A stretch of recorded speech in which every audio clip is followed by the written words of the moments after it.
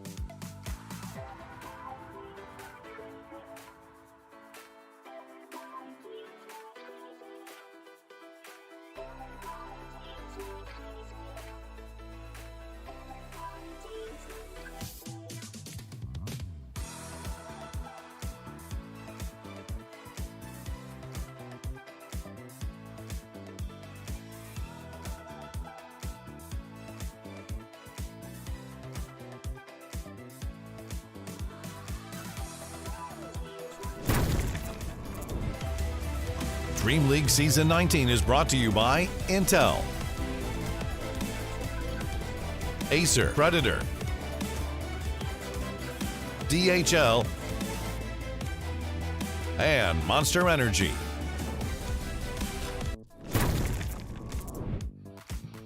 Hello guys and welcome to the DreamLeague Season 19. We're here casting more games of this lovely group stage, and we're back with a little bit of execration, a little bit of 1-1 ties. They're going to be playing against ex-Hellraisers. That'll be the first match for the day today, and that's going to be the first match on this very channel, ESL_Dota2 Earth. Yes, we're on Earth. On Earth, yes, great. I knew we were on Earth, I just don't know the exact spell, but I'm a big fan of this rebranding. It's always great to make names harder for people to find, so really exciting about this one. And especially when you're like trying to communicate, what stream are you on? I'm on the Earth stream. What does that mean? D stream. Okay. Anyway, of course we're joking. ESL, we love you. Let's move on to the this wonderful day of Dota. Execration versus ex-Hellraisers will not be the only match that we preview on this channel today. In fact, we have many a match today. 4 matches. That's how it works every day. 4 best of 2s. It never changes. So we're going to see the schedule for this very channel. We start with ex-Hellraiser versus Execration. Then we follow with Nigma versus Nouns Esports. Both of these teams desperately need a win because they're both 0-4. EG versus ex-Hellraisers afterwards, and then Nouns versus Team Liquid. So a lot of fascinating matches today. Some teams we'll get to see twice, some teams only once, but all teams will bedazzle us with Dota regardless of how many times they play. Yeah, exactly. Isn't that right? That Group B is looking a little bit rough right now for both Nigma and Nouns, especially because they're the only 2 teams, as you say, in the entire tournament, not just Group B, that have yet to find a win. Entity and Aster, who are sitting at the very bottom of Group A, at least did themselves find a draw. I'm half expecting we're going to get another draw here today as well. Execration, they just love drawing versus international opponents, don't they? So we'll go ahead and take a look now at our overall standings.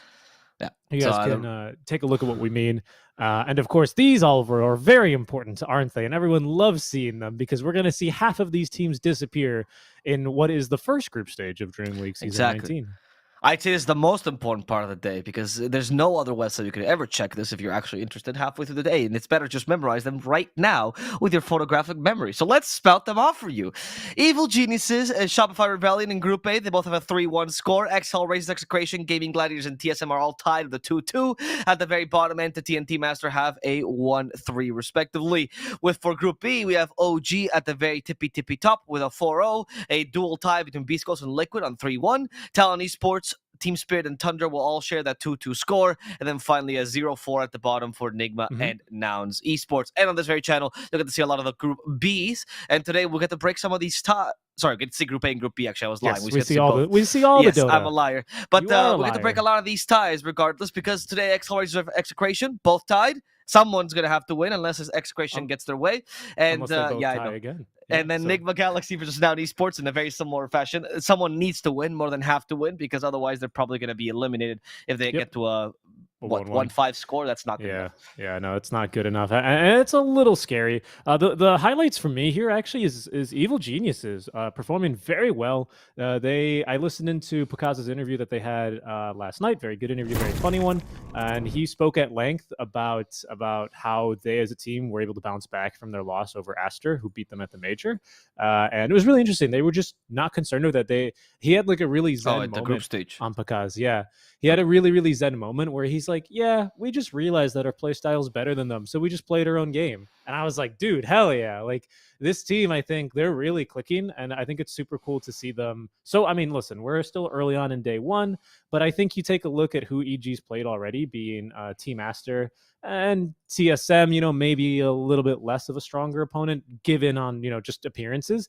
But taking down Aster, I think, early on, and the 2-0 is really big for them. I do wonder how far that team's going to be able to go in Group A. I mean, it is going to be quite interesting. I also would like to see the comparison against Beast Coast later on as well, who are looking very good as well. Good point. Yes, right. Ding, you just have to bring them up, don't you? Well, no, I mean, it's just because we're talking about SA, right? I actually am very excited because the SA fans have divided into two camps today.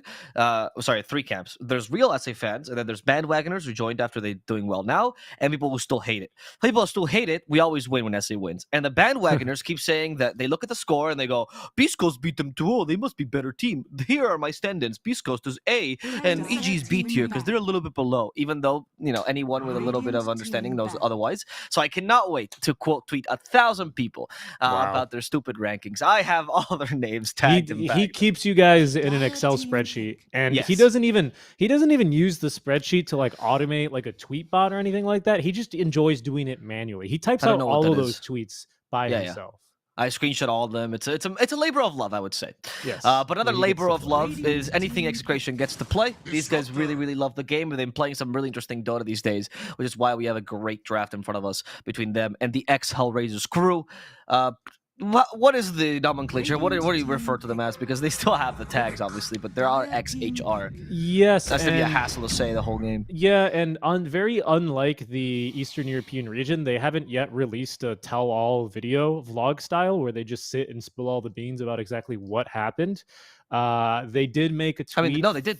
Yeah, they tweeted about it. Just the tweet though, but I'm still waiting for the 30-minute vlog about telling them why exactly what went wrong. But I'm not exactly too sure either what's going on here. I do know you need to keep the slot right now because of the way that DPC works. Like it is actually hard coded to your slot, and they need someone at Valve to actually approve the name change. So for now, they're just still Hellraisers. They're still sticking together. This is still the team that XHR. Yes, XHR, thank you.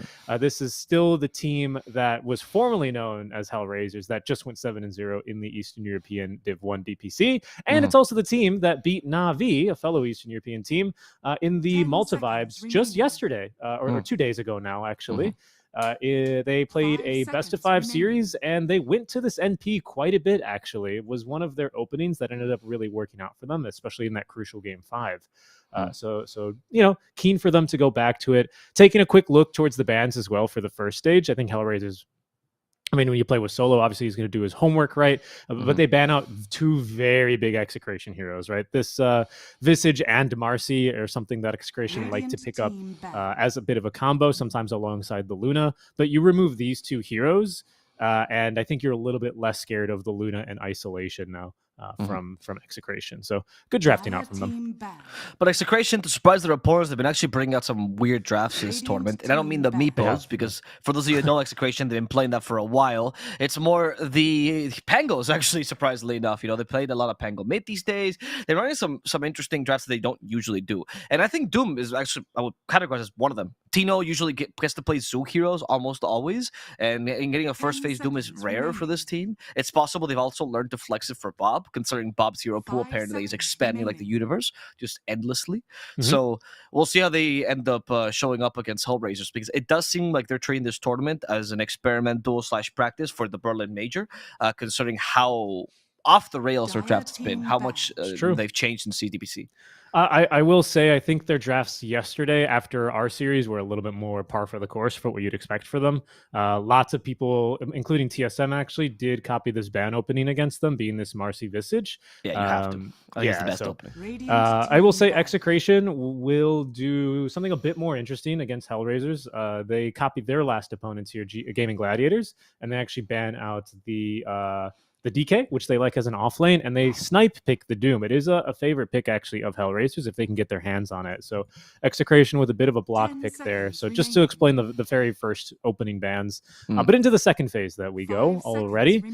So this, let me see, what are we catching up on? It's a Slark ban already into the NP. That one's the only surprising one to me. TP and Naga makes sense because obviously this allows your MP to be flexed offlane carry, which is what you always want to do with this hero if you first phase him. But the Slark, I don't really, especially with Disruptor, I'm actually a little bit surprised. Yeah, I'm kind of figuring out what that could mean as well. It is very much Apollo's here. He does excel on the Slark. So maybe they're just a little bit concerned with it. I mean, you do have Disruptor that you brought up, but Execration immediately get probably the second best support. Actually, I mean, we'll get into this a little bit into the game, perhaps, so we'll put a pin in this topic. But is Rubik actually that good, or is he only just first pick material because Disruptor is also first pick material? Well, no, he's that good. Yeah. Well, okay. Well, apparently that's the answer. No need to Yeah. discuss it any further. Thank you. Yeah. Yes, you're welcome. I thought the real question you're going to have was about Snapfire, actually, because I think the support is also very good, but it's very undervalued in all metrics I see. I was just looking at the stats for this week for mortal level pubs, and I didn't see the snap on it, right, as one of the top picks. Obviously, in pubs, you have heroes. In supports, is very skewed in pubs because you usually try to pick heroes that have higher win rate, or sorry, higher impact, right? So heroes that don't do as much or not as valuable, like say Io, for example, which they might be competitive. That said, Snap is definitely a high impact hero. He's a solo special. I mean, not solo, but he's not going to play it. But every team he's played on, he has a techies player. That's right. Yeah. Last time they played this very recently as well. Yeah, indeed. Just over Na'Vi. It's good. This hero is really good right now. Yeah, but they're lacking the setup stun for it, which is a little bit concerning. Glimpse into blast off. That's an interesting one. I mean, Sprout I suppose into blast off. Look, I mean, those are very viable, especially in the laning stage. I'm more a little bit concerned for a little bit later on, where they just kind of BKB or have other abilities. Hellraiser's beam into blast off. There it is. There's the setup stun we're looking for, and that should be a carry Luna as well, actually. Yes. Wow. I would think so. I mean, Ramsey's was known for carry Luna like ages ago, right? So it's definitely, and it's a very Eastern European pick. Like you still have Vatoon picking this hero and stuff like that. You know, like it's the Gyro and Luna. When I think of these two carries, I think of the Hubbost style carries. Honestly, like it's a very classic Eastern European. Why this region excels? I would always say that this region excels in team fight. That's actually what their strength is. And carries that can bring both team fight and especially makes damage to the table has always been very good. Like the Lunas, the Gyrocopters, right? These heroes that the Juggernauts even like they do a little bit of everything. Are much more utilized by Eastern European players than anyone else, I'd say. The other side is the Shopify Rebellion style of Luna, which is, he farms so fast Artesian can solo carries. That's right. It's a bit of a newer pick there, though, for Hellraisers. I don't see that, at least on their most recent drafts, but they have been playing a lot of Dota, I do have to say, and winning a whole lot as well. So this team feels like there's more to this hero than a lot of other people are seeing, other than just Shopify Rebellion, as you've noted. And we'll get to see it now, hopefully shine. Execration, though, they get a strong pick into this NP, even if it is probably now the offlane NP with the Luna showing. They're going to get the likely Bob Batrider out into play. Really, really strong. Obviously, at chasing down the NP, you remove a pretty big part of his toolkit, which is easily farming places on the map. He still pushes fairly well in terms of just with Treants as well as the Wrath of Nature. So you don't completely nullify that aspect of the hero. It's important to note. But I will say, given this lineup between the Luna, very likely Manta illusions, the NP push, Execration, they're going to have their lanes shoved in quite a bit. So that's a slight concern for me, because I think Batrider really excels when you have more of an open map to go hunting on. You know what I mean? Especially in the mid to early game. And I don't really see a whole lot of space creators for you on this team. Like, who is shoving lanes right now in Execration? Doom takes dangerous farm. That's fine. Maybe you go to gank him, but there's not usually too many high-value kills around where the Doom tends to be farming. I don't know. I don't know if they need something more to enable this Batrider pick in their last pick. I will point out, two things. First, they do have a lot of this, like you're right, there's nobody that commits to this shoving the lanes, but they have a lot of like decent shove in like Snap and Rubik, right? Doom, they all do an okay shove. And Batrider is a butcher travel carrier, so naturally you also have shove there, right? But the real angle, I think, where this pick is going is this, it's an eternal battle against the Luna. Luna, the way that you play this hero is your front line on this hero, right? You're essentially an offlane carry to a degree because you have such low range. So you're always at the head front of the team fight. So the question of you getting lasso or not is not up to you. Like, it's up to your teammates. Can they stop the lasso from happening, right? You're getting lassoed 100% of the time. So as a result, this Batrider Luna matchup ends up becoming a matchup where can Hellraisers actually build the items in time for Batrider to be stopped and not lasso the Luna and kidnap her, right? Or alternatively, can Luna be so tanky and so ridiculously far ahead that the lasso doesn't matter as much and they still kill, right? And they still survive and they go back. But it's a very classic matchup, very nice little counter, and it shows trust from Execration that their lanes are going to be stronger or at least come off decent, right? Yep. We'll see how well it is. I think it's a Doom carry, by the way. This Lycan and Primal Beast, they think it's a Doom carry. 10 seconds remaining. Interesting. I don't recall Palos ever playing a Doom carry. 5 seconds Me neither. Yeah, it could be, though. Maybe it's Scrims thing as well. Obviously, we're missing that information. Maybe it's, sorry? A Scrims thing. Like, maybe they played it in see. Scrims. Yeah. It would work well. Like if you pick an offlaner that's also dominant, like in fast push, this would enable all the things we're talking about. Faster timings against the Luna, which is what you want, or to beat her in that regard, stopping her snowball, getting better lanes, a stronger lane shove. Yeah, you need tower push as well in that offlaner. Yes. You're kind of lacking that. But it could work, especially if you go for like some first item Crimson Guard on this quote unquote carry Doom, right? Who's not really a carry. Yeah. I You could could see go- it. Yeah. So this is mid lane Ricky, right? So they actually have not that much team fight, all 10 things considered. seconds More just remaining. 3 carries, honestly. So the execution would. I wouldn't 5 mind actually an seconds offlaner remaining. here if they want to. Trying to think of an offlaner that brings you a good amount of push though as well. That's the problem here, I think. I mean, they've banned a lot of them. Mhm. I mean, you can still go Beast Master. That seems fine to me, actually. Also, a strong hero against Luna. Nope, they'll go with the Drow. So Select they'll go your for a choice. carry type instead with a favorable matchup here into the Luna. Try and outrange her, go through all her base armor. You've got the Bat Rider as well to lasso her and bring her out of position. It's a hero that as well can sustain through the lane against the, what is off lane NP now for X Hellraisers. I have to get used to calling them X Hellraisers. The Riki is going to be a little bit tricky for Bob, though. Especially because I believe on this mid lane Riki, the build is still going to likely be that Meteor Hammer. Yeah, so Bob's going to want to farm stacks, gank other lanes. He'll lose his tower at some stage. And again, it's just about trying to get map control back. The tower push for Execration as well. Like you said, their wave clear is good among the Rubik and Snap, but it's more their tower 10 siege seconds early that kind of concerns me here. Don't really see a whole lot of 5 advantages seconds for them in that remaining. position, but their team fight is very good compared to what Hellraisers are bringing. X Hellraisers are bringing. I would even go step. I don't even think it's just a team fight. Like it's just they have so much damage. Rubik, Snapfire, Bat Rider, Drow, like you bring so much damage to the table. And Hellraiser has a relatively squishy lineup, I would say. I mean, Techies aside, because he actually has a really good level 10 talent, which gives magic resist, right? And Taser and Luna eventually. If you it's gonna be a difficult match for Hellraisers, but if they execute, they have a lot of mobility, right? Which you can't That's really right. deal with in execration. But But- Augustin, you kill anything. Literally anything dies to August. Yeah, they don't have any saves either on Hellraisers, which are a little bit Yes. spooky, especially because into the Doom, like Luna, even if she is Omega farmed, they break her Lincolns. She can't get off Satanic because she's lassoed into a Doom, and that could be a rough time. No, I mean, you're right, right? It seems like Hellraisers are going to try and skirt around a lot of this early game, taking opportunistic fights, finding pickoffs. They're very mobile, right? Luna's a fast hero. Riki's very mobile. NP, of course, TP's around the map. Open up your own kind of side of the map and try and reduce the amount of farm that Palos is going to get and force him to show up to these lopsided fights. I could see that happening as well, but like you say, it's a little bit like trying to stick your finger into a mousetrap here, right? Because as soon as you do get caught, there's going to be so much damage. You're going to lose a finger if you're X Hellraisers. I don't think they can afford to end up losing too many fights here before they end up really having a rough time. Yes, I agree. I feel like this is a very much Prepare I mean, for either battle. way, there's a lot of snowball potential, right? Whether Yes. it be because Luna pushes everything in like 0.5 seconds, or like you said, that Hellraiser loses a fight, all of a sudden the damage is too overwhelming and they can't deal with anything because they don't have save or team fight. This game could easily be very one-sided, or a massive throw fest with both teams just like throwing blows at each other. Either or, it could be pretty fun.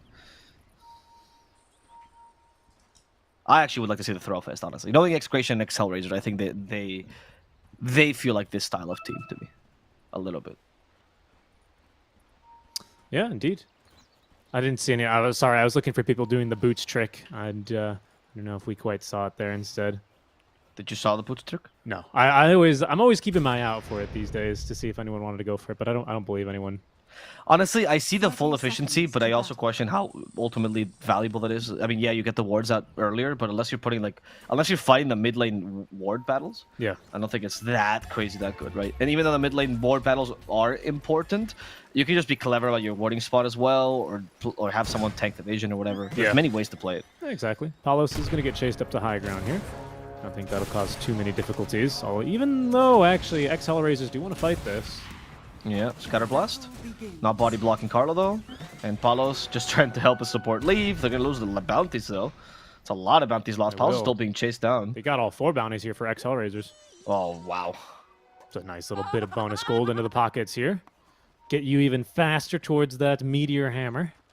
I did want to mention wards for a second because you see Hellraisers, they planted this aggressive ward in the bottom lane, which does make sense when you have a it's your MP Techie's lane. There's a lot of options, but what is this Radiant ward by Execration right next to that one as well? What are they suspecting is going to happen? Oh, Carlo's going to die to the glimpse, huh? Wow. They actually just chased him down all the way. Yep. And eventually we'll get him with the glimpse. I'm not sure either. Maybe they think that this Techies is going to get a lot of spare time to rotate towards this mid lane. Because I'm not really too concerned with the idea of a Riki rotating down bottom. Normally, yeah, exactly. That's what I feel like the lane ward is for if you're playing against like a Puck or a Tusk or something like that, a hero that really wants to activate the early game. Riki, not that kind of a hero. So potentially it's Bob looking to try and make sure that, or it's Execration rather, who are trying to make sure that Bob is able to start off the lane right with some, good rune control and try and at least out-rotate the Riki. Because at some stage, like I said, he's gonna get his hammer, he's gonna hit you a couple times, he's gonna take your tower. Like, I think your best bet is to fight around the strengths of the Riki and not into him. Yeah, exactly. That's why I'm surprised by this ward, honestly. I don't really know what the purpose... I mean, we'll see the purpose later, but for now, it's done nothing. While I see Hellraiser's ward be pretty useful to, again, catch rotations and be able to kill people with NP. Palos, by the way, is taking a beating down bottom. Just literally bomb after bomb after bomb being spammed into this poor Drow Ranger.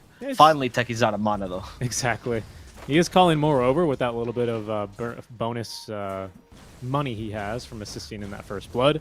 But they're diving early already. If only there was a bit more mana. Yeah, that was a good play though. You see, Carlo actually attacks the Scatterblast, the Treants, and the Creeps, so they can't tank towers, so they can't actually dive. So very heads-up play by Carlo there.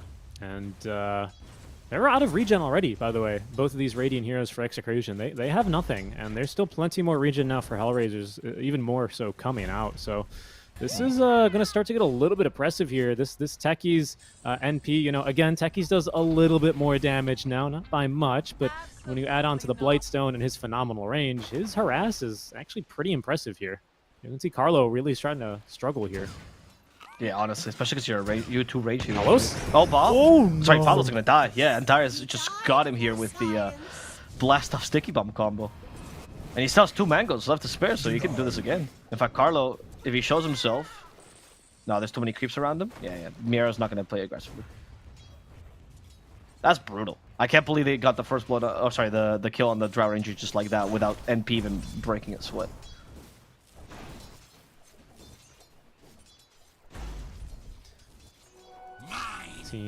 Top lane, off to a pretty decent start as most Dooms are going to end up.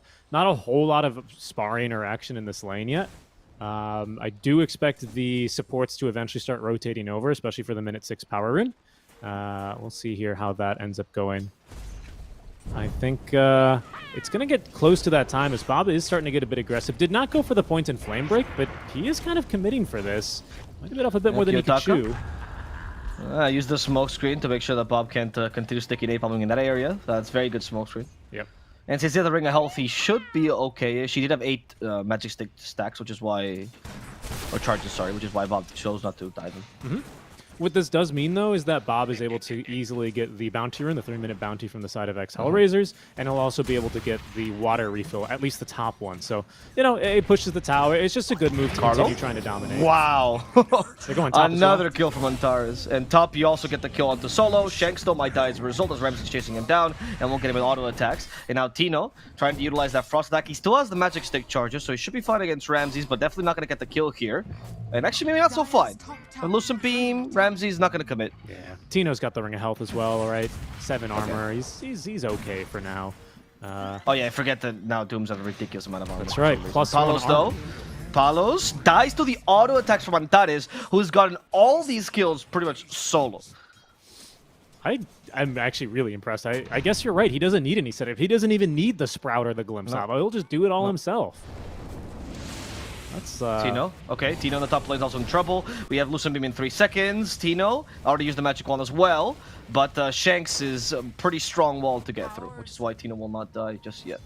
Yeah, and this bottom rune, this bottom ward is about to time out. Hasn't really done much. All it's done is guaranteed Bob the extra bounty refill down bottom. That's about it. And he is able to freely spam his spells, taking the 3rd point and sticking napalm now mid, as he is going diving again. Yeah, Kiyotaka this time has enough sticky napalm charges for him to just dive to tier 2. He knows 7 charges, he's gonna die to Bob. And Bob takes a couple of tower hits, but it's gonna be fine overall. Yep. Does a little bit of damage to the wave and will get that catapult immediately onto the tower. Kind of a big kill here, especially as Riki is waiting just for that last little bit of money for the Void Stone to complete the Meteor Hammer. So it'll take a little bit of tower damage, nothing too unrecoverable, but it does suck to miss this entire wave underneath this tower. Nice play by Bob. He's really good at this. He's been really excellent at timing when he decides to shove waves. Yes. Also been on point in the Riki matchup, which kind of difficult. Carlo in the bottom lane decides to auto attack, so top lane's also a fight going on. Shanks falls as Ramses gets the look and he's back, and Tino's gonna commit to this. Activates a Scorched Earth as well, but Ramses has level 2 so he has to be careful. Tino might just die here. Ramses, though, has to be careful of the Scorched Earth himself. Almost dies in the final tick, but will survive as Bob gets the kill in the mid lane against the Riki. Dude, this is a bloodbath early on. What the hell? That wasn't even a kill with Lasso. No. He just got it with Firefly and Sticky Napalm. Yeah, he really just did. This is, I don't know, maybe it's a bit dramatic, but Riki's game might be ruined. Again, he's not, maybe he is more like a Viper than any other mid laner, but you delay your timing by this much on a hero who plays so much off of that first item, he might be in some trouble. He has the Telekinesis, and he has Fabled as well, so because of Bob, they'll get the kill here onto Ramses. A solo fight, so that mana, not even gonna kill. Oh, he actually uses Magic Wand just to set up kinetic field and die regardless. Yep. And the bottom lane is another rotation happening as well. Yes, Miero is the target. Scatter Blast. There's the cookie as well. Misses, but Miero's been slowed by the Frost Arrows. Bob will get vision. Here comes Antares the Saber. Blast off. Doesn't know Bob, but he's an illusion rune the whole time, so he's hoping to bait him out. And now with the lasso could get a secondary kill after murdering Miero. It's going to be Antares who falls, finally stopping the rain of techies. Yeah, but the reign of Bob is just started, dude. Long live Bob. Holy moly. Solo kill mid, rotates top, rotates down bottom. What a phenomenal game he's having here. Shanks. Yeah, Shanks might die though to one more attack from Solo. Oh, Shanks? No, the glimpse kills him. And Tino realizes he can't kill Solo either. Ramses acknowledging the Scorcher is about to end, chasing after him, but not quite committing. What's incredible here as well for Bob's game is that this is a Riki who normally is like, okay, you leave the lane, that's fine. I have Meteor Hammer at 6 minutes in. I'm going to start hitting your tower. It still doesn't have Meteor Hammer, Abo. So Kiyotaka is not really still getting much out of this lane. Finally has it on. No, sorry, does not yet have it on the way. Still needs 200 more gold. Got sent back here. Tino might just die. Oh, actually, no more spells on the Disruptor, so he's going to fight back on Ramses and get that kill as Solo tries to finish him off with auto attacks, but Tino a little bit too tanky. Now since the Meteor Hammer, Solo is going to get stunned. He doesn't get the kill. He just got baited by Tino. Bottom? As bottom, they get a kill onto Miero, but near the tower, Antares is chasing after Palos. He wants another one, has a sticky bomb available in a second, but misses. Middle lane, there's another kill happening as well against Kiyotaka as Palos survives his bottom onslaught. This is just madness. Execration are just upping the pressure in every single lane. Tino, he's really been flexing how good this Frost attack is here. That move speed slow against the Luna, super punishing. The attack, it's basically a mini Scotty. They're going to go again top. There's a Doom ready now, so they're going to commit to Ramses. Another Meteor Hammer set up, but he's not going to hit it this time. And instead just to shove, Solo glimpses back Tino, trying to get as much damage as possible. Thunderstrike, the tower as well, but Tino will die to the Thunderstrike in the end. As Ramses dies to Tino's Doom, and Bob gets a kill down bottom against Antares. This is Execration, man. You are not going to be able to out-skirmish them here in this kind of a game, it would appear. I think it's got a lot to do, you know, you were talking about how much damage they have in the draft. It's even really starting to become apparent here this early on. Bob as well just, again, I cannot believe how good a game he's having. Does not have a ton of CS, but he's still by far and away clearing 1.5k here over even Ramses, who did, well, I should say does, have 3 deaths already in this laning stage, but Execration are poised to really start running over this game. Bob's hunting down bottom and has Lasso. Yeah, gets the cookie off. Now Lasso should be used on Miero. Not even going to commit it because he spreads versus TP, and Miero will not get out of here. Okay. No support TPs either, because I don't think they have it. Yeah, there's too many kills this game. They're out of the TPs. They're out of TPs. Even though you get that one free, they're more restricted by the cooldown. 14 to 11, an absolute bloodbath here for our first game of the day. Both teams coming out swinging. I will say Hellraiser. I can't tell who's winning from this. I think it's Execration. I also would say it's Execration, mostly because Bob is 100% enabled in this kind of a game. Yes. He already has 1,700 gold in the bank. He might be considering that early Blink Dagger, and that could be really disastrous here for the game of the NP. If this Batrider gets online this early on, I just don't see how they... Well, first of all, how Luna shows up to any early fights. There's just a haste route now for Bob. He's going to go for a kill on this. or how NP even looks to get any farm in this game, because you expect him to start split pushing around the map and taking a more dangerous farm. Not with this BOT's Blink Dagger at like maybe even 12 minutes, Avo. Holy moly. Dire's structures are It's really good. Yeah, it's very, very good. Kiyotaka, okay, the meteor hammer. Gonna hit Palos. He sets up on this in the middle lane. Smoke screen set up as well, but the cookie saves him. Glimpse, though, bring him back into Static Storm. They get the kill they were looking for, and they also cancel this Mortimer's Kisses. Solo wants more, but Kiyotaka does not want to commit, as he tells him, hey, mate, there might be TPs coming.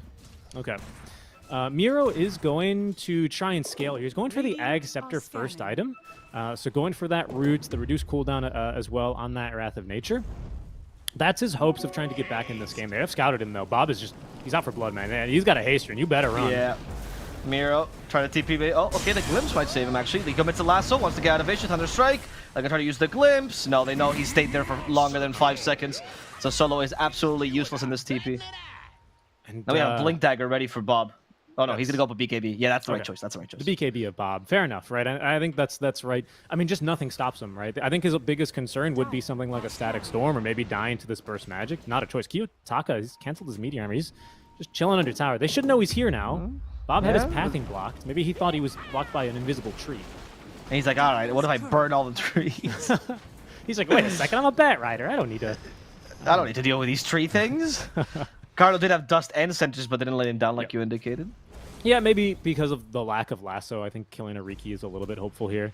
But, you know, still, I think as long as Riki's not getting kills, you're honestly pretty happy. You know, even with Meteor Hammer, this Riki is no chance of out-farming this Bat Rider, not with this kind of start, at the very least. And he still hasn't... His role is to take the tower. Yeah, and he still has yet to even do that, right? This Rubik's mid now with 2 charges of Blink Strike. Interesting. Not quite the spell he was hoping to steal, I'm sure, but it does... Not just 1 charge, 2 whole charges of Blink Strike. 2 whole charges. That's he lost them. Right. Yeah, now he'll lose them. I think he's looking for... Glimpse is always kind of fun to steal. What else? It's not really the best. I need have techie spells. Yeah, not bad. Blast off Rubik, bro. Yeah, that's the way. Oh, hold on. The push is now back down bottom. Oh, Carlo actually going to come on his Meteor Hammer. And Kiyotaka sees him. Static Storm, everything for Carlo. Carlo will tank a fair amount, honestly, but the TPs are not going to come to reinforce him. Only Shanks is here, so I think Sap experience. Yeah, he's just sapping experience. He sees too many heroes here to do anything about it, especially with, well, no stolen spell, right? He's certainly not doing anything here. But luckily, Bob did cut him an escape path out, so he's actually not going to take a death. Normally, that's a bit of a risky TP, especially against like a Nature's Prophet and these kinds of vision heroes. But he has a safe path to get out of there, so he doesn't end up feeding. Good play out from him. And the rest of Execration just continue to farm up. We haven't seen Tino in a while, and he's just been farming up quite a bit. Full Mechanism into the Guardian Greaves next for him. So this first big team fight for Execration is going to have quite a powerful timing. Paolo still on the road to recovery, though, man. His 4 deaths in lane, like, it's a good thing Bob and Tino are doing this well, because he is going to need some space to get online. I want to ask about the Tino build, though, since we have a moment of clarity. Yes. What do you think of the Meteor Hammer Doom as opposed to the Midas Doom that's so popular? That's what I was curious about it, and I think it's because Tino wanted to be able to do this, right, which is farm this aggressively. And to do that, he really needed to take the tower. And Taurus is going to break the smoke, by the way. Yeah, Bob will not commit the lasso for Antares, just gets the kill with Firefly. But top lane, though, Tino could be in trouble. Kiyotaka charges the Meteor Hammer, immediate Blink Strike right afterwards, the Static Storm as well. Tino charging his own Meteor Hammer. I can do this too, but Glimpse cancels it. Now he's forced to use the mech, but will die regardless to 4 heroes surrounding him. Yeah, and then this is kind of the crappy part about Execration is their push is a little bit weak. I don't believe with the ultimates committed that Hellraisers can defend this, but it's still a question mark whether or not Execration will stick around. Because again, their push is just really bad, and that's the reason I actually like the Meteor Hammer. Very much like the Riki, right? It gives this hero with pretty much 0 tower taking potential in the early game.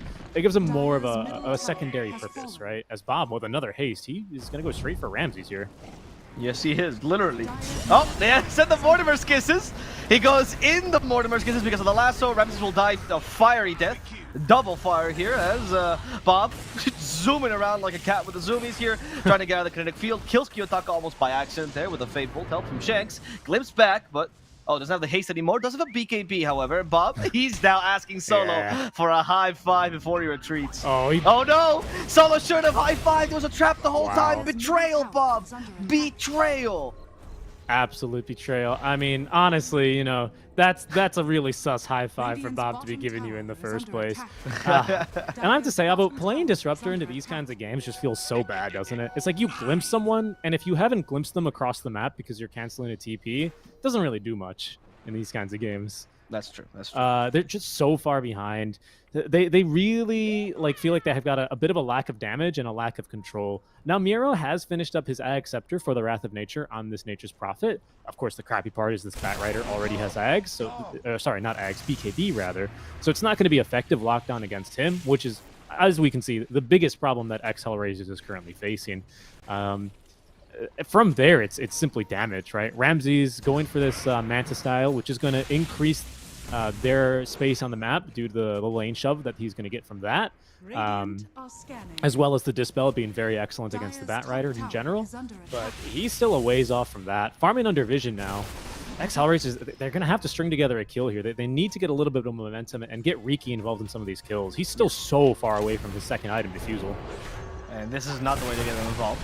Fighting a Snapfire first, Counterblast in the face. They have an Ag Scepter on this Nature's Prophet, which they utilize. The Static Storm is actually a defensive one. Babak is the BKB. I don't know if he wants solo. No, he realized Kiyotaka is definitely the better target. Ramsey's though in the way. BKB's about to end. He has last one in a second, and Bob is not going to commit to this. However, in the bottom side of this fight, they are going to commit onto Carlo, who dies, and poor Shank stuck in the trees now. Smoke screen, can't see, can't move. Healed a little bit. They sent Doom back. Tino will die before him, and Shanks will also together fall. X Hellraisers just baited them into a really, really bad team fight. Yeah, that they did, and Execration went willingly into that one as well, didn't they? Bob even goes so far as to pop the BKB. He does make it out alive and still has Lasso, but yeah, it's going to get glimpsed. Yeah, the Drow almost killed Kiyotaka alone, but Palos is now alone. Antares is setting up the blast off. He wiggles enough. Here's the MP2, and a body block Palos will soon die together with his tower. That's huge for X Hellraisers. I mean, this is again a mid lane Riki who kind of got stepped on basically in the laning stage, didn't he, by this Bat Rider? Finally able to get the tier 1 tower alongside his team. It's space for Ramses, who even gets involved in that kind of a fight. You were praising the one aspect of this Luna, even though it's not the most popular carry these days, right? Where she does have that kind of a threat. You know, I feel like at 17 minutes in the game, there's not too many other carries that do present very, like, a dangerous situation there. I thought for half a second Bob was actually going to try and lasso and kill Ramses, but he realizes his BKB is about to wear off because he's been kited so long in that fight. That one, he's going to get glimpsed and the lasso is going to break. And two, Ramses might be able to kill him with the Eclipse and the Lucent Beams. Like, that was a serious threat as they're on to Tino. Yeah, they aren't Tino. Is solo farming up top, and Tino will just accept his own death, delaying the inevitable, but inevitable.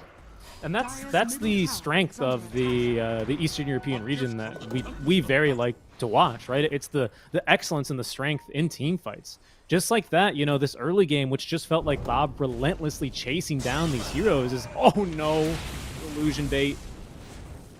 Oh, but Kiyotaka, oh, he's never the shard yet, so it's difficult for him to initiate, so it's all good. So yeah, that's tough. And who does have shard, speaking of initiation, is Antares. He's landed already 2 blast-offs here from range.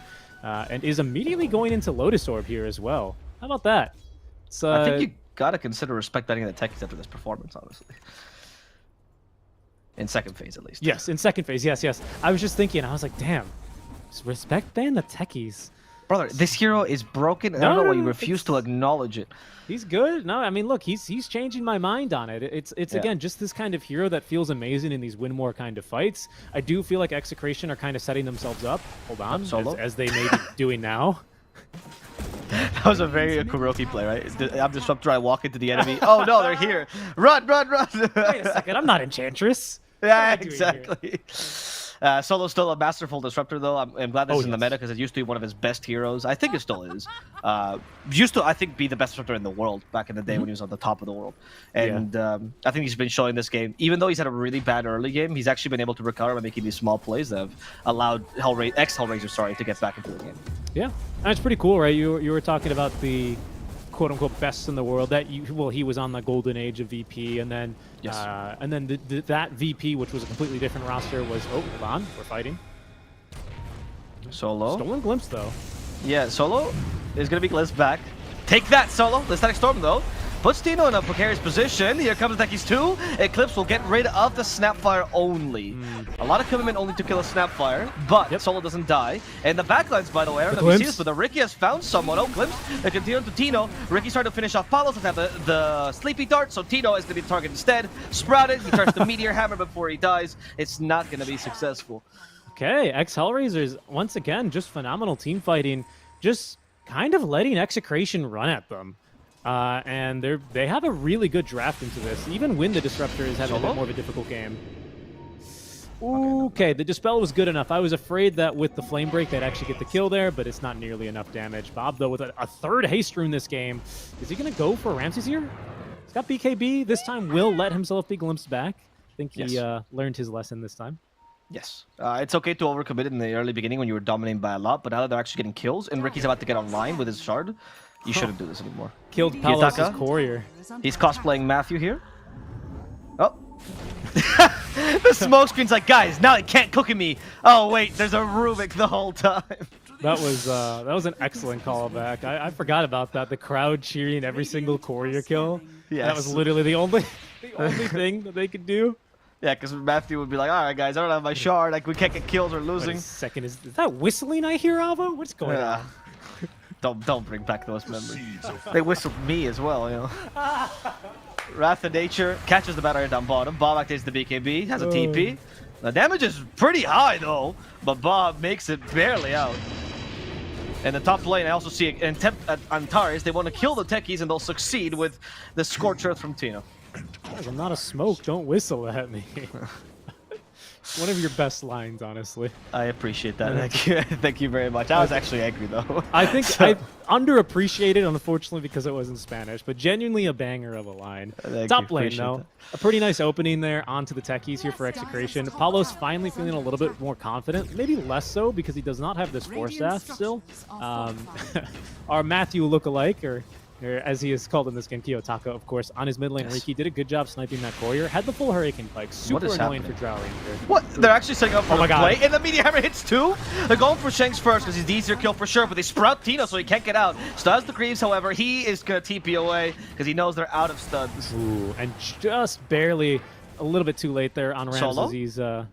Solo thinks he's Enchantress again. Look at this. Palos glimpses him back. Palos. This allows him to get closer. I don't know if close enough, though. Lucent Beam. Now he's in range. The Gust misses. He's trying to TP. That's not going to succeed. Static Storm as well. And they kill off Palos. Okay, well done, Hellraisers. Yeah, and there was, you might have missed it because there's only a handful of kisses there, but Hellraisers certainly didn't. I'm thinking they might look to go into Roche now, and they will. Without kisses, that's a huge component of the team fight here, especially around the Roche pit. Pardon me, for the side of Execration. Hellraisers, they are going to seize the moment here and get a huge opening for themselves. Big objective for them to take now.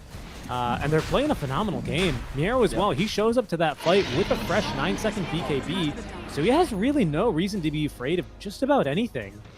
I really have to commend this Hellraiser side that they really brought back what was looking like a pretty terrible early game for them. It was a pretty big net worth lead, especially for the early game, a 4K net worth lead. Perhaps the biggest deal here, Avo, between Execration's early game and Hellraiser's early game was the start from Palos. Palos just has not had a game from minute one. Yes. Oh, the bombs actually detect the smoke, so Ramsey should know. He activates the Manta Style to begin with. That's not going to help. So does the Aegis, however. So that's going to be just his first life. Blast off to try to cover him. They go for the Snapfire next. Here on the reinforced Miro. Yeah, just to get the kill onto Carlos. Tino's put to sleep. Meteor Hammer. Oh, wait, the glimpse. They send him back just to die in the kinetic field instead, committing the whole eclipse for Tino. That's going to be 2 kills for Hellraisers, Hellraisers, sorry, in exchange for that Aegis. Yep. Yeah, Execration, that one does sting, but they're in this pretty crucial timing where, again, Palos is building up towards his BKB. They do lose that fight, obviously, but they still get a little bit of resources committed from Hellraisers, being that Aegis. And Hellraisers this time are not in a position where they can easily turn that team fight win into a main objective. Still, though, Solo, as diligent as ever, is going to use this kind of a space and this amount of time to still set up some really aggressive wards. So still doing really well on the back of this. I just point that out because, you know, whenever there's a Luna in the game, anytime you lose a team fight, if there's a tier 2 tower within, camera sight, you're going to lose it, right? So a good position for Execration to take that fight, but they can't really lose too many more of those, Avo. Not at least before Palos is able to actually join these fights and stand his ground. BKB now should be the item where he's able to do that, but he's still one component away. And Ramses, well, he's online. And so is Miero, for that matter, right? Completely recovered from his really difficult early game. I mean, I kind of want to commend Miero for the whole game because him and Kiyotaka have been this insane ganking squad where Kiyotaka is like roaming around a place. You're already seeing the teleport happening behind like 3 heroes, and Kiyotaka setting up the Meteor Hammer, which was incredible many times, right? But I think this combo has gotten Hellraiser a lot of kills that were unexpected because 100%. Execration's, I would say, warding in their vision game has not been ideal this game. No. They haven't caught Ricky a single time under those sentries. Honestly. That's true. And to be fair, I mean, that's a good point. And my next point is not going to change anything about that. But their vision game is also very, like, their heroes don't give a lot of vision. So this kind of a draft's hard to play into. They can't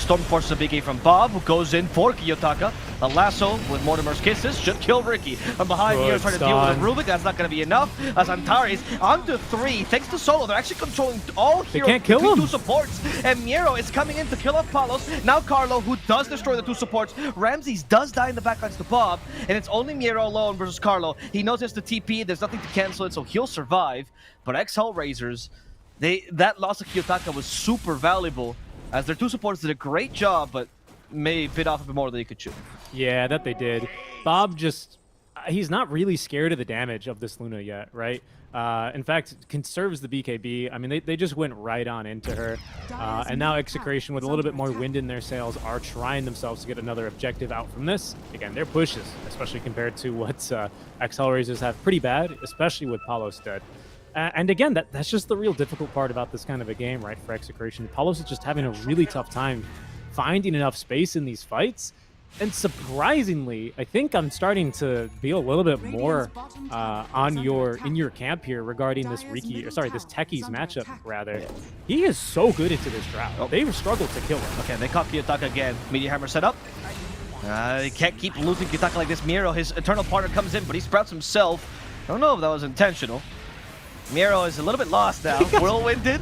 This poor man, he's dizzy. Some help. Solo comes in with kinetic field alone, but he goes, Miero, you're on your own. He has the Ogre Steel on him. Another good sprout this time. What he wanted. But the Lucid Beam from Shanks will end up sentencing to death as Ramses gets up to the high ground. Solo goes, let's go back in, guys. We can still fight this. But no, the Meteor Hammer's a little bit too scary for Solo. They're chasing him down. Bob the King goes for the enemy captain and kills him in one fellow Firefly move. Yeah, an uncharacteristically bad fight from ex-Hellraisers. I think they realized there was a ward there. I mean, they should have known, honestly, as soon as they actually started attacking. But the fact that they keep committing is really the grievous part of that error. Like, you were banking on Execration continuing to not really play such an excellent warding game or vision game to circle back to a point we were making before that last fight that Execration won. And that's true, right? And the point I wanted to bounce off of on that, to reiterate, was that their vision game is also really bad, isn't it? Like, they don't have heroes that give vision. They don't even have traps, no treants. Their lane shove is fine, but they can't do it, like, idly, right? And by that, I mean, they can't, like, have illusions push lanes for them. Kiyotaka. Okay, they use the Mortimer's kisses, but no stuns yet for Bob. Bob activates the BKB in time. Afraid something's gonna come. It's an opening here. It seems like it. That Lucid Beam on Rubik, though, is doing work right now. Nothing to get close. They decide to go for the Doom. Has a lot of auras. Greaves first. Pipe already used. Nice all the Greaves as well. Telekinesis saves him. And Carlo with a force of is fine too. Palos, though, gets left behind. He's stuck in the Sprout now. Has to use the Gust and the BKB to save himself. And he's beating Miero for now. They stole the Eclipse. And that will kill Miero. As Antares starts to blast off. Only hits Carlo. Solo's already died in the back. As Antares will also suffer the wrath of this Rubik and his beams. Ramses is capable of making it back home despite the Doom. And Kiyotaka will follow. But I think off the back of Shanks, they're kind of bringing it back in. They actually are, yeah. Those Lucid Beams, of course. Shanks. They were Shanks. He did, he basically was the one to secure that kill onto the NP. BKB, of course, for Palos making a huge difference, and no one able to get into the face, mostly because of that initiation that they had onto Kiyotaka, right? He is kind of supposed to be this designated hero who is going to be able to blink strike onto the Drow and just, you know, break her passive, right? And if no one's able to do that between your Luna and especially your NP, not really heroes that want to, you know, jump into this Drow. They got Solo again. He bought back earlier, so this is actually a much more important kill than it seems. No Disruptor now for 70 seconds. This actually allows high ground if they want to, They have a drow. It's not unthinkable. Yeah, it's a little scary here. It is not unthinkable, though, because Drow's your only high ground hitter, and do you want to throw her up on high ground without Aegis? Maybe you're right, but Tino's just going to do the Meteor Hammer push for now. Yeah, and that's totally fine. Oh, right? he hit the Ricky. That was impressive. He calculated tricks of the trade, man. How? Wow. That he did. But they could really use some sort of disarm, right? Or one more form to try and prevent Palos from just outfighting you during these long duration BKBs. That's really the most troublesome part. If Antares, pardon me, or Riki for X Hellraisers aren't able to close the gap to break the marksmanship passive, you end up kind of getting outfought here by the Drow Ranger, right? I mean, that's why it was the last pick here for Execration. And when they are able to protect her, get off some really powerful spells, Shanks as well, resetting the fight with a beautiful telekinesis, to circle back to what you were saying on how great of a game he is playing. Like, Yes. maybe X Hellraisers need to reassess who they're starting these fights on. I believe Shanks might end up being, if not, 100-0 Bob, maybe Shanks is someone who needs to go in these fights as well. He's got a full Octarine core already, by the way. Yeah, it's kind of crazy. That's the only item he has, though. Yep. It's kind of cool, though, right? Because with the spells he's able to steal, like, again, I was kind of, perhaps incorrectly, discounting how good the spells he could steal this game are. I mean, Lucent Beam's just been good enough for him, honestly. 4-second cooldown. Well, actually, that's with a talent. So a 6-second cooldown here for the Rubik. But that gets turned into much less here with the cooldown talent he's taken at 15, as well as, of course, the Octarine core. They don't stack additively anymore, but it's still a low cooldown here. And he's been super annoying with that, with the added range he gets from the Arcane Supremacy. Another big fight here. We'll see if X Hellraisers can get the initiation they're looking for, because the winner of this fight, Avo, likely gets second Roche. It's a huge advantage in this game. Very interesting smoke by Execration. They don't want to take the fight on X Hellraiser's terms, so they're just going to go and try to hunt someone in the backlines. This Luna would be incredible if they can kill her. They know someone's here. All right, good position by Ramses, but he's found with sticky napalm. There's the BKB activated immediately. Bob doesn't use the last one. They do doom the Luna, though, and Ramses might just die to Palos, who commits the Force Staff for this. Now they caught Solo again. This poor man can't catch a break. X Hellraisers losing their carry and their support. Their whole safe lane's dead now. Yeah. Huge item for them here. Huge fight for them here. And the big item being Tino's freshly completed Crimson Guard. Now you've got Crimson Pipe and Guardian Greaves. Kiyotaka thinks he can kill Shanks, but there's reinforcements. He can counter with Eclipse, however. They're going to get rid of this Eclipse first. Miro joins in, and they're going to commit to make sure they lose at least that valuable tool. Kiyotaka avoids the Scatter Blast, but not the Cookie. They have vision of him. They have a Dust now. Kiyotaka TPs, and that is going to complete. Okay. A little bit, they didn't want to lose the gem here. Hold on. In the jungle, Palos defending the ward. Yeah, but he doesn't get to defend the ward. At least he might kill Antares. Good disarm. And multi-shot. Oh, Miro helping out. Bob's joining too. Flame break back, but team fight's kind of ensuing. And it's not a good position for Palos right now. Palos might just die. He does.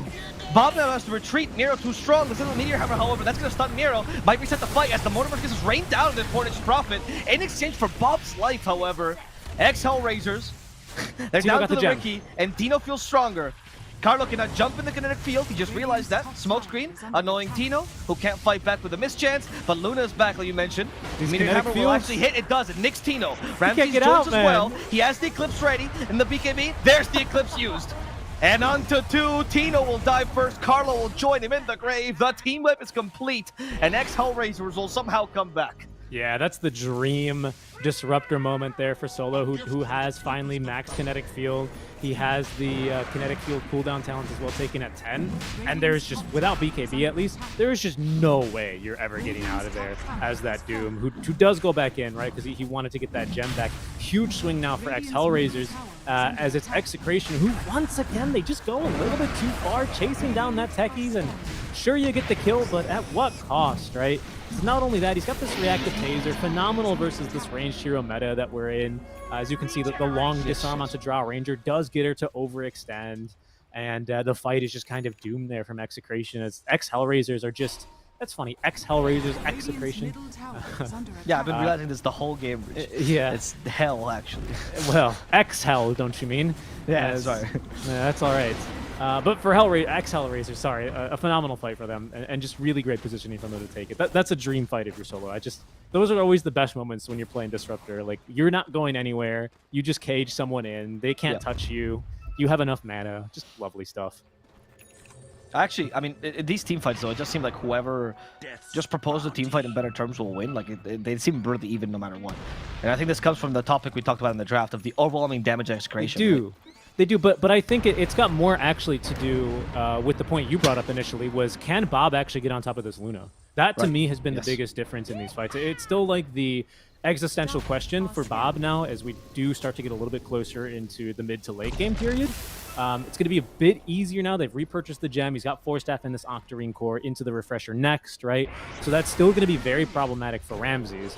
Problematic now, though, for Execration is this second Aegis. They've also, I believe, given Shard to Ramses. I don't believe he purchased it himself. And I don't, yeah, it's his. So, you know, it's troublesome for them, right? Because now your vision is even harder. Your initiations are even harder, as Bob is realizing now. Whoa, he just tried. He activated the BKB already. And now they also cut Follows. Static Storm as well inside. Bob's is in trouble. Bob might just die, so the blast out the Lucid Beam gets him, or the Eclipse, sorry. As now Tino walks in without Bob. He's doomed the NP, but what is that going to do? Paulo's still with the BKB. She can't fight Paulo's, though. Ramses acknowledges this. And the Hurricane Pike gives her a little more space. Antari's already dead. Tino, they try to put him to sleep. That didn't work somehow. He woke up immediately. No, Tino now dives to Niero instead. Apollos is dealing the damage. Apollos the true carry now. With a multi-shot, he's going to have to deal with the other Luna. A little bit careful. Ramses, a single Lucid Beam to show Paulos' place. And Paulos, he's doubtful, doesn't know if he's supposed to initiate or not. Carlo will be the one tanking all this damage. He should be falling any second now. Telekinesis almost saves him. They do guarantee the kill on Kiyotaka, though, thanks to Shanks' incredible telekinesis and Lucid Beam. Yeah, and I don't think XL Races can get back in here now. I think it's a little bit too risky of a fight to take for them without the Aegis on this Luna. No buyback that they're going to be able to get out in time. Paulos is still on the hunt, actually really packing quite a punch here. This damage early on in these fights, Execration, I almost said Execration, I apologize, this is really messing with me, Avo. But Execration do a phenomenal job to get Tino really aggressively into that fight. He's going to become even much more of a nuisance. They still managed to dispatch of him very well, quite easily at that, but with the Wraith Pact he's about to pick up, oh man, XL Races are not going to like that item here. They're going to be fighting into so much damage mitigation, and they're already starting to really struggle. I mean, that's a high ground fight, you know, so naturally you're going to struggle to get on top of the Drow. But if Execration can kind of keep a little bit more of a steady formation and just make sure that they're chasing this Luna out from the fights to make sure she's not super comfortable and able to get these Lucent Beam bounces, Execration's still very much in this game. Ex-Hellraisers, though, are still the ones who seemingly have an easier time putting together the pieces in these team fights, though. I think they're playing a phenomenal game on two pretty good counter-initiators, being Solo, who, by the way, has finished up the Boots of Bearing. Pretty good to allow the team to escape a lot of the move slows. I think the Mortimer's Kisses are a phenomenal asset for Carlo in these fights to kind of control the team fights a bit better. It just hasn't really been clicking so far for Execration. This is a big moment for them, though. It's a weirdly timed fight because it's not yet Roche time. Oh, last one. No, he's looking for something bigger than Solo. However, he realizes Solo was better. Go back to Solo. Bob, the king of indecision, finally gets the kill he was looking for. They set up Static Storm.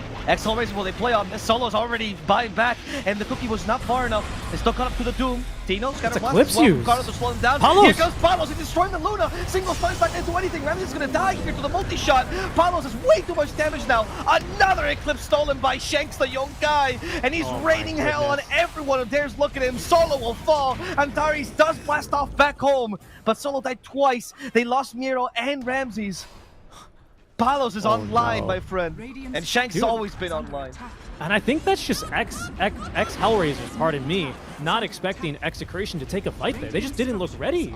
No. The way that Ramses approaches that fight, like, it looks super questionable, and on a surface level it is, but he's just rotating through there because he's not expecting Palos to be in position for that. They simply were not expecting a smoke play, especially around the ward spot. But Execration managed to set up the vision. They still have themselves a gem online for Bob. And even though they... Shanks, you can't run away from Shanks, man. He'll find you wherever you go. He knows your number, Kiyotaka. It's another kill without buyback here. I mean, the push is bad, but this is starting to look a little bit dangerous now for ex-Hellraisers. No, the push is good now with the Drow. I think it's fine. They just, they're going for the tier 4s. They... Oh, okay, they decided to go for the safer route. I agree with this, actually. are under attack. 20 seconds Lane's still on very- NP, right? And he can Yeah. defend with the sprout techniques. And these mid and top racks feel really nice when you're Radiant, right? Especially when your next objective is Roshan. Because naturally when these two lanes push in, you're going to have an easier time. Oh, hold on. He's caught Antares. Get this pesky techies out of here. Yeah. Yet another kill for them. They're staggering the kills, which is a very common technique when you're dominating high ground, right? You make sure that they're not going to ever revive on time, so they can't make a play now until No they one wait for everyone. has buyback here. Ramses just managed to farm it. He didn't have it either. Oh. Sent the illusions on bottom, but they're trying to kill him. Force Use up the Eclipse, buyback. but that's the Eclipse from Shanks with the Aghanim Scepter! Oh my Let me God. show you what a real Eclipse looks like, Luna. He's better Luna now. He's got Lucid Beam and Eclipse. He is. They're going to end the game. Friendly tips from Execration as they also find Solo. BKB activated. Solo does get back home in time. Oh. Luna still preserves her Eclipse, by the way. There's a Gleipnir used. Going for Tino. Drone's He has the exposed. Doom It's available. going He's not going down. to throw anything down. They glimpse him back into the static field. Saved by Shanks once again. And Palos is destroying Ramses. Luckily, the BKB and Force have allowed him to survive. They're still looking to finish off Tino, who is once again holding on to that Doom. He's not using it for anything. He's not Miro, gonna win that fight. he does not respect Palos, and Palos showing him what that's wrong to do. They're just all trying to distract the Drought Ranger, but it's not working. Palos might get hit by the Meteor Hammer, though. This could be an opportunity way. here. Is that the opening? Kiyotaka goes in, Ramses as well. Ramses just can't hit him. They don't have enough damage on the side. Solo is being Palos, killed though, off as isolated. well. Mortimer's gets sent to Palos. Finally, they bring down this Drought Ranger. There's an opportunity for X-Rangers to fight as they go for Tino as well, who still is preserving his Doom, not wanting to use it. The next target will be Shanks. The Meteor Hammer will miss. No. He's got He Eclipse does ease now. himself in He has time, Eclipse just barely. again. He has the Eclipse again, by the way, and the Lucent Beam. But they need to Oh, enable use him it so he can again. use it. There's the Glimpse. Another stun. Oh, no Eclipse in time. Bob is now being chased down, out of mana, out of life. X-Hull Razors will defend their base. Just because they separated that team fight. Solo's choice to distract the top three was actually so important there. I completely agree with you there. But still, though, Avo, I'm not going to lie. I don't know what happened there. I don't know. I'm silenced and muted. I don't know who's more silenced and muted there, me or Execration, because they didn't use anything, man. They didn't use that BKB on Bat Rider. The BKB usage as well on the Drought Ranger was super late. The No Doom? Doom used. Yeah. No Lasso used. Radiant's Like, courier has I'm been not killed. sure exactly. They didn't really seem too committed into that fight. And the good news for them is they don't really need to be too committed. It's not like this is a game where you needed to make that push work for you. You know, you can very easily still make a comeback in this game and push yet again, especially because it's not a fast Roche here in favor of X-Hellraisers. So you're not going to be punished too heavily there, but they might look to force a couple buybacks here, actually, as X-Hellraisers are into the bottom lane. And, you know, the reason I said the push from Execration's not so good is because, well, you take a look at what Luna brings to the table. And You're right, you're yeah, right. Radiant's bottom It's, Luna is back. It's scary, right? If Ramses can get within range of this Drow Ranger, I do feel like she's got an advantage. And what was really impressive to me in that fight is X-Hellraisers managed to get their two heroes on top of her, right? Kiyotaka, as well as Antares, both within range to break the marksmanship. Palos? Palos is Do not do that. Palos, you mad man. stopped my heart there for a second. I thought he was playing Necro. Oh What are my you doing? God. He just guys, I'm invisible. That makes me invincible, right? That's right. That's right. They don't have a gem, surely. They have the Ricky, and Ricky's actually holding on to the gem, by the way. Yeah. He likes living life on the edge. Okay, so a long Roche Avo here is going to really test our nerves and the nerves of our combatants as Execration and X-Hellraisers are going to be forced to calm down, take a chill pill. No, they can't do that. I have to really commend X-Hellraisers. I think they did that, though. They had to. There's no other way they were going to hold there. That was looking pretty desperate there for a second. No one with buyback, thrown exposed, getting hit. Ramses as well, forced to buy back their Solo as well, who could not buy back, had to just wait and watch. Yeah, I agree, man. Kiyotaka, he's bought a pretty big item, though. He has Lincoln Sphere now. And he can cast that, of course, onto his allies. Namely, Ramses and Miro, I think, have been the Doom targets for obvious reasons. Yes. So they could look to try and bait that out. I think the Luna is the Lincoln's target, though. Because if Yes. they kill Miero, I think you're okay with that as long as Ramsey survives. I Oh, don't know, it's so actually. tough, right? Because Miro just bought out. I believe he just bought out for Satanic now. So Maybe he's the carry now. But Ramses also doesn't have buyback. It's tough. You have to choose your favorite. You can't ride the fence here now. Right, exactly. Who has the longer standing friendship? Right, exactly. The Who has got the newcomer? more kick power on the team? Oh, Tino? Okay, this technique, just walking in, they got Antares in the end, so this technique should die soon, right? Antares surprisingly They stole- tanky. Antares still alive, but Shanks, they stole Lucent Beam this time, not the Eclipse. They've already killed Carlo as well, and they're gonna kill Shanks as well. And from behind, they're still fighting against Solo, but that is where the Doom Palos goes. is in trouble. As Palos has been left alone, he has the BKB TP, and he will succeed, going back home safely. Tino also gets back home with his TP. No, the Lucent Beam has enough range.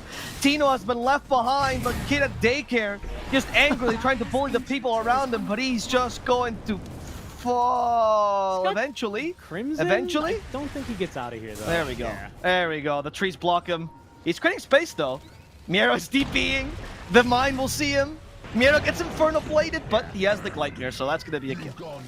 Okay, bit of space created, but I don't know how much it's going to matter here. Palos, in my opinion, very lucky to make it out alive here. I need to look at the replay to see exactly what's breaking down here. But basically, the core of this is that Execration are just not fighting properly positioned. They need to kind of set up around the Drow Ranger in the fights, right? And whether that means Palos is out of position, or Hellraisers are kiting them out, or Execration are just fighting out of position of the Drow Ranger, I can't exactly say, but it's falling apart for them. And now, all of a sudden, we were just 5 minutes ago, Avo, thinking that Execration were going to pull another game out of the bag here, where they kind of make a little bit of a comeback and just end up outfighting their enemies to a win. Dire Throne's still exposed, but now it's Hellraisers who are going to be going back at it now. Once, of course, they have all the abilities ready to go again, back up to the high ground. We are hitting a couple of crucial level 25s, though, so let's quickly take note of them. Sticky Napalm talent taken for the Bat Rider at 25. Palos has taken the marksmanship chance as well. Kind of a big deal, because for him, he has been struggling a little bit in these smoke screens that Kiyotaka has been forcing down. So at least now he's got a little bit of chances at doing a bit of damage, even without the BKB active in those kinds of fights. This refresher is also online for Bob. Okay. The Luna has taken more Lunar Blessing damage, so this team fights extraordinarily well at night, as this also synergizes very well with Muro, who's basically a second core at this stage of the game. And I believe that's the big 25s. Palos, I swear, do not. Okay. This guy is dangerously playing with the hearts of a whole country right now. Careful, though. So is Carlo. Just managing to get up to his own high ground. That was... He's playing with my heart here, Abo. This is a close game. This team really, really does not like people that have heart problems. No, that's right. They should come with like a pacemaker warning, you know, built in. You have to be fit if you like this team. What is Palos doing? Don't walk out of your base like that.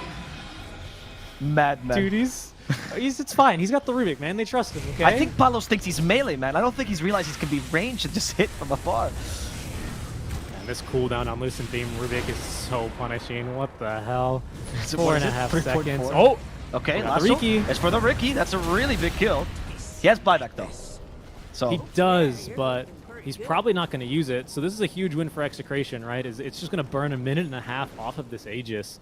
Hellraisers, they're going to be set to lose a little bit of map control. I'd really like to see Execration retake their own triangle yet again, because that tends to be the play you make, right? When you're dire in these kinds of scenarios, your best bet is just never giving up that triangle, farming up the entire map, and then just looking for a pickoff. And you've got such a beautiful lineup to play like that, right? You've got great vision, you have Riki, you have Disruptor. That time, though, of course, Bob is just going to make an opportunistic jump and pick up a kill there. Yeah. Big move for Execration. Shank's about to hit low 25, by the way. They're letting him solo farm so you can get guaranteed experience. Probably give him the next tome if possible. I wonder what you take. Honestly, the spell amp, if you can guarantee the eclipse. That's what I'm saying, but it's just this telekinesis cooldown is huge as well. It's ridiculous. 10-second telekinesis cooldown. I mean, it's hard to turn that one down in a game like this, right? Against a Disruptor, against a Riki, against the NP, like. Yeah, it's such a valuable pickup this game, but at the same time, just Rubik go burr with Eclipse, you know? Yeah, honestly. I think that's the tactic, really. Rubik go burr with Eclipse. Like, Shanks just goes, guys, do you trust me? And then he clicks on the left talent. That's what he does. Right. The team goes, no, we don't. Oh, God, he did it. You know what he does? He sees Palos staffing himself up to the cliffy, and he goes, yeah, I better take that left talent here just in case. Mutters bubble under his breath. Oh my God. No, it's Bob, man. It's Bob. Right, it's Bob. It's Bob. Come on, Alvo. Solo? It's... Okay, Tino, Lucent Beam. That Wrath of Nature almost set up. They have a Lotus Orb for him. This is why the Lotus Orb... Who has it, by the way? Carlo? Yeah. Carlo, the no way. No way. They caught him with Meteor Hammer. They don't have vision in this top area, though. They can't fight. Dude, and Tino is so tanky. He's got all the damage mitigation items pretty much, including the blast rig for crying out loud. He's out of auras, dude. He literally cannot find more auras. He is literally damage mitigation, the hero. Toughness aura as well. Look at this, plus 52 armor. What in the world? Yeah. Oh my god. This is what the old offlaners look like, man. Aura carriers. That was all the position was. This is the Doom that Reddit sees whenever there's +1 armor to Doom. This is the Doom that they see. Okay, Bob is doing a really interesting play here. Interesting, I mean, maybe suicidal. He's going for Miro alone. He kill him. He has double lasso. Oh my god, those flame breaks adding sticky napalm. Got him. We'll get the kill on Miro with the help of They course, also found Carlo. the Riki. Oh no! Wait, and Bob's going for more? Bob, you madman! You're out of. You don't have any more damage. You can't kill Vantars like this. Now he's stuck. He has no second BKB either. 5x force. Bob might have gone a little bit too far. There's the Eclipse used, and Bob is dying to it. Tino, he has a lot of damage mitigation, but not enough. However, stolen Eclipse. It's not going to do much, actually. Hellraiser still in the driving seat for this team fight. They also caught poor Carlo. Must have forced himself to the high ground, but the Meteor Hammer catches him wherever he goes. They got Miro. They do get Miro, but Carlo dies in return. Bob, is he going to continue this initiation? How mad is Bob? Palos apparently wants to go. And here comes Shanks as well. Palos is super fast because of the Swift Blink here. Goes for Ramses. They know more or less where he is. They caught him with the Lucent Beam. Telekinesis him back. Palos is ready to kill this Luna. And Ramses won't last. That blast round is a little bit too late. Palos helped out, but they load a sword. Plays the sun regardless. He's trying to run another team fight. They can't catch up to him. Palos, where are you going? Palos actually setting up for Kiyotaka's death. And now getting on Tars as well. Finding the perfect position to blast the rest of Hellraisers to the stratosphere. Radiant's middle Dude, tower Palos is played. GG, they just call it GG. Palos. What a game by Palos at the end. And Execration. I mean, The come whole on, team, give the whole my team. boys Yeah, some they're respect. incredible. Bob as well, playing a phenomenal game. Palos basically cosplaying a TA, just blinking in, blowing someone up. Who's next? Just serving up death there on a platter. Hellraisers.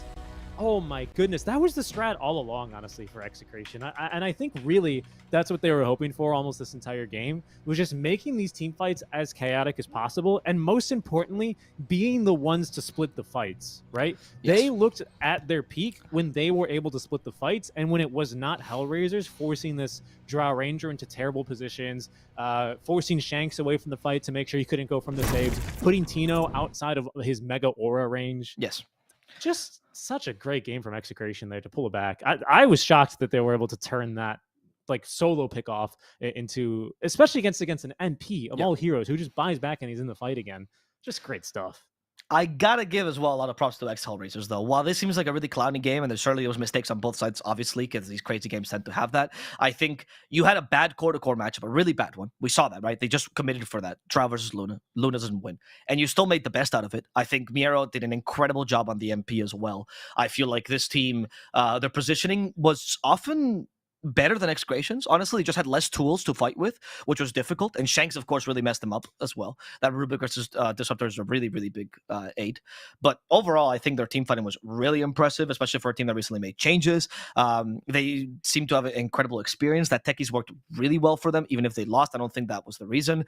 So overall, the game boils down to me to the core-to-core matchup, and that just boils down to second pick, right? It's not so much that the game itself. Like, there was a lot of that where if they had just managed to have an easier time against the Drow, or maybe Ramses had played a little bit more conservatively at times. I don't know. It's hard to criticize. I agree. I mean, it is hard to criticize, but to me, this game really turned around on the fight that Execration when they smoked into this Aegis on Hellraisers, right? Do you remember that fight where they fought around the mid lane, Cliff Ward on the Dire side, and then Palos kind of just surprised Ramses and basically, even through BKB, just killed them, right? And just no impact like that. That to me, it's like those kind of fights that you just... I don't know if you can really afford to excuse that at this level of play when you're playing against a Bat Rider, a Doom, a Rubik. Like, these are heroes who, if you're out of position, you're gonna die, right? We said this from the get-go. Execration, their team fight is damage, right? It's not like the most traditional pick-off kind of lineup that we tend to see, versus like a Slardar or TA. You know, they just want to kill heroes one by one, but they can take fights like that, and Execration do, and it ends up getting them the win. still, as you say though, a phenomenal game from X Hellraisers, and honestly, I'm just really excited for game 2. Just such a great game. As a spectator, these are the fun games to watch, honestly. Maybe not always the best Dota in some moments where there's a lot of small mistakes, but I think the excitement of it overrules it all, right? And that's what we're here to watch. And I can't wait for game number 2. So we'll take a small break before we watch this Execration versus X Hellraiser squad yet again. Please do stay tuned.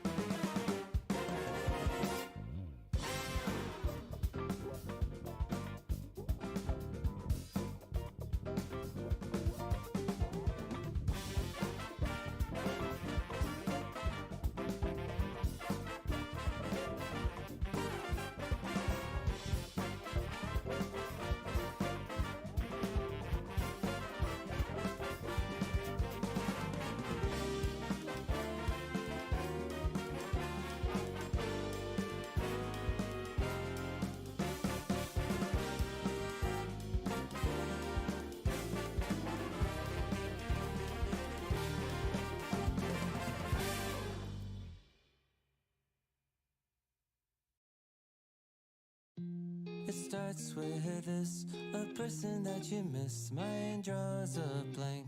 I wanna go back to the early days when life was an escape. Now I just wait for better days. I lost myself in your reality. Lost myself. I lost myself in your reality. Lost myself. I feel that life, according to a friend, we're all shrink wrapped in families and making ends meet, stuck in jobs we'll never leave. I never wanna be like that, so I wanna go back to my reality. Wanna go back. I wanna go back to my reality. Wanna go back. Didn't mean to sound so concerning.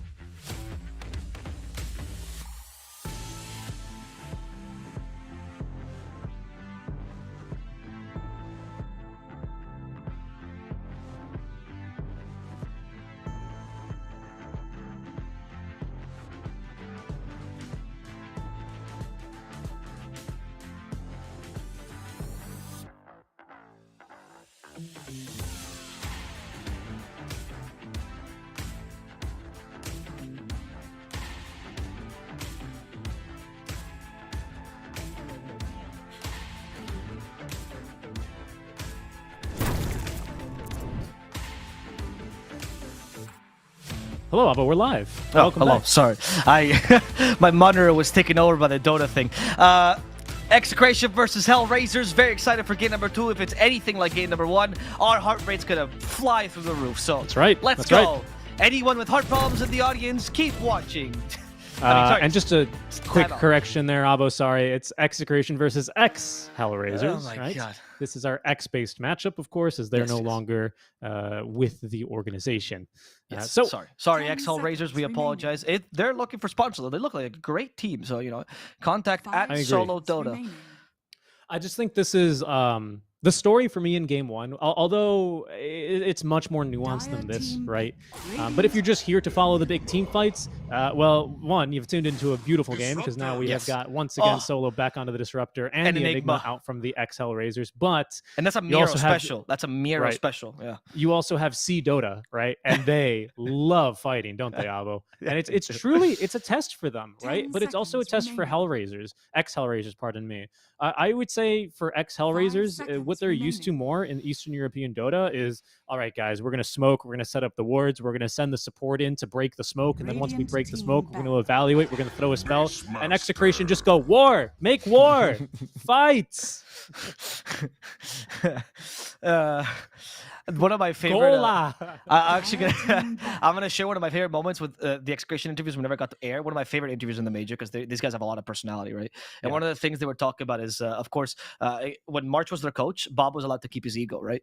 And that was a big thing about how Bob was like the ego maniac of the team, and he calls himself that, right? Radiant And team there was a back. moment where he said to me, he goes, "Sometimes my team tells me to go back, but I know going back is not right." And I go, and then Carlo goes and says, "But you die." He goes, "Yes, but I was still right. That is not the problem." right. Carlo, you already know. And then Carlo goes, "Okay."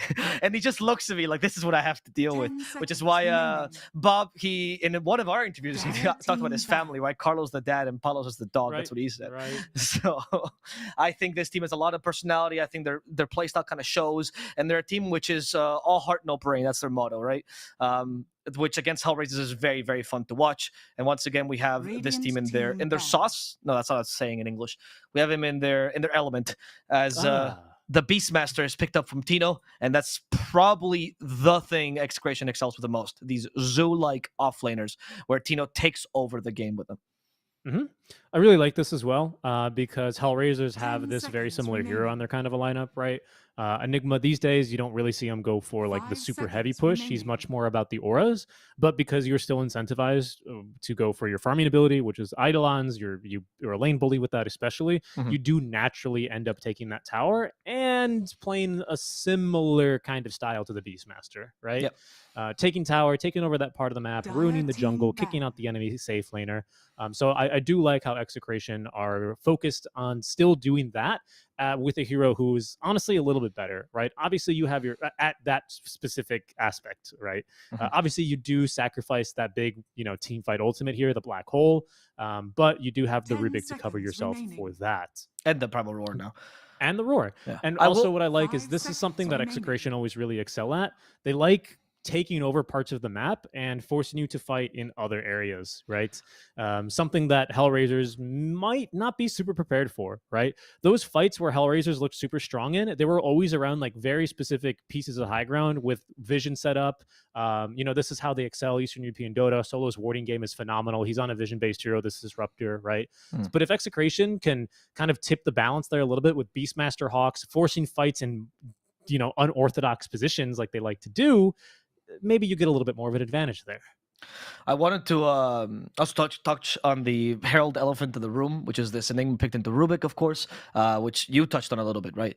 Traditional counter to Enigma, usually the Rubik. Though these days, as you mentioned, because of the playstyle, Enigma is not considered that bad. And the idea that Rubik can cancel you by stealing Black Hole is not that big a concern at all. It's actually kind of difficult for him to do these days because Rubik has to be in good position. He has to build up Link Dagger to actually utilize it, which is why a lot of teams don't care as much. Beastmaster, Treant, or Silencer, for example, are much bigger counters to Enigma these days than the Rubik versus Enigma. Yes, which is why they picked into it. I will add the caveat just to build a little bit of hype, right? That Shanks had no problem stealing big ultimates last game. Yeah, he's a god on Rubik, yeah, apparently. Maybe he'll impress us here again, just to build up the hype. And For sure. speaking of hype, I'm a bit hyped to see this. A new hero for us personally, because we didn't really see any of this hero in C. But it's a classic here for Hellraisers. They do really like this kind of a draft. It looks just like the draft they used against Gaming Gladiators. I believe they picked this into this Beastmaster opening because it's basically the exact same draft. It's a 6, 7, and then 16 Beastmaster or Bounty Hunter. But the Bounty in here, he goes to support, right? Yes. Okay, and he's a 4. I believe so. Let me go ahead and find this game, but they use a draft extremely similar in their game over Gaming Gladiators. Okay. The issue is their next pick 10 here for seconds 18 remaining. ended up being a TB. So Execration are going to end up preempting that by 5 picking an seconds illusion hero remaining. who's just going to have a superior matchup there, right? Right. That's so- probably so- the logic. I believe, right? I think this is a team that's done their research, even though they no longer are playing with Coach March. You might not know that if It's you chemo last now. saw these guys. Yes, very true, right? March is actually on over with Nigma instead these days. Oh, March regretting that. Crystal Maiden is going to be the Carlo hero here, a hero that he loves.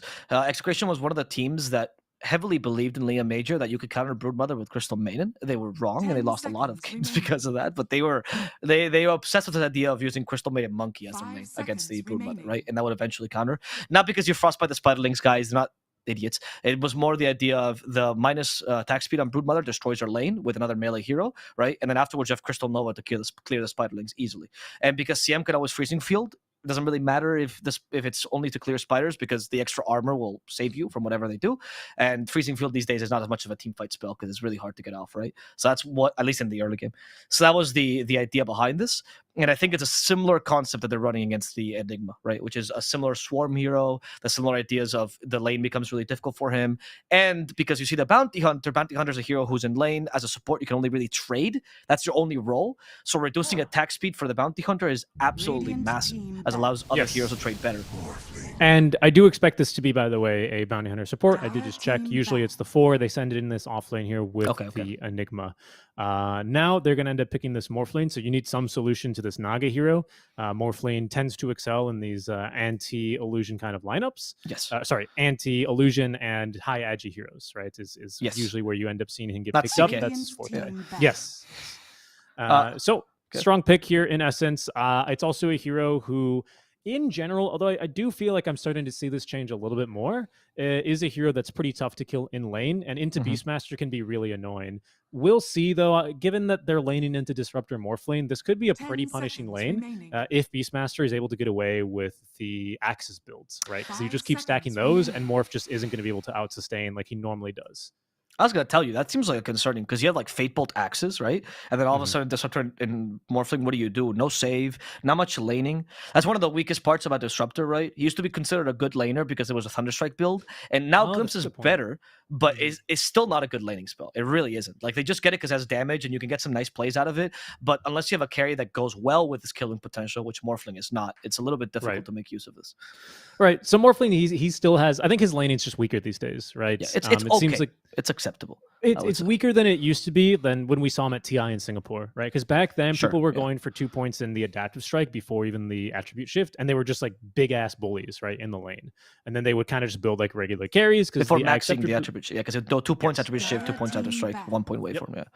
And you would just end up doing a lot of damage in lanes and end up being a bit of a bully. But that seems to have fallen off a little bit. It's no longer as favored, even though we did see that once before, and the Morph ended up losing that lane, right? And we kind of had this theory that, well, perhaps not having more points in 10 attribute shift or an seconds earlier remaining. point in waveform was a little bit too difficult for you there. Yes. That being said, though, Seconds outside of the remaining. lane, which might be very difficult, it's not that bad a Morphling game here. Yeah. You know, the stuns, the roots are slightly problematic for you, but they don't really have like a great combo outside a Naga song like this Naga Enigma or a Naga Disruptor, you know? So Morphling shouldn't really have too many problems in these mid to late game team fights that he's too concerned by. Okay. Pick up a Bob special, which is the Ember Spirit. A little bit tough to play into Disruptor sometimes, but it's a very feel-good hero when you're not last pick because he doesn't have very many matchups. He loses completely. And worst case, you can Flame Guard and farm the jungle, so it's not that bad, right?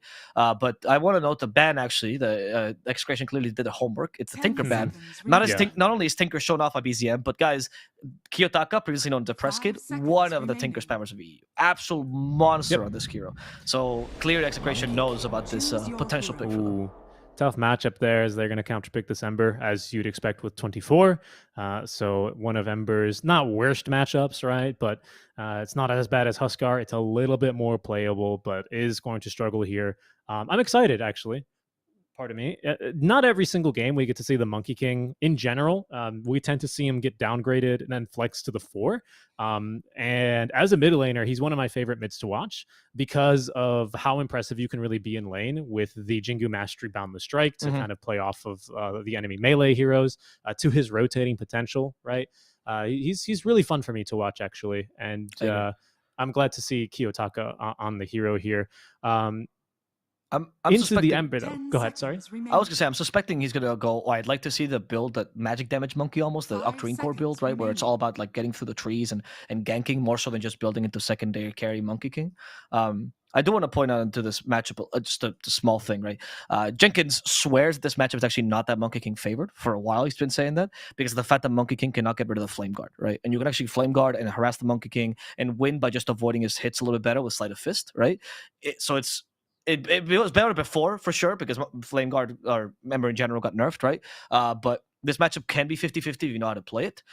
So, shout out to Jenkins and Big PJ, who's his dad. So shout out to him. Shout out to for Big watching PJ. this. Yeah, shout out Good to Big lad. PJ. Good lad.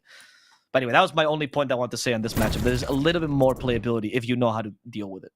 Yeah, and that's an interesting thing to note, right? Because the Flame Guard build is the preferred one when you want to be able to farm a little bit more out of your lane and not just really rely on the power spike that is level 4 Sleight of Fist and the Orb of Corrosion. That still eventually does come online. But in this kind of a melee matchup, it also gives you the option to perhaps surprise your opponent with an earlier points in those Searing Chains and go for a pickoff, right? Especially onto a Monkey King. If you're able to outtrade him there, could potentially Yes. see that happen. So that's a good point. We'll see what Bob decides here. He's an Ember specialist, really. So many of these C mid laners just love the Ember Spirit, don't they? So I'm eager to see what he believes is the correct build in this kind of a matchup as we do get underway with game number 2 now. Yeah, very excited. Because obviously the caveat or the issue with going for this kind of build, right, is always that you have less ganking potential. Embers get online really quickly these days. With just I have Sleight of Fist, I have Searing Chains, and I have Aura Corrosion, right?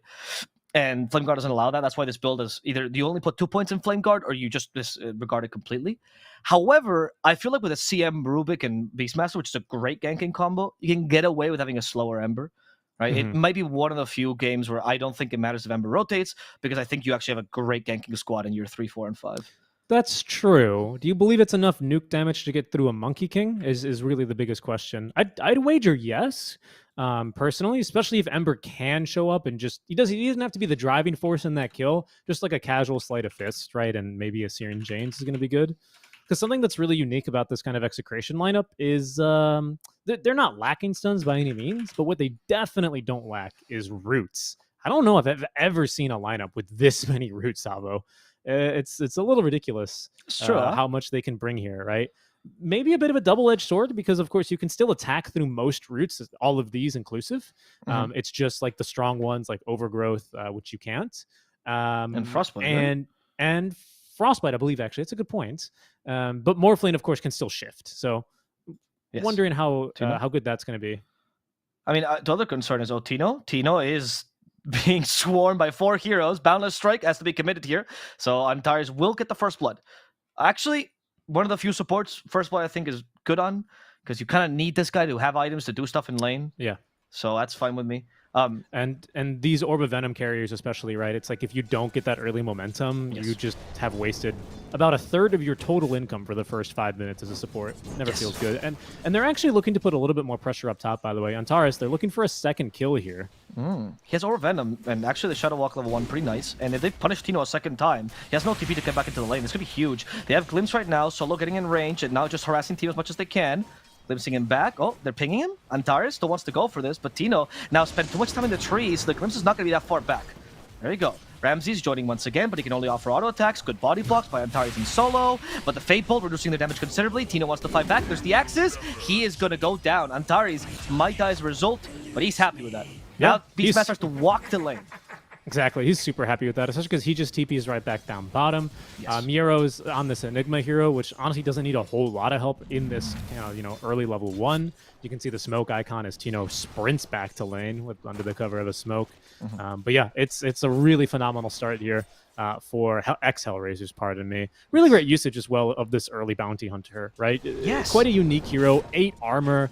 Starts with Orb of Venom, the Shadow Walk as well to really get into the face of your enemy heroes and set up these kinds of kills. I really, really like that usage, right? And now because he got the first blood, he got an early Bloodstone, seemingly over Corrosion early, and this will actually make his laning against Carlo much better. And look at his play, by the way, if you can see on Antares right now. He waits for Carlo to use Crystal Nova for the Eidolons, and then goes in, right? To not get hit by the attack speed slow. That's really interesting. I think you're actually really onto something. That's probably what you need to be doing here. Is your core function as a bounty, right? You wait for that ability to come out, and then you just run down the maiden relentlessly. Because then, I mean, if she roots you, that's a win, right? Because then Miero is free to go in a bit more aggressively here. Yeah. Now he's going to start stealing some money. The sweetest sound in all of Dota 2. As follows. Now here's the Frostbite though. I forget Antares can also die quickly. They don't have sentries yet, or they don't want to lay down the sentry yet because they know he's not going to fall. I wanted to comment on the root thing though. That one thing that I think it's a very good point you comment on the root thing, because Bounty is not a support that really needs items to enable him. He just kind of chills. So he can buy whatever's necessary for the game. And Lotus Orb in a root heavy game is particularly incredible because of the fact that they're all dispelled compared to the stuns, right? So that could be another thing that the Execration has to figure out how to deal with. It's very true. I fully expect Miero. He does have to be careful, though, as you say. I mean, between Riptide and the magic damage that Maiden brings, he actually does die fairly quickly in this lane. So again, not waiting for... Well, actually, he's doing a good job, right? Right now, he's burning mana and stealing money from Carlo. They are going to kill him, actually, down bottom. Okay. Good kill. Antares will suffer a little bit of damage from Palos, but thanks to his high armor, he will be able to live through this. Yeah, and thanks to the first bloods that he got early on, he's got a ton of regen here still to use. And is going to go ahead and just eat a little bit more regeneration. Let's focus a little bit on the mid lane, shall we? Because I want to see if Jenkins' theory holds water or if he needs to empty his cup, as Winter would say. Is that what he says? Your cat is really well spoken. Yes, she really wants water.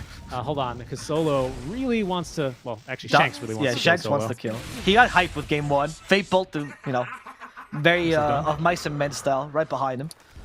Yeah, exactly. Think of the farmland, Solo. It's okay, Solo. Look at the beautiful sunset. Think of the Mercedes, Solo. What are you doing with... Oh my god, yeah, you're right. Look, just jump back in your Mercedes, Solo.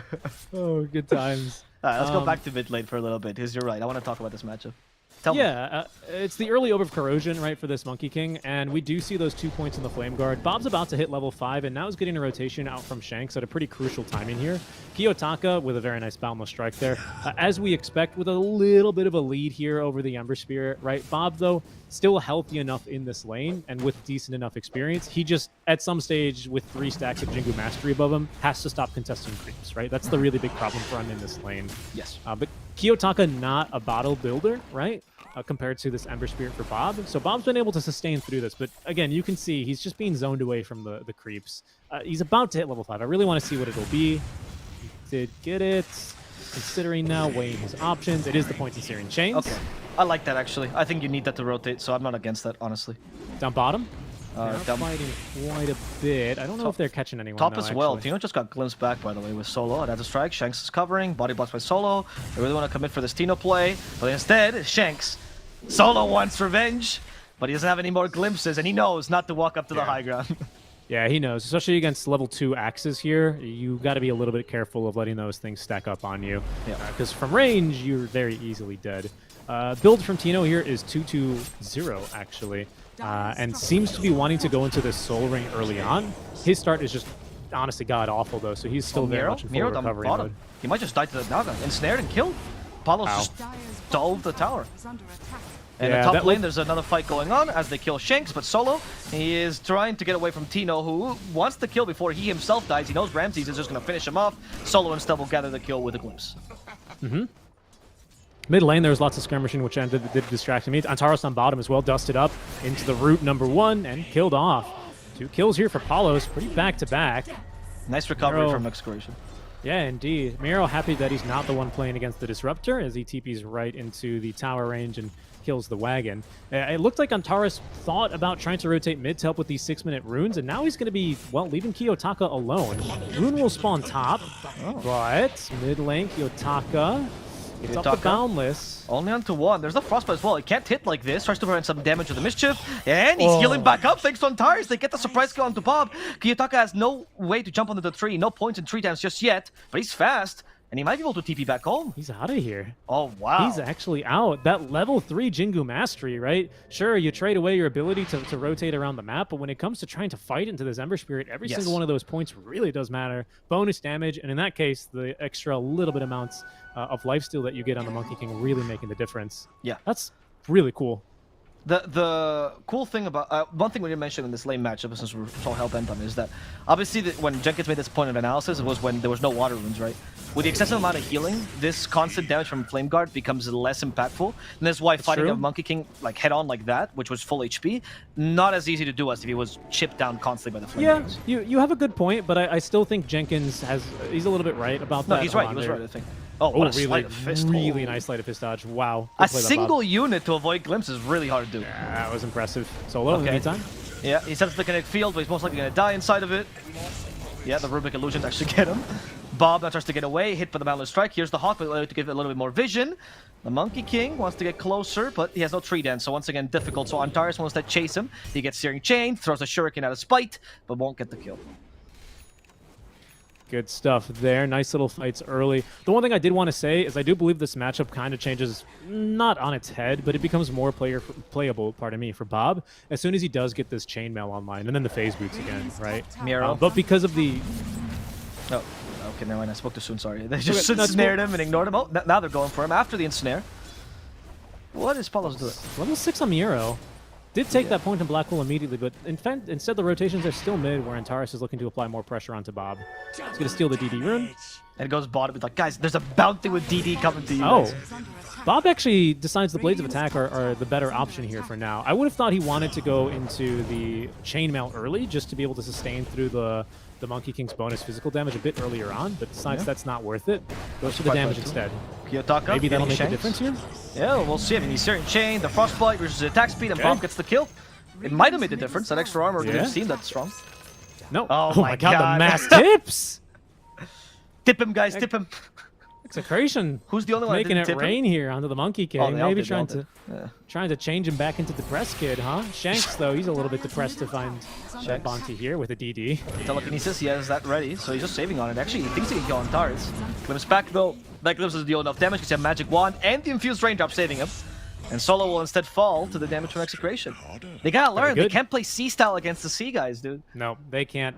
Especially because Carlo with an excellent rotation, right? Frostbite does disarm. They already used Boundless Strike, so Monkey King, even inside of his ultimate, it's going to die to basically right clicks because he's unable to actually utilize the Jingu Mastery to lifesteal at all off the Ember. Again, you know, so that was the strength of this hero. And that's look, it's not going to ruin his game, right? But he has built into this 1v1 fight me mode Monkey King because he still doesn't have any points in the tree dance, right? So he's going to excel on lane control and zoning enemies away. This is not good though if he takes a death here. Yeah, they have no support TPs to help him out. He has to somehow survive with just a Boundless Strike. Telekinesis right before he gets the Jingu, and they got him with the Crystal Nova. Down bottom though, Palos is suffering. They commit the Black Hole, and they will at least get a carry kill in exchange for their mid laner. So ex-Hellraiser, sorry. They know what to do. They're still getting farm Ramses. They're still harassing Palos. They don't care that much about Kiyotaka dying right now. That's right. It's and they really don't need to that much, but we do have to remember that Bounty Hunter needs someone to play with in this mid game to actually take advantage of track, right? I definitely thought Monkey King was going to be that kind of a hero. This second death, again, his game's still not ruined, but is going to slow his game down a little bit, where I thought they were going to be able to use this these track kills to really start accelerating his game. He's going to be a little bit behind now on the Echo Saber that he hopes to build up, but it's ex-Hellraisers who are still looking to apply as much pressure as they can down bottom. Palos. Okay, Carlo actually commits the freezing field. Palos will die to Ramses' magical damage, and Carlo is like, oh no. Oh, he turned into him as well. The ultimate insult killed by your body double. Ramses will eventually catch up to him. There we go. Hit him with a shotgun as Bob gets away to meet the Boundless Strike instead. Glimpse back into kinetic field. He avoided it though with Remnant. Yep. Because he was on his way to the Remnant, right, when he got glimpsed. So that's how it works. Yeah, if you arrive at Remnant after the glimpse, then you're just there. It's like the weird Pudge hook interactions, remember? I believe is the way that works. Top lane, by the way, I was expecting to see Tino already starting to hit this tower. He went, of course, for the Axis build, which requires the Arcane Boots or the Soul Ring earlier on. So he actually ended up farming a triple stack of Ancients in that amount of time. So a little bit of space created now for Tino, who finally has the Helm of the Dom online. Where's his, oh, there it is. It's the Hellbear Smasher. So his push is finally going to start. Not super fast because he has max, or he has no points in Inner Beast, I should say. But this tower will still go down. Down bottom though, they're gonna fight. They want to defend. Yeah. Just fight, I guess. Okay, Searing Chains here. Miro doesn't have the Black Hole, so he's mostly gonna die. But in Static Storm is poor Bob. He's stuck. He's trying to run away. Now finally got Sleight of Fist to avoid some damage using the Remnant as well. Bob is safe. Ramsey has a waveform in 4 seconds. They glimpse back Bob. Ironically, they gotta glimpse him because of the ward. Yep. In a very awkward, very interesting spot. They actually used the ward just to catch him, honestly. And that is going to be a major kill, especially because, unfortunately for Bomb, he just had no units to try and dodge that on Sleight of Fist. Just no plays for him to make. A good usage there of the Static Storm out from Solo, as that ward is going to be denied. They're looking for revenge, though. Paolo showing up to fight. Okay, try to avoid the glimpse. That's not how Mirror Image works. And he kills Ramses with a Riptide almost by accident. Yep, still got the illusions there, and still gets, still is able to find the kill.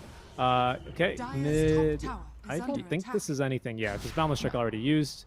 Instead, top lane, we do see some tracks onto Tino, kind of making his top lane a little bit more dangerous to play around. Yes, trying to make this Bounty Hunter really shine, as he does have a full Orb of Corrosion. But ex-Hellraisers don't have as much of a good ganking spot early, right? Until they get their items. So that's why you really can't capitalize too much on these tracks. And until Monkey specifically has Tree Dance. Yes, and he still doesn't have it, right? So Echo Saber would be a fine addition as well to that combo. This is aggressive. Yataka. He uses the Wukong's command here. Freezing Field that cancels a Static Storm. And that means Carlos is forced to run away. Turns into a Hellbear Smasher. That's not going to distract the real Hellbear Smasher from smashing his face in. Don't do it, Hellbear Smasher. Remember I am one of you. I am also a tomato. I am. He got vented, dude. I swear. We saw the monkey venting and he got killed. Now mid lane, it's Execration, who are making a really aggressive push here. There's a black hole ready, but Miro is going to be busy farming away in the jungle, trying to get his Guardian Greaves online. The monkey back in 8 seconds with no Wukong's command. Execration not super confident if they can push this tower down. And the tracks might dissuade them here, as they do see the monkey TPing back on in. You're going to let the creeps do most of the work here as Hellraisers make the most obvious smoke of all time as Solo smokes in front of the entire creep wave. I don't think he'll catch anyone. It's for move speed, of course, but he's not going to catch anyone. Antares is going to be the one to scout instead. They almost catch him with a Boundless Strike. Antares, good positioning for now. Only over Corrosion, though. Not really going to do much here. They missed on the Dusk there, so he's not going to be caught here. His position is pretty solid. He might set up They're for rotating. Monkey with an Invis rune as well, but they have Oh my wards god, here that to glimpse of cover the him. track, of course, Shanks. Just, there's no way. You can't beat that. They always have vision of you. And this is the real ganking squad. Once Monkey King has anything, you literally can make this track glimpse combo work all the time. Oh yeah, especially with that point in the tree dance, just adding to your mobility, right? It's not really so much about the primal spring slow, pardon me, with this kind of a hero, or even really that much the damage. It's just getting into the fights and joining the ganks using your team's superior vision game here, right?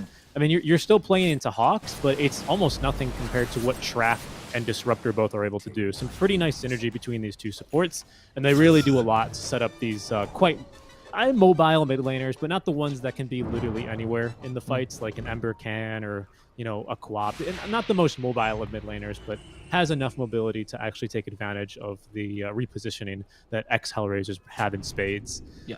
Push top lane is coming now from Execration, pardon me. Radiant are scanning. Nothing really too big here. They're just maybe looking to gear up for a fight. I'd like to see them just secure enough space for this Helm of the Overlord to finish up. He's 800 gold away from it. And then he'll have the Helm too. You'll also probably... Oh, no, they're just going to fight. Static Storm. Mira has Greaves, though, so he should be fine for now. As Monkey King joins, Freezing Field. Someone cancel it. They glimpse him. And that cancels the Freezing Field as they kill Tino as well. But that means they have no glimpse to bring back Shanks. So they have to settle for Warpine one Raider. kill. Oh no, Miro. Miro! They're giving the Verdulent Green. It's not going to work. Solo's now stuck against the Warpine Raider. The attack of this Pinecone. It's too strong. It's too spiky. He has the Seed Shot. Use it. Kill Solo. Ooh. Bob just baited the Boundless Strike, though. Killed Antares instead. Kiyotaka now bit off a bit more than he could chew because the Warpine Raider set up for all these kills. Good kinetic field, though. Covering him. Kiyotaka's still stuck, though, because of the ensnare. Shanks wants to join in. Good positioning by Ramses. Snipe Shanks in the back lines. And now Bob realizes they have to retreat because Ramses has joined. He has Hunter Spell as well. Glimpsing back. They got him with the Searing Chains, his own Searing Chains, and Bob has no dispel himself. But here's the Song of the Siren, helping Bob escape with a TP, Palos. Don't mistime it. Oh, he doesn't have it. Oh, Palos, just run. Run. Slither your way to safety, Palos. They just need vision for a glimpse. They have it in 2 seconds. Solo once again smoking to get after these kills. Go, Solo. They need a track or something, but no. Yeah. Palos already mirror imaged. He's safe. Dude, Carlo, you madman. He pushes one more wave. He's addicted to pushing waves here, and he'll get out alive. A little bit of a risky move from him, but just one more little Frost Blast there before he gets out. Crystal Nova, pardon me. He's not a Lich. Okay, Hellraisers, they have just barely some catch issues. It's a little bit funny, right, in this kind of a lineup. Antares just isn't quite tanky enough to sustain through these kinds of fights. The magic damage for him is certainly a really big problem, but you're about to have even more magic damage now with Bob finishing up the Maelstrom in this kind of a fight. And you're going to have even more push and even meaner creep. As Tino is now about to finish off his Helm of the Overlord. So a pretty nice 2-item timing here to kind of back in and back up this Palos Manta style and soon Orchid timing. What are you fighting into this as a result? Well, Kiyotaka, he's still a bit further away than he'd like for this BKB. So he's not going to have that quite ready. Guardian Greaves and then Blink Dagger is the next item here from Miero. And Ramses is still just a little bit too far away from that Eye of Scotty. But again, it's a pretty darn good morph game. Let's remember that, right? So he can still show up to these fights fairly early on with some confidence. Bob, though, speaking of confidence, is going to be able to get the Remnant away. He's caught by the ward and has the Remnant out. Nice job. Oh, wow. He even looked silenced there for a second, huh? But he didn't register. Makes it look so easy. He does. His Ember's kind of insane. Okay. I mean, so just farming time for Hellraisers, right? Trying to stave off this aggression. Like, they need their items right now, especially with this Monkey King build. It's a much more carry-oriented, late-game-oriented build, while Antares covers their asses with the constant tracks. And Blink Dagger's a game changer here on the Enigma again. It's just he needs still 800 more gold to get there. 700 now, but he's fighting solo for the last little bit of farm. That's fine. And again, we have hit this Helm 2 timing. Maelstrom also is about to be finished by Bob. And very quickly after that, we're going to also get this Claymore to complete the Orchid Malevolence here for Palos. Kiyotaka's just gonna die, by the way. Roar into Fireball. Tino showcasing why he's the real Beastmaster, and monkeys are beasts. Yeah, too strong of a shot there for the monkey to take. And he will Radiant's go bottom down. tower is under attack. They fortify the wave, so they'll buy a little bit of time, and Ramses is going to try and equalize the tower pressure down bottom as he continues pushing. But I don't believe they can reasonably defend this. Yeah, Black Hole is just, or sorry, Blink Dagger for Miero. It's just not yet going to be ready. And even then, trying to sneak up on this team, I know I've spoken at length about how Exhal Racers have the vision advantage. Oh, look at this. He tried to deny the tower, but he had Crystal Nova on him and he couldn't hit it in time. And Shanks, he's stolen Tree Dance. Super annoying spell for him to have, actually. Ramses, we talked about the roach, right? So we went for the spell immediately. We already saw this mentioned. The Manta style Shanks has way too much. Oh, he's too quick. Actually avoided the kinetic field, but now they block the tree. Shanks. Oh, they want to save him. Is this And they a do. bait? Magic wand. No, he's fine. And now they set up on Ramses instead. They've already silenced him. They know he has no Manta. Freezing field set up too. Telekinesis. And Shanks starts to steal the kill with Fate Bolt. Apollos ends up getting it instead. Yeah, man. And look, Shanks is still going for more. He's still scouting in the trees. This is a super annoying item to, or super annoying spell for the Rubik to steal, actually, because of just Arcane Supremacy. And now Aether Lens. Like, he is jumping pretty much halfway across a screen, if not basically a screen.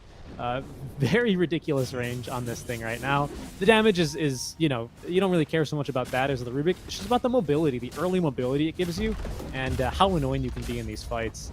Execration make the decision here after taking a fortuitous pick off here against the Morphling to take down that tier 1 tower as mid lane. Oh, Palos. Wow. I mean, yeah, it's a bounty hunter, though. And it's a bounty hunter that hasn't been able to use track because they're not getting kills on this team. Like, Right. they don't have much space to play because Execution just seems like a stronger team right now. That's why this whole Monkey King thing of I'm going to become a third carry, while I kind of understand it, it's just very slow build. Exactly, just too slow. I thought maybe we were going to see, like, I mean, I don't know. Here's the BKB now. I thought maybe we were going to see, like, the Diffusal Blade or Echo Diffusal, not straight into BKB. Even then, I think he really missed his timing to be super early and fast. Oh, hold on. Like, once again, stole Tree Dance. Activates BKB, and Bob has he no actually remnants. fights back. Yeah, Bob has no Yeah. remnants, but he's only Kiyotaka, so they don't want to fight this. Palos also has the Aegis now, so yeah, goodbye. Yeah, Kiyotaka just doesn't really have that much damage. Even with Max Jingu, when he gets the stacks, it's not a really easy 1v1 for him to take there. I mean, yeah, so I thought actually we're going to see Echo, like the Maelstrom Gleipnir Octarine Core build, right? And then you BKB in the middle. But Echo Seer BKB is also fine. It seems like the lane went so poorly that he decided not to go for the Maelstrom, which is more of Yeah. a slightly farming item. It just didn't seem like they got like one really nice kill when Kiyotaka picked up the Invis Rune and went Yes. top lane. I think that was the only time we have ever seen Track into Glimpse, right? As there's Yeah. Shanks, annoying from the... Oh, they cut him down. His Yeah, own that was Tino, though. Yeah. That cut him down with his axes. Solo just runs away from the dragon, but this tier 2 should fall to Tino, who has been pretty much unstopped this whole game. And you know, now that I look at that, maybe that's why they are a little bit more reluctant to really be as aggressive as they could be with these Monkey King, you know, tree dances, because you are playing into the Beastmaster, right? He has flying vision with the Hawk, and he's got the axes to cut you down and stun you. Like, it's not easy. I would assume in this kind of a matchup, he just has to kind of wait for the track glimpse to reposition for someone, and then he can go in. I don't believe he can really Shanks. lead. Oh, they orchided the wrong Morphling. They got the illusion. Maybe counter initiation on the Static Storm. It's into Black the Hole is Aegis. ready. Kiyotaka is setting up the Wukong's command. They want to kill Palos inside of it. Glimpse back Tino, so at least they'll settle with an offlaner kill. As Palos fights back, kills on Tars on the edge of the Wukong's command. Really risky play though, because now you lose the Aegis, and Miero still has the Black Hole. Yeah, he There's no does. Primal Roar to cancel it either. As Kiyotaka still has the BKB though, so he knows he's fine for now. Unless they kill him in the telekinesis. No, there's the BKB activated. Bob? They stun. The Ember, really good song. The blink in for the Black Hole. Palos literally got away with the trigger. And he has the weight. The Monta style actually evades the glimpse. Look at the Impressive job. glimpse. Yeah. Carlo will die though, but the freezing field was there only to recover, or sorry, to allow them to retreat. But that Monta style evasion by Palos is very important for that team fight up to go really bad. I'm going to bring this up because we saw a very similar Actually, hold on, I am mistaken there. Never mind. That was that was a different game. Okay, good fight though. Accelerators is part of me. Really needed one of those. Kiyotaka now. This is the very popular build you see when you disassemble an Echo Saber for the Mage Slayer. Sorry, when you disassemble an Echo Saber for BKB, is you rebuild it, I should say, into that Mage Slayer. So he's now substantially tankier against a lot of the magic damage that was previously posing a little bit of a threat to him. Even without that BKB online, right? And that has been problematic for him inside of his Wukong commands. Shanks is cosplaying a monkey, sitting on top of a tree. They do see each other now, as it's going to be actually Antares, pardon me, that dies. Oh, what? On the enemy tier 2, I think he was trying to get an aggressive ward up. No, I was actually checking. Kiyotaka actually quelling bladed his own tree trying to catch Shanks. Oh, I didn't That catch was that. very funny. I was like, how did he go down of a tree? Can they not both stand on the same tree? And apparently he was trying to quelling blade it in the air.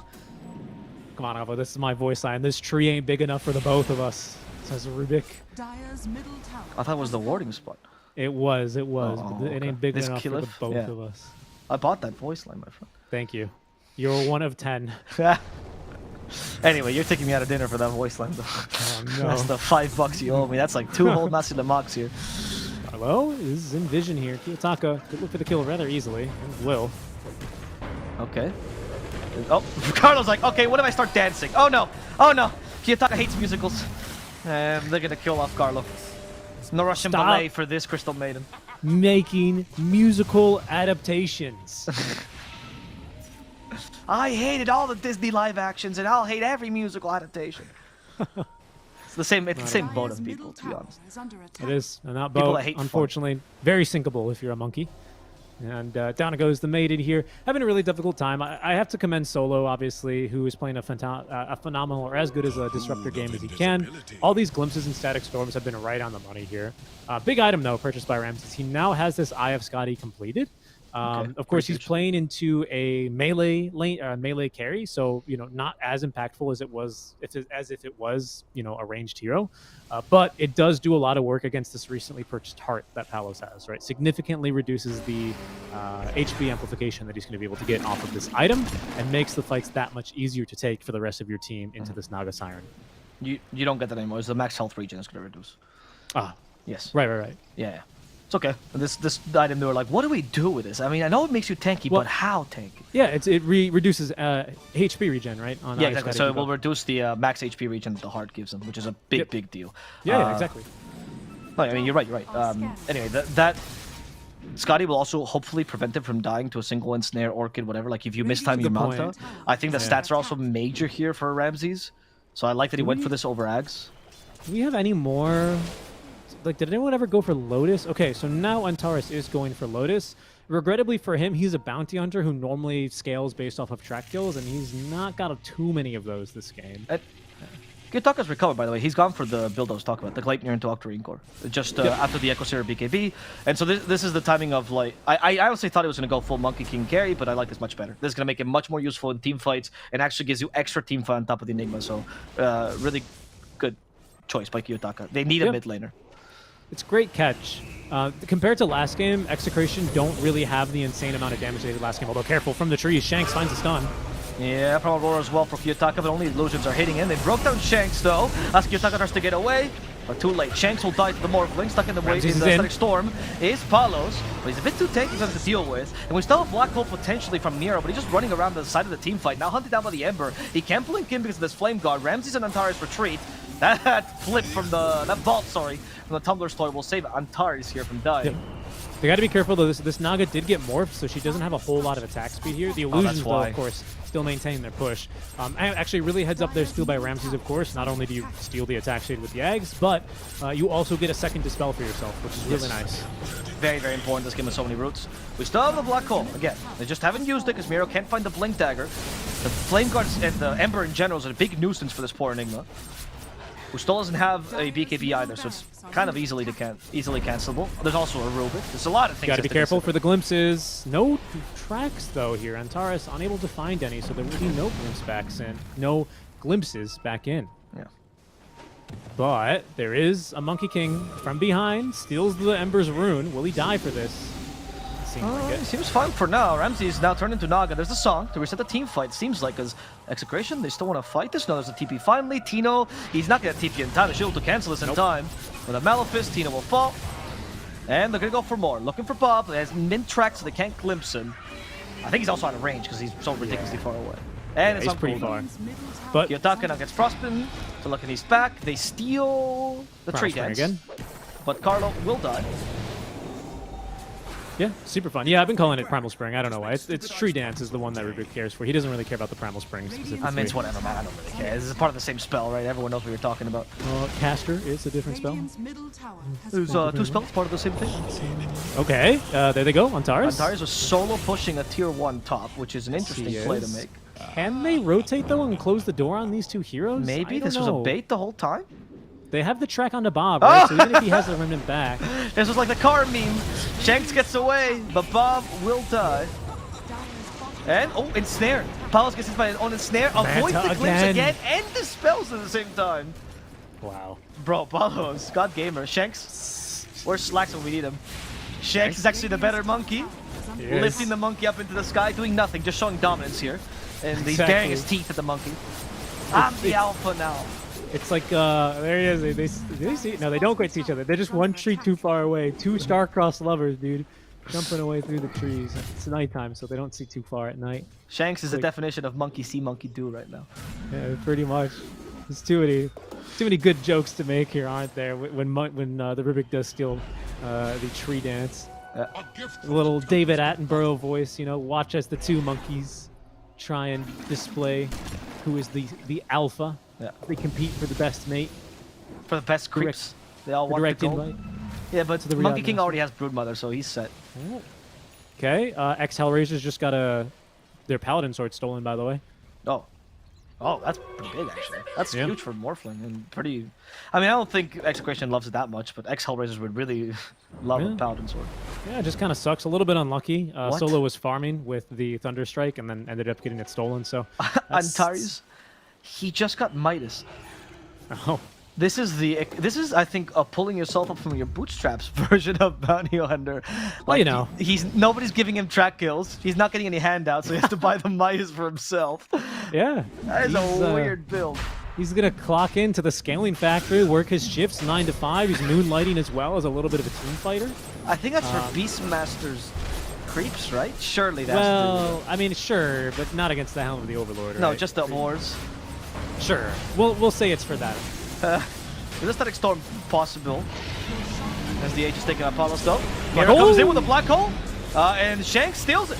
So careful, there's a ruined black hole, and Miero will die quickly to that. They did nothing in their own black hole, but setting up the Wukong's command at the very least. With Morphing one to go in, they stun Palos Naga for quite a can't long song. time. He still has the Aegis, that's the song, and the TP is available, but Kiyotaka still has the BKB on him. Palos just wants to get away for now. He's apparently going to stay during the whole song duration. He's healing thanks to the shard as well, and they want to reset the team fight. Go for solo next kinetic field prevents this. Ramsey's now turned into this Naga.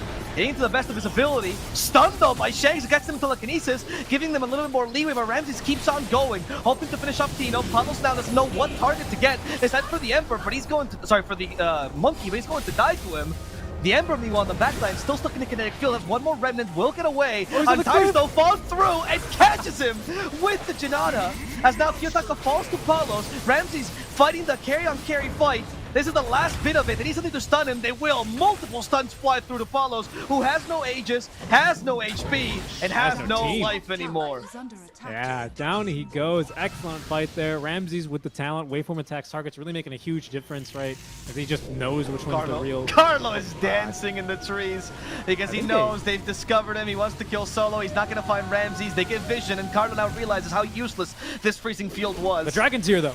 The dragon Solo's is gonna here to kill Solo, and because the frostbite will get him. So Carlo just wanted to die to kill the opposite support, who did buy back for this fight. Yeah, yeah. Crazy fight, and just, I mean, what a performance from Ramses here. Again, manages to get the morph off onto the Naga Siren, which isn't that hard, right? Because it's not like she's a hero that's too elusive or builds Lincoln spheres necessarily to block this. But his micro and his usage of the Naga's toolkit was really impressive to me in that fight. He just A-clicks all of his illusions onto the Rubik, and because of the attack speed that he also gets, Rubik just kind of gets chased down by Antares. And Shanks, I mean, we've seen him from game one. He is instrumental in these team fights for ex-Hellraisers. Like, this is the kind of, I call this like the inspirational element, right? Where he gets you to queue up and play a game of Dota, and then you think the game must be broken because you're not playing as good as a Rubik game as he is. Yeah. Phenomenal performance in that fight as well for Kiyotaka. Yeah. He is very much the Monkey King kind of space creator utility kind of carry, right? Not so much the true carry. But in that fight, you know, gladly will trade the usage of his BKB in exchange to make sure that the Naga Siren just doesn't freely get to set up for that second initiation. Even still, though, it's a decent enough fight for Execration, but ex-Hellraisers using the buybacks are going to be able to outfight them there. Phenomenal control onto Bob, and again, great spellcasting from Ramses, really getting them through that fight. Super impressive stuff. Yep. It's so hard, right? Because it's not like this Morphlane anymore is super easily killable. Now he's got Crystallis and almost his full Daedalus, which is his next item, so even killing him is going to prove to be quite the challenge. He is definitely online, Avo. Well, that team fight was so crazy. Do you think after that team fight, Mira will ever try to black hole initiate like that again? Because it seemed beyond the Rubik stealing it, right? It just seemed like a useless initiation. They just weren't ready. I was very surprised with how haywire he went. Maybe he thought the Roche was about to be done, and that's why he had to do it. It did seem a little bit desperate, and maybe that's the word. I use that word restrained a little bit. Yeah, haphazard I think is better. To me, the reason I want to use the word desperate is it felt like Hellraisers were in that classic position where they're like, oh no, we are not contesting this Roche fast enough. Quick, delay the fight. We need to set up a bit better. And in that sense, it still ended up being pretty impactful, right? Like maybe the issue I have was committing both the Static Storm and the Black Hole. You know, might have been a little bit too much there. I think one or the other probably buys you enough time there, either through Burning Beat. Hold on, we're fighting again, Avo. Yep, one track. That's for Carlo. Oh, Ramsey just goes in and bursts Carlo in a matter of seconds. He got the Naga again. And he got the Naga. Now Bob is like trying to test the team fight, gets BKB and almost dies to the crits. Morphling is chasing after him. These remnants are faster, luckily, than the single waveform. Wait till he gets the second one, though. Or the reduction. The problem was deflected by Antares. And now Tino could be in trouble. Ramses still with the BKB, going for Tino, committing for the skill. They glimpse him back. And he actually stole the Naga and snares him. No? Song. Is this setting up for another fight? They're really trying? I don't know about this one, though. Freezing Field after the song now. Carlo immediately cancels. Silence the Morphling, though. Monostel dispels it. And Carlo dies the second time. As Ramses all over the fight, but can't get caught. Boundless Strike finds Bob as well, who's out of remnants. He has to side a fist, and Palos finally finds the Morphling. He's hitting it head on, and he might just be waiting this carry-on-carry fight. As the fighting book's command, Kiyotaka doesn't have the armor to deal with Palos like this BKB, and will just carry right through this Monkey King, but the lifesteal is pretty high up. Apparently, he's kind of winning. There's the ever helping it out, and that will sentence Kiyotaka to death. Oh no. Oh my god, they got shredded by that Riptide, man. They did not respect the tide warnings there. They just got destroyed. Yeah, that was red flag. Red flag was there. There's like red sharks flag in the water. Tide warnings. They were, you know what they say, you know, red in the morning, sailors take warning, and they certainly didn't there. Palos just ripped them apart.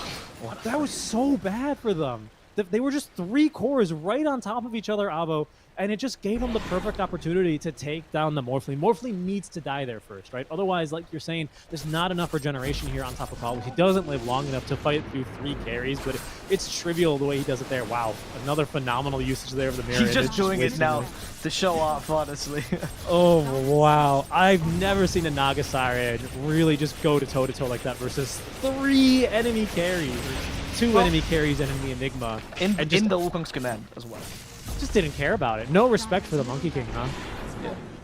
I mean, it does no seem respect like... for solo either. It's just a highlight reel of glimpse dodges.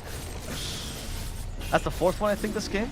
Mira has Black Hole. We didn't mention it because I'm just ignoring this Black Hole, but he does have it. Could potentially initiate onto this, right? I mean, the Rubik is nearby, though. There's Black Hole just committed. Rubik's coming by. Where's the follow? Someone help him! Someone deal damage! Palos finally stunned, and the counter Black Hole up to 3! He managed to get there in time! Now Antares dies! before Kiyotaka stalls with a command, he has to be giving Randy's joints, and Nero might die in the backlines. Palos, though, fighting head on a second time. Song. That is the shard for the song, which is why he's healing so much. And you do not deal with Palos. If Palos is in close quarters with you, turns into a pig, goes for the ensnare, he still has silence. The Smurfling is taking too much damage. Monkey. Ramses is down. Kiyotaka falls off the tree.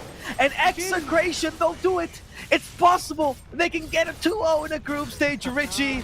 They finally accomplished a game that is not a tie. It's been 2 years since this happened for Execration. Yeah, and once again, Hellraisers are going to, I mean, look, it's not an elimination match for them, but Execration will find revenge for their C brethren Geek Slate, who were eliminated from the Lima Major playoff contentions by Hellraisers in the Lima Major. And they get a 2-0 here. I mean, it's still super early on in the group stage, right, to say that this is going to conclusively remove them from group stage number 2 or anything like that. But it's a pretty big loss, and it's a big win for Execration, who rise up to 4-2 here in their group stage and continue to do the C region proud. I think that, for me, is the biggest deal here for Execration and for C now as a whole. I think this team had a lot of question marks, especially towards the start of the DPC Tour number 2. With March leaving, with their really shaky performances, right? With the way they exited as well at the Lima Major. But they seem to show up now to play at boot camp, not quite at LAN, but to play at boot camp with force, with gusto. I mean, they take down Hellraisers by outfighting them. I mean, that's not an easy feat, honestly. No, Tito is looking really good in EU TPC. I think people will obviously call out Hellraiser for this performance. I don't think they should. I think they actually played a pretty solid game. They showcased they have some interesting strategies as well. And the only thing is that Execration's, to me at least, their drafting ability, like their diversity that they're showcasing, at least in this tournament, is crazy, honestly, for a team that was known often for just being a kind of one-hit wonder with their drafts. Like, oh yeah, you give Tino Visage or you give Palos Marcy and then that's over. They've expanded so much. Bob has found a bit more consistency. Their laning has improved considerably. Like, they're a team on the up and up. And Hellraisers, they shouldn't feel bad about losing to a team like this. I feel like they also gave a good performance. Just they weren't ready for this much diversity, honestly. Oliver, though, I do have to say, you were saying about how Rubik isn't played too much more as this Enigma super counter to the black hole. Yeah, I was wrong. I was wrong. Yeah, I was wrong. You were wrong. Shanks TP'd to the team fight, and he stole the black. How is that possible? How is that possible? He just got it done. I mean, Rubik wasn't there. He was right. The black hole there. It was a good play. You're right. No, you're right. It's just, that's the thing, right? I feel like in a way, it has become easier ever since Enigmas are not. It's very rare I even see them get picked for any other reason besides win lane and build auras, right? And Miro did just that. He did what his job description was. So you can't fault him for that. But if you're not going to play around your black hole like old Enigmas used to, you're not going to build a Linken's. That's the only answer to Rubik's Alien Black Hole, full stop. So it was easy for Shanks in that regard, right? But honestly, I still didn't expect it to make that big of a difference. Don't get me wrong. I believe that game was lost before that specific black hole encounter. So I'm not saying that's the reason they lost the game. I just think it made it really difficult for Miro to contribute much more to those team fights besides being an aura carrier and having that percentage-based damage. You know, it does feel like given a different offlaner, perhaps even if they got their hands on the Beastmaster instead, they would have been able to use that lockdown a little bit better here, maybe a little bit more pick off alongside the Antares Bounty Hunter, which is perhaps the biggest weakness here for the Hellraisers lineup. Maybe they really were expecting to be able to get that Tinker or something, or maybe the early laning stage for Kiyotaka kind of not really going his way like they probably expected when they picked the monkey into the Ember. It was a 24th monkey. I think that was a little bit more problematic here for Hellraisers in terms of being able to play their draft, if that makes sense. Yeah, I can see that. I mean, I feel like the one point that I will say about their gameplay, which was the black holes, right, in general. I do feel like, while you can argue that there's a pressure of the Rubik and it becomes harder, and also the Beastmaster, right? Not like Enigma had an easy game in general. It felt like every black hole we saw was more an opportunistic black hole of, this seems like an okay time to black hole. And the team was never ready for it. Like that black hole against Naga, she was in there for 3 seconds, 0 damage to her. I mean, it was just a black hole in the midnight pulse.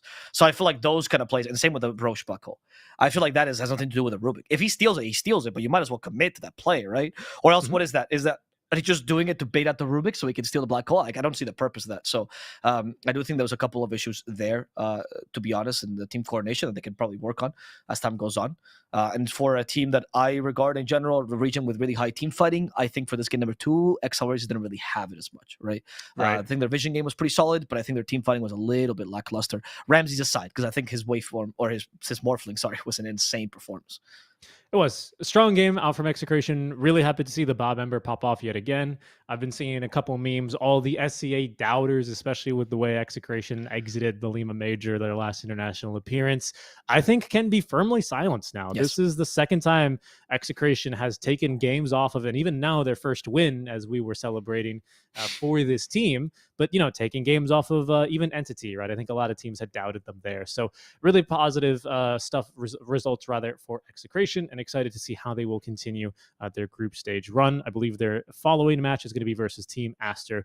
We'll see how they perform there. We're actually going to get to have a word with the Execration support, Carlo, but that is going to be after a little bit of a break, Alva. We're going to go ahead and go to a break and get that set up. But when we do return, stick around because we'll have an interview with Carlo from Execration. We'll see you then.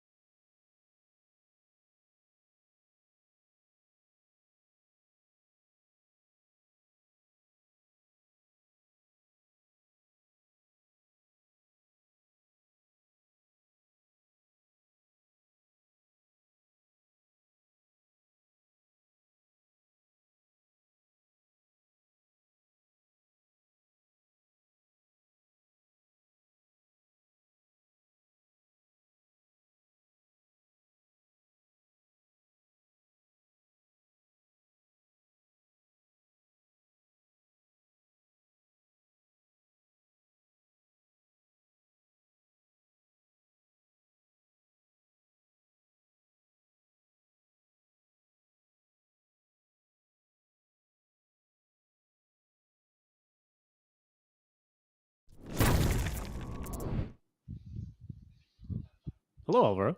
Hello. Right. Sorry, I thought we were going to go live with the interview, but we have an interview here ready with Carlo. He's waiting for us, so let's greet him here.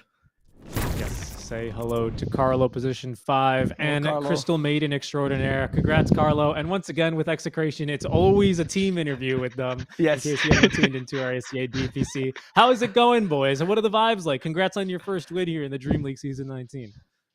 Thank you for that. Yeah, the vibes now, it's kind of chill, and yeah, we're just having fun.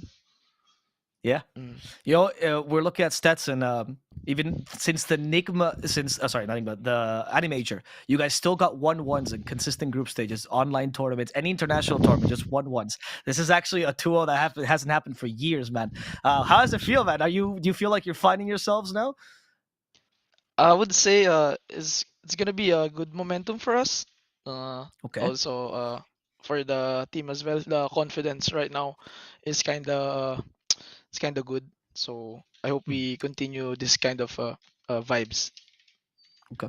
Let's talk about. If I can, sorry, I wanted to ask about the confidence in building things up, Avo. Sorry to cut you off, because we casted your first game yesterday where you pulled out a new hero for Bob that we were surprised to see. It was the Pangolier.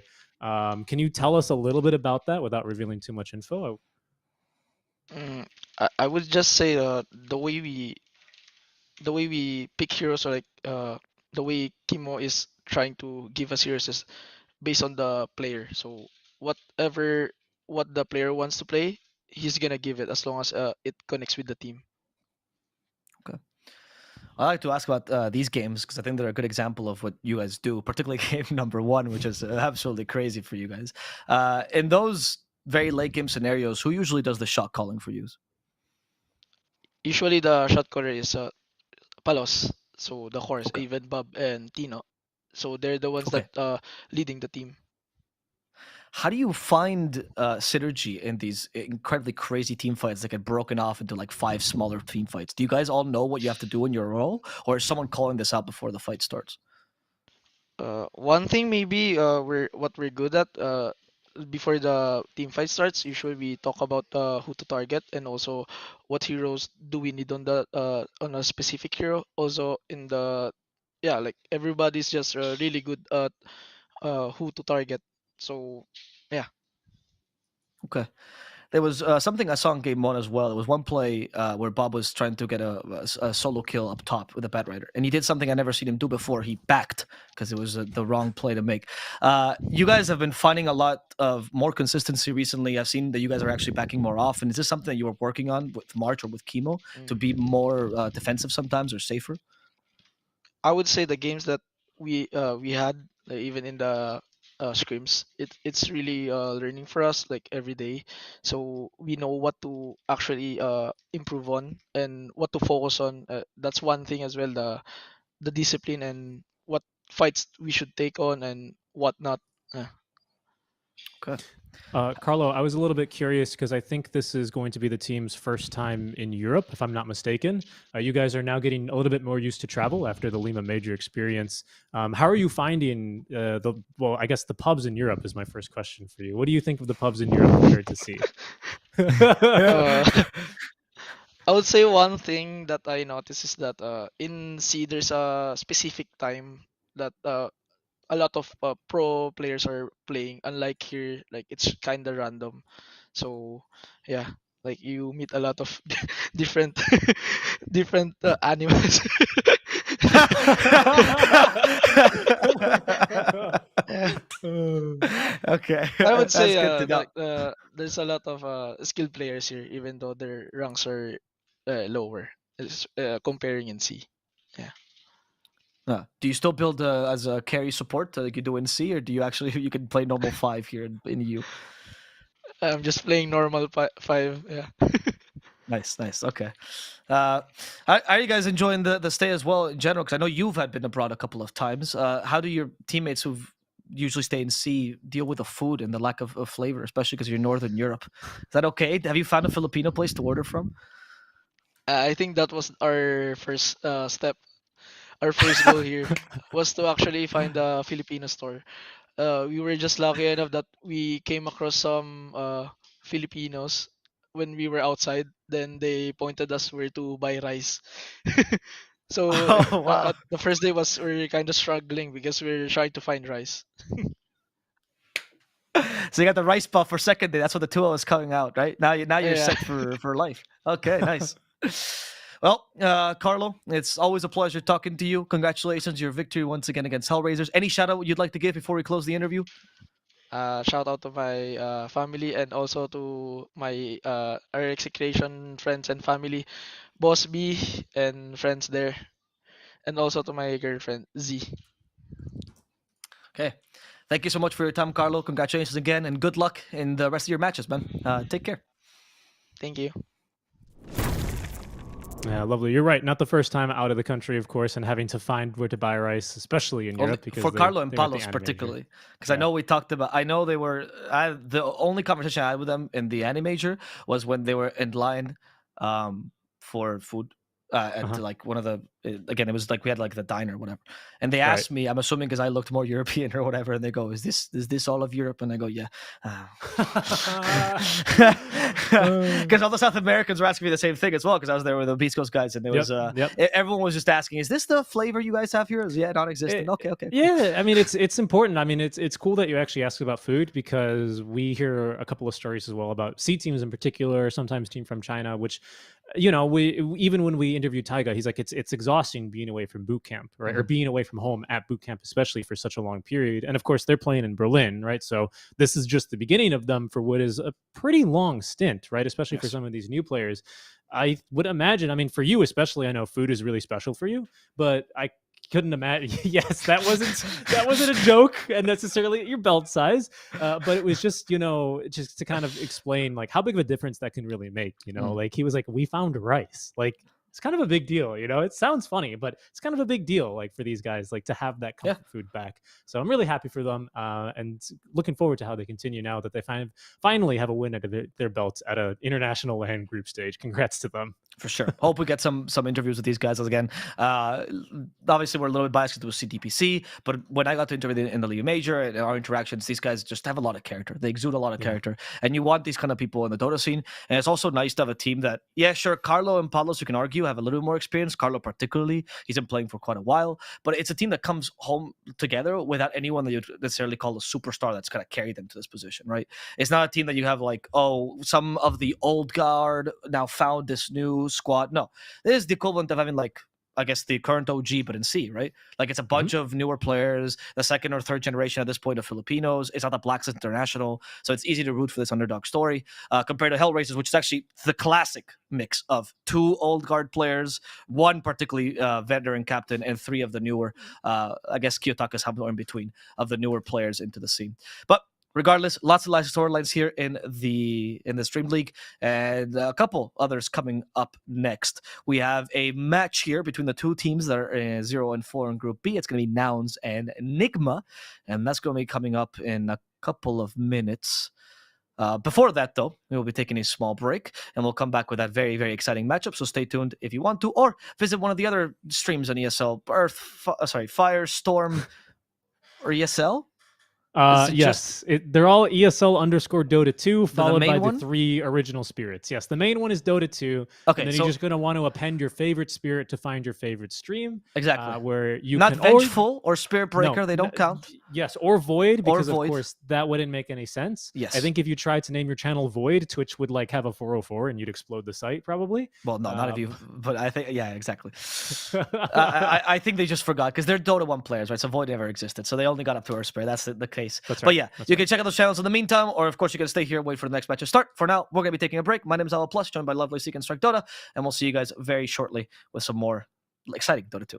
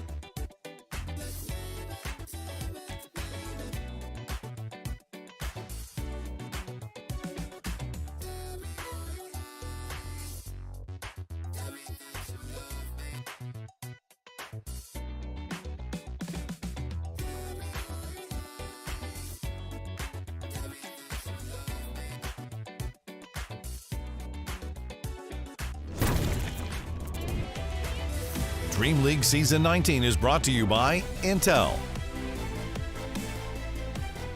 Acer, Predator, DHL,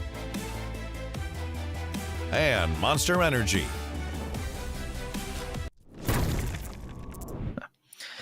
Hello, guys, and welcome. Oh, wow, I'm shiny today. Welcome to the DreamLeague Season 19. We continue with the matches of the day, and we have Nigma versus Nouns now. This match is fun because these two teams tend to bring some weird Dota in, and that's always going to be exciting. But more importantly, it's important for these two teams. A tie would probably mean relegation, or not relegation, sorry, still DPC mode, would mean elimination for both of these two teams. And the 2-0, while not necessarily securing them the spot to actually make it through, would put them in a much better position and actually give them some fighting chances here. Of course, mathematically, they wouldn't be relegated or eliminated regardless of what happens, but it is a tough call to make that, though they have to win every single match 2-0, and all of a sudden you have to make maths and be like, oh, everyone has to... You depend on the team's scores. So you need the 2-0 right now, and for a team to win, another team must lose. Therefore, who will be the evil one of the two? We'll find out. Mm-hmm.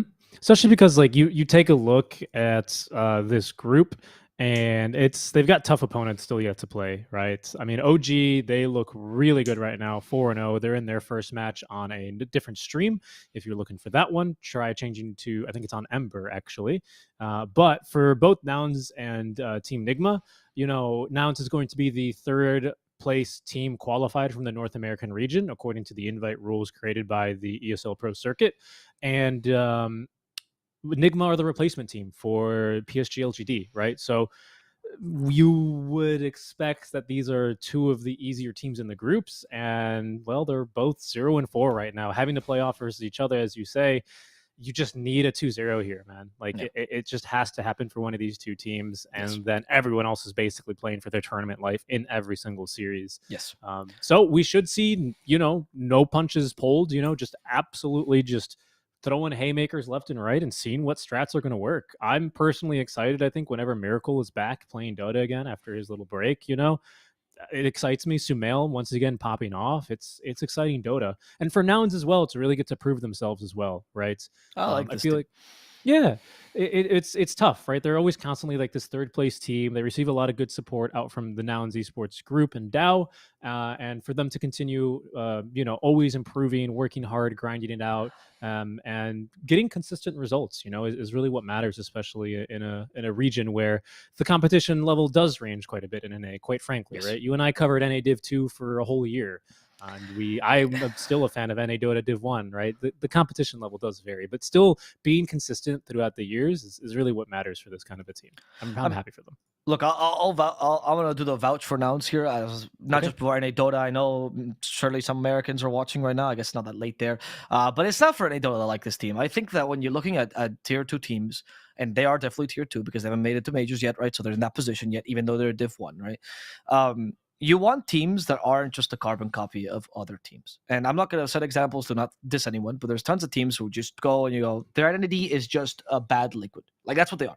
Or they're a bad Tundra, or they're a bad Gaming Gladiators, or whatever. And I say bad, not because they're actually bad, but because they're just the same thing, but a little bit worse, right?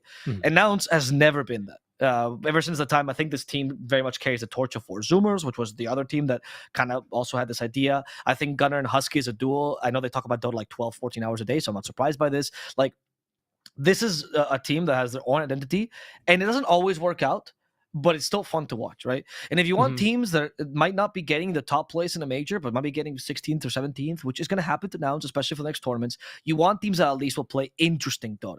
That's why Execration's exciting to watch. That's why Talon's exciting to watch, because these teams come from a different style. And more importantly, when they actually make it, if they actually make the style work, if it happens, because obviously it's a big if, then this team cannot simply be... oh, it's a bad carbon copy, they'll eventually lose to Liquid. They don't have a ceiling because their ceiling is non-existent. They're creating their own story. And that's something that I do like about Nouns, and something that makes me like, root for a team like this, because they're just fun. Honestly, we also casted Husky long time ago. You remember that Realms Collide 2? Very fun tournament. Yeah, before that too, we casted him in West when he was on the Black Sheep team or whatever the hell. That is true. Yeah, that is true. Although I was an admin for that particular. And I was hosting for nobody, but that's you not were a the stage point. Host for a ravenous crowd of 6 people. You were and their working mothers. so hard, like you normally do, Alpha, weren't you? Okay, that was that second comment was a way too big a diss. Calm down. All right, Richie. No, but you're right. He's been on the grind for a long time, and I'm excited for them. Husky and Ocean. I still remember them as a support duo. Husky still playing to this day, Yeah. and drafting here for the side of Nouns Esport as our draft is now No, we all underway. know it's actually Astini who's drafted. Of course, it's Nobody gets Astini. past Astini. If you're ever It's in a true. room with Astini after 20 minutes, you start choking because he's taking all the air in the room. His ego's filled out. But he's Hey. a lovely lad and someone that really is very passionate for Dota. So we'll see what he's come Oliver, up with. Do you want to hear my Astini impression? What is your Astini impression? Go ahead, keep talking. I'll Okay. let you know. All right, so I like what I he's- draft for Nouns Esports, and I'm just kidding. I'm just kidding. I love you, STD. it was funny because that was actually the major here. We would go, when I was drafting for Nouns, I always thought that the way to beat Shopify Astini, we're watching IG right now. What are you talking But look, Shopify Rebellion's biggest weakness is, and then someone would say, no, you're not allowed. Anyway, come on. Enough jokes. Astini, we love you. Let's concentrate on Nigma Galaxy because even though they struggled a little bit yesterday, they're still hell bent on this same idea, which is the Enchantress, right? They really like this hero. They see some value, and I think there's a point to be made that a team that's struggling sometimes, securing lanes is usually the easiest thing to do because it allows you to play the game, right?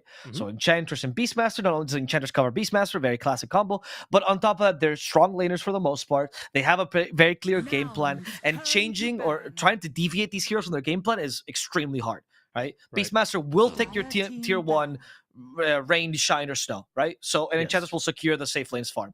So it's an okay start for Nigma, even though it's nothing spectacular just yet. Yeah. I also still really like it. I do feel like this team has been playing a lot of duo core. Mind Control has never really been a super hard carry from the offlane kind of a guy. He's much more about the auras, the big team fight ultis, and in my opinion is what I remember him for. But Sumail, the king, still very much a carry. Miracle, very much a carry. So I do like that Nigma are, in my opinion, they seem to be drafting more around these kinds of ideas and these concepts as a team, even as they try and get settled, right? Being a last minute replacement team and calling in Miracle to stand in. But it does personally excite me, right? To see this team overall just try out their ideas. And I like this Ench for them. As you say, like keep hammering at this idea. But also with this Beastmaster, it's a lot of tower pressure. The creep build, right? The enchant build is the much more popular one we end up seeing these days.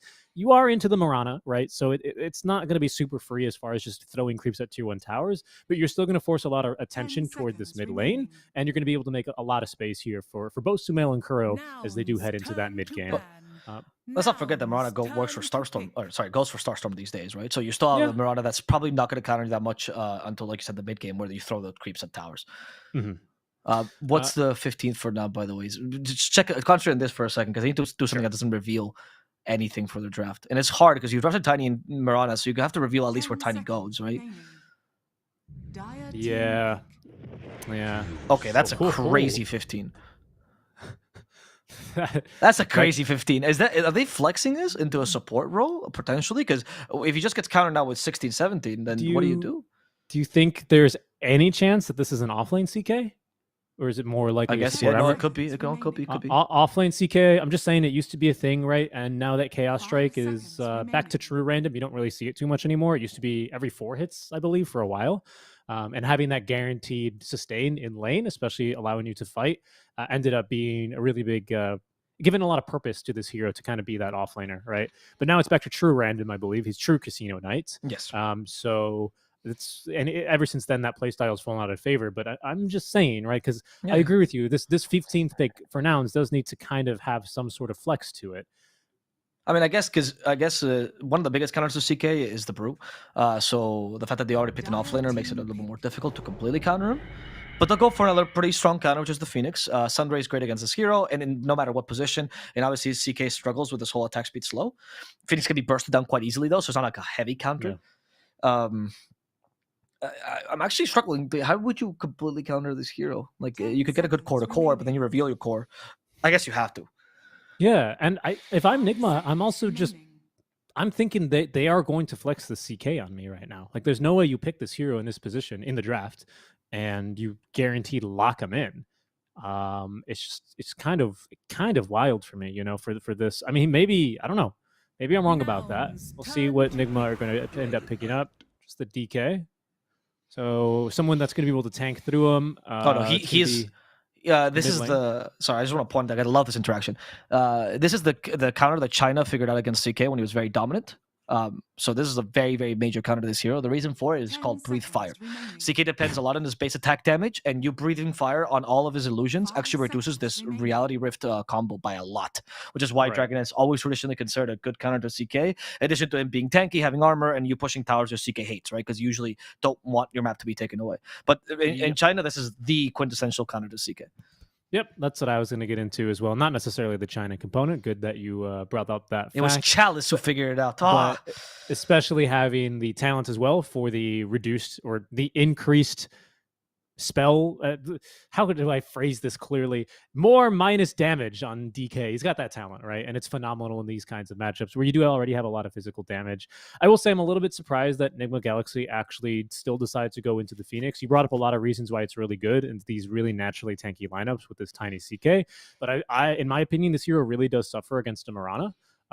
She has really good egg killing utility right on the leap. She's pretty good in lane against you as well because she just kind of leaps away from you. You're a 0 base armor hero on this Phoenix, so having her auto attacks hit you and getting hit with Starstorm, which is a little bit less Dire likely, team back. is super annoying. So okay, and then into the coddle then This for draft. Nouns. I think this Uh, cuddle might be support actually. Okay, what are you thinking? What's your idea here? I'm taking more time to chew on this. I think Coddle 4 with CK3, and then you run Tiny Mid, Mirana seconds support remaining. 5, and you pick another carry. Okay, so you're picking 5 a seconds carry, remaining. right? That's what I'm Coddle thinking. 4, CK3. And so sorry, this tiny was mid, right? You said that real fast. Yeah. Okay, yeah, that makes sense into the DK. Kind of just a you farm, I farm kind of a lane, and then DK tries to take your tower. Okay. Yeah. I mean, that could be, because I don't see... I mean, they picked Coddle 18, though, right? So you think they've picked a support on 18 specifically? I mean, obviously he brings a lot to the table here, right? He's got really great anti-push no matter any position he goes for, because all Coddles take Illuminate. He can build a vessel this game on top of the Greaves, which is phenomenal against this DK. Nouns, Yeah. turn to ban. I mean, I guess you're right about that. And I guess DK versus Tiny is a bad matchup for Tiny, so you could keep her versus DK, because TK also doesn't have a really good push, Yeah. right? So Yeah. I mean, Breathe Fire is fine. Breathe Fire is fine, but normally you just survive on tanking through whatever enemies throw at you and then being able to hit tower with Elder Dragon form active. You're not going to be able to do that against a Coddle as easily if he's mid. I don't know, right? I'm just 10 presenting seconds other remaining. pieces of spaghetti to throw at the wall to see what sticks here for 5 Nouns. I'm seconds curious remaining. with this draft, and they do have 24, so they've certainly thrown me for a loop. No, I with- agree, because I'm just hell bent on the idea that the Coddle should be a support, because it feels like a really good support Coddle game. Like a one game where all you have to do is Chakra Magic and you're good to go, Nouns, right? turn As a to 4, you still ban. build Vessel, right? That's what I'm thinking. I just don't see what the Coddle mid does over others. Okay. But now I'm thinking back to that game execution we watched with Meepo, right? And I'm Right. thinking, well, maybe Coddle mid is good because of the heals, right? The CK. Dire team pick. Yeah. And that might make him like a super tanky hero, and you just go for the same build as you do as offlane, Very right, with the true. Greaves. So then is the CK an offlaner in that world, or is I guess he's is he a carry in that world. Yeah, he's Right, carry. because Nigma seemed to agree with you, or at least they're not as scared as the CK carry or something, because they haven't banned a single carry right now. No. They've banned the offlane 10 Tidehunter and seconds the remaining. likely mid lane Batrider, right, which is Yeah. going to kind of make DK's lane 5 very seconds difficult. remaining. Nouns ban out some carries. I think that's obvious. Miracle's going to get the 23 here. They are still looking for something that can fight well into these CK illusions. It almost certainly seems like it's a core now. You'd have to do some like Coddle mid, Mirana offlane thing. Nah, if it has you- to be a core. Yeah, you're right. Yeah, right. So that's what I'm considering here when it comes to this pick here out from Nigma. Nouns, turn What to would be Nice Lifestealer. Interesting. Used to be a CK destroyed Lifestealer. I think now is a little bit more even. Yeah, Huh. interesting. Because it used to Okay. be like the quintessential counter Lifestealer used to be the CK, because you just jump him, and because you have the level 20 talent where you Reality Rift pierces BKB, right? You just 10 seconds kill him. remaining. But I think now his sustain is a Can little better. you? Nouns have a lot of time to think 5 about this, seconds but remaining. hear me out for a second. Yeah. Could you pick a Timber? No, he's banned. Sorry. Okay, Nigma banned him out. I actually was thinking it's actually a pretty decent Razor game. Razor. Like you yeah. Razor offlane, you CK carry Coddle mid, and then Tiny Mirana go wherever. It doesn't really matter. Okay. I don't mind that. Very, very, very rare pick. I don't know. Yes, yes, There yes, must be a yes. reason he's not being picked. No, not. I'm going to go with an even crazier pick.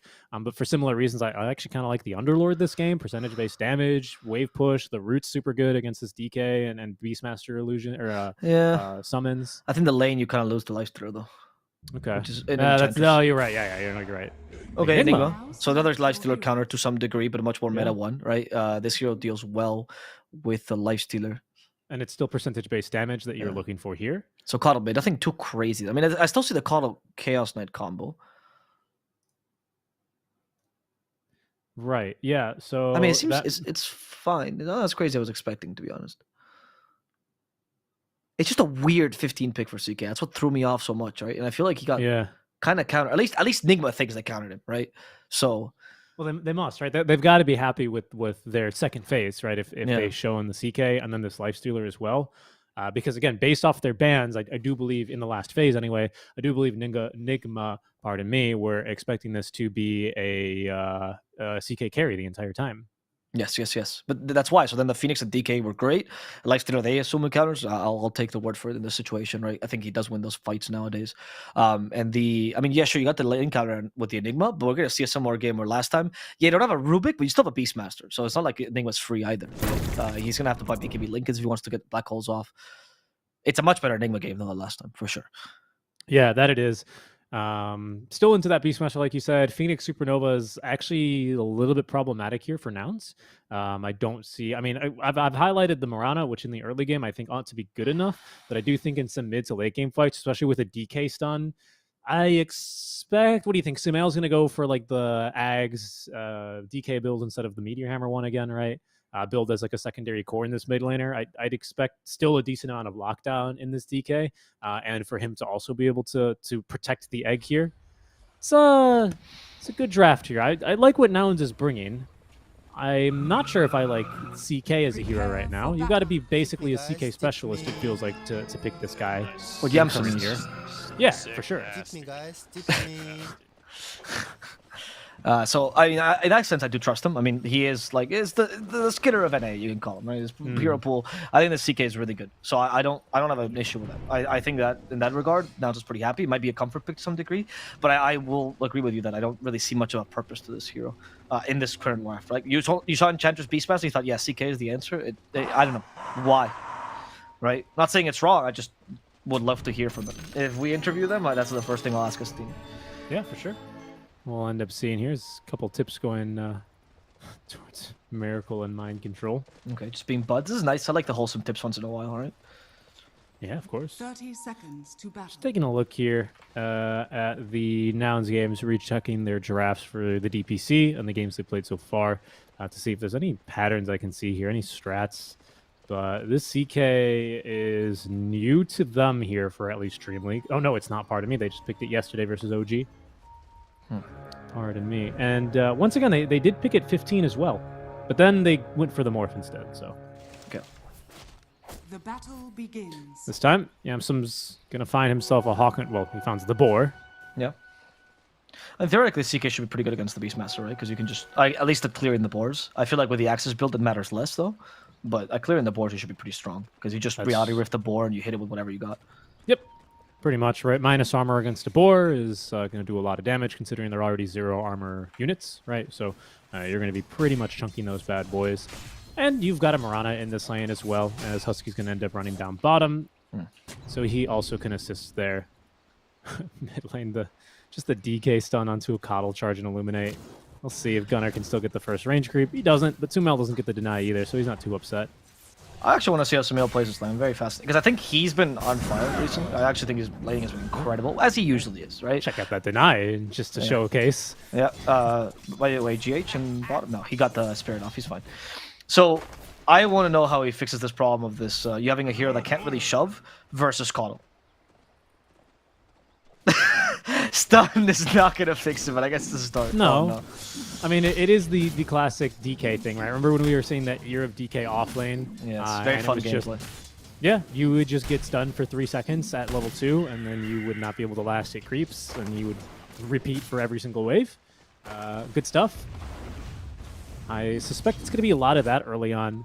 Still no points in this Dragon Blood, though. Not even just for the region. Obviously not too concerned about the Coddle right click. No, that's the right choice. You need to breathe fire desperately in this lane. I honestly don't know how you tank this regardless. Like, I think this lane is really difficult for some reason. Yeah, it is. I don't know if it's that... Well, yeah, Kava can actually get off to an incredible start and just take over the game, right? Maybe he doesn't even go for the Greaves build like we saw in Coddle offlane, and he just goes straight Vessel because he has more impact that way, especially with the lane this easy. It's such a good Vessel game, right? I mean, you have 4 strength heroes and then a Kuro Ench, right, who normally doesn't take a point in the attendance too early on, but you'll have no shortage of really good Vessel targets here. The only one who's really going to be able to do anything about it the entire game is Miracle, right? You've got other ways of dealing with him, with the physical damage of the CK and, of course, the Black Hole. Oh, Shamil really committed. He got the Water Rune as a result. Just men fighting Gunnar. Gunnar forced him to go Dragon's Blood, though, because of the auto attack constantly. So, actually, pretty big win for him. Denied. Don't see a whole, ton of DK, at least not in C that I'm used to. Bottom, Icarus die for GH, hoping for the kill, but Husky will live just barely. Dire's middle tower is under attack. But yeah, do want to see here how Sumail's going to continue laning here. Did get both Water Runes, and again, he can tank creeps no problem basically all day, even just with this first point of Dragon's Blood. They got axes now, and Husky got hit by one of the spirits. That can be enough. They go for Yamsun instead. Body blocks from Mind Control with a boar. Yamsun might be in trouble. Mango for the axes. There we go. But Yamsun was saving the magic stick, and he forced the Mango. Didn't die. That's a pretty big win. Now lacks the region though to get back into the lane. Yeah, he'll just pull a couple tangos here from Huskies. He's going to eat the tree. Does hurt him, right? Especially because Yamsun has not taken the points in Chaos Strike yet. It's pretty normal in this kind of a lane, right? Having the stun and having some kill potential here with your Mirana. But he doesn't have the sustain, right? He's not Chaos Striking yet, which is pretty instrumental for this kind of a hero to be able to lay and trade a bit better. So, Mind Control, 2 points right now into the Boars, as he does build into the Helm of the Iron Will. So we'll end up seeing the very classic rush to Helm of the Overlord here, just so Husky doesn't start arrowing all of his creeps early on. Yeah, that's true. Husky isn't taking a point in arrow yet, which is, I think, the right choice. Boars doesn't really matter if you arrow them. Starstorm's better, and he's taking the second point in Starstorm already. GH is hunting him down, though. That's level 2 Spirits, actually dealing damage now, and you'll kill him with the Icarus dive. Residual damage for the win. As Kuroki's having his own fight against Lelis up top. Lelis, the moment he gets in the middle of the range, he'll be hit by an Impetus. Kuroki, there we go, the Impetus. Is he gonna commit for this kill? Should. Lelis is healing with a Tango, has the Ring of Protection, but that's not gonna be enough. And 2 kills for Nigma. Oh yeah? Stabilizing nice. these lanes. Supports here, winning the skirmishes early on. GH with a phenomenal performance so far on the Phoenix. That second point in Fire Spirits really kind of ruining Husky right now. So long as you keep your distance here on Phoenix, especially without Icarus Dive, you can be pulled in very quickly to your death against these two. Especially at level 4, I do wonder when Husky's going to consider that point in Arrow. It's not the most traditional setup, but you can get some pretty nasty reality rifts into Sacred Arrow setups, or of course the Chaos Bolt as well. And that is like really tough to play into as a Phoenix, especially again just the 2 base armor right now, courtesy of the Magic Wand and those stats. But really impressive Phoenix game so far. Yes. In general, that offlane, like you picked against CK into this, right? And you're still getting trashed. So this is a big win for Nigma. Who's also, like you said, managing to... for now, they've put more points into Boars. Some people are deciding to max access no matter what because it helps you farm, but the Boars will help you take the tower earlier. That's the goal. That's true. And having 2 Boars here does make it a lot more difficult for Yamsun to commit onto any one of them, right? Because there's always going to be the 2, and actually they're going to make a dive onto him now. Body blocks. They stopped with the reality... Well, the Chaos Bolt, sorry. Yamsun takes the hits from the Spirits, but he's not going to die here. There's no way GH wants to dive this. Kobe won. No, he's not going to throw another Fire Spirits. He's saved. Oh, Kobe. Kobe, like... Kobe. Right, I see. Like you throw and then you move to the side. Is that the whole point? Yeah, you play Phoenix. If you stand still, you're going to get hit by arrow or get hit by stuns. You know? Yeah. Be careful. You got to sink them. Look, the refs, okay? They're all playing for this Phoenix, not the Phoenix Suns, okay?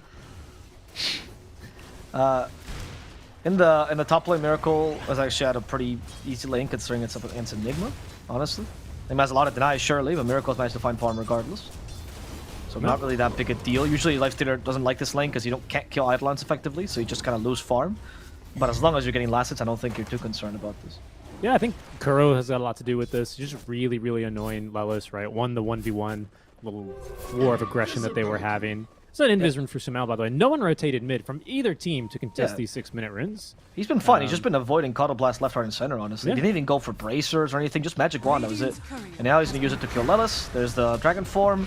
Now the Centaur Stomp as well. Oh, Stomp with the Malefice. That was clever. Lelis now gets a little bit more space. He might be run down by Miracle regardless. Moo. Can't do much. They're going to dive him. Sumail has 2 points of Dragon's Blood. That's enough to tank this tower. The TPs are coming, though. That's going to be Gunner trying to save his teammate.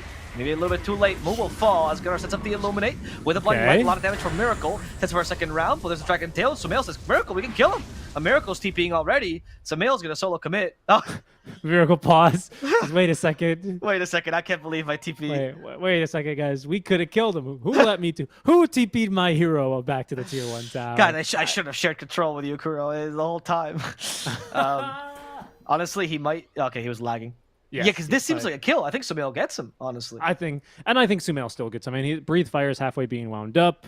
What do we have? 220 HP on the Coddle. Breathe Fire level 2 is 160, minus 25%, 120 damage. Needs a couple more right clicks. I think he's got him. Yeah. Yeah, I think he's got him. He's going to be like 100 I think HP the when poison this alone... hits. Oh, he's going to TP too? Oh. Okay. Sure. Oh, okay, the Illuminate setup actually did screw him, because Gunner would get healed by that, because he used the form. Fair So maybe enough. that was- Icarus that was dive the away. choice. Oh, GH for his Icarus dive beauty. He's going to get himself 2 bounty runes. What a play here. Yeah. Really He's still annoying hitting Husky, Husky. though. Is he going to deny himself? No way, right? Oh, he Infusion could. Drops? He didn't believe in himself. Oh, GH trying to get away. He still has the TP. The Courier's doesn't giving believe vision, in- though. That's Yamsen's Courier giving vision to GH. Oh, here comes But the arrow. Courier Kobe. took the wrong. Oh, arrow Oh. barely misses. Here comes Gunner. He has the infused raindrops. GH is still alive. Okay, he has to die finally. There it is. He'll go down. Moo just... Just gotta kill him to lifestealer with a toss. Yeah, he did. That was simply the toss back, the Abbott toss. And finally, I was going to say, Lelis able to connect on the skills here. I think a good positioning out for Miracle and Kuro constantly keeping them at bay with the impetus and the enchant creeps, making life difficult for him as Yamsum. No, he's fine. Husky's going to TP on back. I do think they do need to relieve a little bit of pressure down bottom, though. Really, both safe laners taking a lot of pressure. I mean, you said Miracle's farming just fine, and he's not farming poorly, but he is down there. Yamsum, Can't go though. back. Yamsum fights back up. The arrow? Oh, blocked by the boar. I Don't don't know that never was forget intentional. me. Oh, that- Never forget me, father. And my controls, I'll never forget you. Summons another boar. Immediately forgets about him. Like a 15th century dad. There's 16 kids, 5 dice to the plague. It's all good. That's right. Mind control might still die though. Yamsun has no more mana. Oh, that lifesteal actually will help him survive. Kills the Warpine Raider in the process. And mind control will die instead to the Blinding Light. A little bit of recovery for Nouns. And Pretty good Coddle mid-game, right? I mean, he's even just with the bots first, as we always expect. And there is actually already the earned purchase, so we can I like expect this the build. vessel soon. Yeah, Me too, yeah. I really like it. But he's actually really disrupting this bottom lane, like the natural flow of things right here, right? And Beastman doesn't really like that, right? He's one with nature. He really likes to dominate the lane with his boars, get his helm creep online, take your tower, force you out of lane. And so far, he's been doing an excellent job with that. But Gunnar just completely disrupts this. I mean, it's a BOT's hero in like 8 minutes. How do you respond to this by any means? And he's good against the Zoo, right? So I mean, I thought the Sumail came off pretty well off this lane though, and still rotated top, and now is managing to hit a tower. Kuroki, good rotation to the mid lane as well. I mean, I think this is a good win overall for Nigma. All things considered, we thought the Scuttle lane would actually be much easier for him, but Sumail did just fine evading the Illuminates. agreed. I think Sumail's been showing that, at least in the one game we saw yesterday versus OG Yamsum, no? Okay, interesting. So he wanted to stun Kuro, but try to bring back Sumail instead, forcing the Dragon Tail, so now Kuro should be free game for him. Low on mana though, this mana can't really help. Gunner activates the Spirit Form for the extra movement speed. Has the Chakra Magic for one more Illuminate, will They charge it want up. the earned Kuroki. charges. Yeah, We'll that's get the him. first 2 earned charges. Pretty major for Gunner. Yeah, indeed. Sumail will live, but the big move there is they do force him off of the tower. Mind control, though, no one there to force him off the bottom tower, so he, alongside the Warpine Raider and his trusty boars, will take down the tier 1 structure. You already see, of course, Yamsum rotating around on the map. GH as well, trying to find farm, has been caught. Looking for the Arrow? TP away. Arrow. I think it'll hit, yep. In time. Blinding Light to send him into the air, that was the plan, in case it didn't hit him. And GH will die just as well. Gunner having the impact we all knew he would. And Sumail, it's not really his fault, he just can't rotate as much, so his choice is to go for Hand of Might instead and get big. Yeah. Well, you know who else is looking to try and get big? It's Moo. He's also got Hand of Midas about to be delivered. I wanted to bring What? this up, but they kept farming. Yeah, or fighting, pardon me. He's going to be farming, though, on this off-lane Enigma. I do wonder if this means he wants to play a little bit more into the, like, Blink Dagger, Initiate. No, probably not, right? Because he still has Arcanes. I don't know. I'm curious what his next item is going to be, because you tend to not see this anymore. But it's his item of choice here. He'll continue to scale. It means he can go for, like, the Blink Dagger, BKB sort of initiating kind of a game, and then force Roars. I don't know if that's what he really wants to do here. But he is going to start farming. But, of course, Nouns are not going to have that natural mech or Guardian Greaves carrier for a while, right? Because, of course, the Coddle, who likes to build those items in these days, has gone instead for the Vessel. Yeah. The Coddle does offer some healing, though. Let us... Oh, my God. Tiny with Untouchable. It's losing to Kuroki. Let us needs to get away, because they stole an Eidolon. Okay, he almost died. Bottom lane, though. Sameo. There's a Dragon Tail. They find Husky first. And they'll try to dispose of him quickly. Success. Do they continue this push? Do you stay down bottom? I mean, you have DK and Beastmaster. Nah, you rotate mid, right? Yeah, I think mid tier 1 tower's got to go first. Even, like, all Kuro has to do is... Well, right now his attention is being forced top lane, of course. But basically, Kuro can take care of this tower alone. Just literally throw any creep that you enchant on it, and it'll probably die with how much they buff this ability. But he is currently sticking around in this top lane, doing a bit of farming, and of course, maybe putting his own life on the line as they black hole him. Okay, Kuro must die. Okay. This is like full channel the black hole. It's about sending a message. Moo. Okay, he is going to be burnt alive with a Breathe Fire finishing him off. And Nigma will get a much better kill because they just lost their 5. It wasn't that big a deal. However, the counter initiative from Nouns could be good as they get another support. It's going to be GH this time. And Samael loses his dragon form, no longer wants to take this fight. Yeah, indeed. And good showing here out from Nouns, who are going to lose the offlaner. And it does hurt, right, because his Midas is off CD. Oh no, my efficiency, everyone in chat cries. But, you know, he's still making pretty good progress towards that mechanism. And Gunnar as well is here to clean up. Has now that Vessel, like you were saying, and is going to be able to get a lot more aggressive against this kind of a lineup, right? Husky? Okay, he's just saying hi to Samael. Interesting. Well, that's Gunnar going for a play up top, though. Kuroki. Another kill against Kuro. The whole goal here is to get rid of the Enchantress so she can't sap experience, I'm assuming, from the top lane. And that's something they value, or she's a big nuisance at this push. Yeah.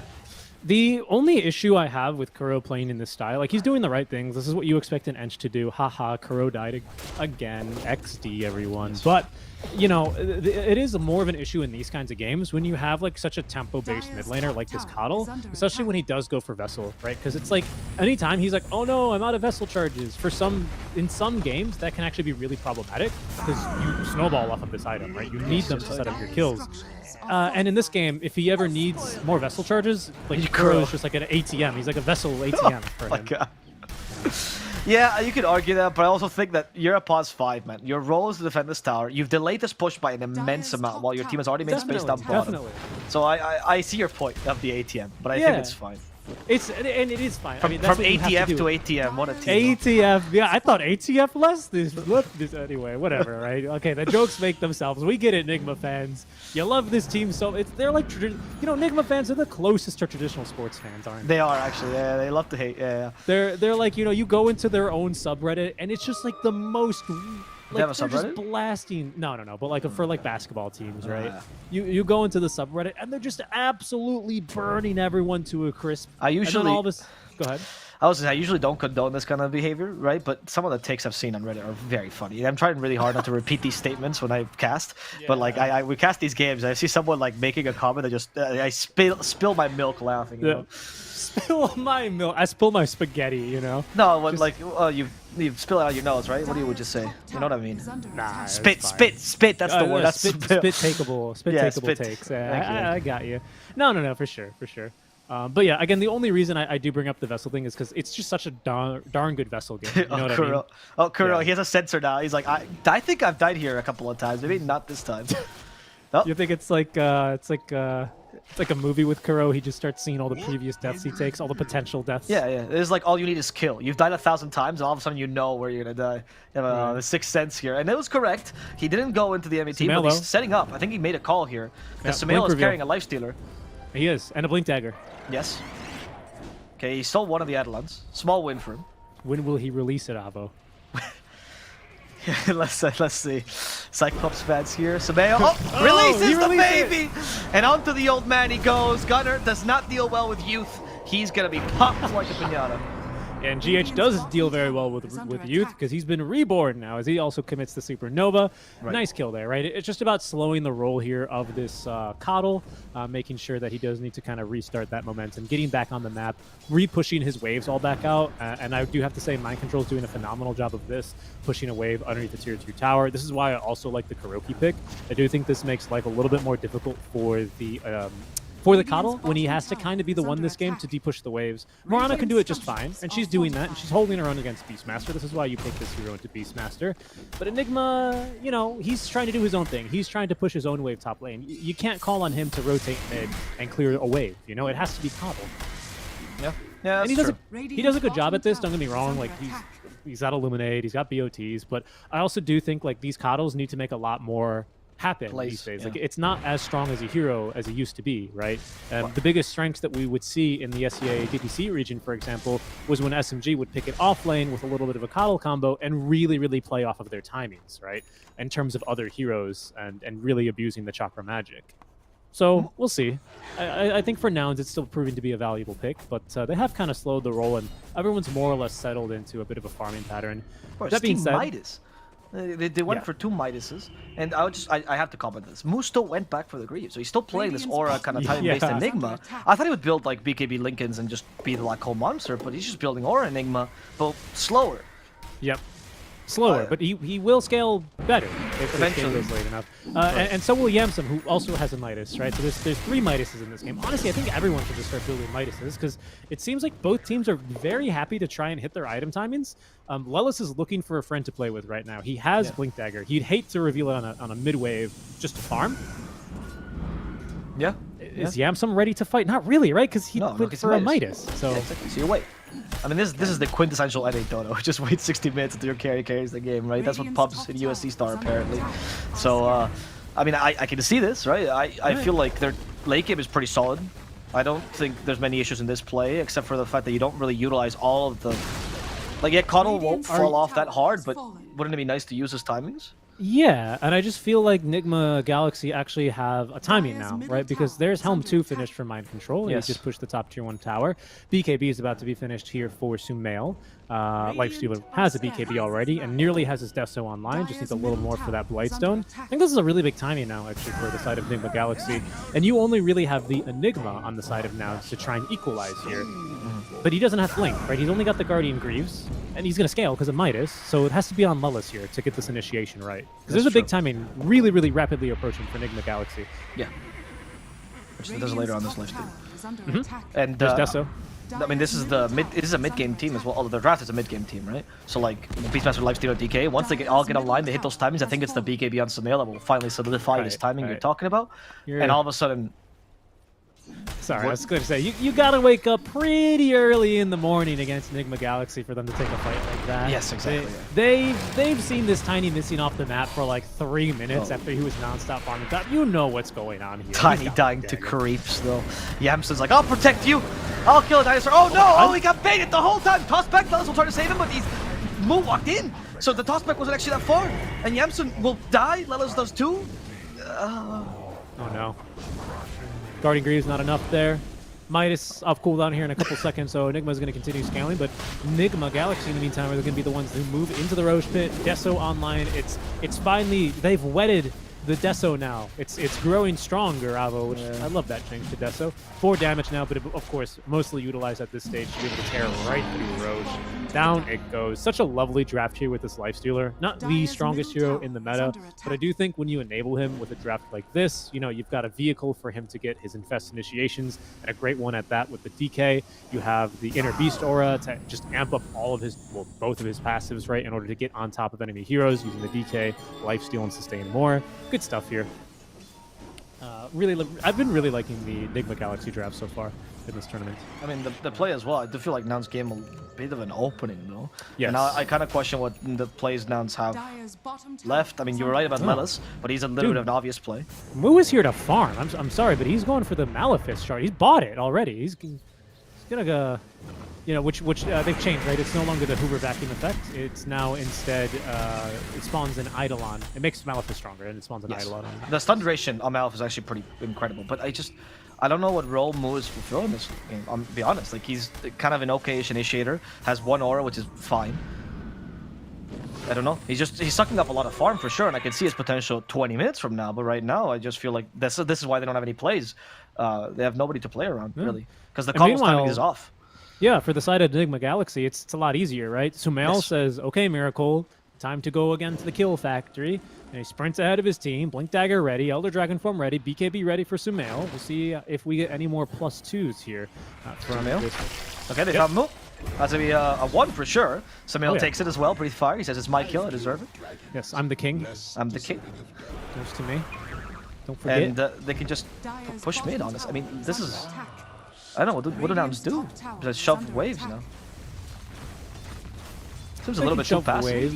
Yeah, I really thought going for this Vessel. I think Gunners had 2 Vessel charges for like 6 minutes, and the same 2 Vessel charges. Do they go bad in there? Do you think? The spirits? Yeah, they get a little bit upset. It's like rat poison, right? Yeah, After they have like a shelf life. Yeah.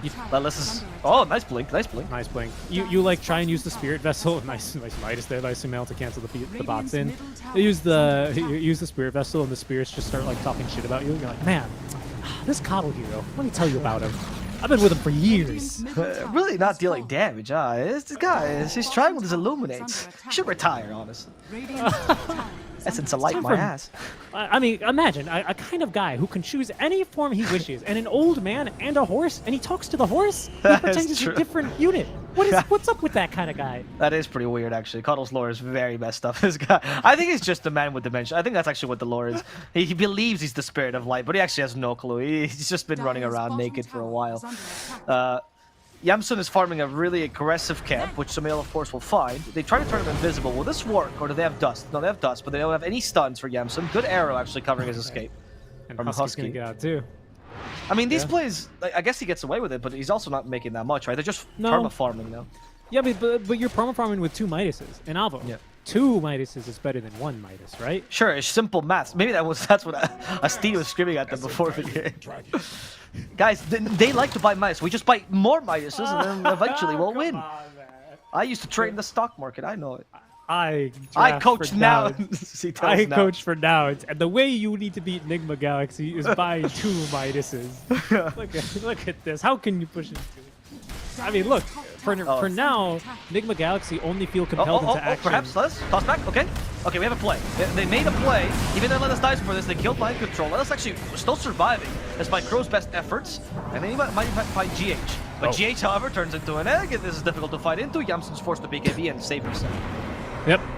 All right. Oh, and actually, Nouns are going to smoke up and fight. I think Nigma Galaxy, they might be keen to fight here as well. Yeah, Sumail has a lifesteal in front of him. Away. He just discovers the smoke. They smoked to gank the mid wave, and then they got scared when they actually saw a hero. Yeah, Chad King just walks in and goes, "You're going to smoke onto me? I have 3,000 HP. And the real reason, of course, is because Sumail also didn't pop BKB in that skirmish, right? So he's still actually strong, and I don't believe he's the right hero to try and kill.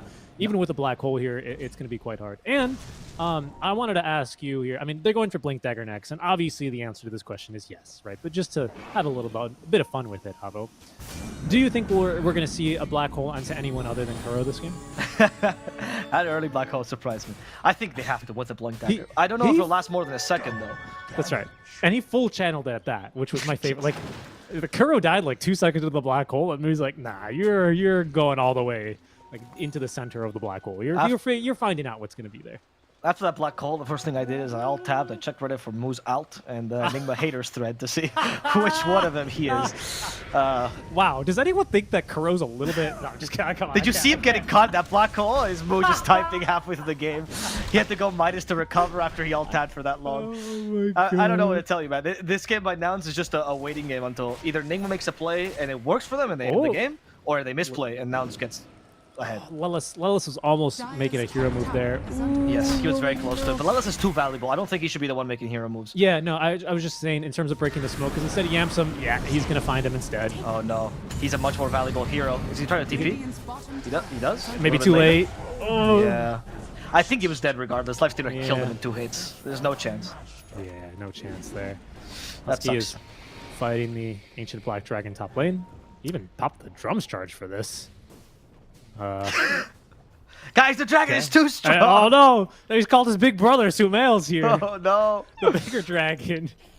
Okay, Husky as leaps, Hey, starts dancing. I heard you were. Are you in class with my brother? Oh, no, he didn't get him. He's too slippery. Look at this princess left the castle guarded by the dragons. Good Shrek leap was away. wrong. You don't need a knight to save you. Did you say Shrek? Yeah, because that's where they save the princess, right? That's right. But part of the story. Yes. Okay. Listen, I just watched that movie. Okay, and that princess could that's- fight for her own. Okay, she wasn't there of her own volition. Yeah, but Shrek saved her, and Donkey did it too. So I feel like that's the only fairy tale I know, Shrek. So that's my take. There you Mind go. Control is going for his own pulling deck. I want to point this out because we talked about the possibility of a black hole. It gets harder and harder the more mobility Mind Control gets. That's right. But for now, when Amu has this point, Oh, dagger, okay. it's actually pretty strong. Jitch, perhaps this is a kill. Yes. But he bladed him. He, Oh, he flew into the arrow. That was like a bird flying into a plane. Oh no. he flew right into the jet engine. It's because there of that the arrow. arrow's transparent, right? So the birds can't see it. You actually, so I did 2 years of an aerospace degree, not enough to be an actual engineer, but that reminded me of the stories they used to tell about how they test jet engine turbines. You know what they do is they freeze turkeys and they just fire them into spinning jet engines to make sure they don't break. They That's really base- like hitting things, honestly. Yeah, that's basically what GH did. Just right into that arrow. But Nigma still finds itself strong enough to fight, and I would probably agree. It's a little bit tough with an Enigma always, right? But you're Nigma, so he's your namesake. That's right, of course. And again, you actually still Sumail? have a 9-second Sumail? BKB on Sumail. He's just been chilling with his iron. He's on low ground. Okay, he's gonna fight Lilith. This is a very valuable kill because he's a lot of the team fight from Nouns. Nouns is trying to retreat. Kuro got the kill there. He's beginning to power up. What build is he but- going for? Oh, he's actually full support. Oh, he's not puppying this, where he goes Dragonlance and he's carries. not. Is that a full Ags, by the way, here for Sumail already? Where's his courier? Yeah, he has it in his inventory. Oh, he does. Okay, so it's gotten delivered, right? Okay. Yeah, he's got a full Ag Scepter already. He is level 18, so now he's got that ultimate level 4 Ancient Black Dragon. Pretty useful in these kinds of matchups, right? Because it allows you to jump around in the trees, up and down cliffs, which I think is something that Nigma Galaxy have been waiting for here. Obviously, Second Roche is instrumental, right? When you have heroes that kind of just sit there and hit tower from not that far away against an Enigma, against a Coddle blasting your waves. It's scary stuff, right? Going high ground against this team.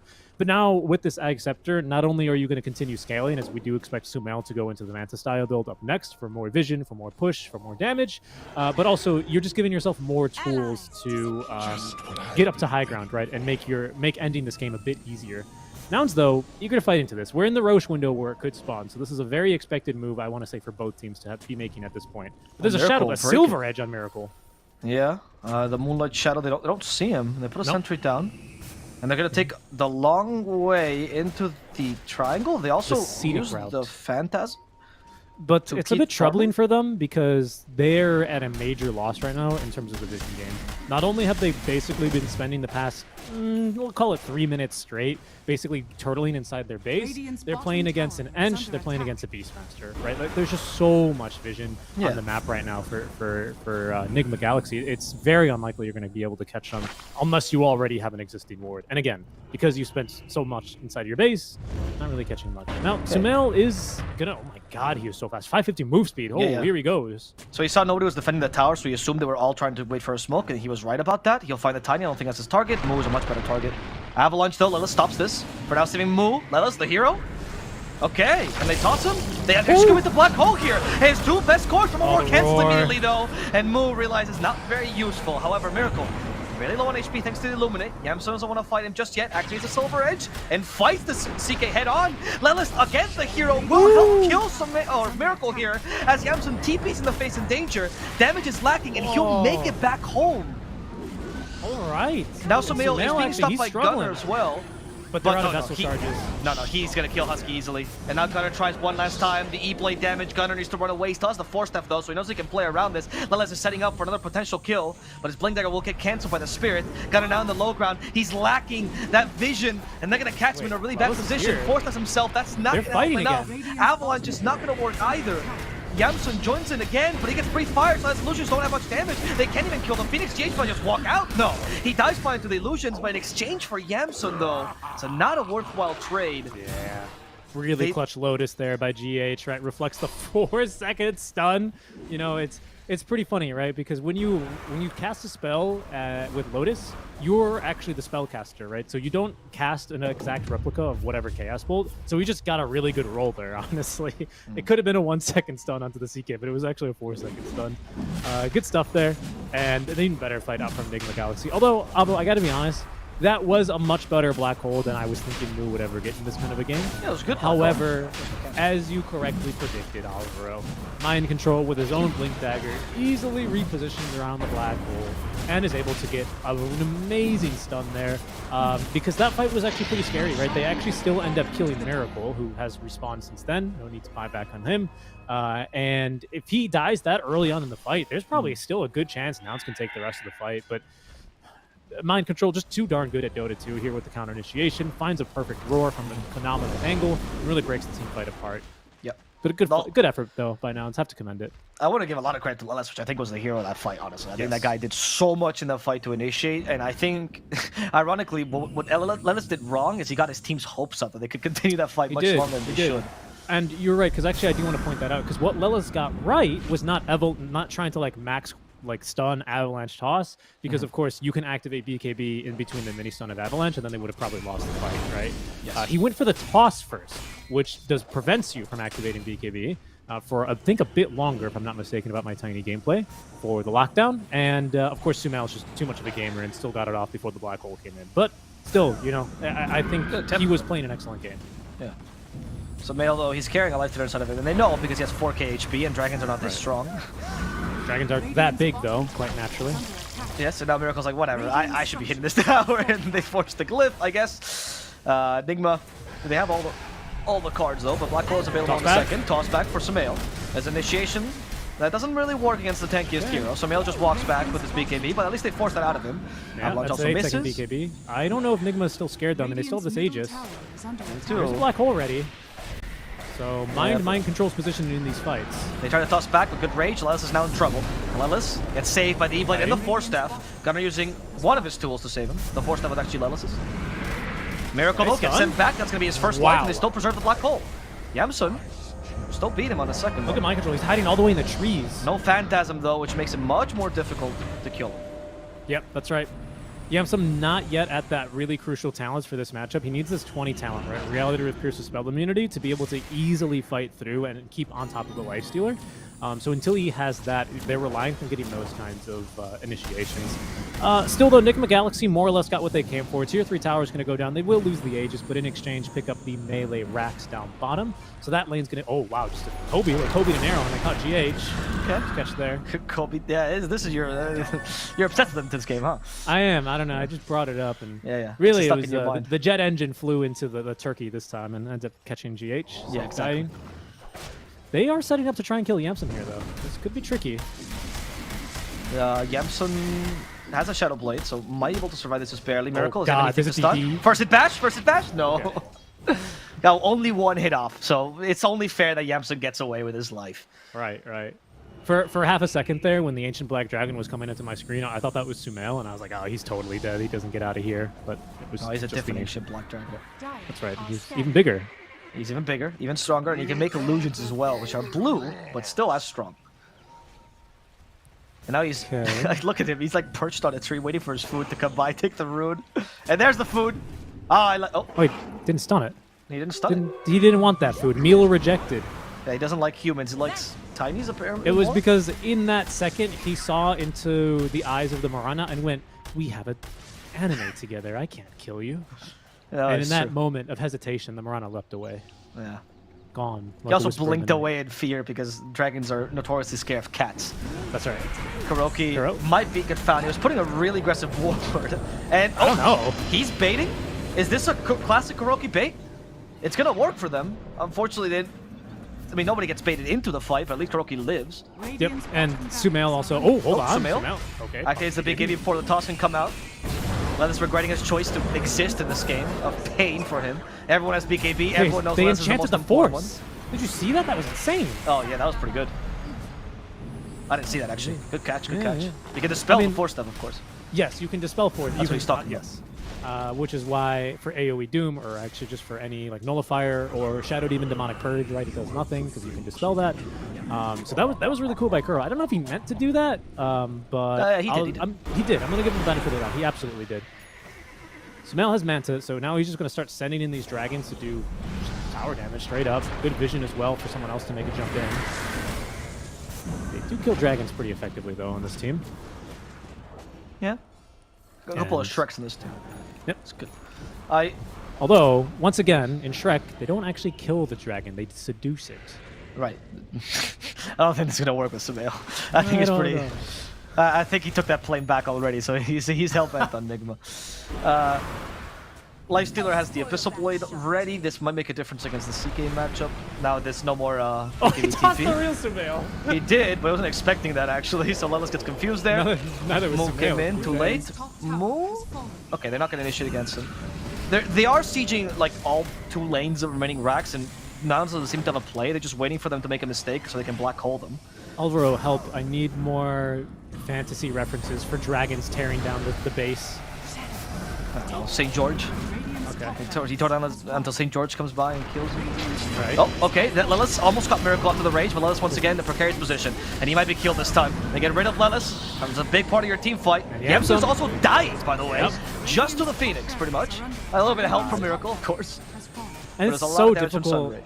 I really have to commend Nouns. They see the pieces. They're trying to put them together, but the execution from Nigma Galaxy is just a bit too good. Husky was in that fight trying to prevent mind control from getting off the Blink Dagger to cancel a potential black hole, but with the Supernova to cover, there's just no reasonable way that Moo can get in there for a meaningful black hole. They are without that tool for now, though, Avo, so it does give them an Yeah, but opportunity.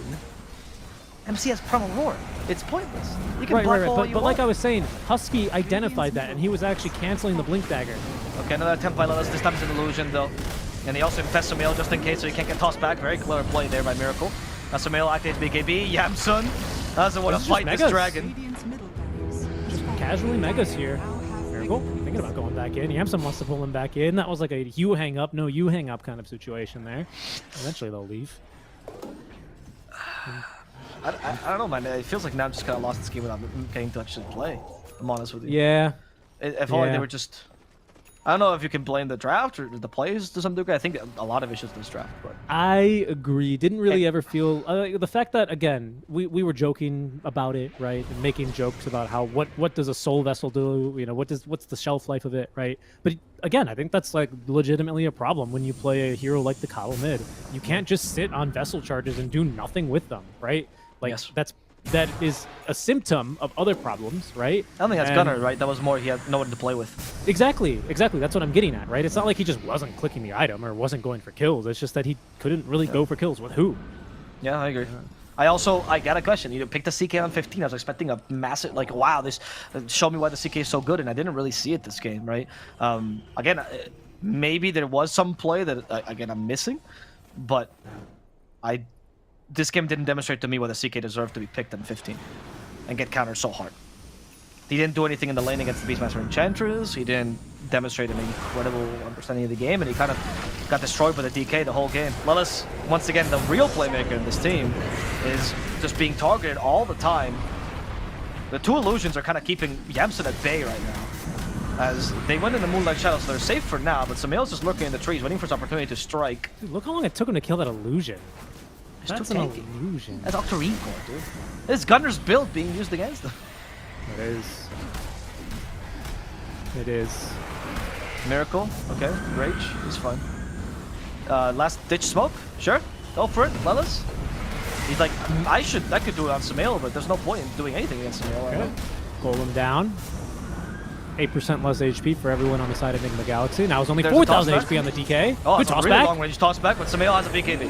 And he's got, they can't keep him in base, and he's actually fighting against 4 this time. So Moo gets a close. black hole onto Miracle. Is it going to cancel? Yeah, there's the cancel. Miracle's fine. And they kill Yamsun. They tear through Moo. GG. And through the throne as well.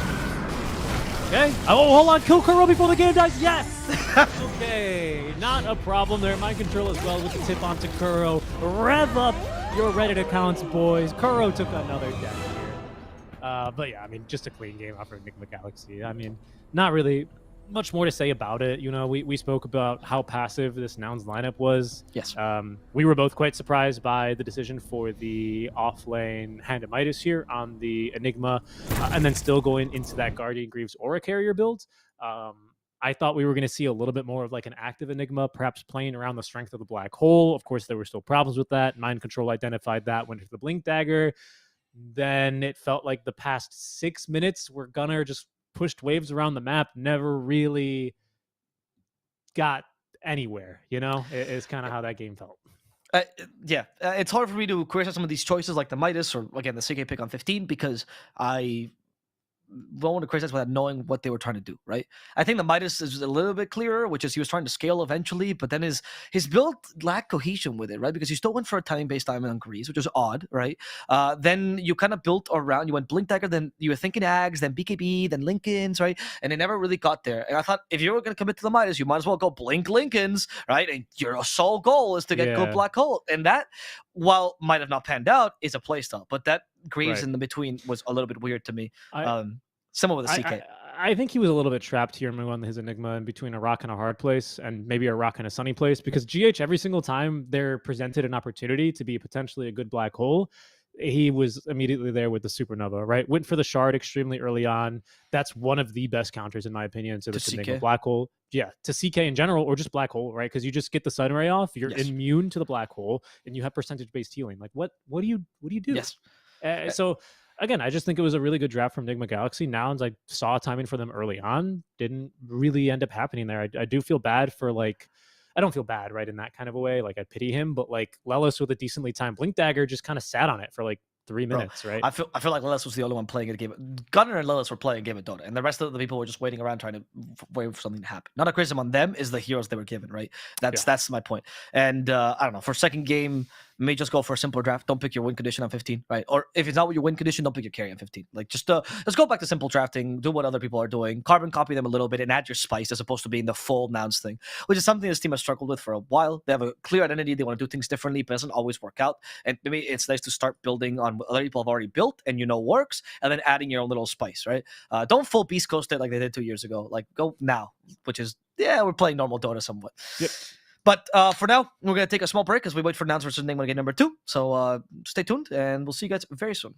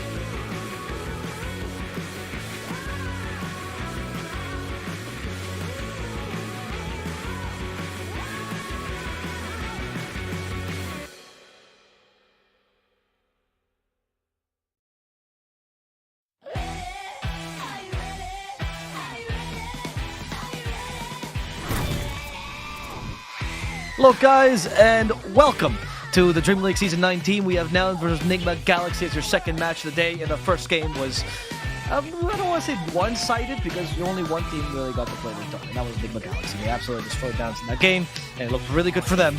We're hoping for a different route here, a different draft here for Nouns, who apparently did not want to deal with the Beastmaster, which is why they banned it in game number 2. Yes, I think that was pretty detrimental to their lineup. I think, unfortunately for them, I think CK was an answer to that. I think that's what it was. Yeah, but it addressed it for the lane, right? And Yes. fair enough, right? However, I think I would have preferred, I don't really think you, pardon me, need to necessarily answer this hero in lane, because unless you really dedicate to absolutely killing him and just picking a kill combo in a lane, which is an option, he's going to get his helm online. He's going to get his helm 2 online. He's going to take over your map. He just does it, right? It's just a matter of how quickly is he going to get there, right? So I don't, and then they didn't really address his impact in the mid game. It's a late game, honestly, which was really the problem he had, right? Perhaps there was a hyper focus on that and then trying to snowball out. Look, I'm not gonna lie to you, Alba. I don't really know where I rate this CK hero on my tier list right now. Low, as a carry. unless you're Skitter. Yeah, but I just don't think he's still the kind of hero that can go super early, in terms of okay, we beat him in lane, now we're going to continue playing more of a tempo kind of a lineup and keep playing from there. Right. All in all, Avo, basically, because our draft is now underway, I'd be surprised if Nouns do end up going back. Well, in fact, and they're not going to go back, right? Because they've already picked the Drow on 8. Yes, thank God. Other Yamsuni hero as well. And very much better this game, right? Because you have Drow against Death Prophet is great. Arrows prevent healing with a shard, and also Death Prophet struggles against burst damage. Even though if you go offlane Death Prophet, it's not as bad because you go Greaves, you usually go Shivas, have a lot of armor that you bring up, but still not great against Drow. And obviously the lane is a nice lane for Drow Ranger. So it's pretty solid. I actually much rather see your carry on 8th, of course. This is a much better drafting, in my opinion, from the conceptual standpoint, as you get 3 bans to protect Drow right now. And I definitely like that Lycan ban. It's something that a couple of teams have been doing against Drow. In C, we see it a lot from the teams that do play Lycan. So I think it's a very heads-up ban. And just protect her with a couple, 2 others. I mean, maybe you get rid of Spectre, honestly. It is a consideration always with Drow. And, I don't know, something else that can jump you.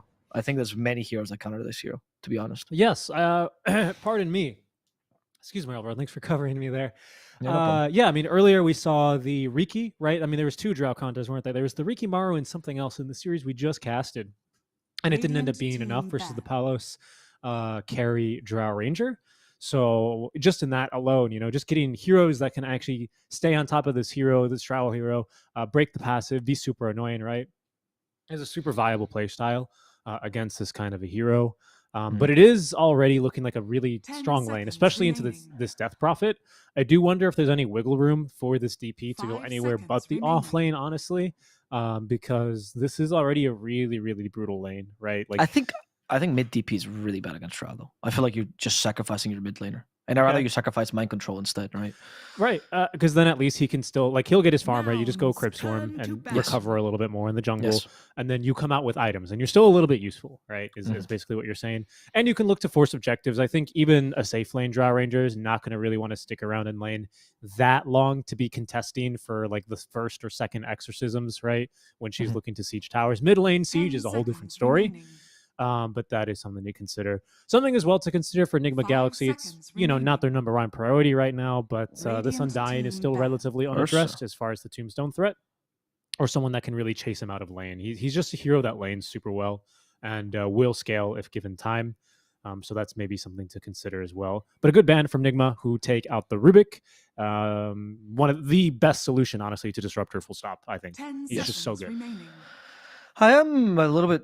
It's weird, these bans of Nouns, right? I feel like there's a bunch of more obvious counters to Drow. I think DK is fine. There are some more surprised by, right?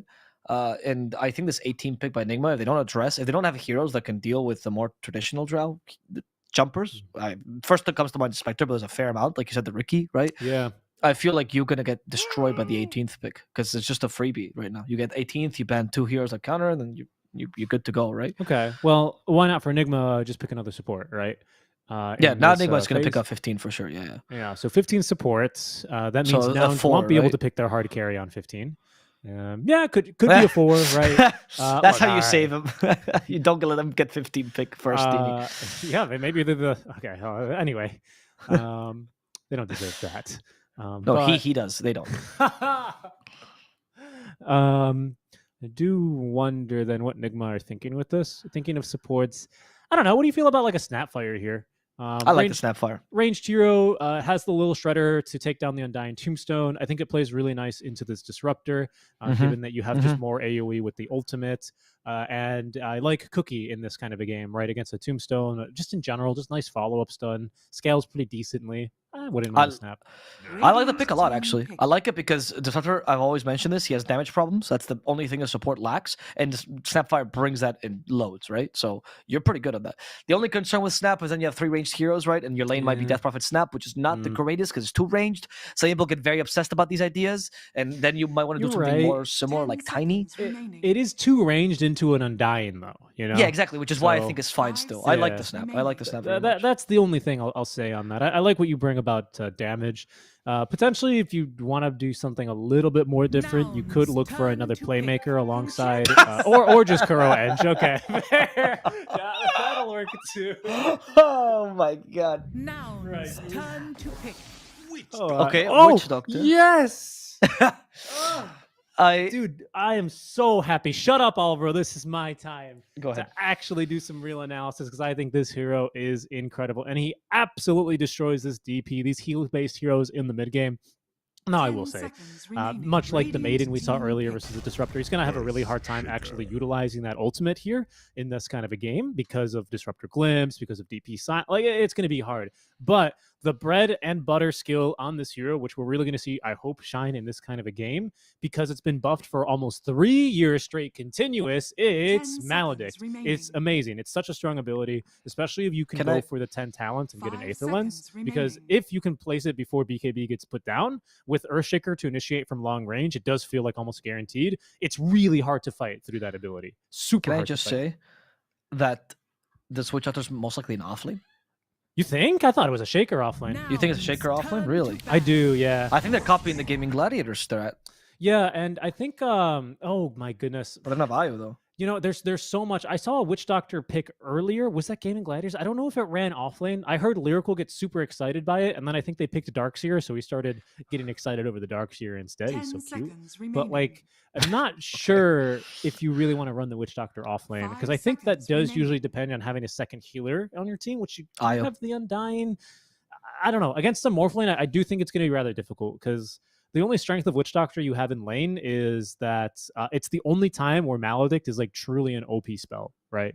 Sorry, not Maledict. I meant the Cask is truly OP, because you're forced to play around the creeps. There's no option about it. Super strong into the Ench, though, so maybe that is something that would want to tempt you into picking this. So I could see it, but I think his lane's just too hard into Morphlane.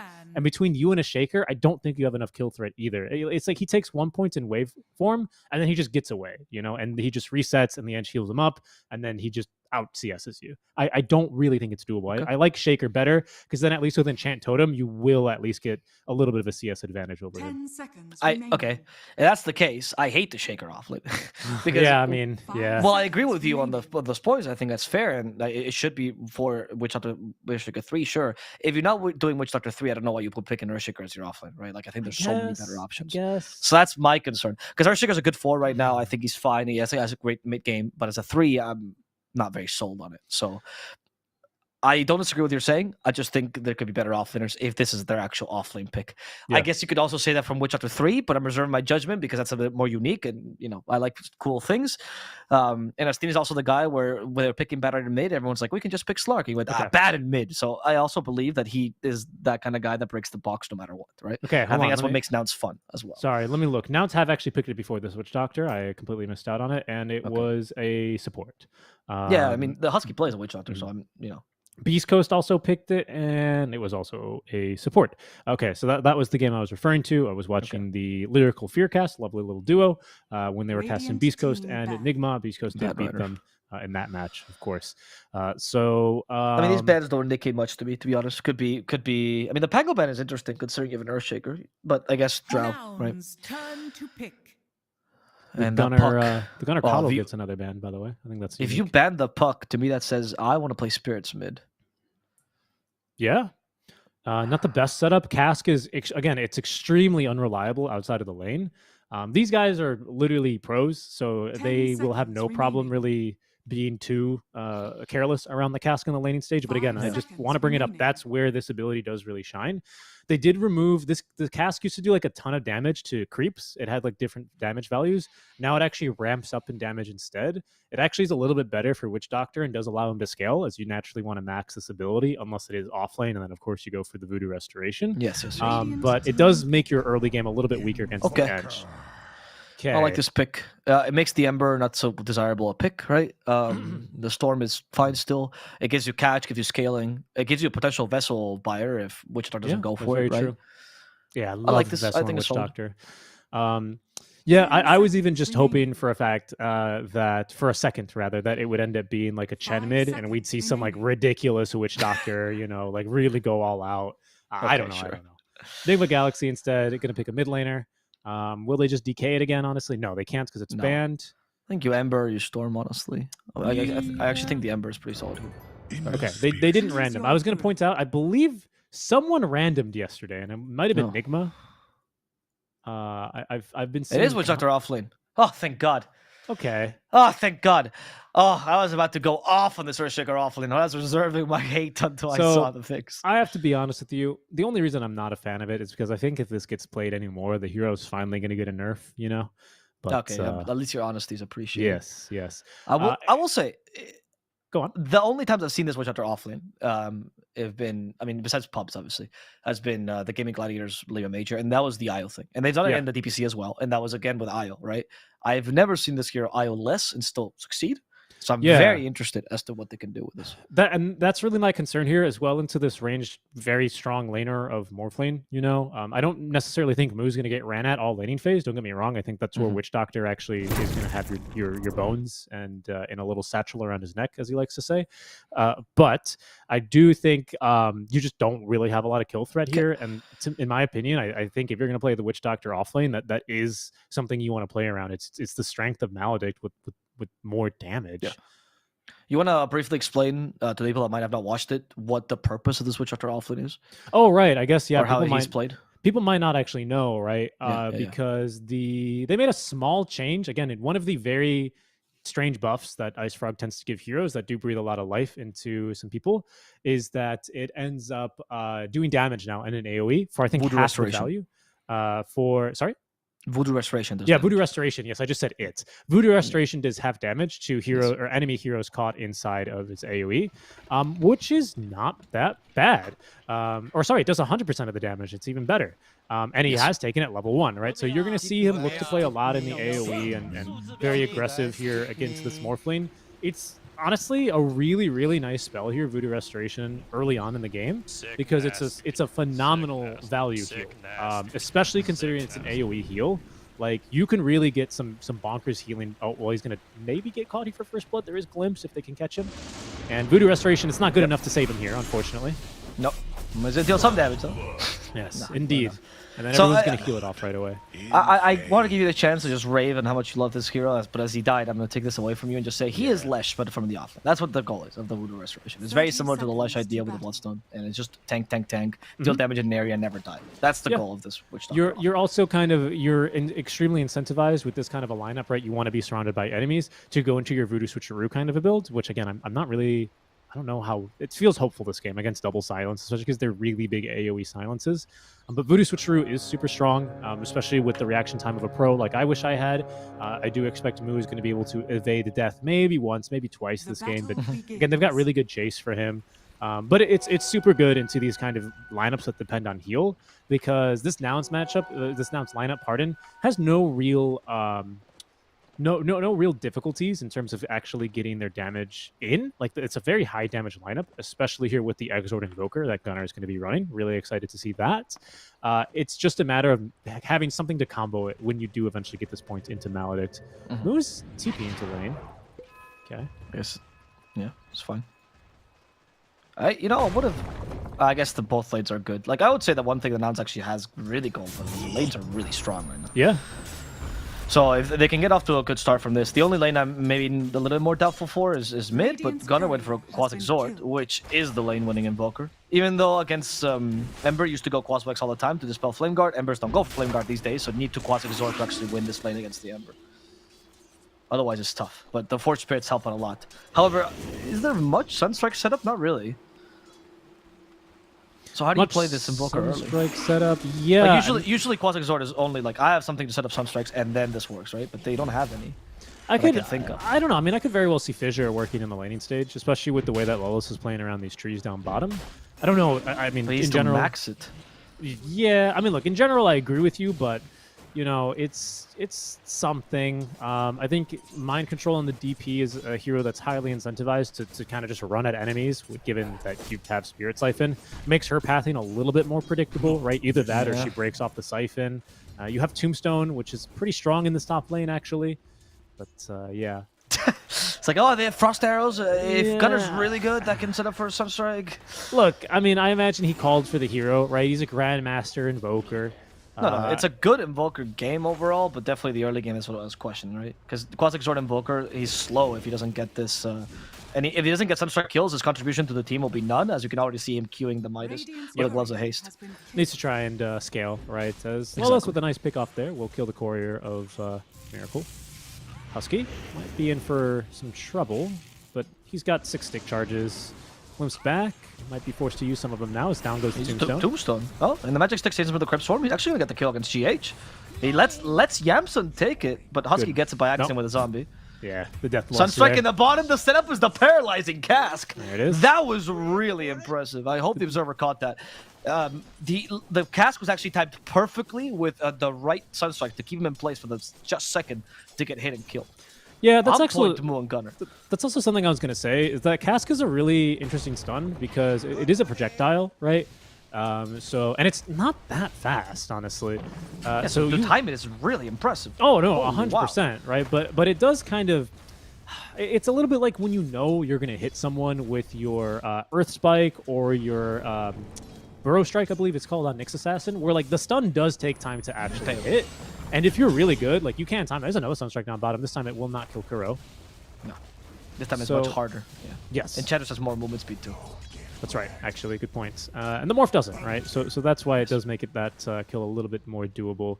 Witch Doctor, not the kind of hero who wants to be tanking too many tower shots, though. But with Brown Boots already now from Moo, he's going to be a little bit of a happier Doctor here.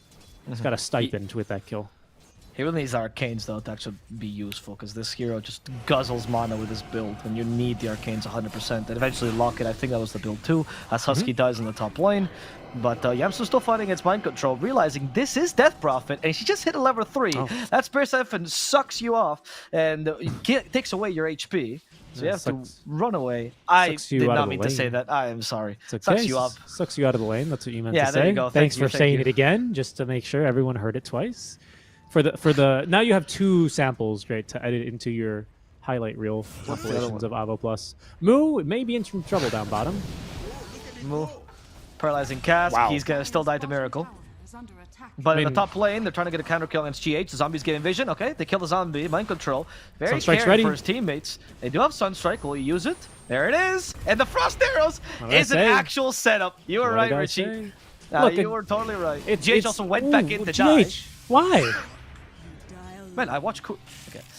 I don't really know what that was. That kinetic field was like a last-ditch attempt. Maybe he wants to TP mid to refill the bottle. Okay. The Cask, it actually still hits Morphling. As once it's selected its target, it's going to chase you. I'm sure we've all seen that clip of the Witch Doctor throwing a Cask, someone TPing away, and then Sistine in like a double kill top. Another Sunstrike. And Fissure sets up for this one. These Sunstrikes have been on point, honestly. Yeah. And now, with only 2 creeps, Cask will hurt a lot. Miracle might just die very close to it. He's had to be shifting now, though, and it's level 2. It's very difficult to bring any more damage as Witch Doctor. He's struggling, though. He's trying his best. He's trying. Okay. Now you're out of mana, though, and you're getting beat back by this Ghost Creep, which is a little bit more painful. That's kind of the problem. Embarrassing as well. He's almost going to have his Mana Boots online, and then he's actually going to be a little bit more in business. He can open up a little bit of a clinic, maybe in this bottom lane, maybe look to serve the community. Lelis is going to not get any help from that Sunstrike, unfortunately. I think Kuro outruns him here. Maybe not, actually. Never mind. Sorry. Lelis is got the Brown Boots. Yep. And Lilith once again just kind of lifting what his Top. teammate cannot. Sunstrike, is it Yamsun? ready? No, He doesn't get it. And cooldown. Okay. Gunnar was really itching for that Sunstrike though. He's actually been doing a Hey. phenomenal job with these Sunstrikes. Are they trying to do damage here with this first wagon? Is this like a push that they actually want to commit to? As mid lane, they are also rotating supports from the side of Nouns to contest runes. Lilith is like, it's not here. Gunnar go for the other one, and the Denied Forge it. Spirit just denies it because he doesn't even want it. Not even going to waste his time. Not missing any CS here versus Sumail. Sunstrike did miss in the top lane in the meantime. I think it missed. Not enough damage in any case, and the DP is going to live to do that kill attempt and just sustain off of the wagon. Dire's structures. They're doing don't a really know. great job, though, at keeping mind control a bit down on his Spirit Siphon count, as well as CS. Denies, though, an impressive 7, I have to say, on this DP. Good number. And Drow only has 21 lasses, which is kind of the show, right? Like, Yeah. it's not really working out for this Drow, despite this matchup not being that bad for Drow. It's still not great because you're still up against DP. However, I have an inkling that Drow might not be the real win condition. Like, you're actually much better off getting Invoker and Witch Doctor to a good start, and Drow will eventually just come back in anyway, because she does well even without many items, honestly. right. Okay, so this Witch Doctor heal and therefore damage is up to level 3. And again, you know, unlike when we all tried this build in the Ags Labyrinth Part 2, this is actually pretty good this early on. It does require you to really build into it as mid lane. Gunnar, getting Oh, had Forge Spirit to block, forced the Spirit out, and now you can fight Sumail head on, somewhat with the help of the Forge Spirit. Sumail forced to retreat. Here's the TP from Husky. Husky comes without any stuns. Sumail, though, has 2 remnants, so he's going to be fine. They actually used the Tombstone here just to force Sumail away. Yeah. They know they can't kill him, but at least will annoy him. The TP. crappy part is it's Tombstone level 1. Oh, they actually got him. The Sunstrike. With the Sunstrike in That's base. Unbelievable. Actually incredible. Wow. Wow. That was based right there. Oh, wow. Gunner. That's why he did the Soul Rip. I was wondering when he was trying to do as much damage as possible. It was clearly TPing to base. Just making sure you can get it with that now. The Midas, the boots, everything coming online now for Gunnar. Oh Top my lane, though. god. Mind control looking to get aggressive. I mean, look, again, it's just impressive, right? You're going to play Invoker in these kinds of games. Hey, You wait, say Yamsun? setup? Yamsun? Oh no, Spirit Siphon. Yamsun. He just can't get away with mind control, but mind control, luckily out of mana. One last Script Storm. Sumail's Sumail. back because he left the Remnant earlier, and that's going to allow him to get the kill against Yamsun. They forgot about that Remnant. Ah, He didn't need a TP. And now you can get Husky as well, walking into the kinetic field with a Flame Guard. He knows Husky cannot take it away, and it's just a matter of a sleight of fist Got and him. a kill. Yep. Down bottom, I don't know if you heard Sunstrike on the Observer stream, but they did go for the first Death Ward play onto this Morphling. Unfortunately, didn't quite get it there. Looks like they're going to catch Kuro there. Nice combo on the stuns, and Lelis rewarded with a kill. A little bit hard, actually, to kill this Morphling without actually, even with Maledicts, to be honest, because you need to out... So it's kind of weird, right? Because it's good and bad. The way that Maledicts gets calculated is it's a burst amount of damage based on the delta in health, basically, for those of you that know math. So it's not really based on, like, percentage based on health, but it frequently is thought of in this way. So Morphling is actually somewhat good against the Maledict because he just shifts into more HP, and because you struggle to do damage, because it's about damage you actually, like the difference in the number, really, is all that between the original HP when you cast it and the HP when you and then the when you tick. check. Correct. Yeah. So Morphling's deceptively good against this ability, unless of course he's perma-stunned and he's not Morphling. Then he dies quickly. But I see, because you increase strength means HP pool is Right. higher than the old one, and tick doesn't matter. Yep, exactly. So the issue for Morph is that he does need to basically morph into strength into this. It's not really an option for him to morph into Agi, because then he just kills himself like pretty much instantly, right? So that's the only little caveat here as far as the Witch Doctor Morphling phase. This is pretty bad for Witch Doctor until there's a Vessel or some other lifesteal or some other HP regen block. Ooh, that was a good cleanse by GH. Prevented the Fissures coming out. Yamsun can't get to him quick enough. No win. And the Tombstone got wasted. I mean, it's level 1. Honestly, Husky's going for the DK build. I don't think the Tombstone is as valuable in this one. It's more vision. However, Nigma wants to reinitiate. Kuroki's like, guys, let me at him. I will initiate. Mind Control instead takes the lead in the high ground. Kuroki's just bait right now. He enchants Lelis. Takes the beating. He gets the Sunstrike. He misses. They miss, sorry. Kuroki. has actually successfully initiated Okay. against Lelis. Yeah. Well done. Sumail connects as well with the DD rune, the Exo Yeah. active. They're going to look for the tower here. Husky can't TP away, and he will unless they catch him with the glimpse. No, it's on cooldown for 5 more seconds, so no chance there. Okay, that was pretty funny, actually, because Kuro literally just right-clicked the tombstone, even it was about to expire, and he had me fooled. I was like, come on, Kuro. Lo and behold, man, he even got me. He even got It's me. bait. It's part of his strategy. He's been playing Ench every single game to conditioning people into thinking. I think he's they Enches. might try for a Sunstrike kill onto Miracle down bottom. Now, a bit Oh. difficult. Good positioning by Miracle. Lelis, though. Huh? I don't know. Huh? I think he might die. If they just get the fissure off. Oh, but I think he's gonna be quick enough on the edge with shift. Dire's top tower Yeah, might be able to snag him from Fog, though. Radiant Oh, okay. That was There the fissure afterwards. Lelis actually wanted that kill instead, huh? They got him. Yeah, That they was got well him. played. Well, I think he wanted to guarantee it, right? If the fissure comes out, there's a chance. But Sunstrike first, Oh, not fast enough. Oh, right. I see what you mean. Mhm. So he's trying to try mid. That's like so they be simultaneous essentially. So Yes, maximize damage. just peaking damage, right? Nothing to Right, do with okay. lockdown, nothing to do with setup. Again, it's you ask for an invoker and you're saying I'm building Quas Exort, you better hit your Sunstrikes, you know? But he's incredible this And game. I He's on think fire. what's really cool about Nouns is, well, first of all, the Gunner's been proving, yes, don't worry, guys, I got you. But second, that Nouns have complete trust in him every time. It's the only way this works, you know? Yeah, I know. You're right. So it's really cool to see that.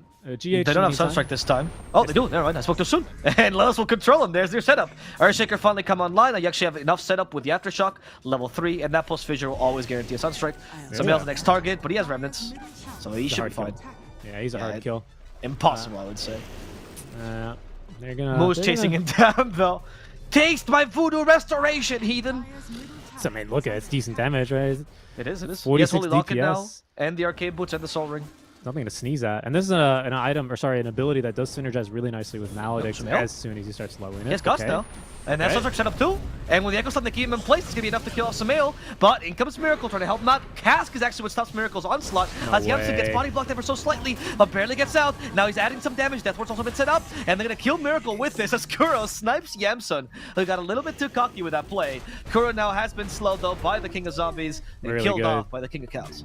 All right, I'm sorry to keep doing analysis only on Witch Doctor, but I promise you guys, I really don't get to cast very much of this Yeah, hero. go. I allow you. Another thing I forgot to mention about this Morphling interaction into Witch Doctor is in situations like that where you just can't simply Adaptive Strike to cancel the channeling. When you do start morphing into Strength against Deathward, it really sucks, right? It's basically the support equivalent. I know he's offlane here. But it's the support equivalent of Morphling trying to Strength gain through an Ursa. It just doesn't work. He's right. off lane now. He's off position, and then he's going to be off this world. Because it's all physical damage, right? So even though you do become tankier, you just end up taking more damage because you lose all your base armor. It's a rock and a hard place kind of there for the Morphling, especially in situations like that where there's just simply no cancel available. Good kill on the Witch Doctor, but you can see he's already looking to go for Voodoo Switcheroo, which does, of course, make you untargetable, invulnerable, and off the map, and therefore prevents you from getting glimpsed back. Not the best use of the Voodoo Switcheroo. You generally want to use it when enemies jump you and you use it to counter-initiate, much like the Visages do in the off lanes these days. But if it'll save your life, that's very well worth the investment of 1,400 gold, for that cost, for that benefit, rather. Sumail, okay. He avoided the cast this time. Mhm. But Mo is a little bit of a tough kill now. Now that he has Locket and everything, Yeah. I don't think they can finish him. He also has 5 Clarities in inventory, which Sumail just probably cancelled one.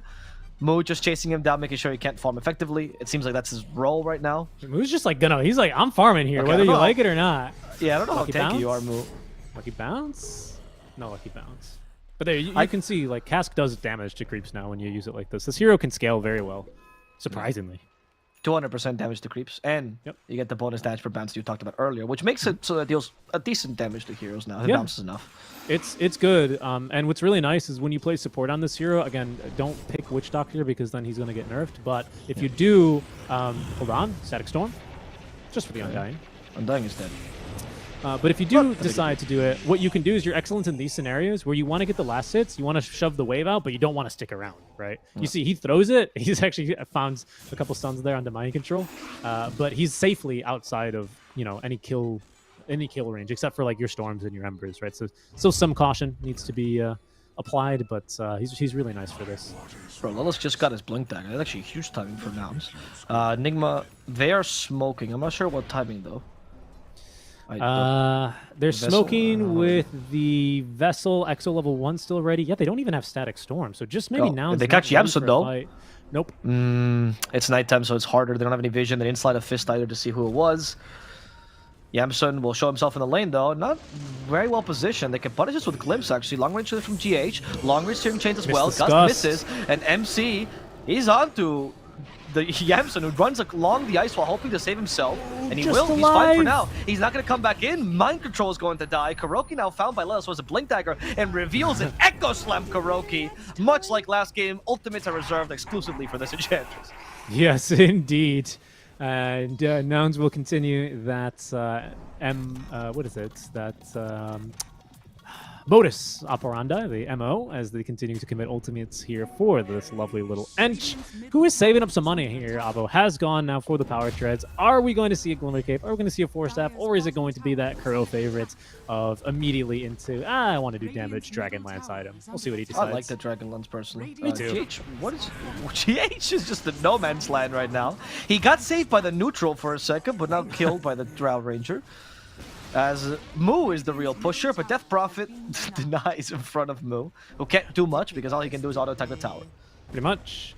Yes, Voodoo Switcheroo now ready though. Oh, lovely. Okay, so once again, it's got a little bit of a cast animation. It's not quite instant as like a phase shift, but it is pretty darn fast. So I would expect Moo, if he sees, for example, the silence projectile coming, if MC like actually throws it and doesn't cast it on the ground in front of him, I expect Moo to be able to avoid it. Basically, it's fast enough easily for that.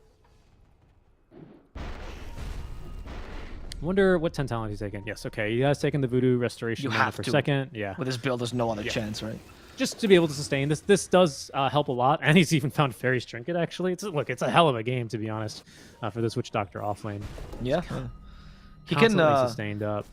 Then you level 15, the 300 HP talent's actually kind of bonkers of this hero. Yeah. You become really huge. tanky.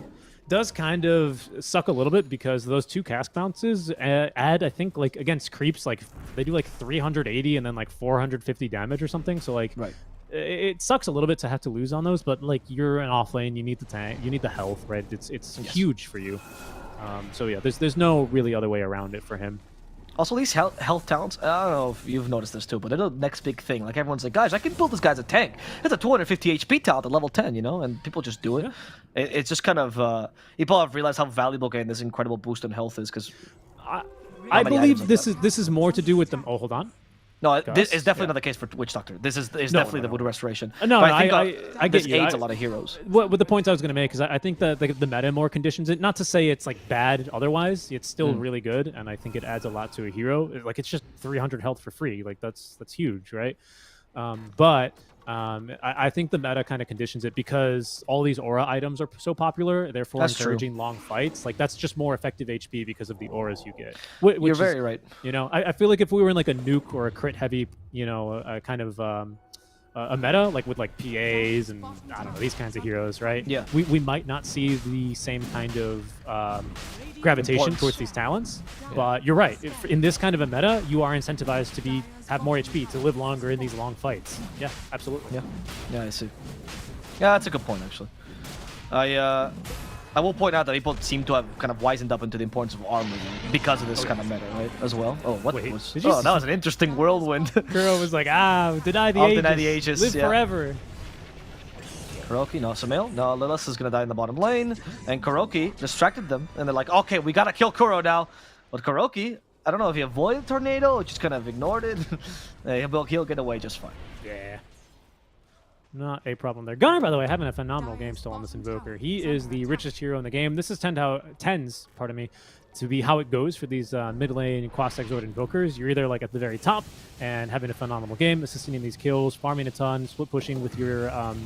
oh, hold on. Moo? Okay, Moo actually did scare away Sumail there. Gotta respect the move.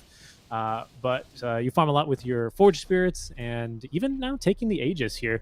I do love this build as well, the Raging Fury Invoker build, going for the Blink Dagger next. So he is going to be the next source of initiation. This is really nice, right? Because this Witch Doctor, this Earthshaker, their time where they can reasonably initiate is not... it's sunsetty, right? Shall we say?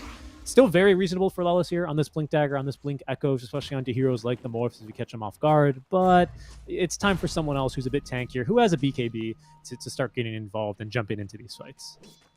Yeah, you can do like once you get the Blink Dagger, the choices of Shiva's Refresher or Octarine become Wait, apparent. MC? And then that's true Raging Fury. MC, because Maledict, well, Voodoo Switcheroo, and he still has a Death Ward ready. He's dead. Moo Oh, now. keep him. No, the Sunstrike missed, and now MC in trouble. Sorry, Moo is in trouble, I mean, as they glimpse him back. The Vessel's still on him, he can't heal that much, uses the mech, but the Vessel's preventing the healing, which means Moo will fall in exchange for Mind Control, though. Yeah. So not that bad, considering nobody from Nigma was here, though. Kind of a win for them. Oh yeah, big mid. Miracle does manage to TP away just in the meantime. I was hoping he was going to keep him inside there. That's only a Maledict level 1. Unfortunately, you're just never going to be able to outfight a DP with max Spirit Siphon with Maledict level 1. Just not very realistic. I got excited there for a second. I was like, yeah, keep him in the Sunstrike. He's going to die. Hit him with the... Oh, no, okay. But again, yeah, I agree. you can see this spell does fully pierce BKB. Sorry. It cannot be dispelled, and it does damage through BKB. So it's very powerful. I think what doesn't pierce BKB is the small ticks that you take, like every second or something, and every third tick, I believe, you end up proccing on that calculation. So you don't take that tick damage, but the major ticks do end up going through Magic Immunity. So it's very strong in that respect. Gunner. He has been dusted. He has BKB in ages, so I think he's fine. He's actually going to go choose to go Scythe of Vice. So not full Raging Fury Invoker, no Refresher, Octarine, whatever, not even Shiva's. But Scythe of Vice will allow him to connect on the Morphling, which is probably the biggest thing you want to do here.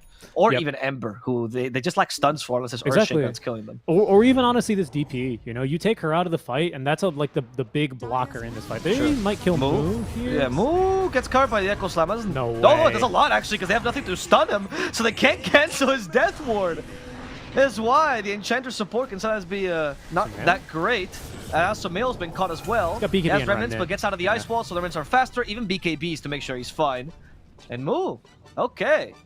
Actually, Lelis too. Lelis. Yeah, A lot of Lelis. there, yeah. Lelis. Look, come on. I want to hype up this Witch Doctor. I appreciate you're giving me ammunition for it, but this is all the Shaker City right there. Lelis has Lelis actually coming been playing such a good series, though. Honestly, even this tiny last game was actually the saving grace of the team, and I think as Earthshaker again. This guy, you can never tell this guy actually used to play offlane. He looks like a natural 4, honestly. No, you're right. But even as an offlaner, I would say his spell usage always really impressed me, right? Yes, yes. Knowing that was his best thing, his team fight. Exactly, right? Which is why it was such a shame that he had to play offlane in such a meta where it was like Viper, you know, like just constantly. Even then, he was still pretty good at maximizing the efficiency of the poison attacks in lane, you know, stuff like that. Yes. Casting the pits of poison in the right space. Hold on, they're hunting Sumail again. They saw him on the ward. Pits of poison, another toxin. Yes. Yeah, I mean, Lelis was always known for laning, and I think his team fighter was also pretty solid. But sometimes his decision-making in the mid-game was usually what betrayed him. Like, he would go a little bit too far. As a 4, you don't have that issue, right? Because even if you go a bit too far, you just lost your 4. It's not a huge mistake compared to your offlaner, right? So he has a lot more leeway to make crazy plays, which I think he's really, really showcasing this game. Okay, that's Guardian Greaves flying out now to Moo. Big item for him because you do have mana issues on this hero big time when you just have Voodoo Restoration on full time. I presume it must... Oh, hold on, they see... Oh, they got him with no a way. cask, actually. Continue with a shard. Miracle, though. Maledict ignored. Yeah, as you can Again, see here, what you're it's talking still about. too low of a level now. Level 4 is really what you need this late in the game. Moo has Greaves now, so Syrian Chain's not that scary. They caught Husky, though. And from Oh, behind, what a tornado. Gunner wants to protect him. A tornado hits 3, but he can't kill GH. Husky will die. And now Moo's being chased down. Mind Control even joins the fray. There's the Voodoo Switcheroo, giving a little bit more space for Nouns to retreat. But they've left Moo behind, and not much they can do there. Moo then sacrificing the Death Ward towards the end of that to annoy them. I thought they were going to kill Kuro off those bounces. No, you need the talent there. What is Gunner's plan here? He goes up to the high ground. Oh, TPs. Okay. I thought he was planning for something. He invoked the Sunstrike. I was like, okay, he thinks he can kill the Morphling? I'm getting the hell out of there. And Nigma looked like they were gearing up to get ready to Roche. They were like, yeah, we still have Exo level 2. We have more. Oh, it's not up yet. Not up yet. So a slightly risky fight for Nouns to take, and I think in the grand scheme of things, not really a fight they're probably going to be too happy. Oh, hold on. Wait, Gamson got glimpsed back? Okay. Yes. I thought they were going to just... Sure. But I don't know if they knew who was going to get glimpsed back. It's not a punishing fight for them, honestly. They're just eager to take control over this part of the enemy jungle, force Nigma's attention over here to make sure that the lanes continue to be able to be shoved in. Mm-hmm. Miracle still coming along towards his own itemization. He needs... I don't wouldn't want to say a lot of items, but when Yamsum's able to farm kind of this freely with his own BKB now, has the Hurricane Pike, right? So that extended attack range, like you really only need like 3 or 4 arrows against a Morphling to proc that marksmanship, and like he just melts. It's a scary game for him. So he's gonna need probably this full Eye of Scotty before I believe he's gonna be able to realistically have a kill threat here against this Drow Ranger, just because of the hero-to-hero matchup. Still only stats, though, which is always the problem with Morphling versus Drow. You want to build stats of Morphling, but stats give you base agi with marksmanship just tears through, right? Very true. Yeah, it doesn't help the marksmanship, you know, because again, like you're saying, like TB, you're not a hero that really likes to build these like ACs, these... What else gives armor? I think Satanic gives a little bit... No, I don't know. No, hold on. Just AC, yeah. Oh, okay. He morphed agi, and he got silenced with a gust, so he's dead. That was a quick one. No armor for you. Yeah, nice initiation. Gust, and then Gust mid Hurricane Pike there is really, really impressive. And, of course, a couple of allies to help support for the kill. Big move out from Nouns. This is a big kill because it allows Nouns to take over this part of the map here in the top lane and prepare for Road. Oh, and they force Sumail out into Lelis. He activates the BKB. Lelis says, why? Why did you force him to come to me when he still had his BKB? Yeah. Okay, but again, I mean, Lala's upset by that, but his death timer still at this stage is still 40 seconds shorter. Did I do my math correct? 70... Yeah, 40 seconds shorter than the Sumail's BKB cooldown, right? Now I believe here Nouns with their... They just really love putting lane wards down, by the way. They just like have all their wards down all series in the middle of lanes. I wonder if Nigma have looked at their warding heat maps and maybe are prepared to counter this, but they're trying to set up here for this next big rush fight. Could be up in as soon as 10 seconds, but Sumail's back alive. They're still without Lelis, even without BKB on the Ember Spirit. 4v5 is not a fight that Nouns really want to take. Mind Control doesn't find anyone in his scouting, but Yamsum, Sumail might, and Yamsum's a great target. He does have BKB, though, so he's not an easy kill just yet. Morphling maybe can jump him. But they saw Mind Control and I believe Miracle revealed themselves on that ward that Nouns just placed down on the triangle. Okay. So he was able to utilize that vision to easily get out. So this smoke's actually not going to find anything. We'll see if Nouns can put themselves in a position here to be ready to contest this Roche. Up in 20 seconds here, Avo. It's going to be second Roche. Usually you use that one, right, to give yourself a little bit more of a foothold. Try and put yourself in a position to be able to really secure your big items to get a huge farm and item advantage over your enemies and close the game out, right? Hex is up on the Invoker now. This is a big timing to play on. And Yamsum, even though I don't believe he would have necessarily lacked damage here, it helps him fight more into this Ember and this DP. He has Crystallis ready for this kind of a fight. Has bought out for that, though. Okay. I think you actually hex the Ember over the Morphling, honestly, if you can. See what they can get. Okay, no good Fisher. effort. Oh, Gunner still went in. Hex the Disruptor of all heroes. Oh, GH is dead. Hex will be up in 15 seconds. He's not that concerned about this, but Sumail wants to fight this. There's the buyback from the Disruptor. They know they don't have Hex. So there's a couple of moments where Yamsum's out of position. No Hurricane like either. The Fissure, though, blocks him, and only Mind Control can chase after them. The rest of Nigma's trying to get close to Mind Control. A Mind Control's holding on the fort. Is that going to work for him? Spirit Siphon, a lot of healing. Here comes the Drow, though, with the short Hurricane like using the Echo Slam. Hits Karoki and Mind Control. They both die simultaneously. Now Miracle is forced to activate Shift, trying to go for Gunner, who has this BKB. Hex in 9 seconds. Yamsum's running, though. He has the glimpse. The Gust in a second. He's not going to use it just yet. Then he's something to cancel his paralyzing cast. The Vision move doesn't get it in time. The auto pathing so the TP from completes. They almost had him. They should have had him there, unfortunately, for Moo. Doesn't have directional movement on, man. Yeah. First of all, oh goodness, that chase was so risky out from Nigma Galaxy. I believe it was a rather interesting fight there because on the first fissure that we saw that didn't catch anyone, and then Gunner obviously blinked in. The reason that Nigma counter-initiate there and choose to buy back, one, of course, is because they want to contest the Roche, but two, it's because they saw Yamsum had already used Hurricane Pike, right? Yes, so he's like, guys, he cannot disengage. Like, he has to stay inside this tether. He's going to be getting hit by Exo. This is a fight we can take. But Lelos with a phenomenal second fissure kind of makes it a little bit more awkward for Nigma. Then they are the ones to choose, are we going to go over this fissure? Mind Control chooses yes, and he's unable to really get enough damage in by himself. Moo with a phenomenal turnaround there on the cast. Holy moly, they're going in again. Fissure, but he's not controlling them. He already used the Enchant Totem. He's out of spells. In comes Yamsum. Sumail sees him, and Yamsum is happy to just hit the Drow. Or maybe Sumail instead. Sumail gotta be careful. Tries to get away. BKB forced because of Lelis' presence. This Earthshaker, omnipresent, honestly. Oh, yeah. Really they good can't stuff. get rid of Lelis. Really good stuff.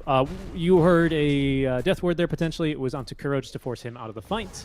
Of course, ulti's only for Kuro. And then a phenomenal, by the way, cast. I did not. I ignored the Witch Maledict. Doctor this whole game. I just let you talk about it, but I'm I assuming didn't- some people heard it. I didn't know there was a Witch Doctor in this game. Did you? I couldn't tell. I can only hear 15 seconds. I'll let you speak again. Yeah. Anyway, good stuff. On the Witch Phenomenal Doctor, follow-up. what did Mu do that team 5 versus Death Warding the Kuro? He got a cask up, which set up for the big Echo Slime out from Lawless, honestly. Oh, I meant to fight just now, but okay. Oh, the fair fight enough. just now. He tried to kill Kuro, right? But yeah, I mean, his role. it's a bit of a mistake there by Nigma Galaxy. Not only are you into playing into, there's just way too much AOE for you to be able to chase uphill like that, especially into no vision. Super risky move from Nigma. Does cost them quite a bit here, but I believe Miracle gets away from that fight. So the penalty's not too heavy. It's just a matter of what can Nouns do with this Aegis, right? It's on Yamsum. I believe they've given Gunnar the shard. Yamsum probably bought it into the Morphling matchups, especially against the DP. You tend to want to buy the item for that Hypothermia shard. Miracle, though, is cutting this mid wave, so I think the Galaxy are going to be able to rest somewhat easy. There's a wave down bottom, though, with the Tombstone now. So this is the lane they decide to push as they alacrity the wagon. Dire's middle tower has fallen. Okay, Yamsum's in a Yamsum's really in the weird base. position. Yeah. I was gonna say, and Glimpse puts you back in the same position, but he Hurricane back in time because they good. Glimpse before they set up kinetic field there. Right. Radiant's bottom tower is under attack. So Yamsun is just gonna happily continue fighting with the Fissure controlling anything that comes down this Look lane. at the sustain, by the way, on this Witch Doctor. Oh, the Hex. Catches the Morphling, but they can't roast this pick just yet. They burst Kuroki down, though, as Mind Control tries to create space for Miracle to fight. Apparently, they want to take this. Okay. Glimpsing back Mu. And the Voodoo Voodoo Switcheroo? Switcheroo will make this an effortless glimpse. Now, Mu could be in trouble if the Voodoo Switcheroo is ended, but he still has the Greaves He's and so the Holy tanky. Rocket. He's not going to go down. Mind Control died in the sidelines. Another Hex. This time on the Ember. This could be an easier kill. Much less armor. Multi-shot, though, will not reach him as they force them to safety.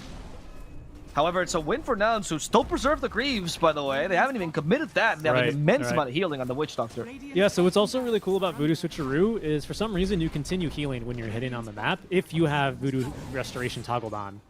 So that's why he did come back with even more HP. Obviously, he has got Locket, right? So his heals are pretty insane right now.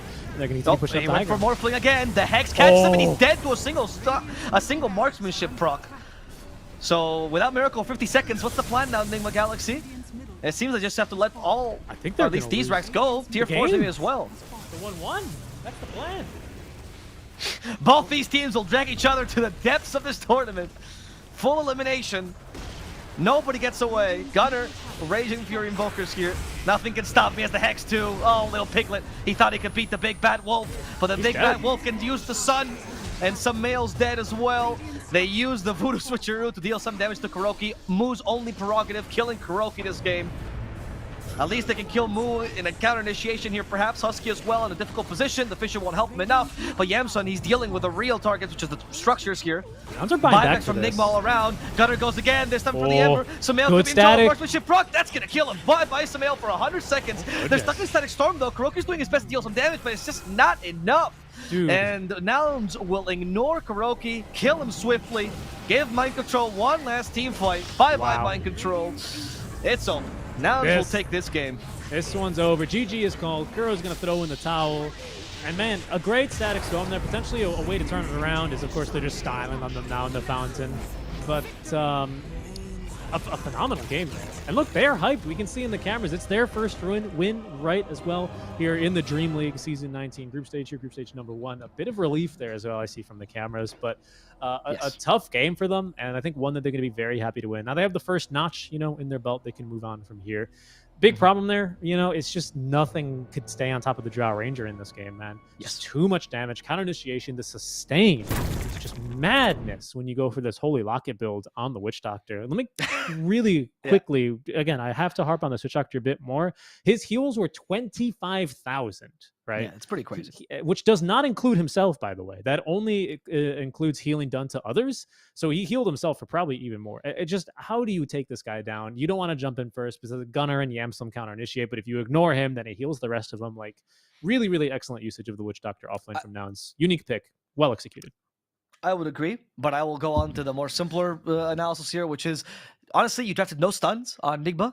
That was really tough. I don't know why they chose 2 supports without stuns. I think Chandra's pick was really weird. We suggested Snapfire. She brings a stun. Literally anything else, right? And you had Lilith on the other side. I feel like the team fights were very difficult when Earthshaker could stop you anytime, and you had to run the Drow down. And also pray, Drow decides to stay in her own position for a while because you can't stun her. So she could do literally whatever she wanted, right? She could not bot BKB if she chose to, but that was for the glimpse, of course. Yeah. Regardless, I think really, I mean, good game by Nouns. Entertaining, like I said, these two guys, they like to do wacky stuff, and I think that's why we like them. And they also had a pretty good performance in this game number 2. Standings wise, I think mathematically they're still both in, so they can still recover, but it's a really, really rough road ahead, and it's most likely with tiebreakers as well. Yes, there's the standings. very Okay. true. Yeah. So you can see them. So obviously these are not updated just yet, but if you can see Nigma Galaxy and Nouns Esports, they both have 1-5, right? In their standings. So technically they're not in that much of a bad position of Thunder and Team Spirit if they continue to tie. Of course, you just have to depend on others' results now, right? If the teams that are now doing pretty well and they got like 2-2s, they start getting 2-0s, and the other teams are stay at 3-1, they get like one more win, all of a sudden it seems out of your reach completely because you're going to run out of matches. You're not out by any means, but it's a really rough road ahead for these two teams. Right. So I think what is going to be helpful is that it looks like OG were 2-0'd by Liquid. So now at least you have a team with 2 losses as well. Beast Coast still in their match, and it looks like Talon also still. Yeah, but you don't their want that, match. right? If you're in this position, what you actually want is for Tundra and Team Spirit and Talon, right? You want to 2 just zeros. keep sucking, right? Oh, really? Yeah, you want 2 zeros basically, right? To be able to Against catch them. up. Mhm. Yeah, against them, exactly. So you want the best case for teams that are struggling at the bottom of the table is for there to be a massive imbalance in the top of the table, for there to be one team that's beating everyone, right? Right. If you are just outclassed by most other teams and they're kind of like head to head, there's more chance of tiebreaker, sure, but it's less dependent on your performance, right? So regardless, difficult position to be in, but not out just yet for Nigma or Nouns. Nouns definitely looking to make a splash here. I don't know if we get to talk to them talking about Nouns. I don't know if they're setting up for an interview. Gunnar is going to do the interview.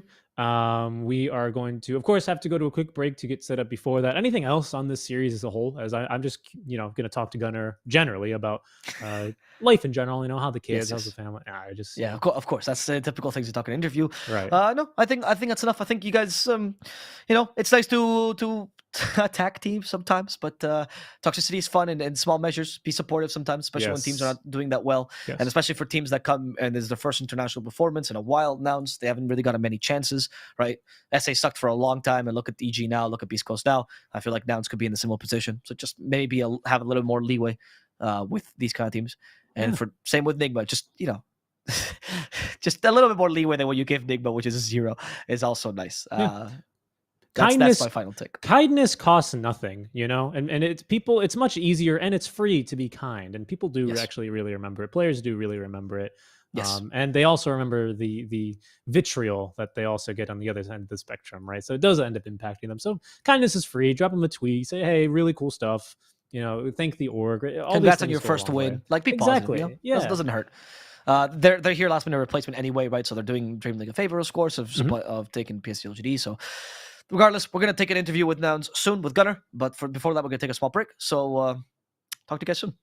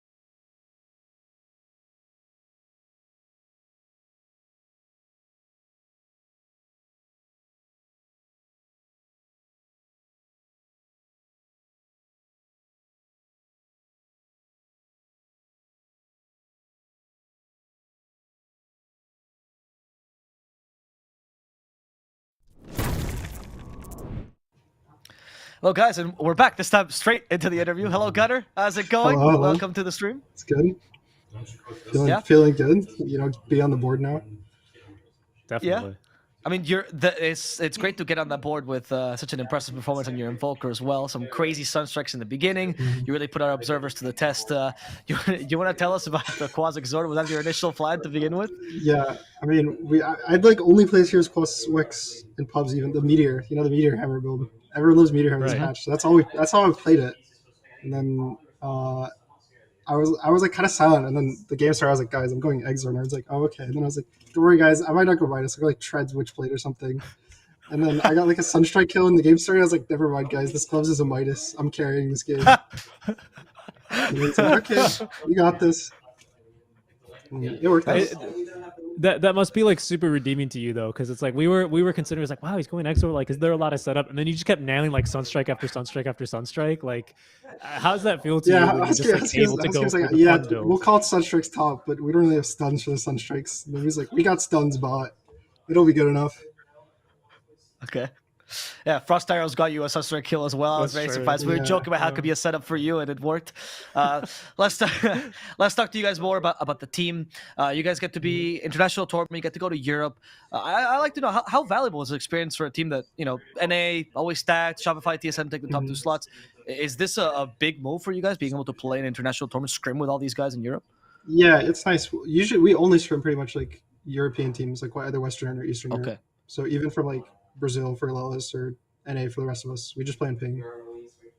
So the big difference is we get to scrim on like no ping, like very low ping, and then also I think playing matches is different than scrims. You learn a lot more from matches because you learn about like the stress levels of your team and what other teams will do when there's nothing's being held back. So I think we are hopefully learning a lot. I would say we're learning a lot. You told me before that. Yeah, it was sad. It was a rough day one. I think we were really close to winning 2 of our games. And it was maybe it was like inexperience, but I think we had 2 games that I would say like if we played better as a team, we should have won them, like independent of the other team. Do you think that's where the competitive experience comes into play, where you're talking about like, yeah, scrims is one thing, but being able to actually play in these tournaments matters so much more because of that? Yeah, I think so. Like the scrims, it's like either people pick the exact same stuff, and then when officials come, they'll just pick very different things because the meta is changing, and also that the meta changes in tournaments. So now you kind of have to kind of reconsider all of your ideas last minute, or like trust your ideas that it's still good and like have faith. And we're on the trust Astini train right now, where it's like hands off the keyboard. Astini thinks we should pick this hero. Pick this hero. So did he call for that Witch Doctor offlane then? Can I ask? Was that something Yeah. was meant to be? We were thinking about. I was thinking about like picking Snap because I was like annoyed that the DP was going to flex between mid and offlane. And I was like, if I pick some hero that gets owned by Death Prophet mid, they'll just put it mid and the counter our carry. So I was like, maybe we Snap. What would we Snap Shaker? And then the Snap Shaker can be our laner. We can do Snap mid, which I was fine. And then he was like, nah, we have a plan. We're sticking to what I think is good here. Just trust me. It's going to work out because it'll be bad if we're both 50-50 sad. So let's just be 100% happy. That's interesting. I've heard from other teams as well that they sometimes teams, especially more inexperienced teams, will come into the drafting phase with a plan that they've all decided together, and then when the pressure hits, you kind of deviate. Has that ever happened to you guys? Oh, it's happened sometimes, but that's why we're trying to give a lot of like. It's not like only a scene, right? Like we're just quiet in the draft, but like it's like the final say, right? He's like now clicking the buttons, which is nice compared to online because the coach can't click buttons online. Like it has to be a player, whereas in person he can like sit at someone's desk and click the buttons, which is pretty nice actually. Because usually it'll be like Lelis. He'll just be Lelis will be clicking the buttons, and ST will be like pick this hero. So then Lelis has to pick it, maybe something miscommunication or whatever. But now it's just the guy who's actually drafting is actually clicking buttons. Okay. So he also picked the first game draft as well for you guys completely, or was there how is the input usually? Do you guys ever say like, hey, I'd like to play this here? Do you give suggestions in that, or we do you have an initial gameplay? I mean, he said something like I don't remember what game this was, but like I guess the best description was like we suggested like 2 or 3 heroes, and we went with the original one. He was like, I like these suggestions, they're good guys, but I think this one's still really good. So it's like I think if Fitz would, it's kind of like he'll think we have like rules for the game. Like if I need to like do damage, he'll pick me something that does damage. And if I'm like, my techies mid is going to do a lot of damage this game, you got to trust me. It's up to him whether he trusts that the techies mid is going to carry the game or not, But Sure. it's kind of as long as it fits what he thinks our draft needs. I mean, this has been a history for you that with Four Zoomers as well. You guys had pretty novel ideas. I think you're a team that's always been bringing these new ideas to the table. I think Astini's definitely like that. I remember his Abaddon mid versus Bad Rider was a big thing for him, which never worked. And how do you get with these novel ideas and manage to make them so that everyone understands? Like, is this a constant team talk for you guys? Is it something you know in game, or how does that function for you? It's hard, but it's something we try to talk about. Like, what does this hero actually do? And then make sure we're all on the same page of what it actually wants to accomplish. Because it's also two things where it's like either like someone will be like, this hero does this thing, and then sometimes in the game it won't do it. But then if that was talking, like the person who's playing it is like it'll change based on the game. For example, and the person playing it is like comfortable that it changed to like slightly different plan because it fits the game better. But now everyone's like, oh no, it's not according to plan of what this hero is supposed to do. So now I'm lost. So it's kind of like a evolving thing. But it's a lot of just communication, but it's also somewhat of the individual. Where it's like if we play with heroes, everyone just has to understand kind of how it fits with what they have to do. I wanted to ask, you spoke about like comfort with the team. How's the team doing all at the boot camp together? We're good. It sucks that Wells isn't here. So our glorious captain is just 180 ping. And it's like when the games will end, we'll take headsets off and we'll hear a very faint, muffly sound coming from the headsets because he's trying to talk to us. But I think it was kind of yesterday.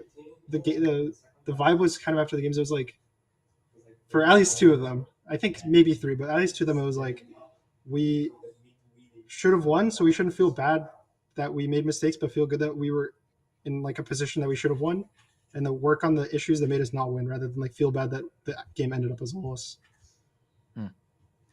May I ask if I can venture, before you were coming to this tournament, did you guys set any, I mean, obviously everyone comes to a tournament to win the tournament, right? But do you have different expectations, perhaps? Like your learning experience? Do you think I would say get it out of groups? we did try to not have expectations, but it's mostly like this is really good practice to just scrim good teams and play them in an official setting, which is just really helpful because we kind of need the experience, especially before TI.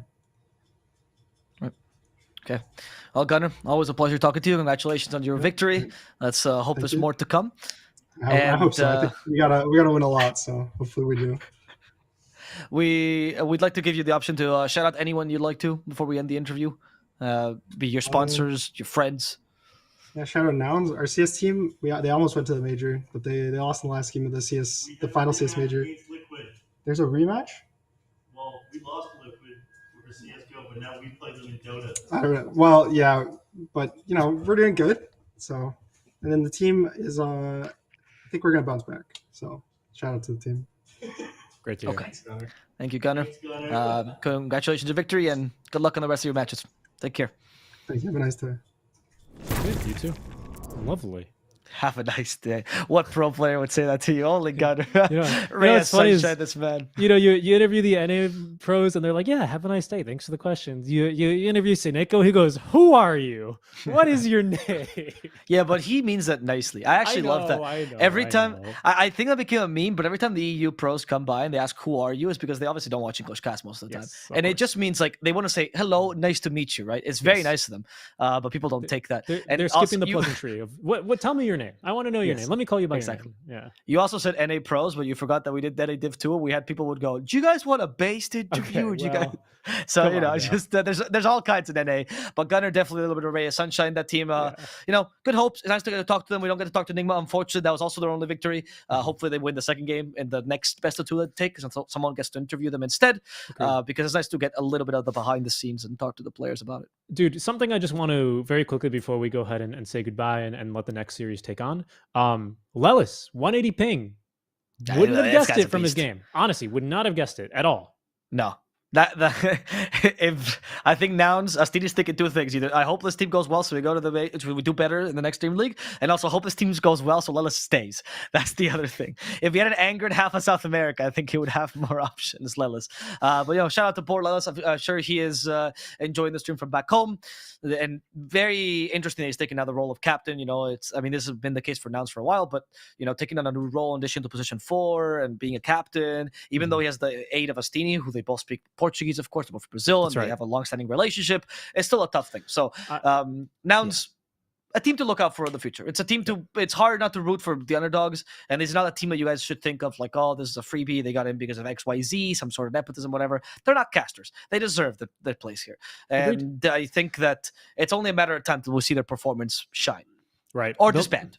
And finally, actually, the last thing I want to talk about, because we've heard about this. Oh, haha, Amar insists on clicking the buttons in draft, but that was the first time I've talked to a pro and they're like, yeah, it's nice that he's here to click the buttons, because like it removes like an unneeded seemingly sense of stress, or like a factor of stress for at least Lelis seemingly, because he was always the one to lock in the captain role, right? From what it sounded like. I genuinely never considered that.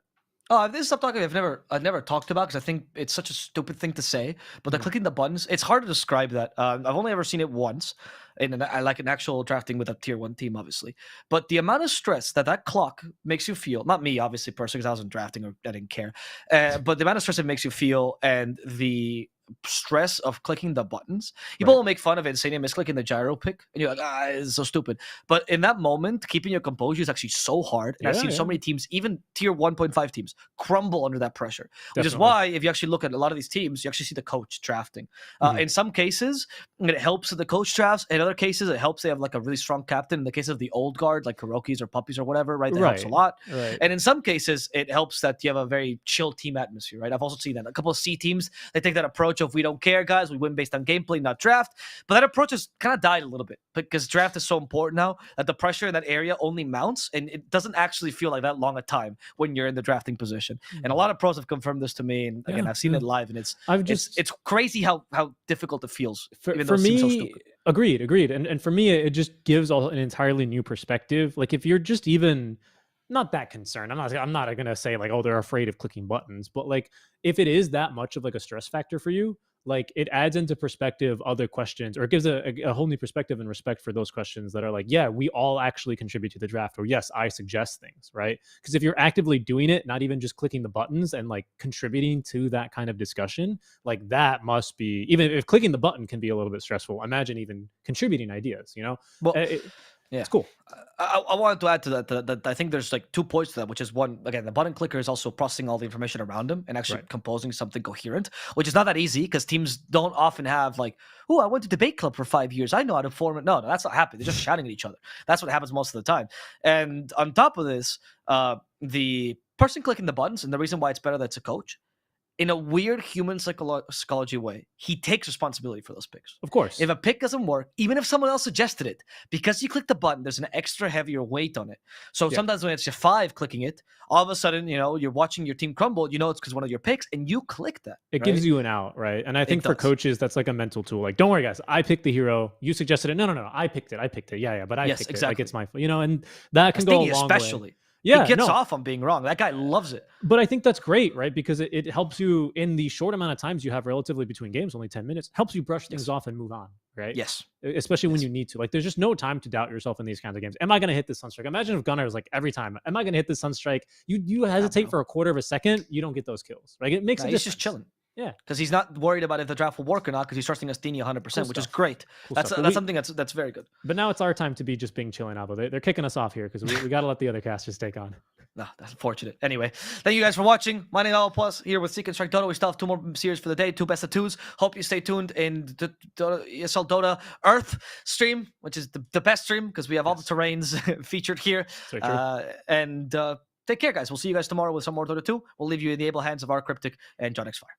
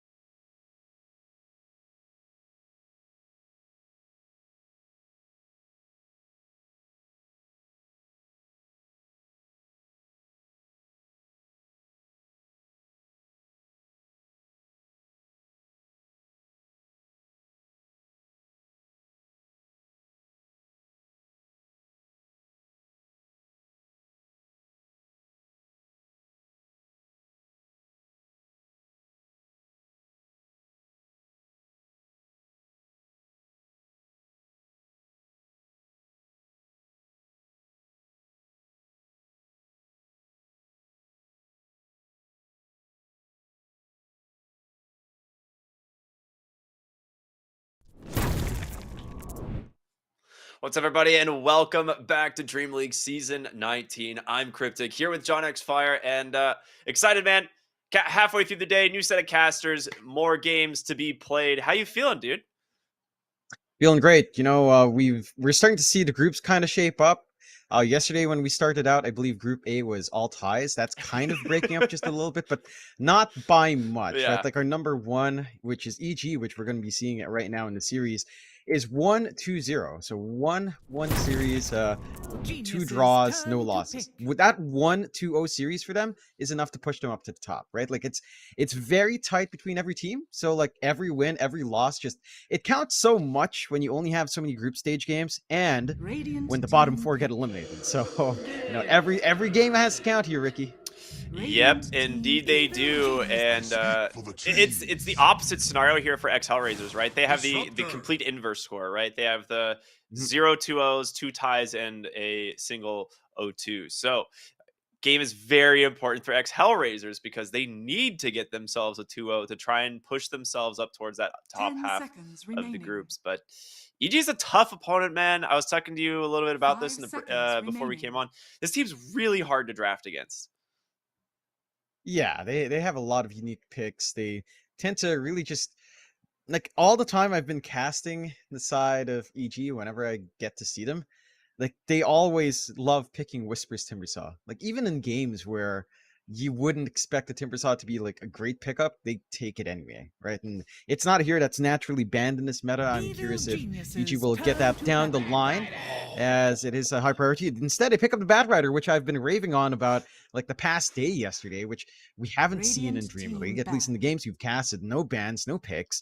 And it's such a good solution to what you have on Hellraisers. Maybe not against the Disruptor. Glimpse is going to be annoying, but against the Nature's Prophet, you've got a really good time now on hand. You've got a hero that can jump on top. You've got this hero that you can pretty much flex, although I do believe they tend to run that for Chris Luck for the most part on mid.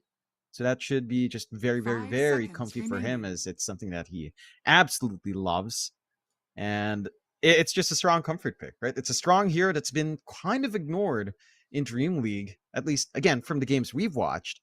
And I'm just finally glad to see it come out here. Yeah.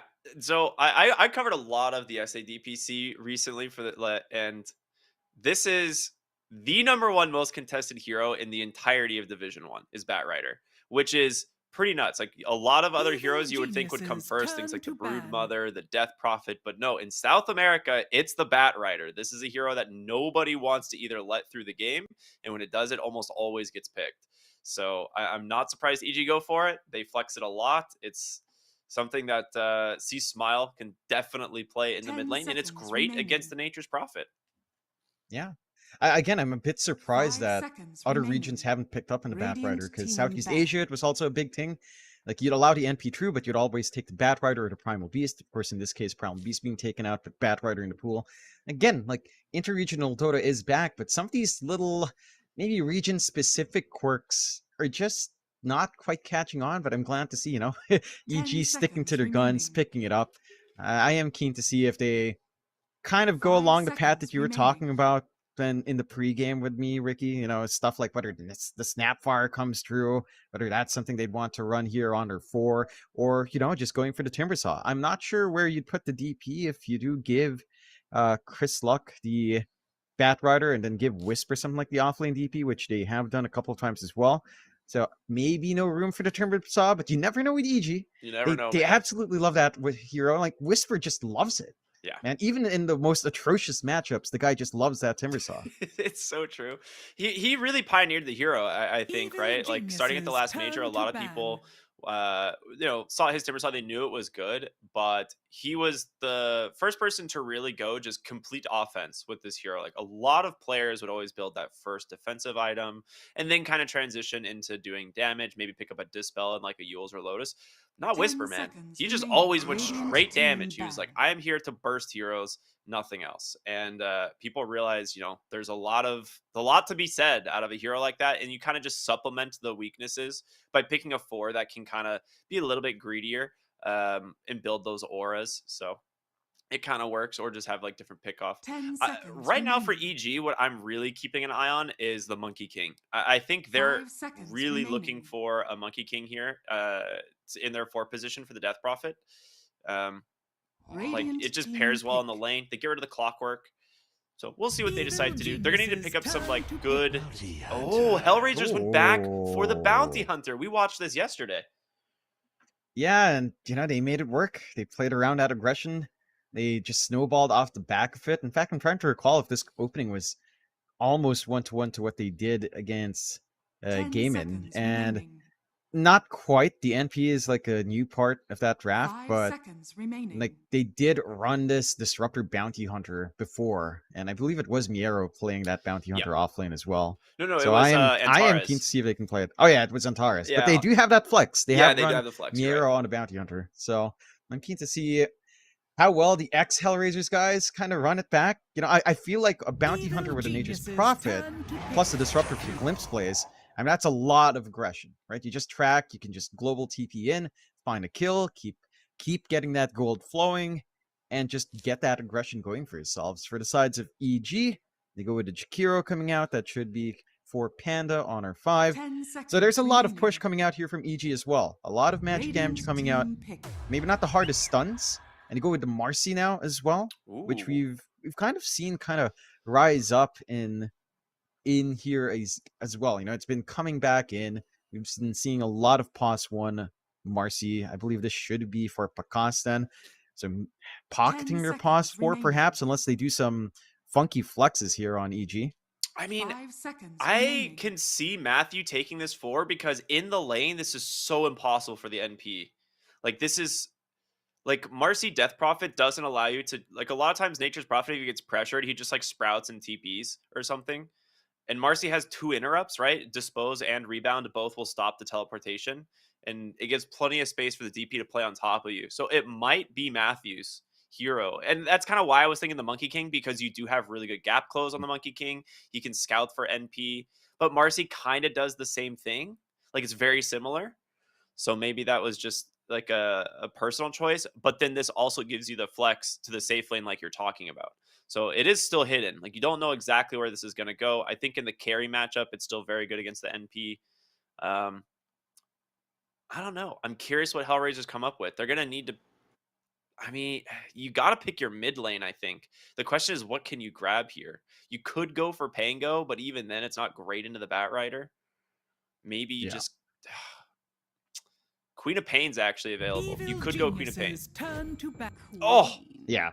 There it is. Gun for the Quap. It's a much more straightforward matchup against the Batrider. You don't really have the hardest lockdown for something like the Quap outside of either jumping her with a silence, getting a good rebound from Fog, or just getting that Blink Lasso on. So there should be a lot of room for the Quap to just kind of play her game. I think you could have also... It's a little bit more of a gambit when you try it, but something like Ember Spirit also works. Like Batrider versus Ember is definitely... I honestly personally believe it's like very Batrider favored, but I've heard from a lot of other pro mids that it is playable. So they could have tried something like that. They go with a safer play for the Quap, which I don't mind. Like, it does work out. Again, the aggression that you do have from Hellraisers is up there. You are still concerned about the NP lane if it is into that Marcy DP. If they do flex the Marcy that way and just kind of last pick our Pakaz here at the end, which it does feel like Hellraisers are expecting now. Taking care of stuff like the TA. EG just kind of taking care of anything that stops them from running around, maybe stops them from maximizing the Marcy jump in with something like the Bloodseeker. So already a pretty spicy draft. Like for Hellraiser's side here, Ricky, I see them playing really aggressive off the back of this. Just looking to play with those tracks again, snowballing pretty damn hard, and trying to, run it down pretty early. For EG, it's EG. They tend to run it back at you in equal proportionate aggression. So granted they don't scale up with track, but their timings are pretty early here. If we are seeing that Marcy forward, and there's definitely a lot of tempo early on. Yeah. I mean, I'm thinking back to the interview we had yesterday with Quinn, right? And their adaptation from game 1 was like, ban the bounty. He's like, it completely disrupts their playstyle because Hellraisers just likes to run at you. He's like, that's what he said. He's like, this team will just pick a bounty hunter and they just run at you nonstop. He's like, that is just the game plan. And you know, they're going to be able to do it again here. Absolutely, with what you're saying. So we'll see if EG has another plan of their own. They get rid of Bloodseeker as well as a Batten, which makes me feeling like we're looking at like I mean, could they? No, they don't need to pick a Slark here. It's already banned anyway, so that was a very good call from me. But yeah, I am a little bit curious what Hellraisers want to do with last pick here, because I guess you could take the Nature's Prophet to the off lane, which I think is what EG is anticipating here, since that lane would be really rough for a DP and RC. So Yeah, it's not gonna be too fun for Ramses to have to play in there. I'm wondering. They have a good read, right? Like taking out the Abaddon, that is something Ramses has played safely in a couple of times, and it does protect them from just losing the lasso as utility for EG. Their hold is not going to be as easy to dispel. You don't really have many options to stop it outside of maybe just glimpsing the Bat Rider away. So it's still fairly straightforward for G to kind of play into this. Surprise Hellraisers kind of take out the TB themselves, but again, probably just thinking that NP plus TB is probably too greedy, and I wouldn't disagree, although I feel like NP plus TB is actually not that bad in terms of early tempo. Like you get at least one of your stat items up in TB, say Power Treads plus a Dragonlance or a Yasha timing, you can join in on mid and go back to farming, and then just kind of go from there. The NP can pick up the slack. For EG side, I mean, it's still pretty damn open. Like, there are quite a few Pakaz heroes in the pool. I don't think you have a big reason to pick something like the Morphling, but you could gun for something like that for Pakaz if you wanted to.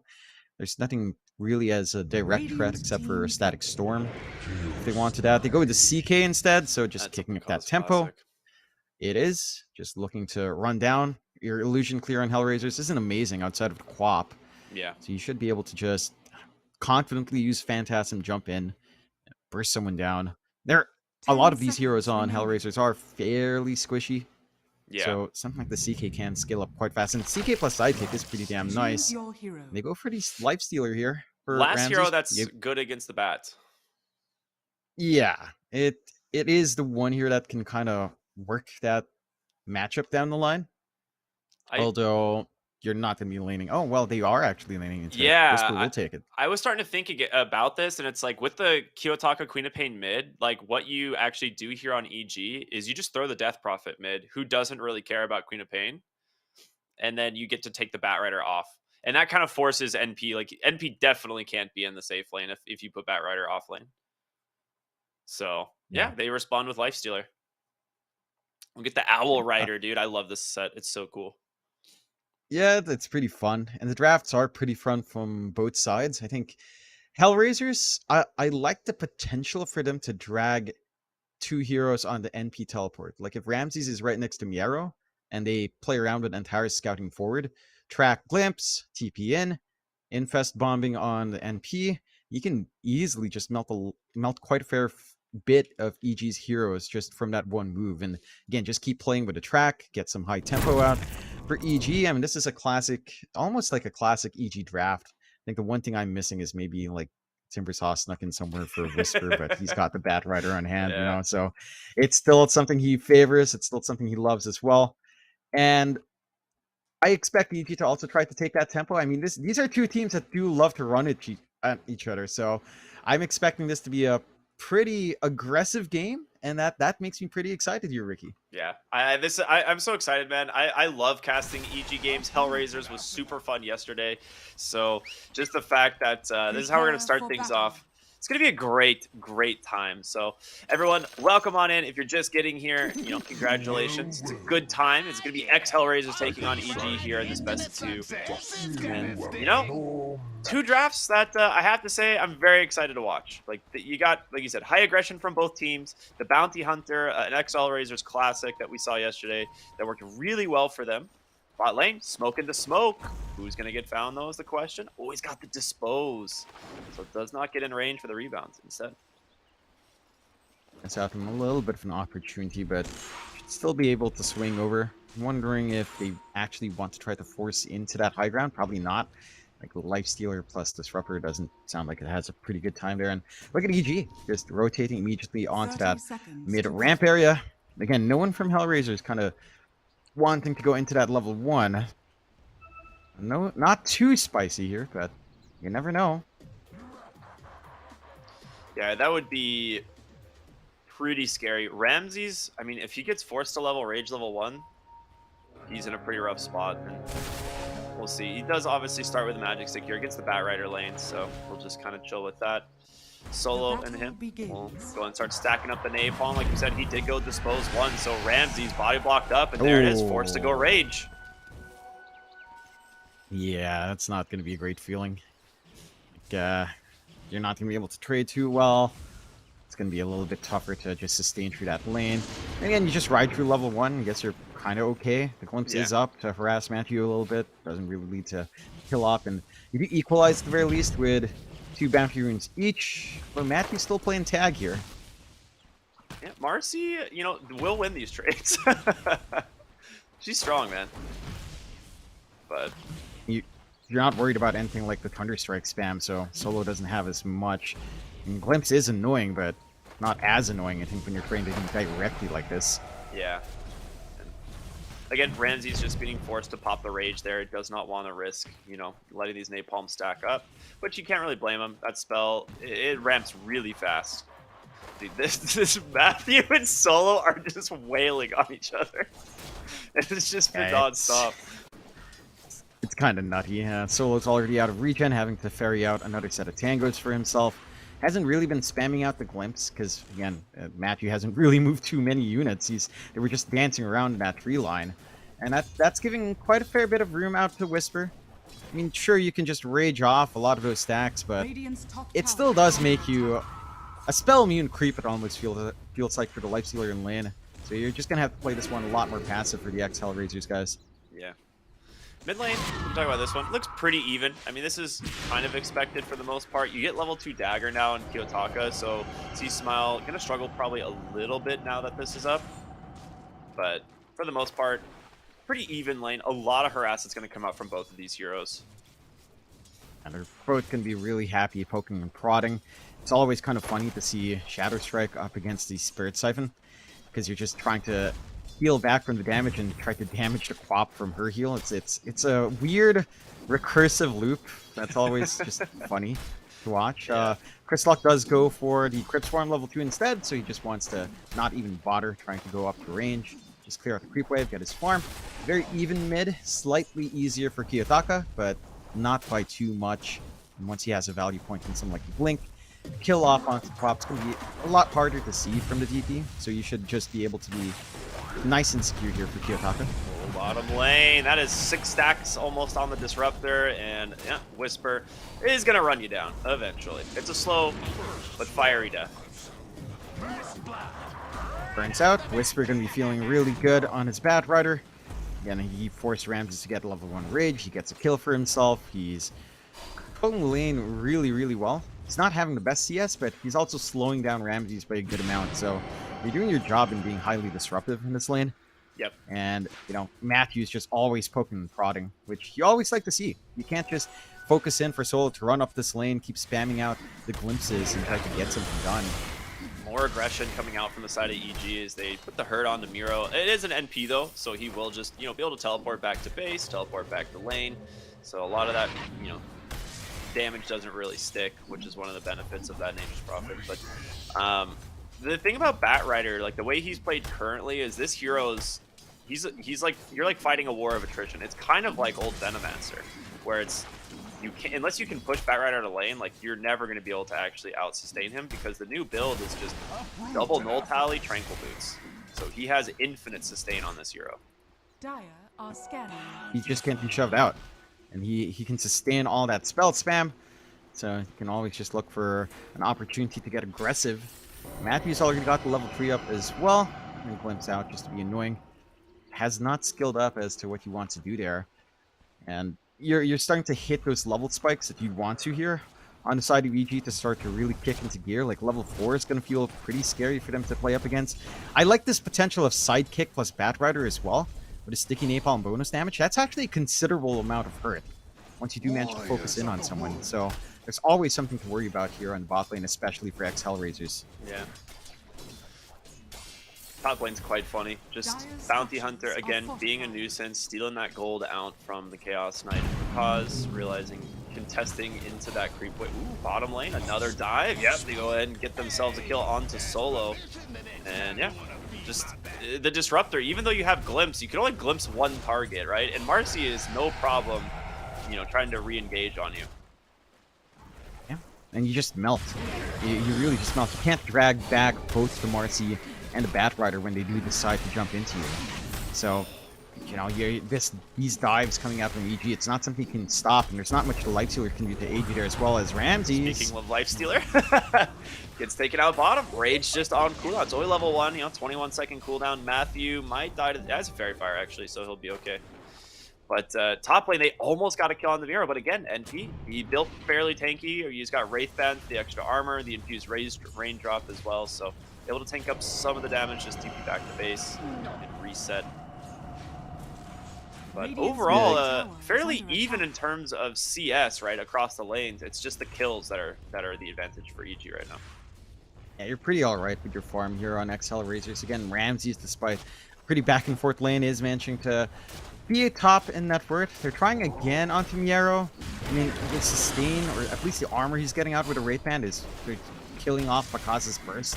He gets a good Sprout to back off as well, and this is something we see in NPs, right? Up against these bursty physical lanes. Like, you do just want a little bit of extra armor on hand, and it is paying off big time here for NP. The one thing for X Hellraisers now is just kind of trying to hit level 6 on particularly their Bounty Hunter. Once you do start to have at least maybe even level 5, you're kind of okay scouting out and starting to do a lot more damage, getting some counter control with Shuriken, but the levels just aren't pouring out just yet. It is still fairly early on, but that just gives EG a little bit more time to play here. We're going to see another attempt here at bottom as Matthew was in some trouble. The Rage comes out from Ramses, and he will be able to chase down the Marcy. Well, going to get some help from Kiyotaka instead. And now Whisper gets daggered up, trying to make it to the low ground maybe for a TP out, but it doesn't look like he's going to escape. Kiyotaka with a double kill with that beautiful rotation, putting that Arcane Rune to good use. So they needed this really badly. Dire's bottom tower is under attack. It's a huge rotation out. I mean, none of the supports were able to leave to help mid. Instead, you get Kiyotaka showing up to the lane. He's going to get a top up as well on the respawn of Solo. He's going to be fully set up, has level 7 up on the flop. Has Sonic Wave ready to go as well. Yeah, mid lane, they're getting aggressive. I mean, Seasmile does have the Exo. It looks like he is going to go ahead and pop it, which is a little bit surprising as the dagger's just slowing him up so much.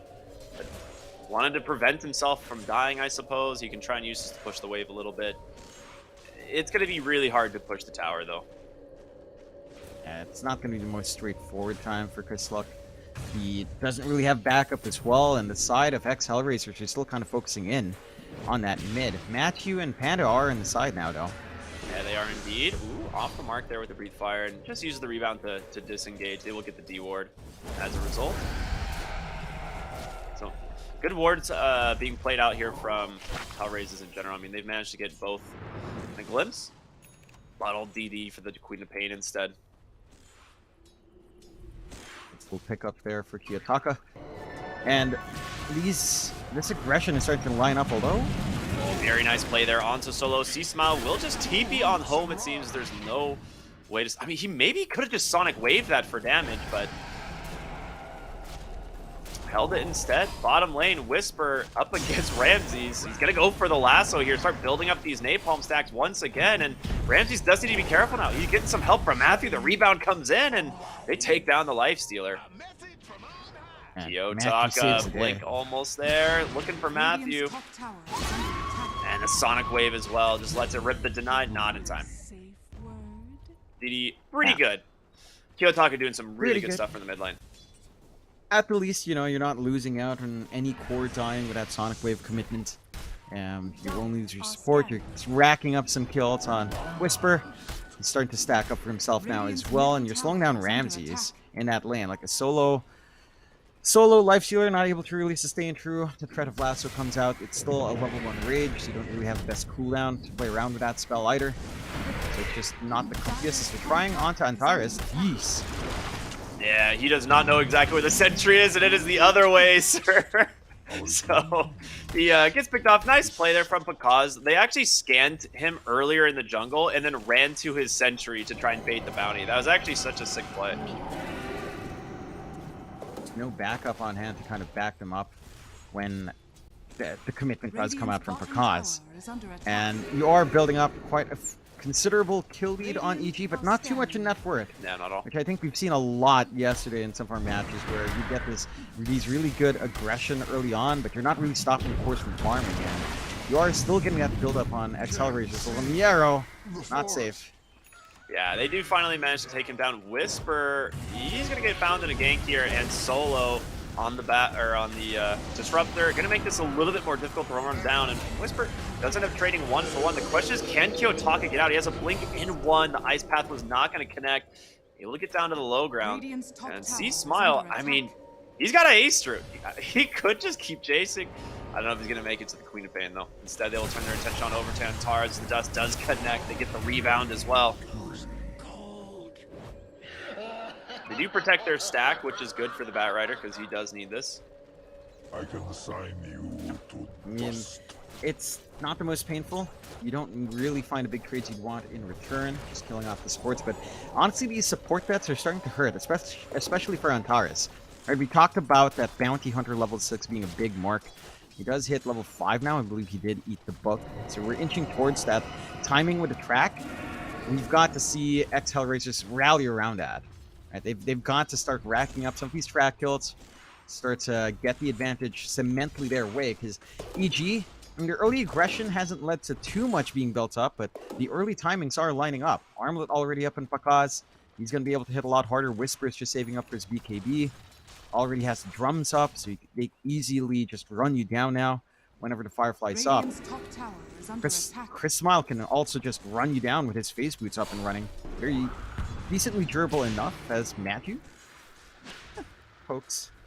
You're just looking for an opening, right? You don't actually have the silence yet on the Death Prophet, which you would like, but getting to 404, like both these spells are so strong at their level 4, so it does kind of make sense that he would hold off on it. And, you know, now, later as they go, it'll just be that much more scary to play into.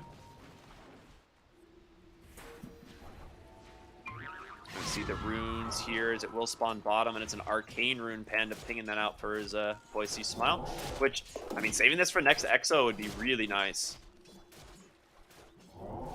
No one's really taken any towers yet. I'm sure EG would want to try to make moves in that EXO. Hold on. Unleash out from Matthew as Ramses thought he could fight. Turns out you can't. This hero does way too much damage. Huge Wrath of Nature though, and they do manage to finish him off. C-Smile trying to chase after Kiyotaka. Does he have the damage? He does, and now it's the question of Ramses being able to hold his ground. Nice silence comes through, but you're gonna have the Nature's Prophet possibly joining Antares, getting these tracks sent out as well. Whisper will pop the drums. Does he pop the dust is the question. He does, and he's read him like a book. He's managed to find the bounty. Does send him back. Does he burn down? It's so close to 70 HP. Doesn't look like it's going to be enough. Antares will survive. Dire's top tower is under attack. Meanwhile, they're still chasing Ramses on the top. He's at the top of the map. C-Smile is looking for the NP. Ends up just popping the Exorcism again. This is going to be with that Arcane Rune, so it's coming back here pretty soon. Not stopping. Dude, they're actually just non-stop aggression. C-Smile does get the Spirit Siphon, but you're playing into the rest here on the side. You need to manage to grab that Death Prophet, and it's a big win. You trade for the Disrupt. They're perfectly happy with that. Ramses pops that Rage, has to try and get away. These track kills, they're stacking up, baby. 2 dead now. About to be a third as Panda is going to fall, but in comes Whisper on the Bat Rider. He's going to lasso up Kiyotaka, look for Antares as well. He's underneath Ward Sentry, and with the help of Pakaz, they burn him down. Double kill there for the Bat Rider. It's an absolute bloodbath in this game right now, dude. We are 15 minutes in, 22 kills. That's what we wanted to see, you know? We said both teams like to play aggressive here, Ricky, and they deliver. That freaking chase from EG, I did not expect them to keep that up till top. I thought they'd break it off at some point. No, they just want to run down Ramses, and it feels like everyone's got Ramses on their block, on their chopping board, don't they? We heard from Quinn yesterday, he had certain words to say. I asked him for some spice, and he dropped a whole bucket load of spice onto my face.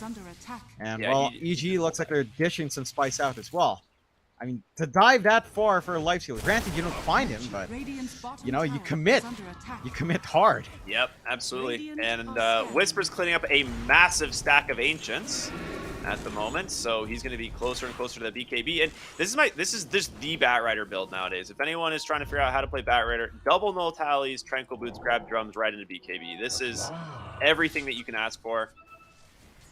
It's really strong. Dire are scanning. They're gonna get the scan. They do manage to catch Kiyotaka with it, and Torres will break the smoke here as they look to go in aggressive. Oh, Atos off the mark. Does Matthew pop the dust? He's holding up. He has no idea.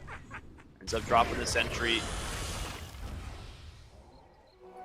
Then Torres looks like he's gonna be okay. All right. Misconnection Probably there. not the Nice target job. you want the Tower is gun under for attack. anyway. So maybe it's time to just focus in on some objectives, because again, we haven't seen any of these teams even gun for the opposite off-lane tier 1s yet. Radiant's bottom tower It's is 15 under minutes. attack. I don't think I've ever seen like map control stay relatively static for this long. So we'll finally see the commitment out from EG down bot. Get a little bit of that push going with the EXO. Of course, you've got the Jakir as well with the liquid fire. And Dire's Siege top Creep up and tower running. is under attack. Should be able to just find it no problem. Maybe a little bit of a trade up top, as Miero has just been shoving in as well on the NT. Dire's top So tower a tier has 1 for a fallen. tier 1 trade looks like coming out here. Radiant's bottom Again, tower keeping is things under even. attack. Despite all these kills from EG, the side of X Hellraisers are still farming. You're closer to this danger point where Radiant's Ramses bottom gets tower has fallen. this Radiance Rush on the Lifestealer. And, well, this sounds meany, but you could just infest Bounty and run around with Radiance. Well, the dust comes out. They don't manage to connect, though. And Static Storm does get spent, as well as the Liquid Fire from Penna. They're just trying to whittle down this tower. They did have the Catapult here. It's not going to be enough to finish it off, but with the rotation from C-Smile as well, who does manage to find another Arcane Rune, should be able to grab the mid-tower. So tier 1 will fall in favor of EG. But like you said, Radiance now done on the Lifestealer, man. This is the item against this CK, and I'm sure he just goes Halberd after this. Just be as annoying to that physical output as much as possible. And the missed chance is also going to hurt Matthew while he tries to dish some damage out on his own. Well, hanging around down bot here. Smoked up once again. And Torres. He plays a really good bounty hunter. Like, I'm impressed because this has been a hero that like has felt super underwhelming for quite a while now. Whisper gets some glimpse of vision on him, and they're just gonna dive him. They know the ward sentry and the lane's gonna scout him out, and they will take him down. Nice simple pick off again. Not the big kill they'd want, but they're holding X Hellraisers back from trying to play with the tracks. Like, we haven't seen that many track kills really pumping through outside of that fight up top, which EG again forced out for a very, very, very long chase. Now you've got a solid lead for EG at 2 to 1k. All their cores now, at least 100 gold above their equivalent cores on the side of X Hellraisers. So this is the start of just kind of trying to lock it in. If they can start to shut down the map more from the side of EG, then X Hellraisers, they're gonna be pretty hard pressed to try to get their farm up on all of these cores. I feel like we haven't seen the impact of this pop early on. It's one of those things with the Queen of Pain that makes it feel really awkward. Like, it feels like it should be able to nuke heroes down, but once you kind of miss that mark, you reach the 15-minute point of the game, and then it's suddenly just waiting for levels and items. So it kind of plateaus, then jumps back up towards the later part of the game, but it's now we're in that period where it's just a little bit awkward for the pop to try to make plays. Yeah, absolutely. I'm really curious what The seeds are for. like Marcy has like a drums queued up, which seems a little bit weird because you already have the drums and what'll eventually be the Boots of Bearing on Batrider. Which, speaking of which, he managed to find a disruptor all by himself. He will get glimpsed trying to finish off the kill, because he did already pop that lasso. Miro reveals himself though to try and offer some assistance, and they will find him. Atos, as well as the stun from Pakaz, ends up being 2. Meanwhile, top lane, a fight of their own. Panda getting ran down here by the Bounty Hunter will drop defensive Ice Path to try and run away. And honestly, that's one of those changes to Ice Path you kind of forget about. It lasts so much longer on the ground. That softer access points quite nicely, so gives you a lot more. Oh, Kiyotaka, very nice. A little snipe there. Taking advantage of that track vision. some activity out for the Quap, which again has been a little bit more passive for Kiyotaka. I say that he literally has taken 8 of the 9 kills for ex-Hellraiser. So That's pretty good. not as passive. You know, I mean, in relative terms, he's been pretty damn active for the team. It just feels like EG's been much more aggressive. You know, they have been kind of all in running down. They do lose that drums you were talking about on Matthew on the Courier. The double drum strat. The heavy metal double bass is not quite there, as just misses Antares. They know he's in the trees there somewhere, but they don't have a gem quite yet. And like you said, the dust does miss, so he's going to survive to be annoying another day. This is Matthew's ward, man. Like, I'm not sure if you've ever watched like Matthew play Ricky, but this is what he does. He puts a ward right on the high ground and just punches couriers the whole time. And they know this. Like, this is what EG does. They know it, dude. Oh, they got him. The BKB gets delivered anyway, and Bounty Hunter is going to get punished. So, very funny. They get the D ward too. I guarantee you Matthew is pinging this. Like, guys, I know what he's doing. I invented this tech. Yeah, we saw Antares try that yesterday as well in this game against Gaming, and didn't really snipe any couriers, wasn't punished, but EG, they made it. They know how to beat it, and they know how to spot it as Whisper. Whisper's got a BKB. I don't think he's really all that worried, and they will just go for the Disruptor here instead as they dispose him right back into the hands of this Bat Rider. So Matthew cleans it up there, popping the Unleash. They still have Lasso, right? They didn't actually have to commit really any too big of cooldowns. Radiant's top tower is under attack. Still set. Oh my god, because has BKB Mage Slayer now. Is under attack. Yeah, he's massive on CK. He's been left alone for so long. He's at 12k network, good 1.4k above Kiyotaka, a decent amount over Ramses as well. And I like this build-up. You're just so much more durable up against that magical burst that ex-Hellraisers is kind of relying on at the moment. You get a little bit of a split push taking out the bot tier 1 here for the side of ex-Hellraisers, but it's not the best part of the map to really invade. They're not stacking and playing in that triangle as much, and they're gone in for the Roshan here, EG. Yep. They buy the gem, they pop Exo, go straight into Roche. I think this is really smart. There's no reason to kind of delay this. Like, they've kind of taken all the objectives they want to take at the moment, right? No tier 1 towers remain. And I think going tier 2, you're going to want an Aegis. So, it's smart. I like it a lot. Sets up nicely inside of ex-Hellraisers. And they're still getting this build-up, though. Yeah, it's less than 1k lead, 9-20, 22 minutes in. Despite all the aggression, ex-Hellraisers are still farming well. Like, Ramses is still up there. Again, not too far behind over to CK. It's still a decent lead on Pakaz, but not enough to feel overwhelming. And the farm distribution is still pretty equal across all the cores here. But you've got that timing to hit. Nero rushing the Ags here as well. And that root and the lower cooldown on the Rat of Nature is going to be massive for them in the middle of these fights. Yeah, absolutely. And my one concern is when ex-Hellraisers are ready to commit, like this Lifestealer comes out, he's going to be massive. He's going to have his Manta style on hand to dispel off, maybe some more annoying spells, at least take care of the silence that I think he's worried about here from C-Smile. So yeah, he's just going to be able to stand up front, maximize the Radiance, pop into Antares or the Quap or Miero on the NP and just burn people down, run them down when they want to. I mean, they really are trying to aim for Ramses here as the Ice Path comes to the fog. Doesn't manage to connect. Bottom lane, though, we're getting a fight as they do pick off Antares here. There will be a 3 versus 1. Kind of unfair, you know. But nice pickup once again for Whisper. 10-2 on his Bat Rider already, man. He is just having a great time. This looks like he's going to go for the Aether Lens, so potentially the Octarine after that. Just wants that extra cast range. Yep, can't fault him. Just reach out a little easier for the lasso. I believe Antares was just trying to buy out his part for the Perseverance. So he walked up into the secret shop, I think popped a couple of mangoes when he was spotted, and just hit, taken down. You know, he's just chilling out, having some mangoes for a break. Can't even just relax. Nothing wrong with that. Well, they're looking for Ramses. They're going to try and chase after him, but he's super fast. Whisper, get caught by the root. Nicely done there from the Nature's Prophet. That will hold them in on the backside. Panda gets grabbed by Kiyotaka. Huge ultimate here from Solo as well. Forces the BKB out from C-Smile. He's 3 seconds away from the Exorcism. It's gonna be able to use it. In comes Bakazi on the CK, and Tars is gonna fall. They get the lasso onto the Queen of Pain. Can they bring him down in time? And Infest should be there to save him. But Kiyotaka, he's gonna barely survive on just 100 HP, but Bakazi with the blink forward will be able to find the finish, and C-Smile trying to hold his ground here against Miro and Solo, and he's just gonna chase the Disruptor instead, turn his attention back to TP out, but now it's just Bakazi versus Ramses, and EG will clean up a 3-for-1. So they only lose the Marcy. I guess they lost Shakiro, never mind. 3-for-2.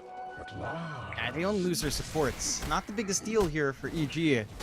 And again, it's EG just forcing the aggression out after seeing that commitment. Like, you did have a big static storm, but it didn't really catch out the chorus. Bakazi was just well and far away from that fight, having the opportunity to re-engage with a healthy amount of HP.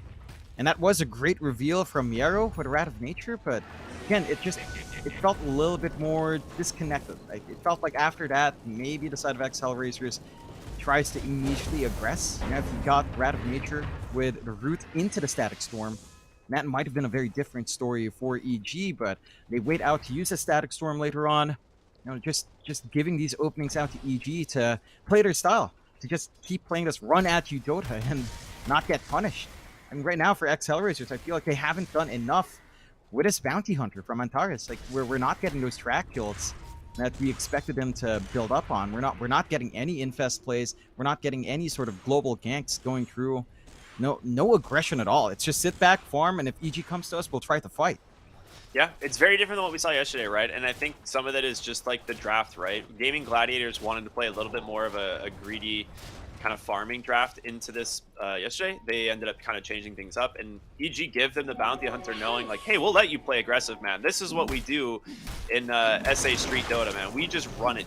So they're going to look for Ramses here. In comes the Rage right away. Matthew is there. They don't manage to connect with that Static Storm. They will glimpse Whisper, but pops the BKB. Going to be able to continue chasing down this Lifesteal. They even just popped the lasso for good measure, and now Solo on the run here.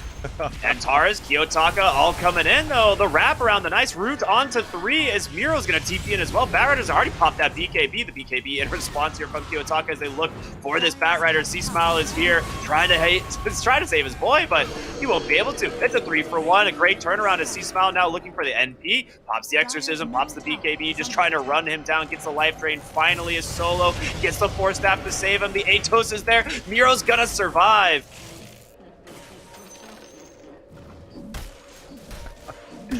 Oh god, they commit so hard to just kill off Ramses. I still feel like that's worthwhile for EG despite taking some losses. Granted, every kill you're taking now on Accelerators is on track, but that's the level 1 track. Frontalis, really? he's stuck at level... Yeah, he's still level 11. Just because of the inactivity coming out from Accelerators, right? They're sitting back, they're farming, so this Bounty Hunter is not really able to get as much EXP off of the pickups. He doesn't really clear out waves or camps all too well, so he does rely a lot on just trying to get these kills. So even if you find those 3 kills with track at level 1 track, it's not much allied bonus gold. It's not much self bonus gold either.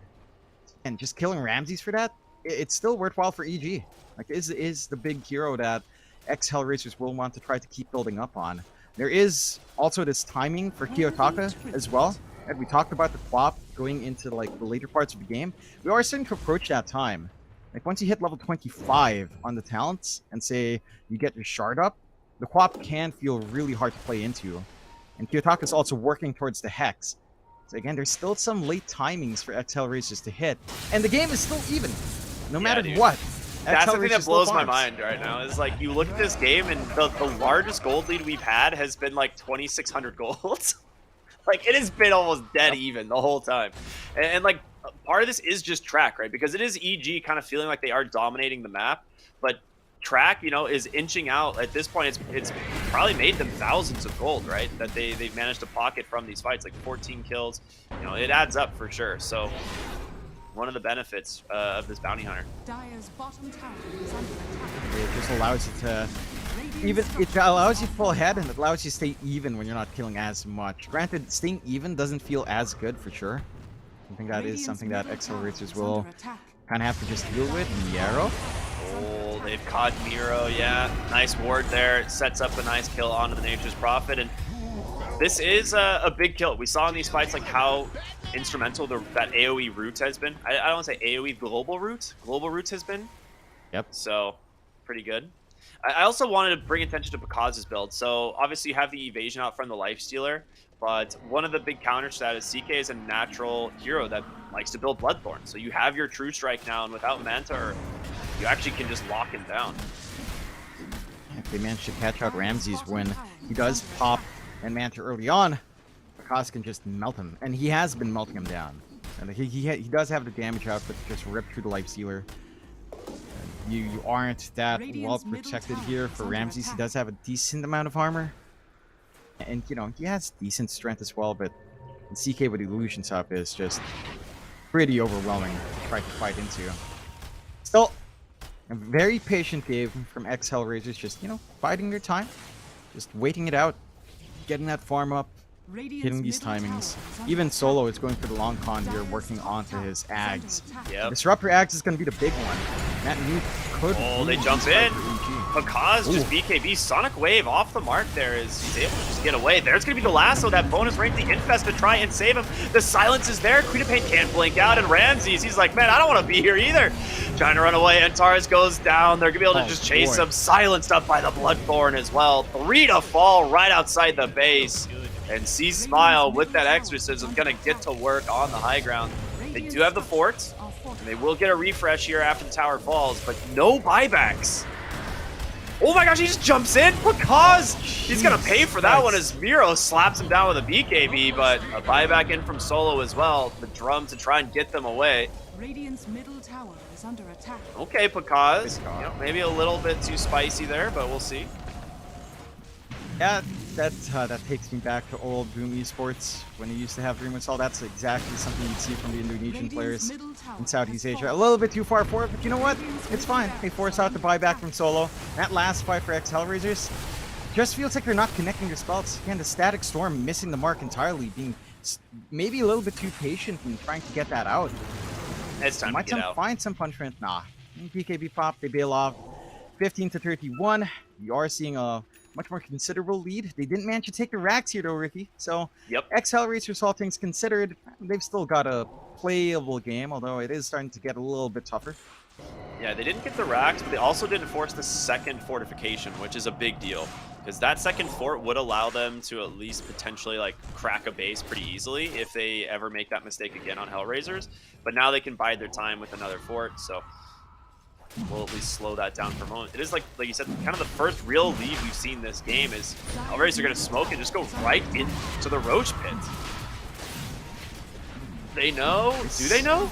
I mean, they scan now. They definitely have to know. The question is, can they do anything? It's falling so fast. The mid lane looks like they want to try and group up here, but the Wrath of Nature just root them down, and that's it. Roach is dead.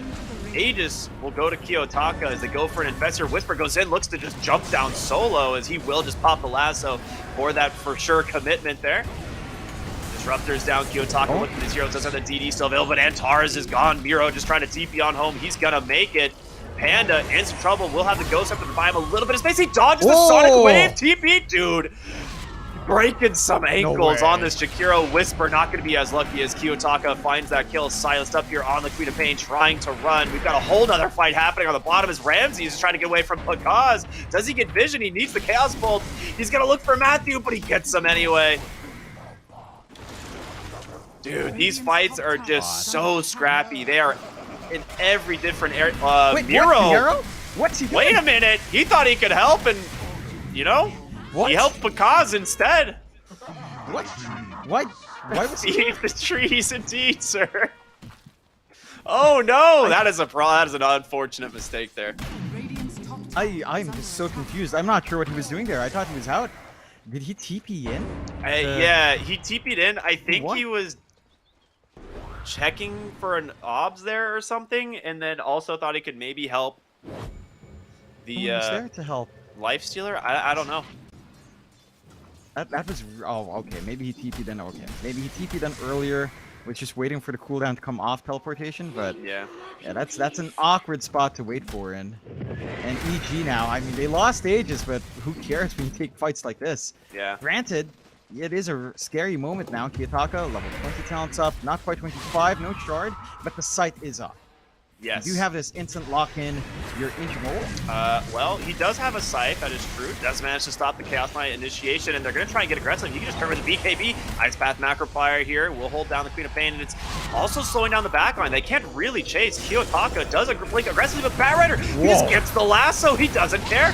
The Hex onto the Lifestealer instead. He's trying to get out, but the stuns there from Kaz will hold him down, and Kiyotaka will lose his Aegis. As Chris Luck just running down the back line, man, takes down Solo, and Queen of Pain silenced up, forced the BKB here. Pakaz needs to be a little bit careful as Miro's here as well. He's trying to just lifesteal his way through it. It is kind of working. Miro gets pulled in, the Reality Rift. It pierces the BKB, gets the triple kill for C Smile. Dude, what insane fights from EG. They're crazy, man. But Hellraisers, ex-Hellraisers are pretty crazy too. Like Kiyotaka trying to chase down freaking Panda, running into the Magpie, losing half his HP on his first life. And that provided openings for EG. When the bot was that softened up, the cleanup didn't take too long to get that second life in. And then, you know, by the time the second life is up, everyone's dead. No one's there from ex-Hellraisers to help. They all just get run down. Again, the side of ex-Hellraisers doesn't feel like this lineup is suited to be playing on the defensive, not against this complete aggression from EG. They needed to have been a little bit more aggressive themselves than ex-Hellraisers earlier on, and just some spell use maybe not lining up. Like, we haven't seen the best utilization of the Static Storms. Again, the Ags is inching up closer, but it feels like you should have been able to get a lot more from ex-Hellraisers, but they just shift playstyles. They go a little bit slower. Whisper's got lasso.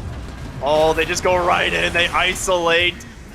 No, my God. And they destroy. Ramses is gone, man. They thought, like, oh yeah, they're backing for sure. You know, it's just one rack, so let it go. No, man. Not EG.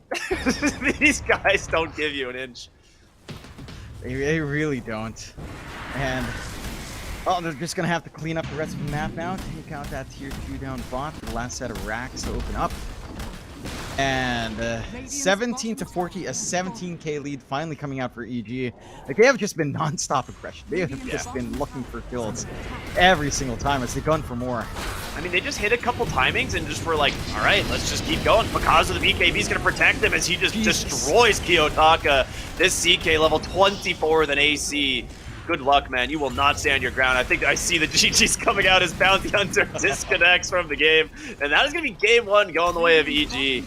Well played. A valiant hold from Hellraisers for a while, but eventually start to crumble under the pressure of Evil Geniuses. Yeah, they just played too quick on EG. They managed to get all their special heroes out. The DP in the first phase, the Morrissey sliding through, the Batrider and the CK coming out there. And they play around that tempo just so damn well on the side of EG. For Hellraisers, and we see the Disruptor, we see that Bounty Hunter come out, we see the NP, you're like, all right, maybe we play aggressive. You've got this global track play that could come out. You've got this infest on NP across the map into the track kills, right? Like, all of these things can happen, and they're relatively not too complicated to pull off. But instead, what we saw from ex-Hellraisers was sitting back, trying to regain ground, playing it safe.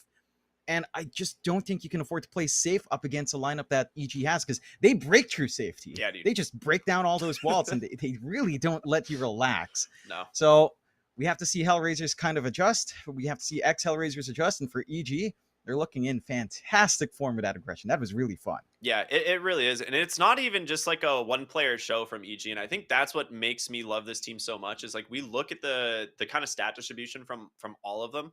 It's like super high kills, very low deaths on all of their cores. Their supports, super high assists. They all have a ton of damage and building damage. It's a team effort, really. Like, they played everything they need to do. I think a lot of this starts from Whisper's offlane, right? Like, Lifestealer on paper should do pretty well against the CK, especially in that mid game after the Radiance. But Whisper just shut the lane down so hard that this Lifestealer never really comes online in time, and Pakaz just had an eternity of space to just keep farming, gets to the Bloodthorn, gets to the AC, the Blink Dagger, like all these things that just make the lives of Hellraisers hell, really. So yeah, good stuff. Love to see it. We're going to be seeing how Hellraisers respond here in game 2. So we're going to go to a short break, everyone, and we'll be back with game 2 of Hellraisers versus EG. Stay tuned. We'll see you in a bit.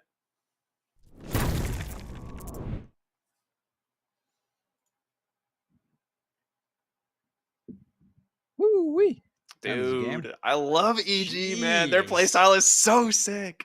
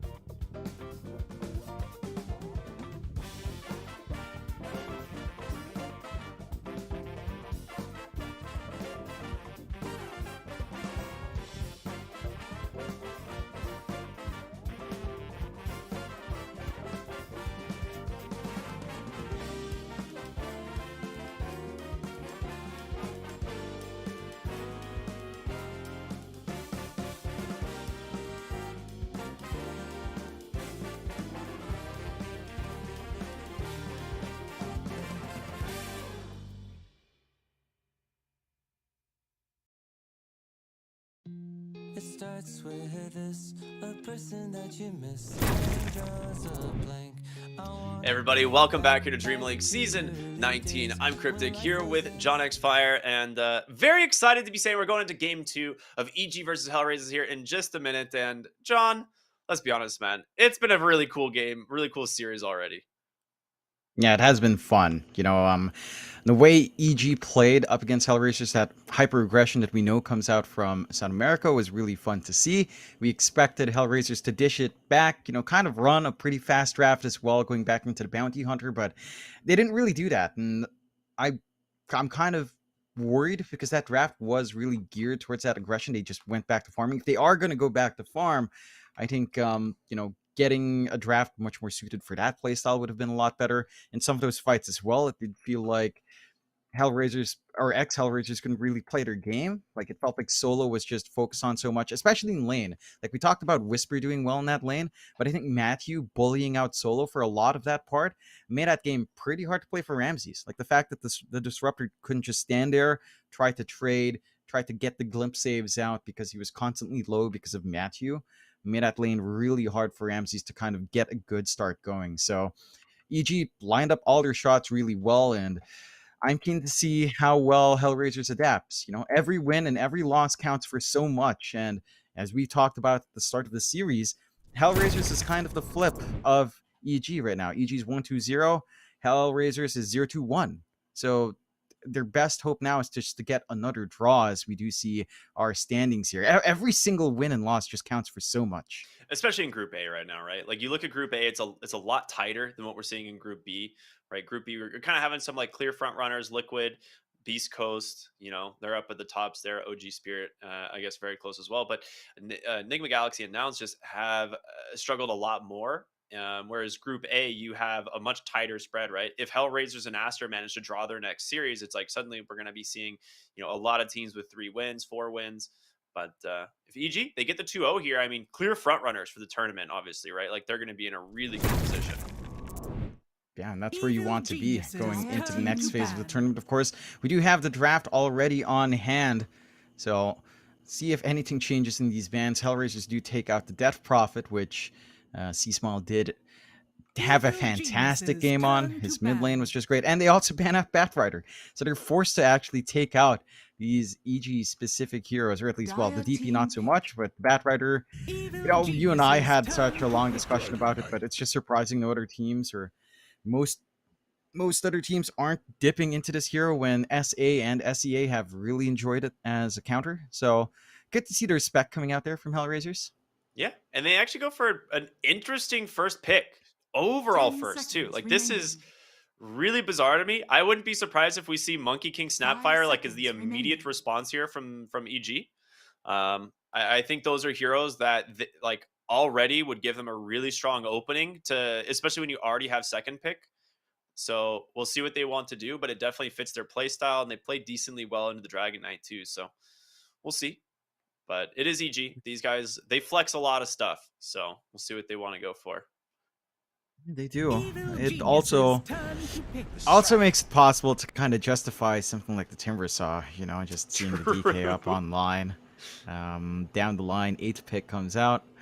Whisper might whisper to them and say, hey, pick me that Timber Saw, man. There's a DK. We'll see. As they do play it a little bit safer on EG, they go for the Leshrac and the Clockwork. So they've already got some good magic damage on hand. A good, pretty far-reaching set of heroes, at least in the Clockwork. And that should just be the Chris Luck Lesh coming out, of course, down mid. And if you are laning DK into Lesh, that's a pretty good lane for the Leshrac to play out on. They kind of draft around and try to maybe assume the safe lane DK for Ramses, as I think that's the way Hellraisers has leaned into that hero. It's mainly been Ramses playing it on safe. So you can still kind of go back for that Monkey King you mentioned, the Snapfire as well. Monkey Snap off lane is pretty big in bullying out the DK. I wouldn't mind that too much, and I'm not sure if Hellraisers really wants to heavily invest in just banning that way on the offlane, because it does feel like if you take out those tier heroes in your bans, well, that leaves a lot of options for Pakas. It leaves a fairly decent range of heroes still for Whisper offlane. Again, Timbersaw could be a good hero in the right hands here. True. They're really focusing up Antares here because 10 they seconds just go ahead and ban remaining. his techies, which we saw, as well. One of the heroes he likes to play. They're like, we 5 dare you to seconds pick the bounty remaining. hunter again. Like, go for it. Yeah, and we haven't really seen Antares play a lot besides, the techies and the bounty hunter. Those have been some of his like go-to picks.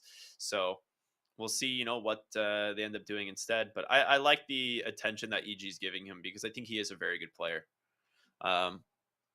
The IO makes a lot of sense. We've seen a lot of teams run the Lesh IO, one of those few combos that just makes the Lesh so much stronger, makes him a lot more difficult to bring down. Are you surprised that they went back for the Disruptor here on Hellraisers? No, not surprised at all. Like, Disruptor is still a top tier hero. Solo may not have had the best game, but I think Disruptor overall is just it's a hero that you don't feel good banning, but at the same time you really kind of want to pick, right? Like, it's a high priority pick for a lot of teams right now for a really good Dire reason. team back. Its laning phase with Glimpse is great. You can still go Thunder Strike if the lane kind of necessitates it, but the Glimpse has just been hyper popular, going for like a 1-3-1 build. Feels really good. And Static Storm with the right team, with the right coordination, is just such a massive spell. Like, it scales really nicely. You have this 10 build up into the seconds Yags. remaining. It's just a really good hero right now. So I don't fault 5 Hellraisers for seconds going back. remaining. Just, Solo just tightening up perhaps, or at least having a better lane. I think that was the big thing that held him back last game. Just didn't have the best lane. And, they couldn't coordinate around the Static Storms. It felt like every use of it was much more defensive than offensive there. Absolutely. Yeah, that's actually a really good distinction because I agree with you. It definitely did feel like the Disruptor ults were a response, to what EG was doing, which a lot of times you want to be the one that's like glimpsing into Static Storm, finding these kills. They do go ahead and respect Whisper. They ban his Timbersaw. I do want to point out that EG and Beast Coast are some of the only teams that still like to run Leshrac in the offlane. So if they give themselves a bad matchup in mid, C Smile will just 10 opt for seconds potentially a remaining. different hero, and they might just let Whisper take the Lesh off. It's not 5 that common, seconds but they still remaining. do it. They are some of the only teams that I see that still do it. Yeah.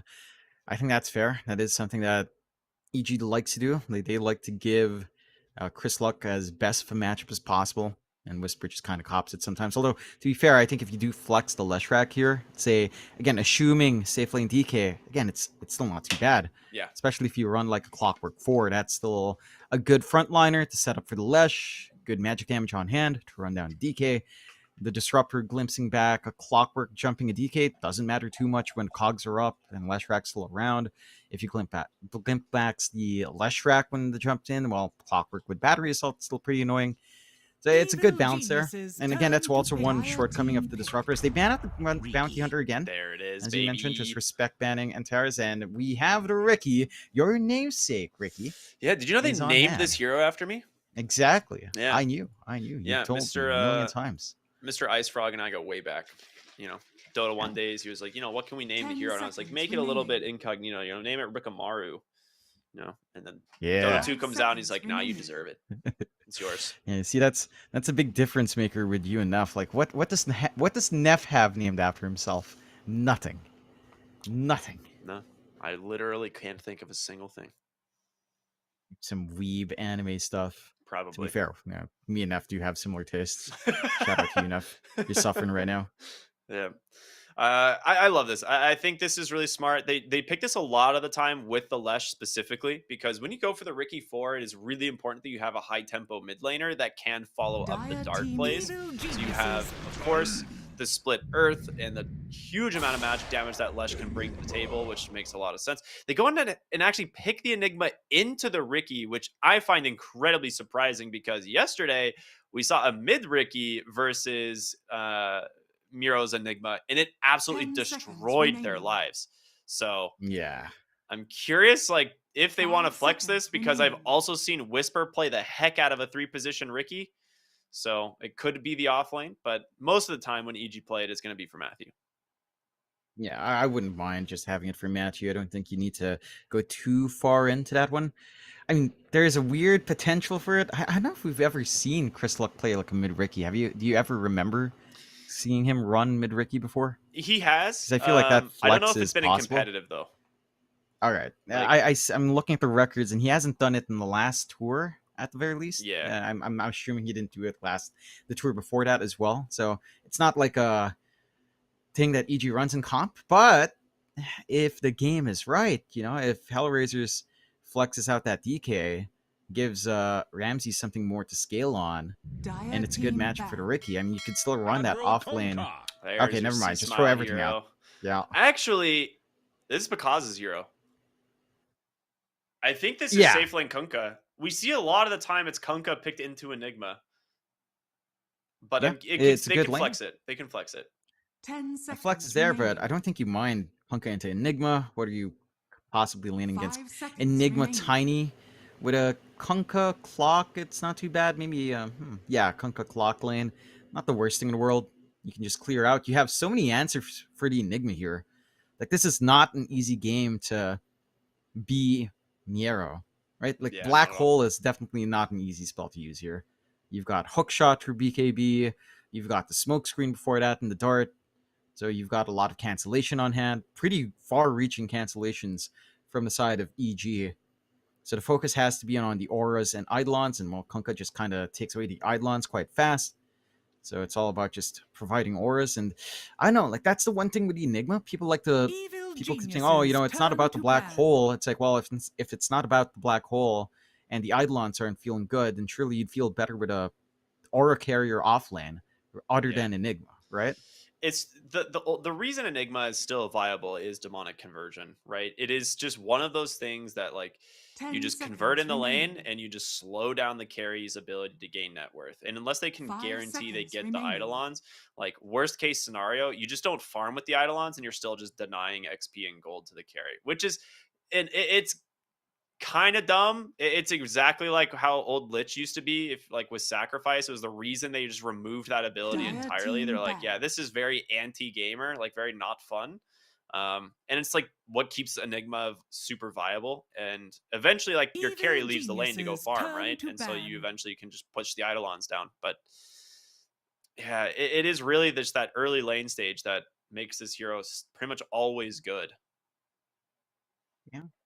I feel like the nerfs have been good, at least, like not being able to convert 10 range seconds creeps kind of remaining. help your Yeah, cause massively. true. And Hellraisers are still defending that pick. Like, they ban out the 5 Beastmaster and the seconds Rubik. remaining.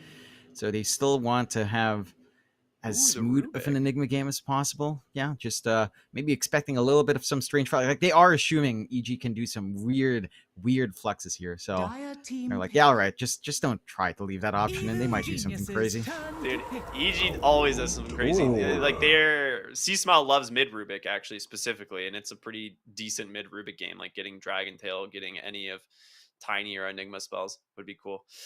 I believe. Well, is this mid lane or safe 10 lane OD seconds is the remaining. question, because both of these heroes can flex back and forth, and I don't know for 5 sure. seconds But remaining. man, these drafts are Hmm. cool. I would much prefer the safe lane DK. I think it just feels a lot better with that stable farm. I think the OD has this good timing from mid, like Meteor Hammers. Again, Meteor Hammers an item again, so you wouldn't mind that. And There EG it go for the is. Primal That's Whisper. Beast. There you go.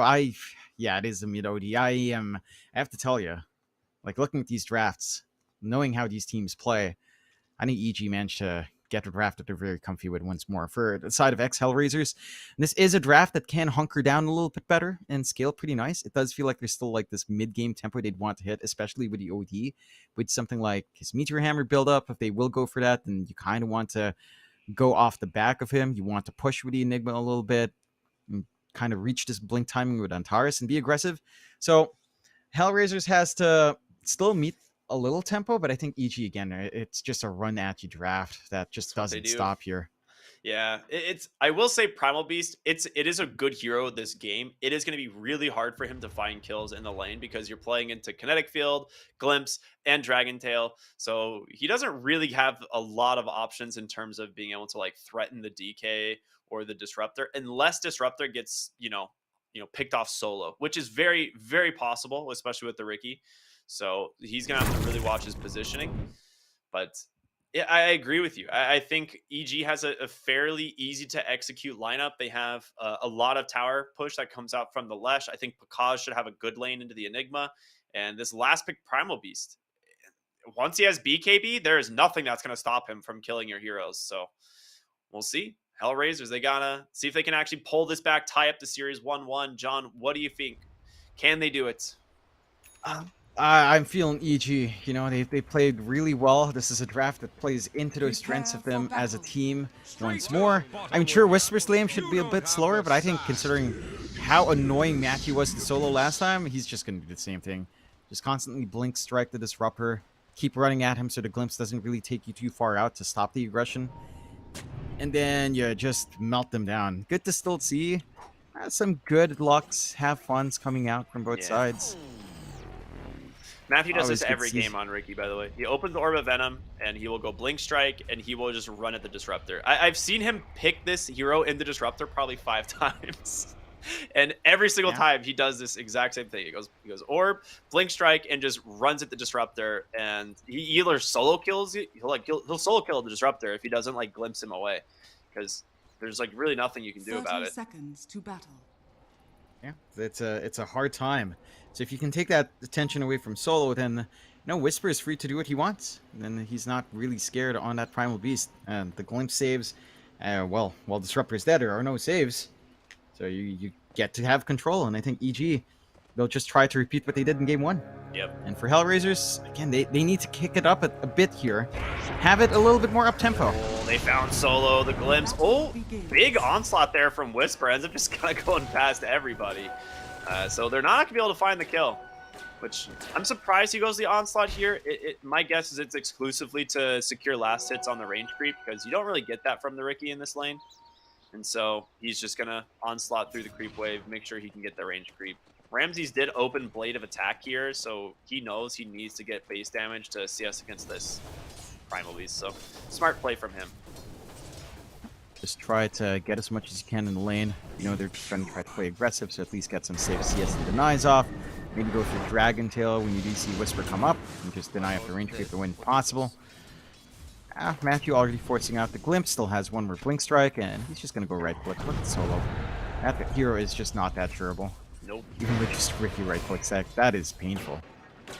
He is playing right on the edge of the tower aura, which is smart. He's just kind of toggling back and forth into it, so he's getting that extra 3 armor to reduce some of the damage from the Ricky, which, does go a long way. But, yeah, eventually, like, he can't actually play in... kill him eventually if he gets too far away from the tower. Yeah, and that does mean that they'd have to play kind of connected like this. You don't mind us too much. Whisper is just going to farm, isn't being shoved away, so that's actually pretty alright. For the side of Hex Hellraisers, well, we'll see as the levels go up. I feel like level 3 is when things can get pretty spicy for EG. But at Primal Beast, as we're taking a look down bot here, Bakaz on his Kunkka along with Panda on that Clockwork up against Miero. Once more on that Nigma, and then Taris on the Tiny. Right. You are denying off the creeps with the Eidolons, and the refreshes are coming up. Level 1 Tidebringer might not be enough damage to cleave through the Eidolons, but I think once you hit level 2, I mean, it's not going to be too bothersome. The Eidolons do make it really hard for Panda to kind of try to play with Battery Assault, though. He can't really be as aggressive as he'd want. Yeah, and he's been doing a really good job at microing the Eidolons to keep them pretty far back, and hasn't really fed any of them away at the moment. But you're right. Once you get level 3 on the Kunkka, it becomes a lot easier to actually secure those last hits on those range creeps. Or onto the Eidolons, rather. Alright. Where could slow down a little bit for Accelerations, but I don't expect it to slow down by too much. Still should have decent control coming out there. As the mid lane we haven't really looked at yet. It is the OD versus the Leshrac lane. And C-Smile is having a good time, so is Kiyotaka. Like, he's not being shoved out in any big way, already has the Ring of Health, so he can afford to trade a little bit more back and forth, and he is going for the Meteor Hammer. Yeah. And I absolutely hate OD Meteor Hammer players. They're...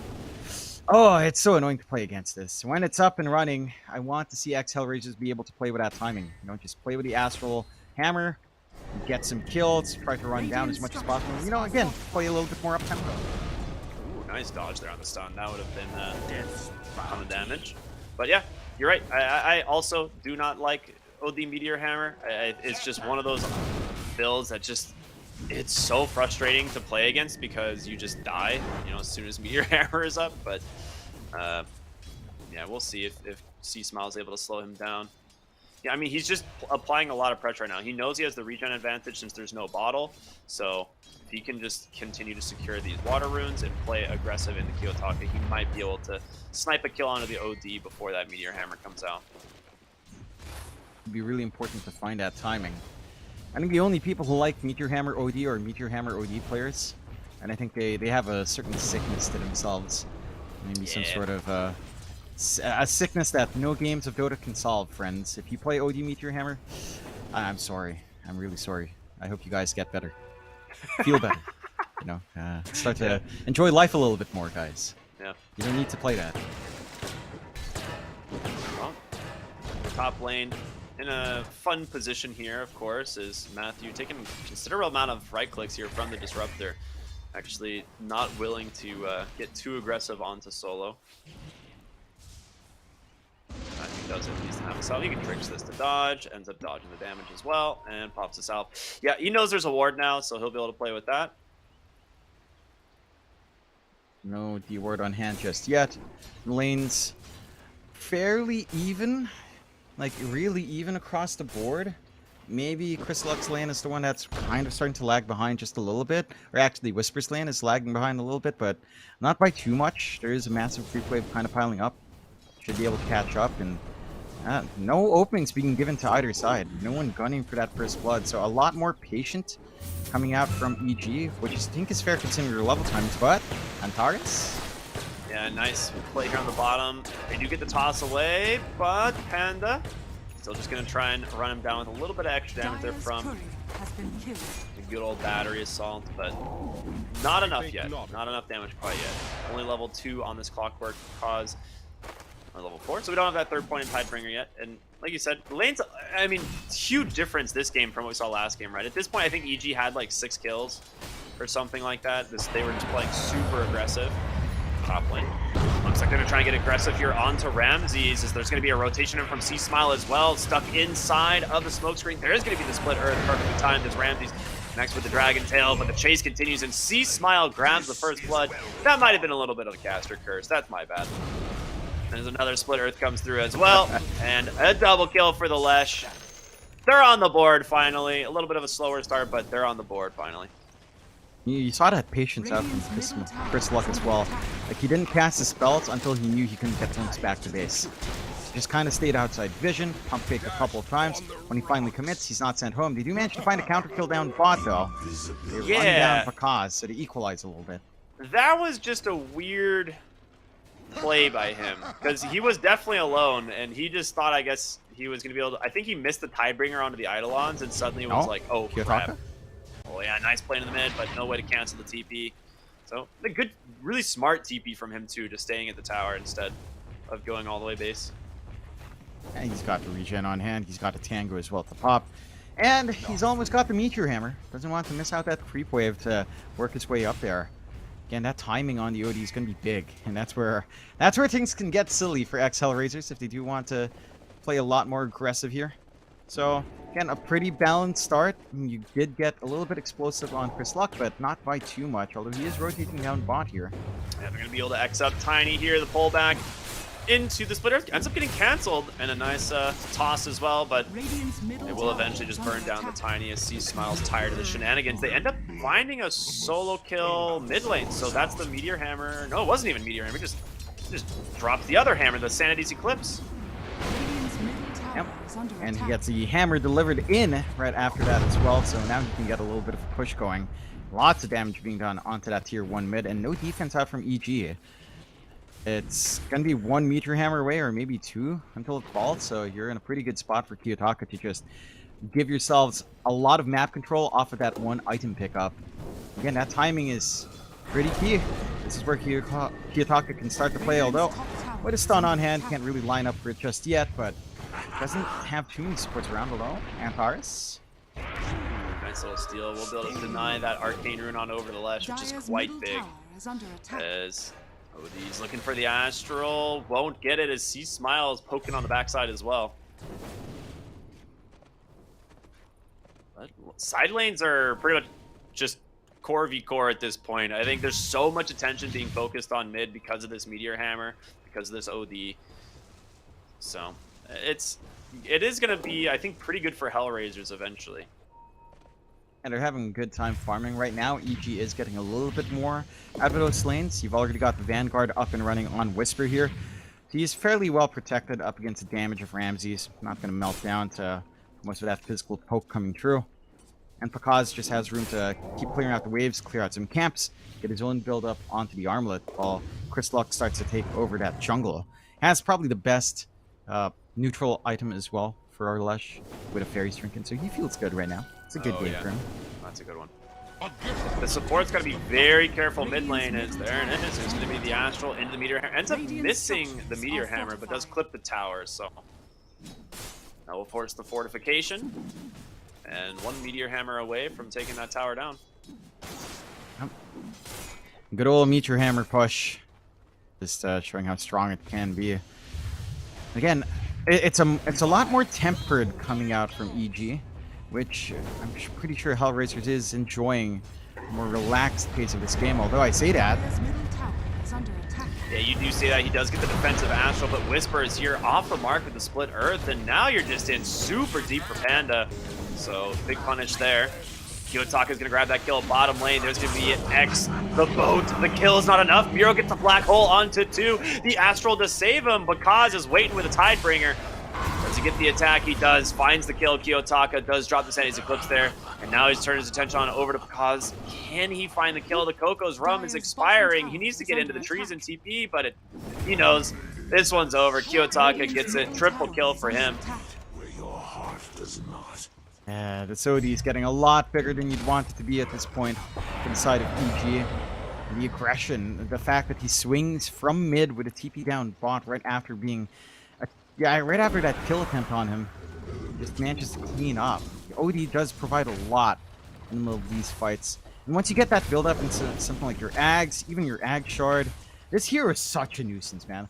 Like, I have raved on about how much I hate OD's Ag Shard. Like, it doesn't do much, but that visual, the visuals of it, seeing that person run around knowing that they're going to bail out when they have a blink up, it is just so frustrating. I hate OD. I hate this hero. Yeah, I think we're going to be seeing Astral removed from the game in this upcoming patch, to be honest. I'm pretty sure this hero is getting a rework. It has just been like pros don't like it, like the general community doesn't like it. It's just a very unfun way to play Dota. Top lane, we're going to see the push comes through from EG. Only 2 points in Edict, though, so it's a little bit less, less impactful here. Whisper will just cut the wave, though, with the help of the Catapult. They should eventually bring this one down. It's still just fall. No trade coming out from the side of Hellraisers, as they could just easily take mid in exchange with that Meteor Hammer, and they will. Kiyotaka will just run up. They are coming in for the defense here on the TP, but the tower looks to be gone. I mean, he just popped the Astral.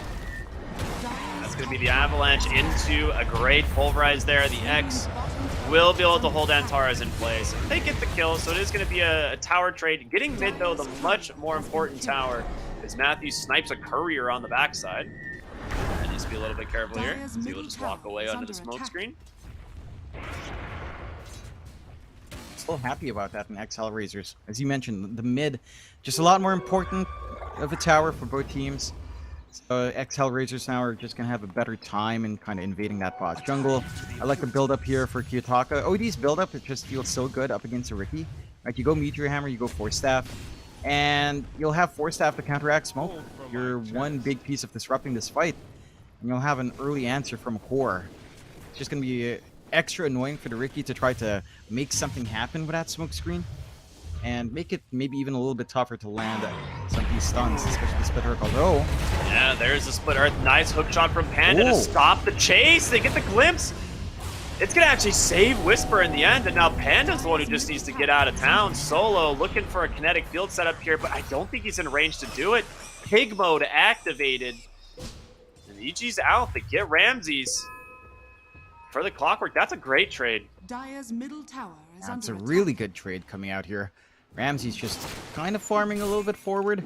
Some good vision coming out from EG as well. They have some sneaky wards placed by that camp. Not something you'd suspect, and Use that vision pretty damn well on the side of EG. As the game, it stays relatively even, but in kill score, but the farm is pulling ahead for EG. Like, Pakans has managed to get himself a lot of room to just build up. So, the Kunkka is going to be a big factor, although there is action coming out on bot if they want to commit. They've got the numbers to try to jump Pakaz. Yeah, they're smoking all the way around from mid. They don't even want to deal with. They saw the Ricky there, and they're like, yeah, maybe. But look at the read, man. Pakaz is like, see ya. He's already out. Senses that danger. Yeah. I mean, he knows. You know, he knows something's coming up. He saw a glimpse of the DK, I think, walking up to the side. So he's like, all right, DK Dragon Form's there. People are coming in. They'll find a tier 1 tower for the trouble, which is, again, not too bad with a mid gone. Bot jungle control can lean into X Hellraiser's way. So they can kind of just invade, get their own farm game going, start to get this much needed build up they'd want on Ramses, who has the Sacred Relic queued up. Is he actually going to gun for a Radiance DK here? I would be shocked if this is a Radiance DK. Yeah, because I don't know how that works. Meanwhile, Panda will find Kiyotaka, the smokescreen to come out. He just has to stand here and watch as the hook shot to follow the split earth. A nice avalanche from Antares might be able to buy him some space, and it does. Astral into the Meteor Hammer. Ends up canceling it. Doesn't want to risk it as they will just run down the Tiny instead. And now Matthew looking for solo. Let's just leave him be for the moment. All right. I mean, yeah, I think he saw the Primal Beast. And he was like, nope. Yeah, you don't want to deal with it, for sure. It's a big, angry boy. Don't want to have to fight into that. I can't get over Ramses, Ricky. He has a Sacred Relic. I don't see Nullifier being a good choice. I mean, so I guess no Radiance way. is better, right? Rushing Nullifier would probably be like bottom 3 That's griefing.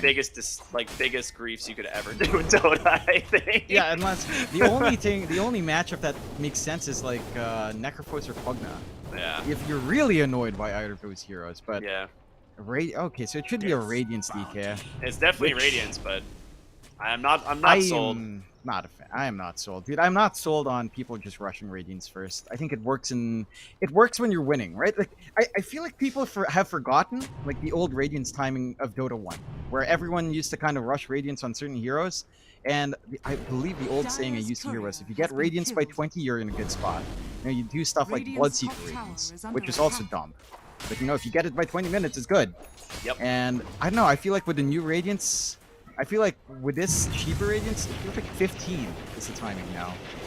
And You're it's off by a little bit, it trouble. doesn't feel great. Does have the hook shot, will throw it to try and lock down this OD as Pakaz making his rotation in as well. I mean, he's got a BKB, but they'll just let it go. They committed Static Storm for this, so nice pick off. It was good play there from Hellraisers sitting on the high ground, and I think they will probably guess there's a ward there eventually.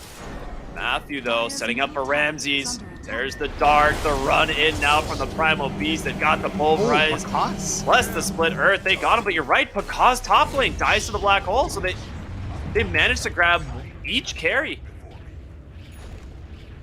It's big for both sides. Maybe a little bit better for ex-Hellraisers to find the Kunkka, considering that he is slightly ahead in net worth. I'm surprised Pakaz went back to farm after just dodging out a little bit. Goes back in, does not respect the side of ex-Hellraisers, gets punished. Lotus Orb in play now. Okay, that is funny. But they're going to just continue to dive. Whisper does not seem to care, and C Smile just running them down, looking for Kiyotaka. They know they don't have the Black Hole available, but he doesn't have that Bloodstone for a few more seconds. He's out of mana. Now looking for solo. It's just going to be the Clockworks rotation in, and that will help them find the kill. Matthew still looking for more on the backside. A nice dart sets up for Whisper. The Pulverize onto 2. They get the kill, and now he's looking for Miro as well. The Lotus Orb, the Reflect. Whisper, my goodness. He is. He's going ham again. And he's got the build to go ham. He disassembles the Lotus Orb as well to go back into... No, I thought he'd go back into the Arcane. No, he disassembled. I think he was trying to go back to Arcane to get some mana. Smart. Disassemble back into... Yeah, but he got the Arcane top with Vault Squares. It's like, alright, I don't need to do that. It's starting to really get ahead now for the side of EG. 11 to 8, 6k lead up. And they're starting to apply pressure. Man, I'm looking at Ramses and I'm like, this Radiance, why wouldn't you just go for Blink BKB or something? Just try to play fast. Like, why do Radiance? Why? I mean, I get it. Yeah, you're a tanky hero. It's like Radiance Wraith King, right? You live long, you're gonna burn. The mischance starts to pay off the longer these fights go on. The burn damage feels better as these fights drag on, and DK is here to rip Spawn by. I think they have the ward scouting the whole rotation in. The boat will instantly take down the Disruptor, and C Smile gets the Bloodstone on to turn it on to Antares as well. They had the ward on the backside, and they're like, oh yeah, we can get the rotation, but EG had the ward on the front side. They saw this whole movement. And also, I'm not sure if you noticed, Matthew is doing the Matthew things. He's got the ward inside the the base, and he is going to sit here and wait for couriers. Ah, yes. And he's also going to find Miro. Sets up the kill here. It's just going to be Whisper running him down. He's going to find OD, gets the nice sleep. The silence now onto the Enigma as Panda deciding maybe to go in. Now, he's going to get glimpsed, ends up sending the Disruptor back to the base as well, and a nice hook shot into the cogs onto 2. The split rip from C Smile to follow it up. The damage is there. He drops the set. He's eclipsed, but is it enough? It's Whisper with a trample just running him down, and Antares will fall as well. 3 for 1. The beautiful cogs there coming out from Panda, and Solo catches an X up on the high ground. He's going to know there's a ward there now. Oh, God. The aggression from EG, man. It is 19 minutes into the game, and they're just diving you behind towers. Yeah, they've kicked into gear now. You know, they know they're ahead. They know they've got this advantage. They're just looking to play fast, understanding that Hellraisers are kind of going back to another slower game once more. I'm really loving this early Lotus Orb on Whisper, right? No VKB, no Blink, no nothing like that. Just run in, put Onslaught, Lotus Orb up, and if you're glimpsed back, you know, it's whatever. And for Solo, I mean, he TP'd in. He gets to experience what it's like playing against a Disruptor. Everyone gets a taste of their own medicine. You like playing OD? Have fun getting imprisoned yourself, huh? How's that? Are you enjoying that gameplay? Huh? How fun is that, huh? Playing Dota is so fun. Oh man, it's so good. I will say this has to be one of the most like unexpected Lotus Orbs, and then you look at the game, you're like, okay, I guess it does make sense, right? There's so many good items to reflect. Neither of these heroes are going to be building an early BKB. It's devastating. They're looking for these heroes. I mean, they still have that ward up on the high ground, so if they see them go into their base, they will reveal everything. Miro gonna catch the dart, the silence, stopping the Disruptor. There's gonna be the X. Miro forced out the way. They just didn't have Torrent. They will just grab the tier 2 instead. They'll grab the Outpost. That's the first time I've seen EG show restraint. Yeah, I like it. You know, they're respecting the side of XL Racers. They know that there's Black Hole back up and running, that they kind of overcommit, and you get the save out in Miero. He turns around, you're clumped up, you die, and XL Racers gets to play the game for a lot longer. It's smart. I like this. EG showing some discipline, showing some restraint, and that shows strength, Ricky. That shows a lot of strength from them. It does. Nice attempt. They're looking for Antares. They know he's down south. There's nowhere else he could be, and he actually just is short on mana for the TP. He can't get out. And that will be a nice little pick off there for C Smile with the help of Matthew. Beyond godlike, man. This Lesh 10-0 and 5. That's a problem. Meanwhile, Pakaz pops the DKB. Will just punish Solo here. Why not? He's been sitting in that BKB for such a long time, you know, you might as well get a kill out of it. Dude, he's going Scotty. And you talk almost got hooked. Yeah, I've been seeing that. I actually don't mind it. Like, it sounds weird, but I think it's kind of trolly, but at the same time, it's like the stats are good. Heal reduction on a DK when you're on top of him is always nice. Granted, you could make an argument for maybe a Silver Edge, but yeah, they're far ahead enough that this does sort of make sense. Like, you do need stats. In particular, you need int, because Kiyotaka can still try to drop that hammer. Yeah. So you need some mana on hand. You need some. This is a smart way to go about it. Yeah, that is a really good point. It does reduce a lot of the damage you're going to take from the OD just with those all stats and the bonus mana. So smoke comes out as they just know that there's something up. Roche on the docket here for EG. Matthew's going to break it. He looks for the opening. C-Smile gets the BKB. Miro needs some help. There's going to be Black Hole, but the dart, they just made it out. They knew Disruptor's going to go down first.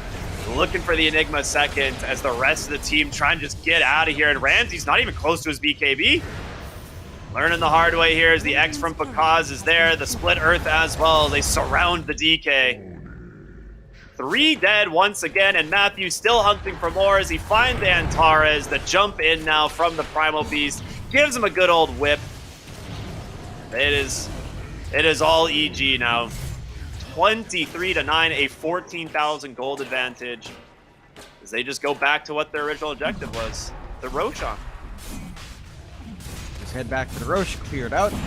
It was a valiant attempt from Accelerators. Like, they got a really good static storm out, but Beast will fly on, and Kinetic Field just didn't trap enough people in that as well without BKBs. They just clear out, and well, side of EG punish for that overcommitment out. I mean, I don't know what to say here, Ricky. Like, I don't like to harp on about certain item builds because surely the pros know more than I do. Like, they legitimately do. And I'm trying to think about what Ramsey's mindset was with the Radiance. Probably just farm, right? Again, it's that farm, and it's the assumption that you'll live long enough in these fights that the Radiance burn will do a lot of work. It's just not. He's not in the state of the game where it is feasible to do that. Yeah. He needs a BKB. He's gonna need a blink, and then he's probably gonna need an AC or Ags up, like one of those, just to have a bigger presence. So, when that's up, the Radiance will help out a lot more. Yeah, absolutely. I think the reason, you know, we see the Radiance this game from him is not necessarily like it's not a great Radiance game, which is the reason I was a little bit confused by it initially. But I think the main reason we see it is because when you go this mid-OD Meteor Hammer, you're really expecting to have a lot more of an active mid lane presence, and instead it's C-Smile, who's just double, you know, he's just, I guess not double net worth, but he's 5,000 ahead of this OD, right? Like, you're just in a really rough spot in bottom lane. They're going to find Ramses again. It's just Matthew setting up here. They're looking for the backside, the reflected stun. This DK, he cannot get away, and the trample will eventually. He's got the stand or the onslaught as well as the pulverize available if he really needs to use it. He will, just to make sure that they bring down the DK. And Panda does end up falling to Kiyotaka. You know, he was just trying to find what he can. Pakaz gets the exit of the boat. A blind torrent. There will be a defensive disruption, but the Ricky is here. There's going to be the sleep to catch him, and Whisper once again as he's charging on over, and it's just going to be another big kill for EG, man. They're just bleeding so many important kills. Yeah, they're just not able to really connect together as a team right now, especially with Black Hole down. You're not expecting the Era to kind of come in and try to make a big saving play. So you're just kind of conserving what you can for maybe the high ground defense, which it needs to come out. Black Hole's going to be up in a few seconds. I keep saying it's a hard game to Black Hole, though. We haven't seen the best one from Yara, but it's not his fault. This game is just, it's not an easy Enigma game. No, it's not. And I think the best thing for ex-Hellraisers now is just try to keep stalling. I don't know how you do it, but maybe you get some tossbacks. You do have that blink on Antares. That could be the play. Isolate EG when they dive. Top lane, spots in from C-Smile. He's going to get glimpsed, but I think he's done all he needs to do. Just stun up the Disruptor. He's got the battery assault and the cogs. Solo trapped in a different kind of cage there. The thing is like, I look at DK in the safe lane, and the way I traditionally have known to play this hero, and like I'm saying, you said it well earlier, it's like, we don't know better than the pros. But if I see safe lane DK, most times I'm rushing a Maelstrom and going BKB. And then after that, it's like, you go Blink Dagger, you go Manta, you go Ags, like all these other items that give you good actual carry potential, but it didn't really work with this Radiance. He didn't get the space he needed to get to his next items. Yeah, I feel like Accelerators needed to adjust. Oh, nice toss back. Oh, he's got a BKB now. That's a black hole right away from Nero, and that's a BKB of his own. They can't cancel, but Whisper's just too tanky. He gets away. Kiyotaka with the pike, throwing a lot of damage into C-Smile. It might be enough, and it is. It will crack that Aegis. So they've got to look for more. They did buyback here on Antares. Matthew is just still super deep in the base, has a ward. He's got a Blink Dagger. He's very hard for them to catch. So they will just TP out on both supports once that Aegis has been claimed. Seeing the signs of life out from Hellraisers, it's got to be that toss back to break up EG.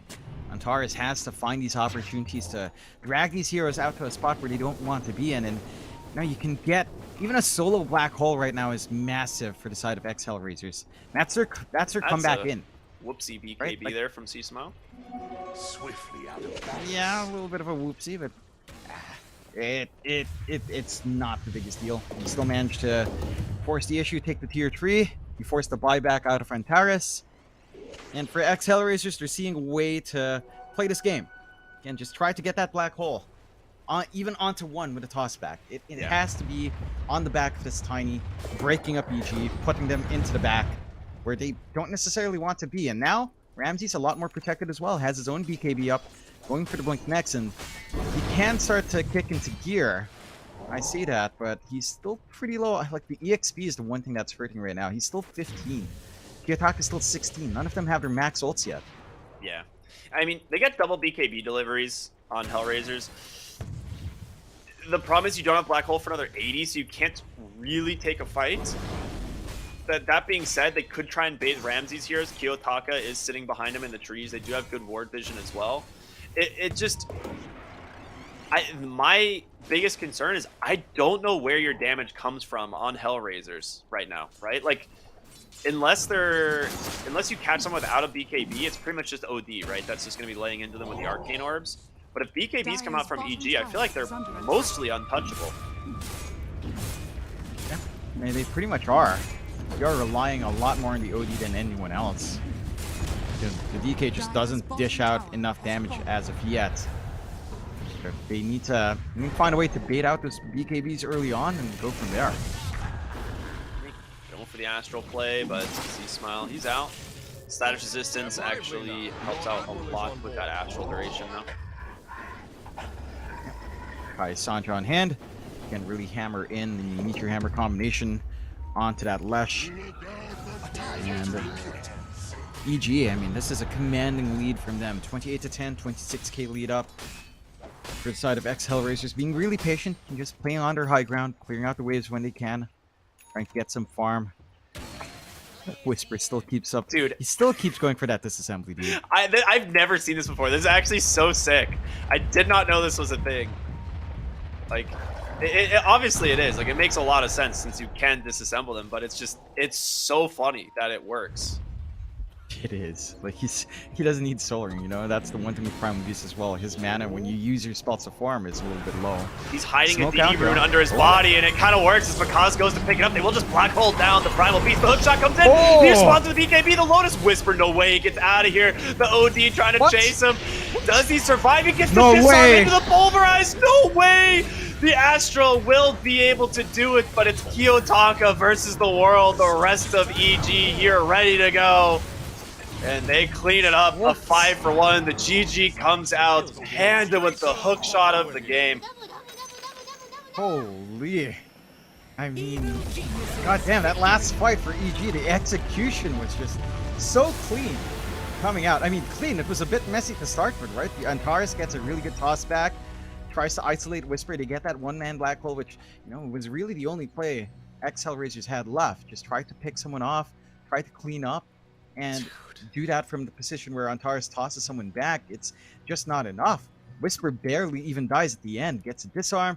He does so much to live. Panda saves him in that last fight. And for Hellraisers, it's maybe it's just this weird clash of playstyles that they're not used to, because, you know, we talked about South American Dota kind of going this way. I mean, to be fair, I think it's not fair to kind of pigeonhole SA Dota in that form, because we have seen them, you know, play much more patient games as well, play farm heavy games as well. But when they bring out that classic run at you South American Dota, it just felt like Hellraisers weren't ready. They had a draft in game 1 which could fight against it, didn't really opt to do that. This draft in game 2, their launching point should have been Kiyotaka, but he didn't manage to really play around with that Meteor Hammer. We saw that commitment on mid, and yes, they did find the tier 1 tower fast, but after that, it was just slower. I think the mindset for Ramses to go into the Radiance, it does work in a very specific way that game goes. Like, if they won out lanes a lot faster and the Radiance timing was, say, 2 minutes faster, I think that would have been pretty okay. Like, you farm fast, you get your Radiance, you get the BKB, you're actually good by, say, 18. But we had Radiance by 16 instead. And, you know, Dota's it's a game of timing. You miss that timing by just a little bit, it just makes the game a lot tougher. And for Hellraisers, well, it just became a really tough game. They have an Enigma in a game where you really can't black hole, and your Eidolons just don't feel amazing against the Kunkka. So everything just lined up for EG. Drafting wise, I think they had a good understanding of what to do. Yeah, you're pretty much exactly correct. Like this was just one of like EG is one of those teams where if they get a lead, they don't let you really try and bounce back in this game. Like they play super aggressive, and it's just always full throttle for them. Like C Smile finishes the game 17-0, just an absolute masterclass performance on his Lesh. I think the funniest thing about that last fight is Whisper was this target to like, oh, we gotta get the Primal Beast, but he was literally hiding a DD rune. So Pakaz just walks up, grabs it, and then just like cleaves all 4 heroes for like 4,000 damage. It just melts all of them instantly. It was pretty funny. All the little shenanigans that EG does. But hopefully we're gonna get a chance to talk to one of them. So I think we're gonna be going to a really short break, and we'll be back hopefully with an interview with Evil Geniuses. So stay tuned for that, everyone. We'll see you in a bit.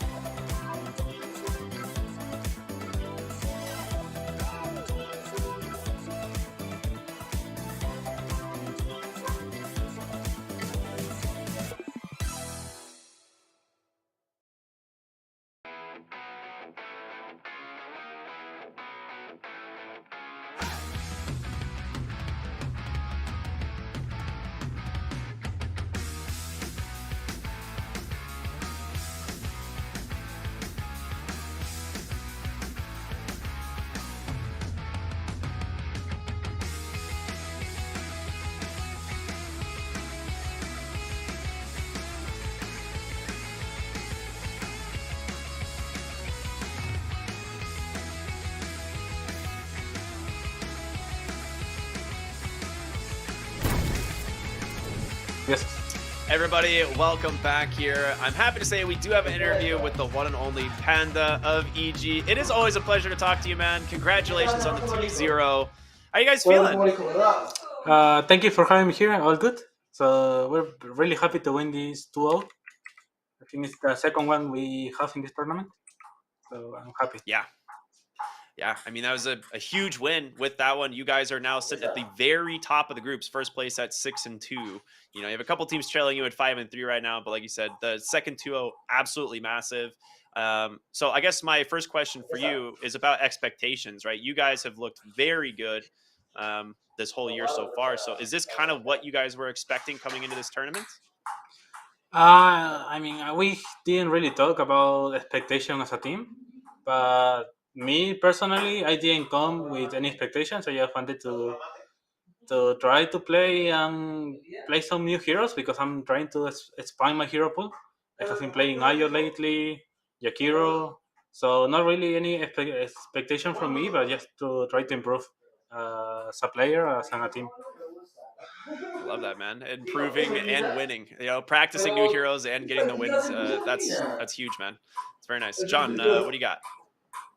Hey Panda, it's been a while since I've seen you guys. I'm curious coming into this inter-regional tournament, not quite a LAN setting, but close to one. Is there any region that you guys really wanted to play against? Like a region that you're looking at, you're like, we really want to test ourselves against these guys from this place? I mean, I just always like to win against the Europeans or CIS teams because there's always some kind of flame in pubs. So it's always good to win against those teams. All right, and out of those teams from those two regions, is there any team that you'd want to face off against? Doesn't have to be in your group, maybe down in the playoffs, you see someone else from the other group. Any team specifically you want to play against? Gaming Gladiators. We already played them, and I was really looking forward to playing them. And I also want to play Liquid. All right, and we're looking forward to that one. Yeah, that should be a fun one as well. Sorry, I didn't mean to interrupt. I really want to see you guys play Liquid. I think that would be such a fun series again. So, yeah, absolutely. I gotta ask. It sounds like team morale's kind of high. Are they playing some ping pong back there right now? Yeah, it's kind of rare when they're not playing it. That's fair. I was like, I know you guys love to play when you can. So glad you guys have a table set up there for you. Yeah, EG kept one for us at the bootcamp in Brazil.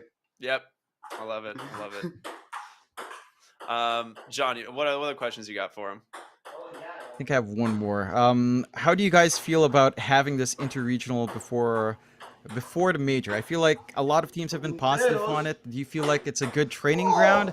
Do you feel like maybe it allows other teams to study a little bit more because we have seen the impact of playing more games for a team's performance? Do you feel like this helps you guys more, or it kind of reveals more of what you guys like to do in Dota? I think it helps us a lot because we can practice it whatever we want in streams, but we don't really know if it's gonna work in the real tournament. So, and it's the other way because we also practice on heroes in streams, but they didn't work out. But in the real games, we won with them. So it just gives us a lot of confidence, so we can play in them. We can keep playing them. That's good to hear. Thank you. Yeah, absolutely. Now you guys have actually have some pretty big games coming up soon. You guys are gonna be playing up against Shopify next, so a team that you guys have a lot of experience playing against, of course. Are you worried going into any of your matches? I guess like you guys seem to have a lot of confidence, but is there like any team that you're worried about like playing still left in your group? I mean, not really worried, but we respect all the teams, and we think a lot about the draft, and what we have to do. Sometimes we make mistakes, or sometimes the draft is really good, and we can easily win because of the draft. So I don't know. Actually, let me finish. sorry. So I don't think we are afraid of anything, but just give us whatever. We will try to win. Yeah. I actually want to ask you about the draft because I feel like you guys have one of the most like deep hero pools of a lot of the teams here. You have some like really interesting, niche heroes that you guys go for. Do you think it gives you guys like an advantage? Do you think teams struggle to actually draft against you? It's kind of hard to say because we already like our coach and our analysts. They did a lot of what we do right now. Like they found our keys to our draft, so we can just keep playing with it, and we're trying to find. I don't know how to say. I don't really want to reveal much, so Yeah, no, that's fine. That's fine. it's kind of hard to answer. No, I agree. No, you guys are always a pleasure to watch. It's always super high aggressive Dota from you guys. It's one of the things that you guys do exceptionally well. So just want to congratulate you there. Now, is there anything that you would like to say before we let you go? Not much. Yes, thanks everyone that's been supporting us in this tournament, especially the SA fans, because our matches start at like 3 a.m. in Peru. So yeah, it's a really bad schedule for Peruvian, but they're still watching, supporting us, and thank you all. That's awesome, man. Hey, it's always a pleasure to talk to you. Thank you for taking the time to do so, and best of luck on your upcoming matches. Hopefully, we'll speak to you again soon. Thank you. See ya. Thank you. Yeah, always a pleasure to talk with him. I just love the team. They like finish the game and they're like, "All right, get the ping pong table out." They're just immediately playing. Like that is so classic for them. Yeah, I've seen that in Southeast Asia as well. I love it when teams have that kind of atmosphere. They're just chilling out, they're having fun, they're enjoying each other's company, and Dota as a team game. I feel like this is something that's not emphasized as much, but how well your five players get along, I feel like is a big part. Like there are some teams where, five teammates are literally just that. Five teammates, not necessarily friends, but I think when you have that interpersonal connection as well, it helps you work better in the game as well. So to see EG have, I mean, most of these players have been together in some form for quite some time in and out, but to see them still maintain that friendship and, have fun in Dota, that's the important part for a team to feel good. And feeling good in Dota 2 is an important part of keeping morale up and playing well. Yeah, dude, this game can break your soul. So I agree. It is nice to see them in high spirits and highly on the groups as well. I mean, literally number one at the moment. A very very good second day for them. So we'll see if they can keep that momentum. Going into the next day. I mean, they got to play the one team that they already talked about, right? Gaming Gladiators. They're like, yeah, we really wanted to play them, get that rematch. They draw the series 1-1. It's just one of their only two draws was against them, but will they be able to play Liquid? I think at the moment it's looking like it, right? Both of these teams sitting at the top of their groups, 5-1 for Liquid, 6-2 for EG. But I don't know, man. I just love watching these guys play. Hopefully we see them in playoffs. Not bias here at all, but I think they're just a fun team to watch. For sure. I think just having this explosive play style into the playoffs is going to be really exciting. So I'm hoping to see if they can maintain it. And of course, the other teams in the lower half as well still have a shot at coming up. I don't think anyone's mathematically eliminated yet, but every win's going to have to count for a lot of those teams. Like, especially for a team like X Hellraisers, I think going forward after this 2-0 loss, they're going to have to get at least a couple of wins, full series wins under their belt. So we'll see if they manage to bounce back, but that was quite the series to set us up here, Ricky, and we still have more. So good. Yeah, absolutely. We've got another game coming up, which, I mean, we were talking about Liquid a moment ago. We get to actually watch Liquid now. They're going to be taking on the side of Nouns, who did get their first win just a moment ago against Nigma Galaxy. So maybe they're on the upswing. Gunner seemed to be in high spirits in his interview. Liquid, of course, just this unstoppable juggernaut, it seems like, coming out of Western Europe. One of the tournament favorites for sure. So should be an exciting, fun series nonetheless. But we're going to go to a break, everyone, and then we will be back with our final series of the evening. Again, it's going to be Liquid taking on the side of Nouns, so stay tuned. We'll see you then.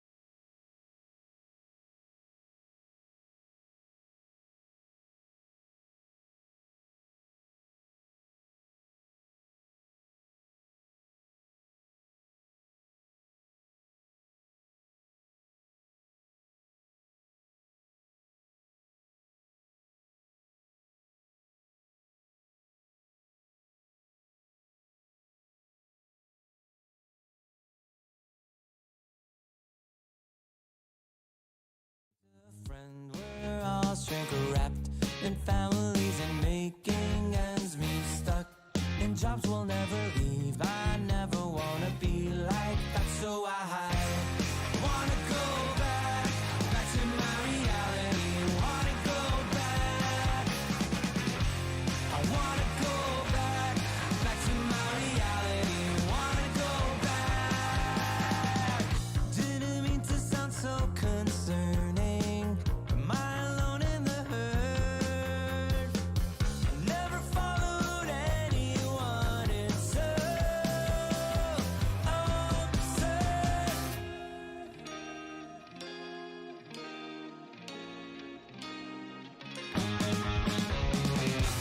I wanna go back to my reality. Wanna go back.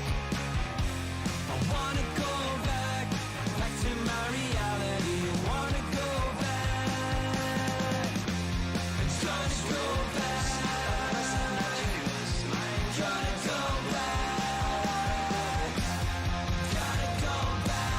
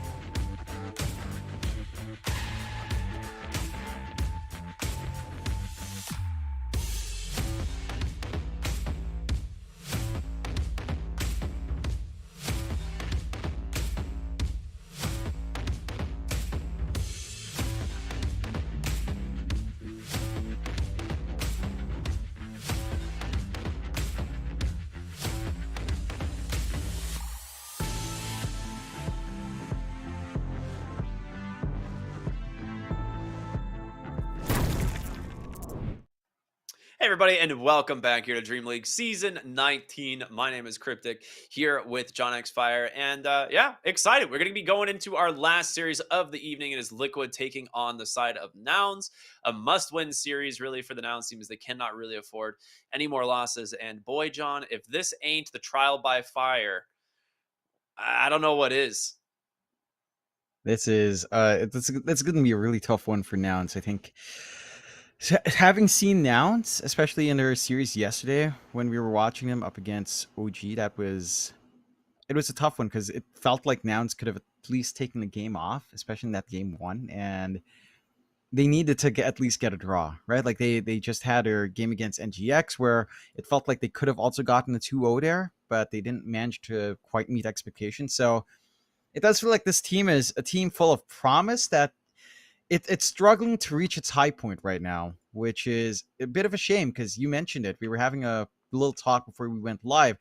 Like, Nouns hasn't played in many lands. They were in last chance qualifiers, and now they're in this, right? Because NA only has those 2 slots, so number 3 never gets to go out.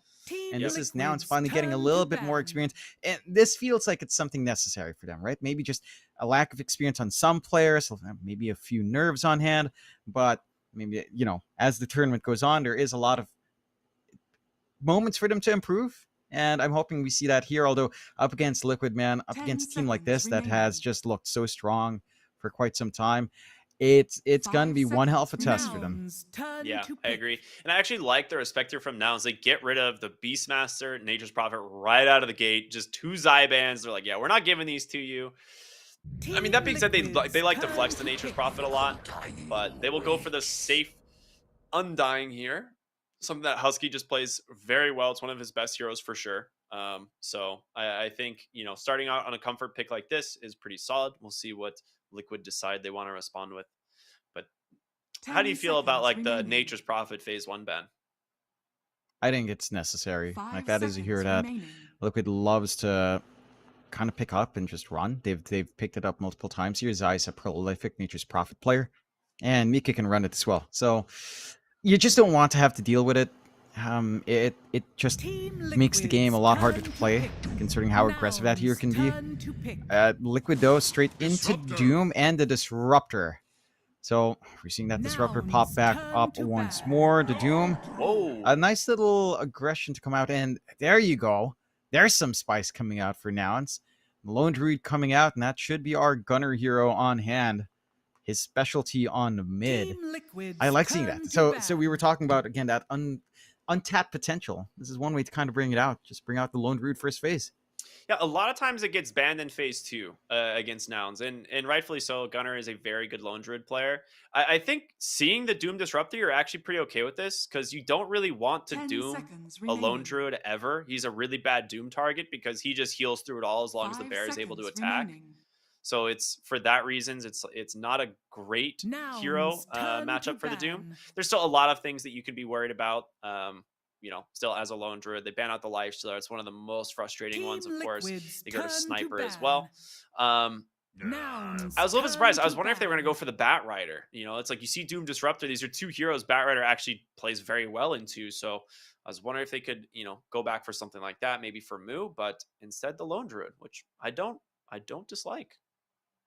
Yeah, I think it makes sense to just pick up that win condition on the second part on your last pick in the first phase. Again, this is something that Winter in particular, from my talks with him in Southeast Asia, when we sit down in the green room, Winter would just rave on when a team picks a support in this point that isn't like a dominant support. Like, he'd be fine with Disruptor and Dying at that pick, but if you pick something, I don't know, like a Silencer, he gets really upset. He's like, oh, you should just pick a core that wins, and he just raves on for like half an hour while the game happens. He just keeps raving on. So that's good old Winter. As you get old, man, you just keep talking in circles. I love Winter. I'm just kidding around.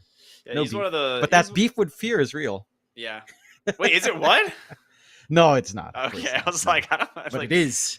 It is just to keep just like the beef with Fear and Mike. That one is deep rooted. Yeah, exactly. In extreme hatred. Extreme hatred.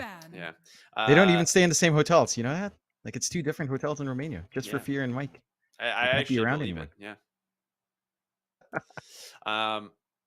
They ban out the Bloodseeker as well. Also a pretty good ban here. I'm curious if they want to look for something like a Pango, because that is, one of these heroes that Bloodseeker does exceptionally well with. Look They'll at go and that. pick up the Ench. I like this a lot. I think you can still go Bat Rider here, right? It is. It's still a really good Batrider game. I was just gonna say they actually respect Band of Witch Doctor, which I like to see. Moo has actually had a pretty good time in that 10 Witch Doctor seconds off remaining. lane, so I like to respect Liquid is tossing out there, but just taking it out of the pool. Remaining. For the Enchantress, I do believe we've had this discussion with her shard. It doesn't Nouns, affect the turn Lone to Druid pick. Bear because it is a hero unit, so yeah. doesn't actually work that way. But it's still, one of those heroes that can be lane dominant. It can work your lane pretty damn well if you have a good core to play with, and it scales. Right, so if you do get yourself in a game where it drags 10 on, seconds remaining. Enchantress can still dish a good amount of damage out. Impetus 5 is seconds a remaining. bonkers spell, and Nature's Attendance is actually a really good healing spell as well. Nouns, into the Rubik they go. Pretty good spells to steal on hand here. Like Doom obviously being a big one, but you wouldn't mind even taking Enchant. Even Nature's Attendance isn't too bad. Glimpse, Kinetic Field outside of the ults. Like it feels pretty good to play Rubik. It does. Yeah, it does. I agree with you. The more and more I think about the Batrider pick, I don't think you can go for it unless you plan on moving it mid, because there are a lot of carries that are still very good against it, right? You have the Slark, you have the Faceless Void still in the pool, so you can't really take it into the off lane. So we might be seeing some other options here. They grab the Ricky. Okay. That's so that's a this is 3? Moo? Nouns, Yeah, turn to it bat. looks like that should be Moo's Ricky. And Necrophos comes out. This is one of for the Team best Lone Liquid. Druid counters in the game. I actually Yeah. every single time I see Lone Druid pick, my brain goes right to just like, if it's mid, you pick Necrophos almost every single time. Yeah, just go and dominate that lane. I like this 10 pickup coming out for seconds Liquid. remaining. Gives them much more manageable time against the Lone Druid. Just 5 stump it down in seconds lane. remaining. Down the line as well, you just Reaper Sight the main Lone Druid, of course, and well, he just dies. High HP hero, down to like slightly less than half, maybe 40% HP, and you take him out in one fell swoop. Good solution to the problems that Nouns are trying to present. The one thing for Team Liquid, it's not Team really a very Liquid's turn heavy now. playmaking lineup, Turn right? to Like this ban. is There's the Batrider. pretty straightforward. It's kind of hard to initiate, and yeah, they just cover their bases, taking out the Batrider as well. Man, these are some wild drafts already. I mean, there's some cool stuff 10 that both teams seconds have potential remaining. with here. I'm a little bit curious where they're planning on flexing some of these heroes for 5 Nouns. Like, I feel like it seconds has to be remaining. Gunner's Lone Druid. He's the only one, to my knowledge, that plays it on Nouns. So the real question is, like, is this a safe lane Ricky or an off lane Ricky? And my gut would say off lane, and they need a safe laner. But they're still so worried about the Batrider that they ban it anyway. Team Liquid's turn to Yeah, ban. just want to ensure, I guess, that they don't have to deal with that. I am curious if, yeah, because it just feels like you never divorce Gunner from Lone Druid, but if you want to dodge the Necrophos, you could try running, like, I don't know, you could pick the Ricky mid. Run 10 Lone Druid for seconds Yamson, I remaining. suppose, but it just feels wrong to say that. Yeah. It just feels so 5 wrong to say that seconds Gunner won't play remaining. Lone Druid. It shouldn't happen. It's not natural. Nouns, turn to pick. Well, we'll see what they decide to come up with. They get rid of the DP as well. So they're anticipating, I guess, safe lane Ricky here. Hmm. Because it or they're just gonna put Gunner on safe lane is what it is. And they might move Yamsun to somewhere else. Like if they 10 take the Lone Druid seconds to dodge the remaining. lane. Yeah. You could Yeah, do that. You could dodge the lane. 5 Yeah, but then you could seconds also just remaining. put you could just drag the Necrophos up top as well, right? Yeah, Like, and and drag put Doom Doom mid. mid. Yeah, you could kind of go musical lanes here if I you love wanted to musical really lanes. hammer it in here. It's so funny because I feel like Liquid wins that one because they have Disruptor. Yeah. Like, you see someone switch lane, if your Team Disruptor's around, glimpse him Liquid's back, turn to waste some pick. time, and to go with a Shaker to close out on Nouns.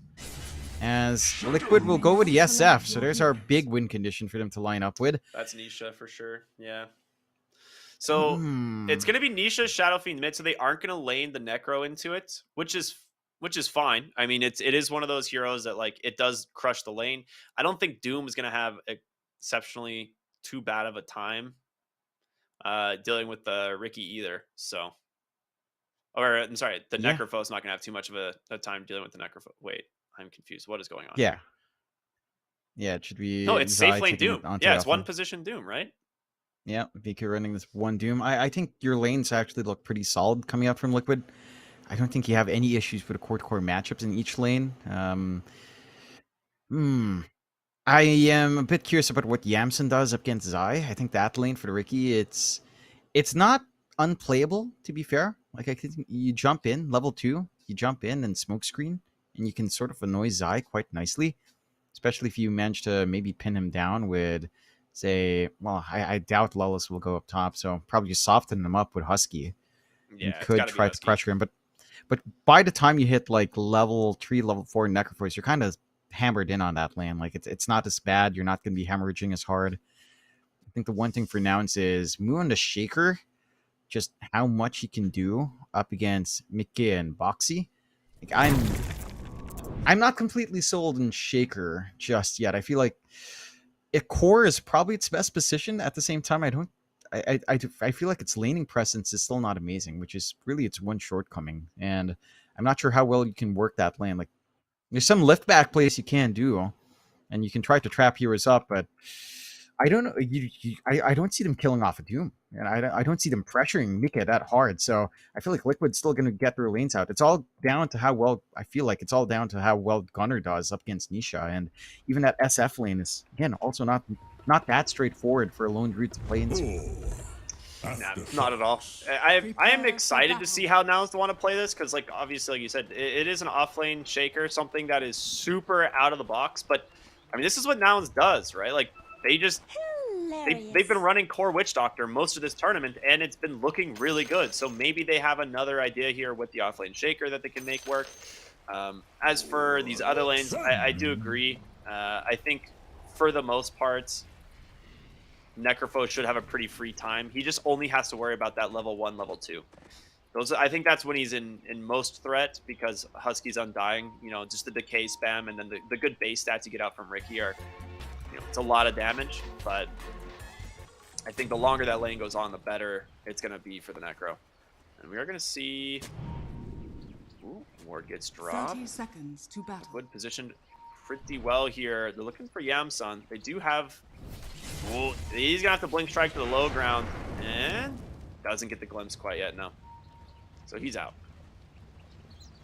Just to bail out should be in. Well, actually, I say 2-2 bounty rune trade. I can see Liquid actually taking off it. Nouns is not in position to steal down bot. They might snag one at top, so perhaps a 3-1. Not the best feeling of for Nouns. Gunner's Bear is here though. Back. All right, well they do manage to get 2.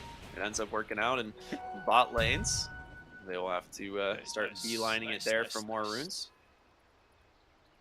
As Nisha will grab the mid one. So it might end up being 3 runes for Nouns instead. Right, I expected Liquid to get 3 runes out of that, but Nouns off to a pretty decent start. Should help them, spam out some regen, especially in some of these harder lanes for them to match up against. Taking a peek at that mid. SF versus Lone Druid. And this one, again, you can still kind of harass out the Lone Druid. You probably won't be able to melt down the bear with level 1 raises, even level 2. It's probably a little bit hard. So Gunnar still has a lot of play here, just needs to micro, and it's comfort for Gunnar. This is not something that he's too unfamiliar with. He loves his Lone Druid mid. But Gunnar's also a sicko who loves Arc Warden. He just feels like every time he suggests Arc Warden to his team, they're like, no, it's going to take you 40 minutes to be relevant. But he's that kind of sicko, Ricky. He loves that. Yeah, he does it. He makes it work. That being said, the bear might just be dead here. And it is. So your lane's in a bad spot. He managed to stack up 5 raises on it. So instant level 3 basically. Gets that 300 extra gold. And Nisha, I mean, that is as better than a kill, Yeah, I didn't expect the bear to actually die. I felt like Gunnar could have danced around a little bit more, but when the raises are up and the mangoes are ready, the bear just falls apart if you're not careful. Dude, so already a good start for Nisha. All these lanes playing super low on HP, just a lot of harassment coming out from both sides. They're looking to try and set up onto Zai here. As Yamsun does have a blink strike. He's trying to get the level 2, and he will. But Yamsun does not have the tricks of the trade available. He's waiting on that second Blink Strike charge, and Zai will survive as a result. He's going to get glimpsed back.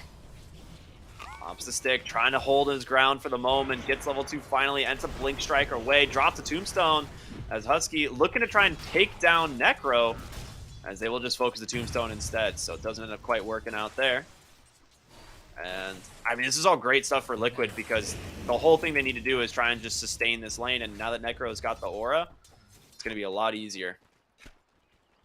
And that weak point for Zai, I mean, it's still there. Level 2, it still feels a little bit shaky, but it's a lot better than his 1. And once you're at 3, you're kind of cemented in. Feels like they needed to really find that kill on Nouns. Because now you're playing at low HP, you've got good base regen on Ricky, sure, but you're not flash healing like Zai is. So Zai's always going to be able to shove out the wave, threaten the Ricky whenever he comes into CS, and you're just kind of stuck at an impasse here. Yeah, absolutely. He can threaten with a glimpse. Obviously, it can be dodged on the Ricky, so he's looking for the Undying, I think. As maybe they turn it around onto Boxy, but it just doesn't feel easy. Like, you always have this Death Pulse that can come through. I guess we can... I mean, I'm afraid to look away from this lane because I feel like this is where all of the aggression is going to be. But I feel like we have to point out mid again. I mean, Nisha is 19-9. He is absolutely destroying this lane. Gunnar is not getting anything from this lane at all. 8-1. And the threat of the raise is just too much. And I figured he could micro his bear a little bit better, but it's just so much easier for the SF to line up all his shots. And Gunnar just can't play like he would comfortably. Like, this kind of slow start for Lone Drew just does not feel good. You need some early farm in this hero. You want the bear to be nice and fat early on. You want to get your levels up pretty quick as well to get the bear maxed out. None of that's happening. They finally get it bottom. He was in the middle of the Tombstone cast animation. Doesn't manage to get it off, and Zai will snipe first blood there on the Necro, and because of that aura, I mean, it's basically a salve. He's back to full HP, full mana.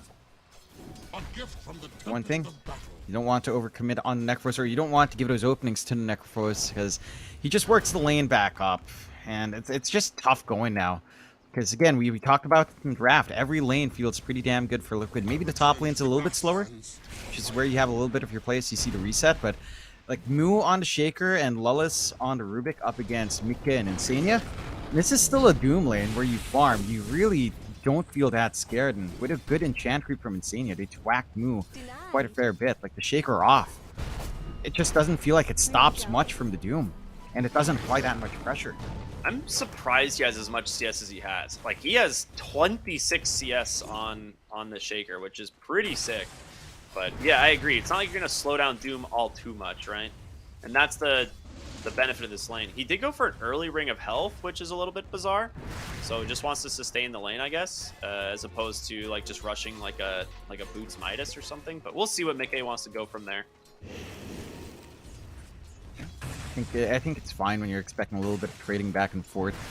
I think the one thing with Moo having such a great lane is I don't think it's necessary for the Shaker to be prioritized as much at the start. They're trying to run down bot here on Zai. They will get the glimpse, tricks of the trade, but Yamsun's actually alone now, and if you have to actually kill Zai before he gets the kill, and he doesn't, so that's the earn charge. The turnaround is there. It's a double for Zai, and again, full heal as well. So mana, health completely reset for him in the lane. And that is the Necro effect. It's at the point now, level 4, it just feels impossible to trade with this guy. The Death Pulse is too strong. The healing, the sustain you're getting out. Gunnar being ganked down mid. Yeah. He's trying his best. I mean, they might be able to punish Insania here if he gets the root. He's really trying to get it. He needs a few more attacks. Still no root. The fear as well. Looking for him in the trees. He will not be able to TP on out. Insania will just go pick up a regen rune on top here. So he's pretty happy about that one. Yeah, not going to mind too much. It's still a lot of attention drawn onto the mid, freeing up your top lane quite a fair bit for Mika to just farm up. No pressure of dying. Zai again finding a kill. Yep. Yeah, this lane is unplayable as a Ricky, and he's just trying to go the Meteor Hammer because he needs to try and sustain the lane, right? In terms of stats and regen, it's pretty good. But top lane, they're looking to dive as well as Moo, just getting burned down here under this Scorched Earth. It finally expires. So you'll be able to slip on through the trees. This is Some dire starts for the side of Nouns. Liquid just getting everything they'd want out. They might be able to punish Mike. Okay, nice little play. Good rotation from Lelis. The frozen armor, though, that ice armor, is it enough? Dude, it's actually enough. He will live because of it. Oh, God. Because of that and the Ring of Health. So there you go. It's paying off. It did pay off indeed. Oh, Lelis. Yo, he's going to try and snipe him. He's not going to get the vision. No. Too fast. He's out. And mid lane tower's gone. Insania, he can just leave Doom top solo and bring these creeps mid. Help Nisha grab this tower, and we are off to the races. They are up 4,000 gold right now. We're going to see a rotation bottom from Lelis as well as they're trying to punish Zai. But again, Husky, he might just die instead, and that's going to give him his earn charges once more. Level 6 as well. Zai's looking for his first Reaper Scythe, and if Boxy gets the glimpse, he will find it. There's the pullback, telekinesis. Ooh, off the mark there with the kinetic field, so might be enough to actually allow Lelis to survive. Still on the run. Ooh, he's trying. Sight range not high enough. He's 10 MS faster. Can he get there? He really needs the scythe. The body block from Insania. He's just gonna take the kill instead. It's a shame. I think the travels were just coming in for Zai, so now he's got the move speed to kind of chase down a little bit better. But this start from Liquid is phenomenal. 2-6, it feels like the perfect game for them to jump and move. Well, that is a Doom that even comes through as well. It's like, yeah, whatever, we want the kill. I don't mind it. Like, Doom is not going to get ran at in this lane most likely anytime soon, so he's just going to use this time to find himself a freebie. Insania throws the Hurricane, tries to throw the Bear into the Shadow Fiend. It does work, slowed down quite a bit, but does pop that Savage Roar, and that will allow him to kind of reset now.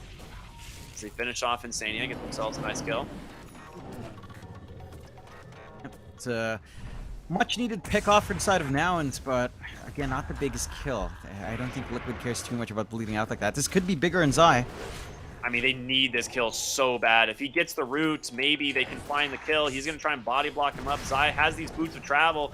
He finally gets the root. The Reaper Scythe comes through onto the Bear. It's not enough to find the kill. And Gunner trying to run away. They get the kill anyway. It's going to go to Insania. A nice smoke screen to back away for now, but Gunner, you might be all alone in the trees here. He's gone glimpse dodged, but Yamsun's still in danger himself, trying to TP on out, but a raise from downtown from Nisha. They end up returning the favor. And it's still worthwhile for Liquid, even if they lose Zai. Even if he's higher net worth like that, you're shutting down the Lone Druid, you're shutting down the Ricky. And now it's like, who's the guy getting free farm in the lane? It's Moo. Moo's just playing top, trying to work towards that blink. Maybe once you have the blink up, you can start to give some space back towards Gunner and towards Yamsun. But Wither Tower's melting this fast, with Liquid taking both the mid and the bot now by 10 minutes in. Your jungle's shrinking. If your space to farm up on that Lone Druid in particular, it's just, it feels like you're not going to find too much of it. They still have some control in their bot jungle with the forward ward. So there is some build-up that can pour in. But yeah, this 6k lead from Liquid, man. Nisha at 6k net worth 10 minutes in. 3k above Moo almost. The highest net worth on Nouns. This is my God, pretty ridiculous. He meteor hammered the bottom wave, and Nisha denied every single creep in his face. That's... Yamsun does get level 6 off of it, so maybe they look for the Shadow Fiend. That being said, they will be able to pop this rotation thanks to Insania, and Gunner will be forced to chase down the Enchantress instead. The creep expires as well, so he's just adding insult to energy. Yeah. Not able to land and Meteor Hammers to look for the kill opportunity as well. Like, this lineup from Nouns just don't have that much playmaking potential. Like, we talked about Liquid not having as much, but so does Nouns. It's something that lacks for them until Moo comes in with his blink. And he is inching towards that blink, to be fair. Maybe it's all about just his timing on Moo. Once he can run around the map and try to isolate some heroes, that's where things open up. But look at how efficient Liquid are. Massive stacks to clear out for Nisha, building up even more on that lead he has. They'll try on Zai, but that off, but yeah, he will. He'll get those eventually. Yeah, I mean, I like his build too. He's just going right-click damage. He knows like they've got kind of utility from both Doom and the Necrophos, so he's kind of playing the carry from the mid lane, since obviously he had a very good lane to start with. So, I like it a lot. And triple raise onto the hard camp, now just catapulting his net worth even farther, hitting 7,000 net worth here before the 12-minute mark. Absolutely bonkers. And he's just speed running this game right now. Speed running Dota at the moment. Full Spirit Vessel up on Zai. So he's just ready to melt some faces, and they're gonna look for a kill opportunity. Gunner's gonna catch the Spirit Vessel there and an instant Reaper Scythe. There is just no way out. This is Top lane, Nick. Oh, He gets the Doom off. Oh no. And they don't connect on the Meteor Hammer either. So Mickey will just continue to try and chase down the Earthshaker here as they did TP in. As well as Zai drops that Spirit Vessel on over to Yams, and the Glimpse is going to be focused onto Lelis. So it's going to be just surrounded here. So he will give himself some more charges to play with. And Zai not looking like he wants to stop anytime soon. If they can slow down this Blink Dagger even more, it'd be massive. Gunner trying to turn around onto Boxy. They get the root. The Meteor Hammer does connect onto the Doom as well. A nice static storm there from Boxy. They're trying to just buy themselves some time. Instead, they turn their attention on over to Yamsun's Ricky. Tricks the trade for the moment. Bounces on over. They managed to finish off the Disruptor at the Doom. They're actually just killing Gunner. Zai's just soloing him. He doesn't have a Spirit Vessel charge left, but he's not getting enough sustain from the Bear. He's got a Vanguard plus the Ice Armor. He's doing almost no damage to this Doom. yeah, he just went full tank and utility on Mika. You can't you just can't melt him. Like, you don't even have the Desolator up in the Bear, so you can't soften them up and try to make that process faster. Yes, you save Moo. Blink reveal. And he does get his blink up. Here it is. This is it. Your only chance really you have to take down Nisha. He pops the stick. He's trying to survive. The Requiem's going to come out. He gets the fear off. Earthshaker's dead. And Nisha's out. Yamsun was not alive. They're trying to turn around maybe onto Insania, but they don't have the damage. Lelis on the backside's like, guys, we got to get something. But no, Zai just standing here on the front ground. Just too tanky to deal with as well. He's got 21 charges to work with. Oh, God.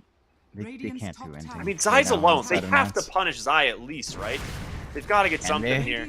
He's got a Reaper Scythe. He's looking for Husky. He's going to let it rip. He doesn't get the Tombstone up onto the high ground. They're just too afraid to initiate on even the Necro. I mean, I don't think you can. Like, he's just too big.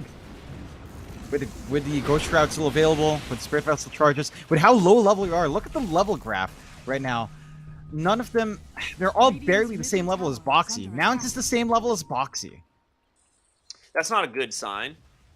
Gunner's the highest level. He's tied in with Boxy. Like, Mika's 2 levels ahead, Zai's 2 levels ahead, Nisha is 3 levels ahead, Insania's keeping up with Lelis and Moo in terms of EXP, right behind Gunner. It's like, it's not just the net worth, like these level spikes that Liquid hit are just way too big. Yeah, and they managed to catch Moo this time bottom. Trying to hide in the trees there, but they do not mess around. Liquid, 14,000 gold advantage here at the 15-minute mark, man. Dire's middle tower is Yeah, under attack. 1k lead per minute being built up by the side of Team Liquid. And Nouns, I don't know what to say here. It's a rough game. It's a rough game. They start with comfort for Gunner right in the first phase, and maybe there's a reason why you can't first phase this. Yeah. Right? Like, they can't flex it. They know that it's going to be the mid matchup. Liquid just give Nisha I hear that just curb stomps that Lone Druid, landing every single raise when he needs it to. And they try to experiment around, like the offlane Shaker and Ricky. Like, I know what they're trying to go for. Like, they understand Gunner is the win condition. He's just isolated. They will glimpse the cancel the TP, and he is gone. 3 heroes coming up to the top lane to find this one. And Husky didn't just take him down by his head. He has 4 points impetus. You talked about this hero can scale. Eventually, they actually catch Nisha alone on the backside. The Echo Slam committed as Moo will finally claim themselves a kill. The Tombstone here will be focused down, and now it's time to leave. You got yourself a kill onto an important hero. Try not to bleed anything else. As Moo, he's about to learn the Disruptor fades. The Glimpse sends him right back into mid. Zai's here as well with the Spirit Vessel. He's going to try and TP, but the Reaper side back off of cooldown. And Zai will claim another. Oh, God. I'm looking at Zai's build-up. He's still going to have a Radiance by 17, 18 minutes in. Well, not quite that timing, but maybe by 20. Like, after all these items, plus the Radiance, this Necrophos feels impossible. Yeah, glimpse into War Stomp. The chain stuns are there. Lelis in a lot of trouble. He's trying to survive, but does not have it. Dearly departed. I mean, this safe lane Ricky is as farmed as the Enchanters. Like, he still just has a Meteor Hammer. Yeah. Basically, right now, Zai is almost 2 times the net worth of Mu. He's definitely above 2 times net worth of Gunnar and Yamsen. He's basically Gunnar and Yamsen's net worth combined. Yeah. That's... Yeah, they're running the that's victory rough lap state right of now. That's how games. that works, right? Pretty much. And for Nouns, again, when you look at this draft, some people might think this is weird. I can see what the mindset was. It's like, give everything to Gunnar, just have these 2 tempo cores on side lanes, and go from there. The issue is, I think every lane just went really badly. Yeah. There's no sugarcoating this one. It was a complete curb stomp by Liquid. The top lane was probably their best lane. Mu actually held out well on Shaker, but it's the Shaker getting that farm. It's not your lone druid. It's not even your Ricky. Well, they So smoke it's up. all They know tied the into Roche. plays. I mean, if you have any hope, this is it. We'll see if they can stomp this in time. The smoke screen goes down. Gunnar goes into the pit. He's got the fear. Tries to send back Nisha, but the Requiem comes out. The Aegis actually taken by Yamsun. He gets doomed up. On the backside, the high ground, they're all stuck by a kinetic field. Boxy's trapped the entire side of Nouns. Yamsun needs to get out of here. Mu comes in. He actually doesn't have an Echo to play with. He will get glimpsed, actually kinda to safety. So they steal the Aegis away. They get the last hit on Roche, and Nouns are out. That's actually pretty massive for Nouns. Stealing away Aegis gives them more time to hold on to their high ground, gives them more time to farm up, and try to steer this game back their way. Like, they are playing fairly coordinated on Nouns. They are sticking together as a team, despite this 17k lead from Liquid. They're finding some openings. Mind you, it's not massive yet. You know, they still have to kind of find a way to reel their way back into the game, but there are signs of life here for Nouns. Issue is, Aegis or not, Liquid are still knocking on that high ground just a little bit, poking and prodding. This build from Mickey is so sick, dude. Just Guardian Greaves, Crimson Guard. Good luck, Lone Druid, man. You are just not going to hit these heroes hard enough. And like, top lane, Yamsun has to be able to start putting pressure on any tower with this Meteor Hammer, right? Like, he's like, if you go the Meteor Hammer on this hero, like, you have to be able to do and take towers, but it's just not happened. Like, you have Lone Druid and a Meteor Hammer, and you haven't hit a tower. Meanwhile, mid lane, they managed to catch Mickey, and they've got him. Oh, there's the Guardian Greaves as well as the Crimson Guard. Never mind, he's out. Baktu, the beautiful Static Storm as they turn around onto Yamsun. Tricks of the trade at the last second will allow him to survive. The Tombstone Echo! Absolutely massive from Mu as they trap Nisha as well. He's gone! Insadia now on the run. The Fissure's there. Can they look for more? You gotta be careful, man. This Necrophos is scary. The Spirit Vessel's starting to tick up. He's got the Reaper's Sight. The Telekinesis needs to buy him some space, but there it is. The Glimmer Cape actually allows him to survive for now, but the damage, it's ticking up, man. Mu cannot get the Enchantress. He just barely survives, and Lelis will not get out either. And, well, it was a valiant attempt, but there it is. The Zai rotation in. Helps clean up big. Triple kill on the Necrophos with that Radiance reveal. Oh, boy. It looked so good for now to try to reel it back, like the big slam, but it just feels like the rest of the team wasn't ready to follow through. Like, Yamsun at that point was just trying to back out because he was extremely low, and their throughput coming out from Gunnar just isn't enough just yet to purely hammer in these kills. You still have issues facing up here, and they find more. Yeah, beautiful Ward Sentry, gonna give some vision here onto Yamsun, and Mickey as well as Zai help find the kill. And he has 5 Spirit Vessel charges now, and honestly, this Radiance is just too difficult for them to play around because you can't burst the Necro at this point. Oh. I mean, unless he's the one getting echoed in like a massive creep wave, right? But other than that, it's just too difficult, and Zai is now the highest net worth hero by a landslide. Still 2 times the net worth of Gunnar, so he's feeling great. This is a massive Necrophos. Like, this is the early timing, early tempo that the Necrophos really shines in, and just feels so oppressive for the side of Nouns to play up against that. Maybe by the time Gunnar manages to farm up this Nullifier, you feel a little bit better. He does have the Deso in hand as well, so the output is starting to build up. They'll try to smoke out here. They really need the Nullifier because between the Crimson Guard and all this other stuff, it's just too strong. They're going to turn it around. They're looking for Gunner, and he's taking a lot of damage here right to begin. The Reaper Scythe is going to be there, though, and Gunner will fall, unable to bring down the Disruptor in time. And meanwhile, Moo hiding in the tree's bottom. He's 10 seconds off the Echo Slam. Maybe they find another opening. It's going to be a long shot, though. They do have a good ward here placed on the low ground. But Enchantress, man, she is just constantly applying tower pressure with this level 4 enchant. Yeah, no need to really try to give that opportunity out to the side of an ounce. He just played safe. Look at Moo. Still hanging in the back line, still looking for that opportunity. And that's their play. I mean, they just have to hope for a nice slam. Good set of chain stuns and blow someone up.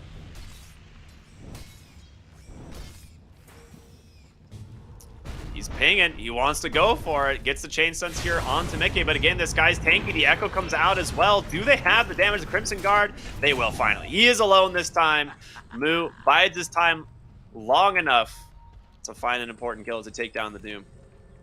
Look how much gold Mika is worth. 457 plus 633.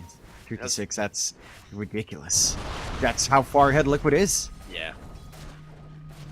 I mean, they just smoke up despite Echo being down, despite using Tombstone and Flesh Golem.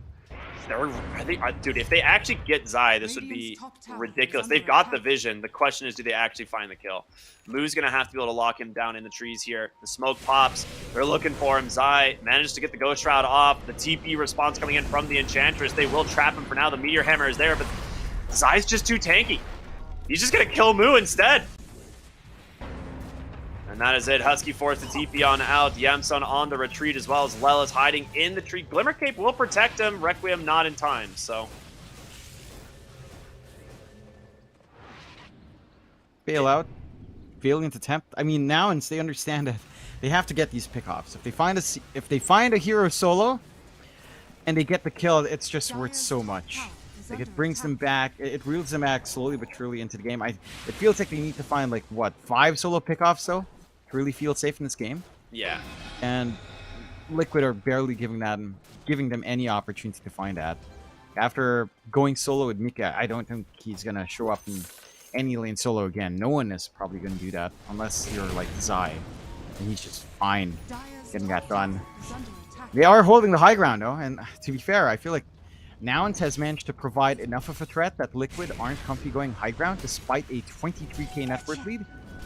It's a pretty good sign that they're playing their cards right. Right? Like they're ensuring that they're just not gonna get run down. Like the racks are still up, the ancients are still up, your tier 3s are still fairly healthy. So you always have some place to make. You know, you've still got some room, despite it being very minimal, but you've got some room to try to turn this game around. Dota Plus says it's a 2% chance to swing it. So. I mean, that sounds about accurate, you know? 2%, I think that's probably close. It's, you know, more than 1%, I guess. But I don't know. The thing is, I'm trying to think like what items you really need to pick up this game. Obviously, like the Nullifier is number 1, but where do you go on this core Ricky? You know, he's got Meteor Hammer and a Diffusal. I feel like if you don't pick up BKBs here at some point, you're in a really rough spot. Just because the Necro, right? Yeah, it's going to be very, very difficult. You have to deal with that Scythe. Constant spell damage coming out as well. Mid lane, here we go again. The Echo in from Moo. They don't have the BKBs quite yet, but there's just no follow-up damage. The Static Storm, the Kinetic Field, just trapping the Undying. As Guardian Greaves, Crimson Guard, man, nullifying so much damage coming out here. And there's the Doom. They dive in. Mickey gets a stomp. They manage to catch Ricky as well. Moo gonna turn around with a stomp of his own. But Moo, unfortunately, gonna go down there. The Reaper's fight to fall. The damage amp is there. Zai cleans them up. 5 dead, and the GG comes out. Nouns will finally tap here at the 26-minute mark.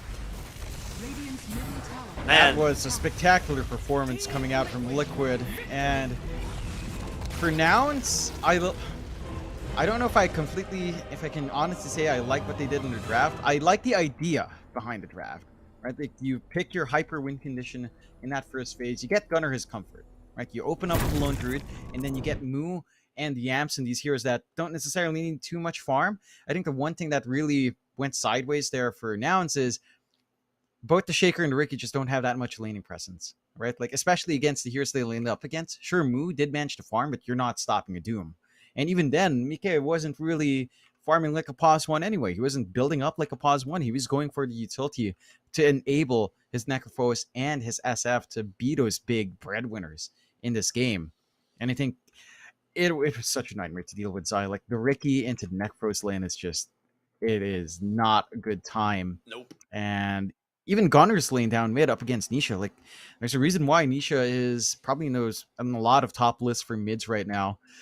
He just curb stomped Gunner. Like, that bear kill early on just set back Gunner so much, and he just couldn't play. I think this was, again, a valiant showing from Nouns. There were some good moments there. They were getting some good slams. There was some coordination to find these pickoffs, but it was too much lost way too early on. And I think they're going to have to shake that one off. It was a good try. I think the draft was very different than what you'd ever expect from most teams to draft, but they need to have some momentum. They need to have some strong lanes coming out. Like, that's really important against a team like Liquid.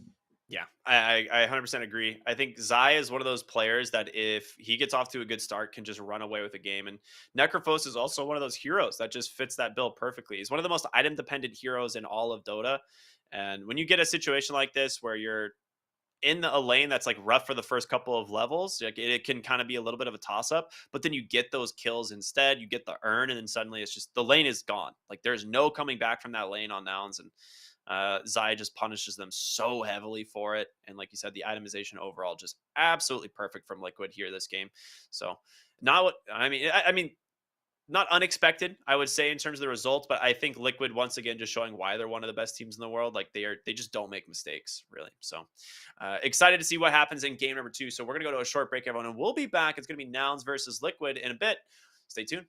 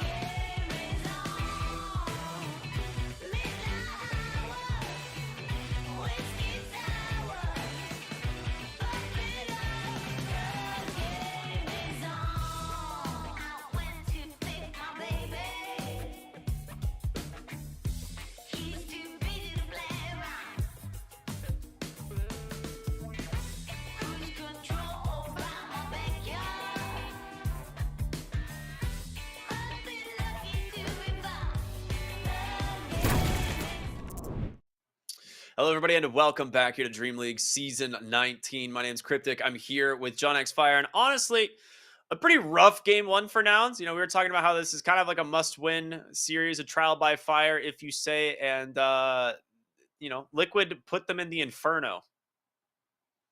Yeah, they got thrown into a fire pit, and actually no, it's more like they were made to dig a ditch.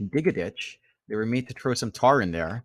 They were made to roll around in the tar, and then Liquid lit that pit in fire. That's how it felt. That was just brutal coming out from Liquid. And now they came out with like a very unique draft that it had a good idea.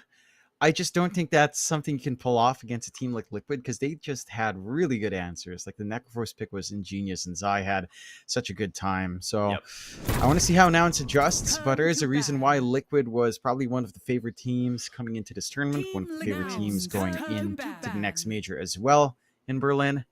And Nouns, again, it's been a rough go because this is a team that's still filled with a lot of promise. There were shining moments in that last game, but it's difficult when you draft that unique. It tends to be a little bit difficult. But look at that, Liquid. They respect Band Ricky. I mean, they're gonna get the IO then. Interesting. So, this is a whole nother level of confidence. I mean, it's got to be the Lesh here, right? Or you pick the Witch. Actually, it's gonna be the Witch Doctor, I think. I would prefer Witch Doctor for the funnies. I think the Leshrac or the Storm at this point is probably your bet. Maybe a little bit tougher for the Storm. We've seen Gunnar get crushed by the Disruptor. Or we've seen Quinn actually get crushed by the Disruptor. But you can opt for the Lesh. I think the Lesh IO is a little bit safer in this game. It's going to be another Vessel build from Necro, right? It has to be. It almost always is. Like, Necroforce has such a limited viable build. It's either you go for like Aura Rush, so what, like Arcane's Mech into Guardian Reeves, and then you go from there, or you go for the early Urn into Spirit Vessel, and then the Radiance. There's also like a fork where you can kind of go Spirit Vessel into Kaya Sange, but with how far ahead Zai was, that wasn't even a necessary thing. Like he went Travels afterwards with the Radiance. So it really depends, but yeah, you almost always just go for Spirit Vessel for this hero. It's just way too much value for Necrophos. And with the Spirit Vessel up, you kind of negate some of that IO regen on hand, so it's not going to feel amazing in terms of the sustain coming through. You go with a Razor instead. Okay. So that's a lot better. Like if you do run something like a Yamson safe lane Razor up against a Necrophos, that's a much more manageable lane. Yeah. Like that is a lane that feels good. Especially if it's with the IO too, because then you don't actually get beat down so hard in the trades.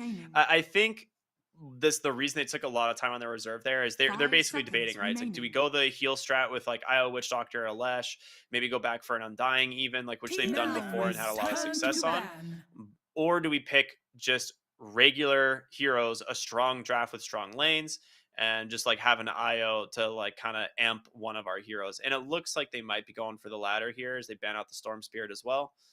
I wouldn't be surprised if they still respect ban the Witch Doctor. 10 seconds remaining. Yeah, I feel like if you don't ban it on Liquid, you're probably going to pick it up in Nouns. I still like the offlane Witch Doctor for Mu.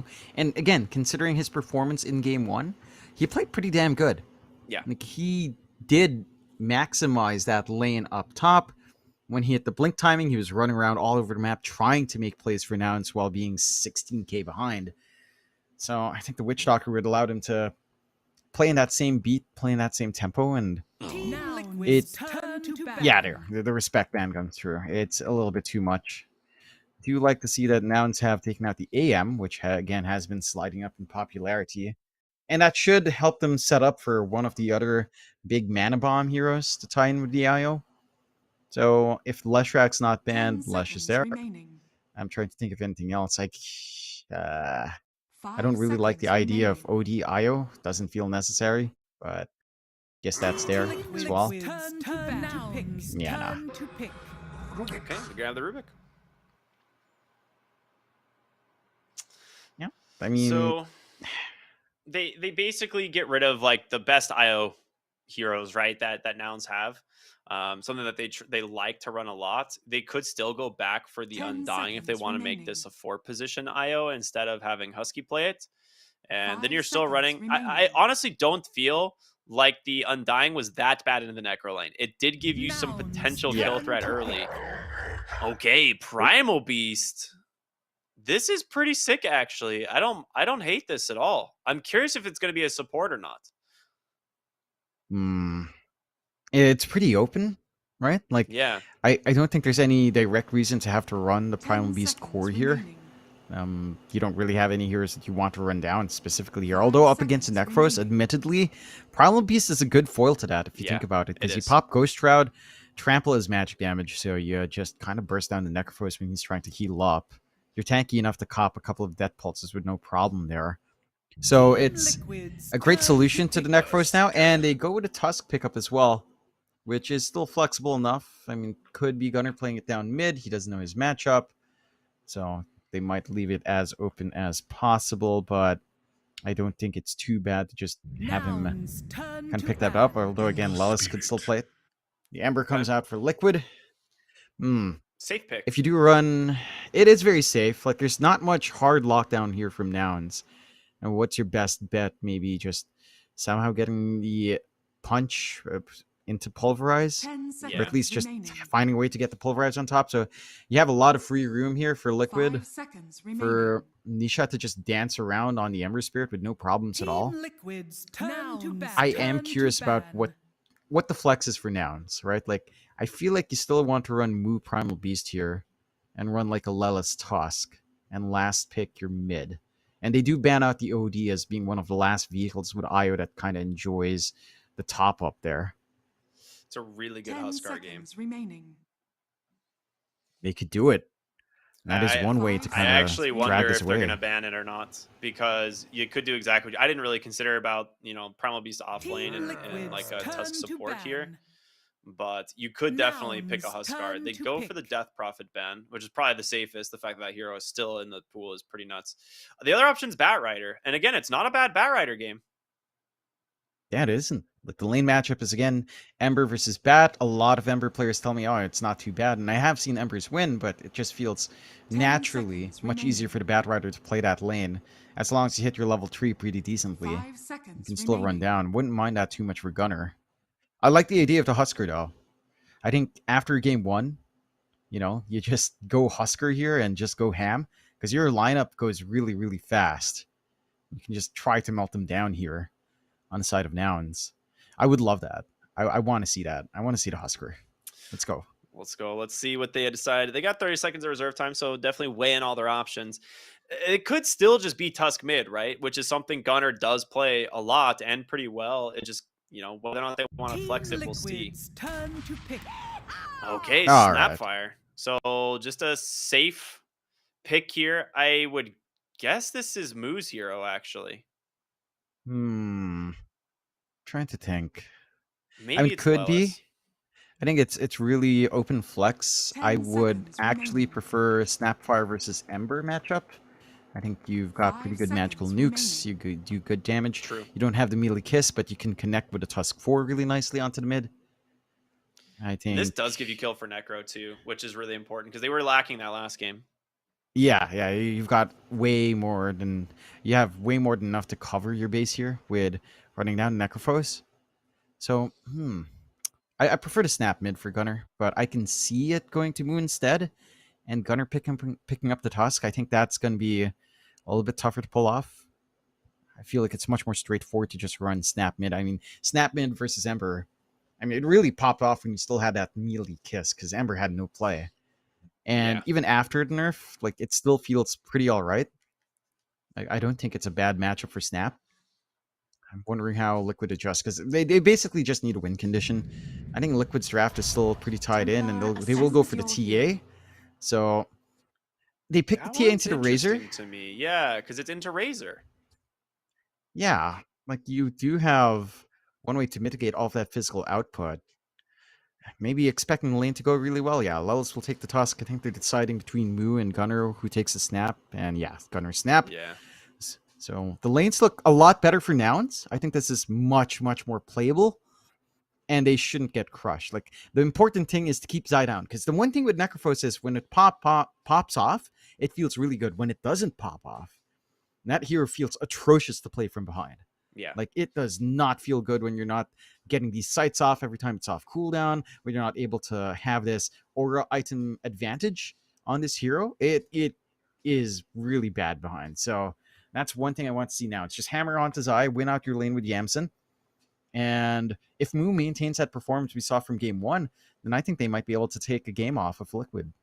It's definitely possible, man. We'll see how it goes. Husky rocking the brand new altar skin for the IO. It's such a cool skin.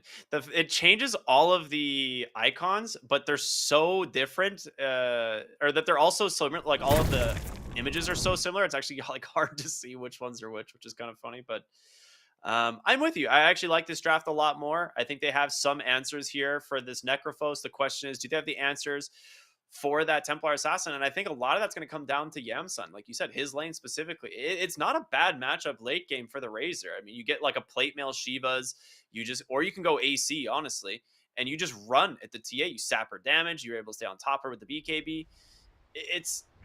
There's a lot of potential here coming out from Nouns here in game 2. And I like to see, Prepare Primal for Beast battle. Core, one of my favorites. Yeah. I think there's some late game shenanigans that can happen here as well. I mean, you rarely hit level 25 nowadays on the IO, but if let's theorize a ultra late game, you get the 25 talent on Husky on the left side for attacking tethered allies target, and then you just link up onto Gunner, and then you're in for a really good time if he does go for the little shredder multi-shots and talents. So there's some late game shenanigans there. It's not like we're gonna hit that, but that would be pretty funny if we reach that point in a 60-minute game. That would be hilarious. I love Moo. He's actually just so funny. Good luck again. No Toxico, please. Good stuff. These guys are having a really funny talk in the lobby before the game started. Talking about anime and Sania and Moo. These guys they're good friends. Yep. I just realized after I don't know how many months I've had that setting on, but I turned off chat from non-friends and teammates. So I didn't realize it would affect lobbies. I literally only saw Gunner say that DBZ and Naruto were too violent for him to watch. It's like, what the hell is he saying out of context? It's like, where does that come from? Exactly. It's like, all right, my chat settings were blocked for all chat. And it's like, it affects lobby, so... there you go. If ever you were in a lobby and I was there and you said hi and I never said hi, that is on me. I do apologize. But the chances of anyone caring are very low, so I'm ahead of myself here, Ricky. I love it. I love it. I also love the fact that Lelis is going to sit in these trees in the top lane here as long as he makes it into the trees in time, and he doesn't. So he is kind of showing himself. I mean, maybe they're anticipating a lane swap, or that maybe they think Husky isn't here. It's hard to say, but bottom lane, Moo is alone. I don't think that's too bad. They will just TP out the they will TP out the IO, actually. Husky's going to be sticking around with Primal Beast, which, again, it's an interesting combination. I think this is actually a bit underrated. You tether up, the added HP on Moo, the added regen is pretty good on the Primal Beast, and you think about that Bloody Overcharge, the spell amp on Trample, it all comes together. Added spell damage. There you go. Attack speed is too. If he doesn't have Trample running, Primal Beast hits really hard. Oh, yeah. This could be fun. This could be a combination that I personally haven't seen, but I am excited to see that level 3 to come out here for Nouns. Yeah, they do need to be careful, though, is they are taking a lot of damage here. And, the minus armor from the TA stacking up, basically just doing pure damage on over to the Primal Beast here.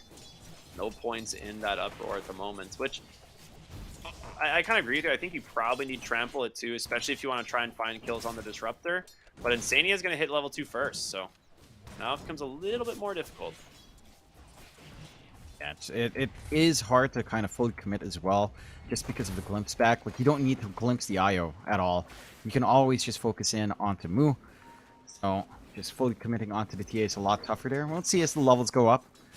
As I think the mid lane is the one lane that we haven't really taken a peek at. It's going a lot better for Gunner. Again, the Snapfire matchup against Ember feels a lot better now in comparison to his SF matchup on the LD. This isn't by any means a tough lane for Ember, though. Again, with the level 6 threat to remove, it's kind of already. Dude, they got him. Oh, he goes invis! Ooh. Dude, no way. He's actually going to live. The glimpse now brings Moo exceptionally low. Does be forced to pop the uproar, but Mickey with that meld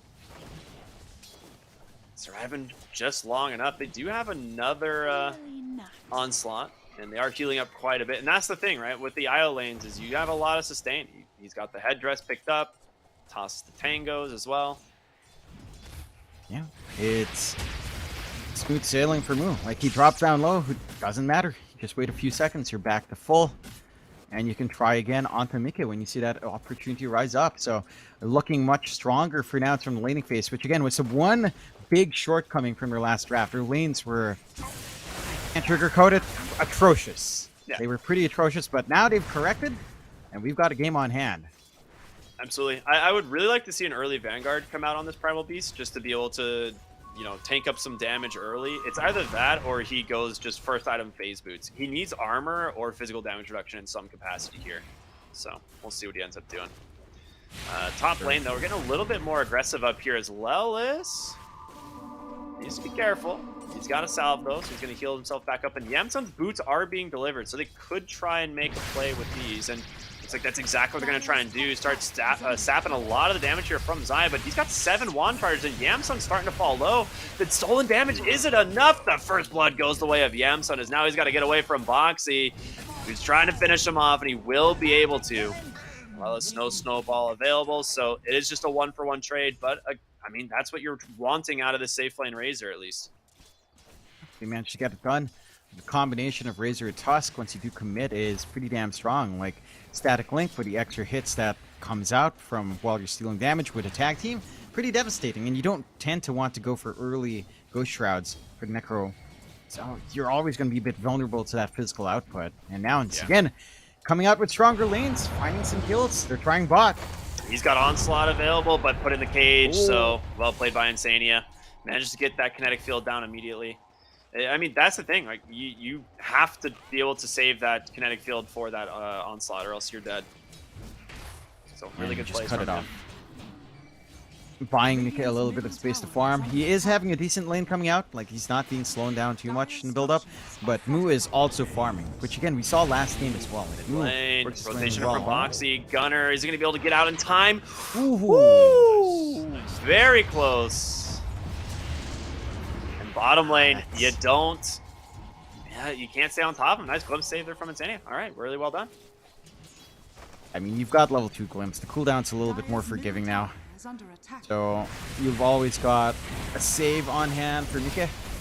Again, you're not stopping Moo from farming. Moo isn't stopping Mika from farming as well. So you're not really able to put a hold on that TA's build up into whatever she needs for early farm. Maybe the Dragonlance comes out, as they do find Lullis.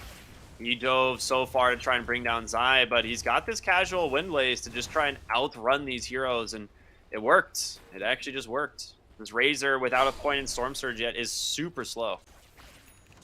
And Zai also gets a value point in the Shroud now, not going for the 2-0-2 that we saw last time. So he has a way of stalling out when he is jumped, and that does give him enough time to just bail out, get that distance away from the side of Nouns. A lot of back and forth, a little bit slower in the laning phase, but it's down to having much more solid lanes for Nouns as well. And they're going to try again top, it looks like. They are indeed. Oh my god, Yamsun took a ton of damage. Snowball is there to save him, and a rotation in from Nisha. Can they bring down Zai in time? It's going to be a trade, but Yamsun falls first, so loses out on that XP, and Nisha will run him down with a haste rune. So once again, just good heads-up plays here from Liquid, as they're just paying a lot of attention as bottom lane Husky just getting owned by Mickey and trying to hide in the trees for now. The meld about to wear off, but looks like he's actually out, and Moo does not manage to finish off Insania, but they do both escape on the supports. Really nice jukes coming out there from Husky, dancing around the tree line. Just saves himself there. I think overall you're still pretty damn happy on Liquido. Nisha with a rune control, managing to make magic work. No one's able to collapse onto Gunner's lane, and Gunner can't leave his lane either without rune control, without a haste coming out his way. So he's just forced to kind of play up here. They will smoke though. Lelis and Gunner trying to go up top. Kisses are ready to try to make a play. They realize like they can't allow this Necro to have a game again, it seems, and whether or not this smoke is going to be successful, we'll find out. Lelis does have the snowball here. And still playing in fog for the moment as Yamsun's going to go in. The cookie is there. The Mortimer Kisses immediately will be enough to find the kill. And Boxy, beautiful shards from Lelis. Actually forces him back in, and double kill for Gunnar. Big. Finally get some activity on the board with this Snapfire. He's working towards his Ags build up here as well. Uh-oh, McKay bottom. He's alone. They're going to go on him. The trample, a ton of damage. That spell amp, like you talked about, the onslaught will find the kill. That Disruptor is left, and that's all they needed. That is tasty, man. Like overcharged trample. It is so much damage. With the phase boots up on Moo as well. They can just keep that run going. Signs of life coming out for now, and again in this game too, looking good so far coming out of the laning phase. Moo #1 in that fort, but Gunnar not too far behind. Not massive leads by any means. It's not like Liquid's completely out, but you've got some good momentum to build on here for Nouns. And you've got some good timings to hit. Like, you were still looking for that level 6 on Lullis. You're still looking for the relocates ready on Husky as well. They're trying to punish, but with the added armor and Moo, it's hard to kind of force them down now with the phase boots up. Yeah. The thing is like, it's just a much, better start to the game for Nouns as opposed to game 1. I think Liquid are still very happy with how things are going. I don't think they're really struggling too much. It's mostly just Zai's Necrophos that is struggling at the moment. Boxy got a ton of net worth out of the multiple kills in the top lane, so you do have this Rubik that does have a lot that he can offer. And top lane does have a snowball. He could use it to juke on over to the mid. Oh, instead he's just going to stun Nisha in place, and Lelis will get ran down. I thought for sure he was going to go over to Boxy or something here in his tower. Yamsa now is in trouble. Pops the Eye of the Storm. Going to try and just hold his ground. He has 14 wand charges to play with. His Zai takes a ton of damage as well.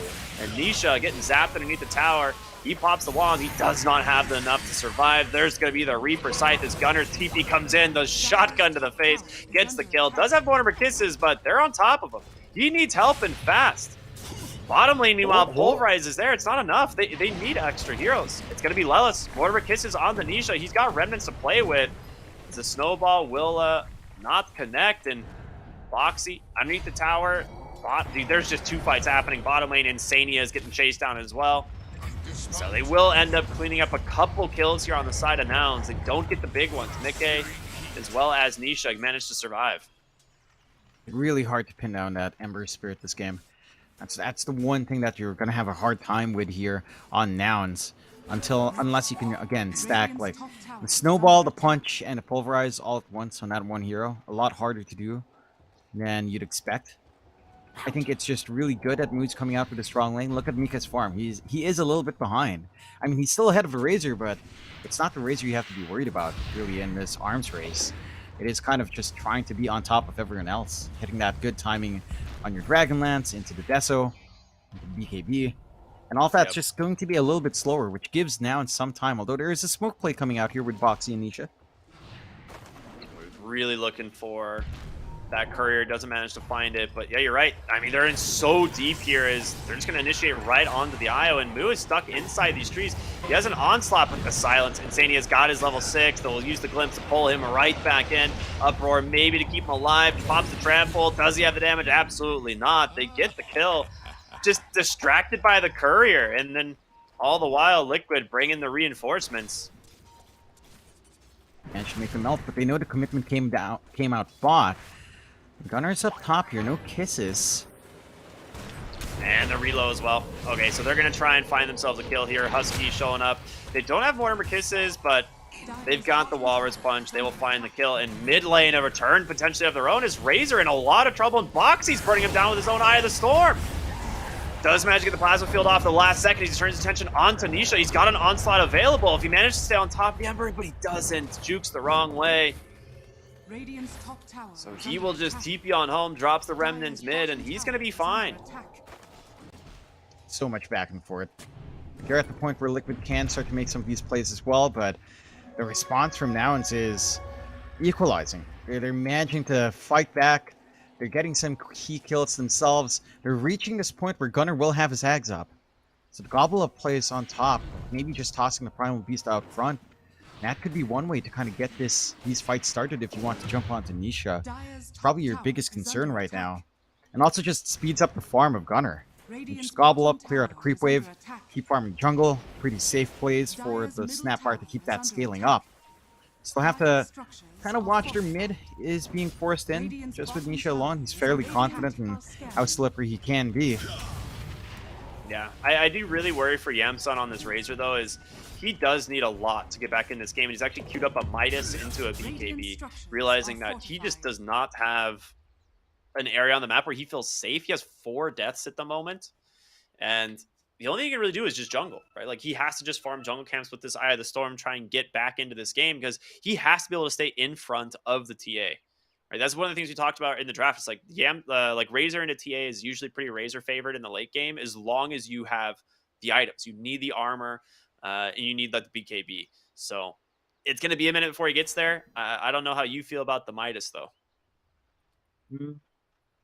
I'm not the biggest fan of the late pickup, but I'm guessing at this point Nouns kind of expect to go for a longer game. Again, you do have scaling with a Razor. You've got scaling with your Snapfire here as well. And even your Primal Beast gets some utility towards the late game. So you don't mind that too much. I think it's kind of scary to go late game up against Liquid's lineup, though. Like, TA late game does still feel overwhelming, but you've got the Razor to foil it. But the Necrophos can be a surprisingly good scaler in the late game. Like, when he hits something like his 25, or just hits this time with Shard and a lot of utility, like Lotus Orb being up, a lot of Aura items being up, the Necrophos kind of complicates this as well. So I get why Razor just doesn't flash farm that well, and you kind of need to just accelerate as much as you can, but it can make it a little bit painful. And we are getting the 180 pink player. It's more every time. He's a monster. Move.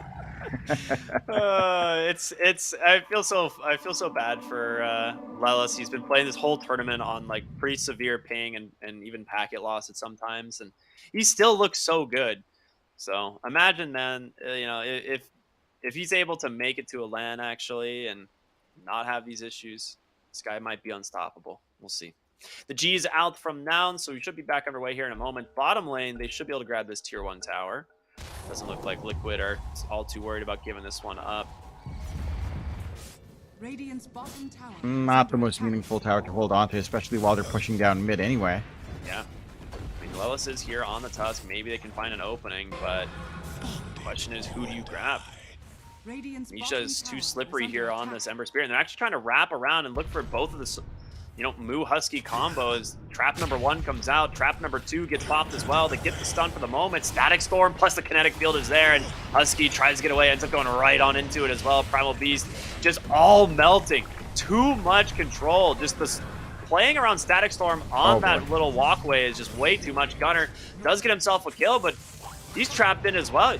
Does manage to get over the kinetic field for a moment, but the glimpse is still available. Mega kill now for Nisha as it's a 4-for-1. They commit too hard on that chase. Like these traps from TA, intercepting that movement from Nouns, and just kind of getting greedy. Like trying to collapse onto that area, trying to kill off all these heroes.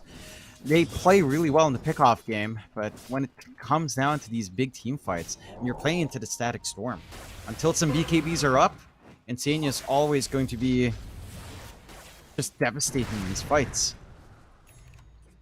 Yeah, the trap placement from Mikko is actually just so good. Like getting 2 heroes stuck in those traps back to back, and then obviously just sets up the easiest Static Storm and kinetic field you could ever ask for. And they get the mid tower, right? Like this is what they were aiming for in the first place. Ends up being a really nice win there for them. They finally cracked themselves a little bit of a net worth advantage here in this game. Still pretty close overall though.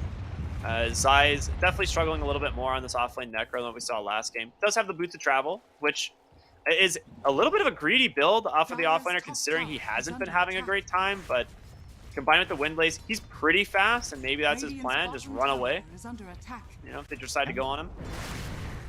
Just run, or it helps them chase down as well if they see the opportunity to play with that sight. And can just show up in these fights as well. I think that's one thing. Like, Zai can kind of respond if a move is made or to relocate somehow, and the creep wave is nearby. He's got some angles to take. Side of Nouns, a little bit of a smoke, not going to lead to too much. Just go back to farming. Yamson has switched out towards the BKB here, Ricky. Not going to go for the Midas. Understands that he has to take some activity in this game. And Gunnar did manage to get his axe from the last fight, but I don't think they're really in a position to try to gobble up anyone as Liquid run around here. Yeah, they will find Lella's Boxy with the level 4 stolen plasma field is a lot of damage. That'll be a freebie going the way of Nisha. The question is, do they go up onto the high ground? They're going to try the Pulverize is there. He's going to steal it on the Rubik. And Primal Beast is in a lot of problems. Taking so much damage here as the Mortimer Kiss is coming through as well. Nisha has a Remnant still out and available. And we'll just reload to the base. And Gunnar needs to run. I mean, could you go for a Goblet play here to try and turn this? They have a decent ward that's placed aggressively, but everyone on Liquid is here. It looks like Husky will just give his life. They're looking for Moo. They found him. There's going to be the glimpse. And the Reaper Scythe, but the Gobble up the save from Gunnar. Cheeky stuff from him as Zai takes a decent chunk of damage as well. The kinetic field is there. They're silencing him up. Moo tries to get taken. He ends up pulling him with a snowball. Nicely done from Lelis. It's a good trade overall. Those take down the Snapfire, and they can't stop Boxy's TP. Nisha's still here quite healthy. Gets the Slight Chains, traps the Tusk as well. Snowball is available from him. They can chain stun him down, but Nisha up onto the high ground, and comes the Primal Beast. Moo with the Pulverize, and Sania with the Glimpse will save him, but it's not in time. They manage to take down Nisha, and Sania will fall as well as Mickey grabs the kill onto the Tusk. Super scrappy engagements from both teams. Ends up being fairly even as it's a 3-for-3. It feels a little bit better for Nouns, just finding those kills, finally putting a dent on Nisha. And it's a pretty big streak to get out from him. Like, you did sacrifice Gunnar, but overall you just, sacrifice your 2 supports for 2 cores, plus 1 core on the side of Nouns. So you're overall more than satisfied. You finally get that BKB up on Moo, so this is where the game kind of feels a lot better. And look at Moo. He's got the phase boots. You know what? He's going to go for the Boots of Bearing. So the double boots play, I don't think it really matters. Because it's really just for the drum sack. If you don't think of that boot as anything but the Gobble up, Pulverize. It didn't actually connect on the stun, but he's got the chain stun. He knows the tech. Yeah, a lot of people, I think, that play Primal Beast don't know about this, but the Onslaught can chain stun out of Pulverize if you use it correctly. Just get that additional control out. Maybe things you learn here if you are viewing and you didn't understand that. I actually didn't know that, but it does do that just a little bit. So you can kind of just add on top. And, well, now and they keep this game even. Like, their biggest hurting point right now is probably Yamson's farm. Would want it to be a little bit higher, as Mika is just kind of allowed to AFK this entire game. Has the Deso up with the Dragonlance. The big thing for Liquid now is Boxy will lock him in. They just drop the Static Storm on him as well. Nice find there. They reload for this. Moo's coming in big. There's going to be a real good Pulverize on top. He has a BKB if he wants. Doesn't even drop it yet, but he will respond with it now as the Trample's just running down Zai. One more auto attack will finish the kill. They've lost the... they've lost Snapfire once again for the Necrophos, but you just lose the IO, and Nisho's not done. He's shaking the Primal Beast down. The Slight Chains are there. Yamson can't really offer much to this fight either, so a good turnaround from Liquid. The Glimpse on Lelis doesn't have the Snowball to get away. Ends up being a 4-for-1. All right, and that's what Liquid needs. They need to clean up, take some kills. This does allow them to maybe consider the Roshan. Respawns are fairly quick, but you're kind of set for it with Mika's farm. Like, you kind of want to play with that Desolator and just take Roche, maybe start the gun for tier 2s. They'll play it a little bit safer, or not necessarily safer, but play it a bit greedier by farming up instead. And Nouns, it looked decent. They didn't really connect with their double BKBs. I think this is the point where you have to expect Yamson to show up a little bit more. Granted, without armor, he will melt to the TA. Yeah. Needs a little bit more durability on that Razor before anything else here. Speaking of TA, in some trouble. The Mortimer Kisses are there to actually get him out. Let's see if they can actually bring down the TA. The Sentry gets dropped. Probably still no BKB, but the Trample just burning through those refraction stacks. There's the Pulverize, and Yamson trying to just chase down Insania on the backside. Husky Just giving a lot of move speed to play around as Lilith comes in, throws the Walrus Punch, the Sacrificial Lamb for... I mean, manages to get out on the Rubik, so nice turnaround there, but 2 kills going the way of Nouns. Trying to equalize this. This game's been a bloodbath, man. We are almost 40 kills at the 20-minute mark. Yeah, it's been nonstop, and I'm enjoying what I'm seeing. It's Nouns just playing this hyper-aggressive game now. And Nisha does have the DD. They played poke here with a trap Hold the slow. fort. They fort up the creep wave, and the Reaper Scythe comes through. Gunner in so much trouble now. Telekinesis connects, and Sleight of Fist, double damage on the Ember. Moo now needs to run. He's got no charges left on these drums. Instead, he will just throw the Pulverize out, back the other way, and one more Sleight of Fist there from Nisha. This was actually all set up again by the TA traps. Like, Husky ate like 3 traps worth of damage on the backside. And it's been devastating, and you know, it's not like you're just planting your sentries to take care of those traps here for Nouns. Liquid being on top of things, even at little fortify play on the travel, it's just to ensure that they can come in and clean up on Gunner. 2 big core kills to pick up. They've got the blink up on Zyno as well, and now they are poking the Roche, but Mika's on his way. They're going to be able to take that Roche on, no problems. Double meld ready to go. Desolator up, and Nouns, they should understand it's happening. They've got the kisses up soon. Whether or not they can actually fight in that area in time is another question, as they will go for the smoke. Dude, Boxy just knows what's up. He's trying to break this smoke. He will be able to. Gets the blink away, and the Roshan down to 500 HP. It's going to go the way of Liquid. Walrus Punch does catch the Disruptor. The Gobble Up is there as well. And Moo tramples on through to pick off the Disruptor. And you get only 1 kill. It feels pretty rough here for Nouns if they manage to walk away with this full Roche. It looks like that will be what ends up happening here. Top lane. Oh, Zai blink dodge the Mortimer Kisses. Does he finish him off? Not in time. These trap slows are atrocious. Like, it's been devastating for Nouns.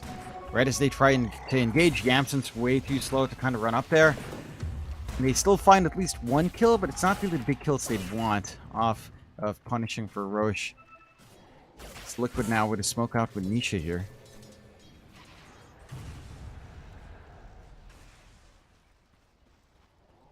Boots of Bearing are done on the Primal Beast, by the way. I didn't quite notice that as he clears up bottom.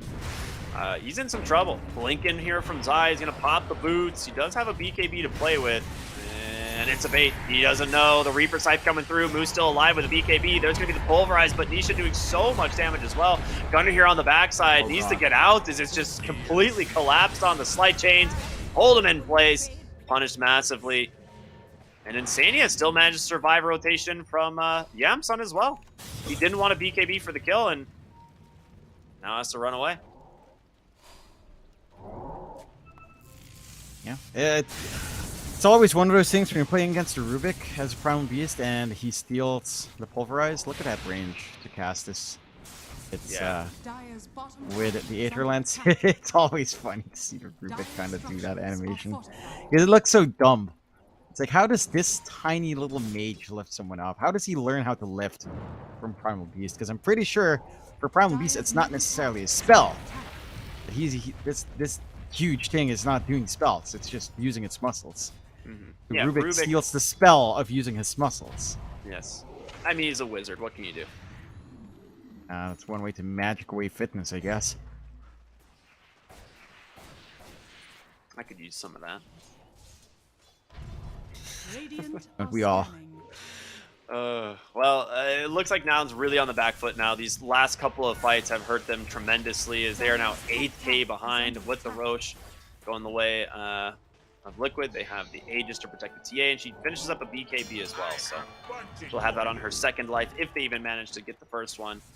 And I'm going to keep coming back to this Razor, man. He's still not able to get active enough in these fights. Like, he will just die to this TA if she gets, like, the Meld Strike on him. He doesn't have that armor item yet. Yeah, he's also working towards SNY as well over any sort of straight armor. Mid lane, the Glimpse. Oh. The Cookie might be able to save Moo. He just needs the BKB turnaround. He's looking for Nisha, but he won't get it. Now the Mortimer Kiss is out. Gunner in so much trouble. There's going to be... Ooh! The snowball save from Lelis. Beautiful into the Gobble Up. Sends him right back in. He ends up dying anyway, but 2 more for the side of Liquid. Radiant's bottom tower is is under attack. Eh, Dire's middle It tower is it under attack. looked all right. If they managed to kill off the disruptor, I think Nouns would have felt a little bit better about that attempt. Has fallen. You know, maybe that fight doesn't break out the same way. You don't have to worry about the glimpse. They still have Static Storm as well now for the high ground fight. Dire's middle Side of tower Nouns, is under this game is attack. getting a bit dicey. It's all back to your point. Like, Yamsen's just not ready. Everyone else is. Gunner's been trying to make some plays despite only having really Yags to play with right now. Not even a BKB up on a snap, and he's been sacrificing a lot for some space here. And Yamsen can only farm so much as the Razor right now. We'll see whether or not the SNY is something he actually goes all in on. I feel like armor is just key. Just have some armor for the TA. Just negate some of that damage from the Meld and the Deso. And you might have a fighting chance in the front line. Because there are still good solutions here.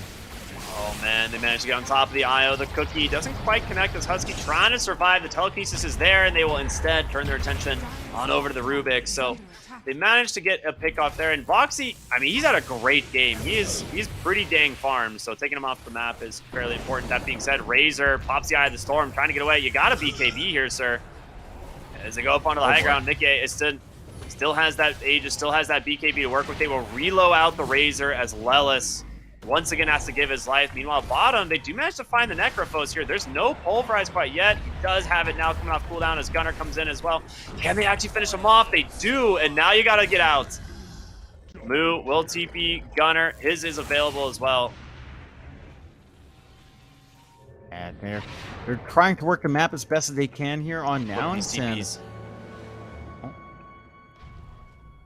looking for Mickey.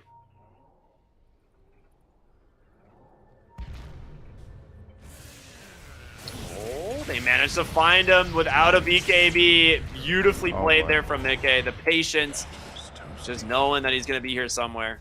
Yeah, that is... They're just reading him so well now. And they understand what Nouns is trying to do here. For Nouns side, at the least they've got the BKB up and running now on Gunner, so he has a little bit more play for himself. He's still... But the one issue for Nouns is they feel really under-leveled. Like, you're still 15 here on your Snapfire, 15 on Moo. Like, you'd want your level 18 kisses, and then you'd really need your 20 talent up on Gunner. Because then they can start scaling onto the Snapfire as a huge core hitter as well. To kind of compensate for, like, the Razor just not being there at this point in the game. Liquid, 32-21. After a little bit of a back and forth in the early part of the game, they have just hammered in their position on the map. Oh. And look at Mickey. Oh. That was so unlucky. They smoked up and getting ready to head to the high ground, and just happens to get popped by Nisha at the best possible time as he just happened to see a courier. He was like, yeah, I can go for that. Ward is placed. Gunner decides not to gobble up. Throw in Lelis there. Does not want to risk it. Dire's bottom tower is under attack. And Mickey's actually queued up the Aghanim Scepter, which, I mean, the Sonic projection is so good, especially from the one position where you can just split push, right? Yeah, I was going to raise that up. Like, he understands that they've got so much control on the map. The one thing that Mickey needs is just to show up in these fights. So, and we've seen how effective his traps are. Like, you're just not able to clear all of them out here from Nouns. So he can just jump on any unsuspecting target, burn them down. There's nothing to really stop him as well for a defensive channel out.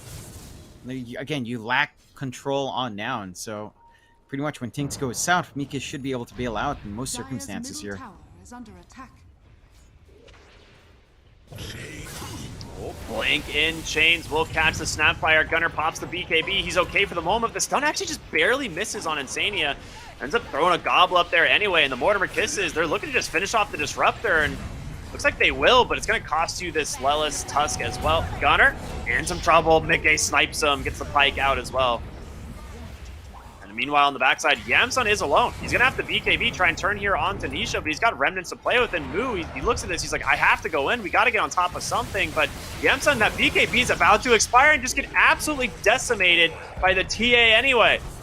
And now back into the base. Husky tries to make it up onto the high ground. Moo trying to make a little bit of space, but they're grouping up, and it looks like Liquid just going to try and run him down. The Reaper sight that's still available, and the GG just comes out. They know this one is done and dusted. It looked a lot better in game 2 for Nouns. I think they managed to repair their draft. They played around these early times really well. But this time the sticking point was just a lot rougher of a start for Yamsen. I think it just didn't connect with the timings that we were seeing from everyone else on Nouns. Like, Moo had a pretty good time. Gunnar had really good timing on his Ags. And you just weren't ready on your Razor, right? Like, the lanes coming out from Nouns were just pretty damn good. Maybe Yamsen's lane was a little bit slower, but even his lane felt all right until Nisha rotated. Like, that is one thing as well that Nouns couldn't manage. Like, this was a pretty damn good Ember game. There was not much to stop you from going in and out, and Nisha just abused that to the highest extent. Like, he was just almost unstoppable outside of a couple of moments where they did manage to lock him in with a Pulverize. Yeah, and the thing about this game that feels really rough is like you pick this early Razor as like the counter to the Necro lane just so that you have like damage, and it is a lane dominant, right? He is one of these heroes that should walk away from the lane doing pretty well, but that was it, right? Like he you didn't really slow Zai down all that much. He managed to come back into the game pretty easily.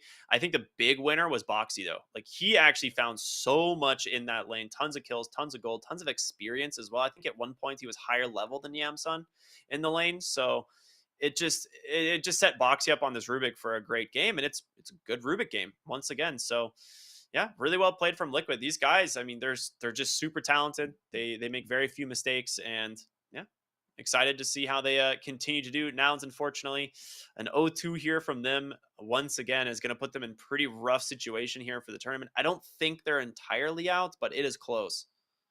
Yeah, it's getting close. Like, we're basically going through almost halfway through our group stage games already. So every single game from this point really, really matters. We've been emphasizing this from day one, but all of it has mattered. And as we're ticking down, every single win starts to count for a lot more. So we'll have to see if Nouns can somehow rally, start to find some wins elsewhere. But I don't think their opponents get any easier as time goes on here. It's a hyper competitive tournament, man, and it can get pretty tough. Yeah, absolutely. Well, we're going to throw to a short break, everyone, and we'll be back hopefully with an interview here from Team Liquid. So stay tuned. We'll see you in a bit.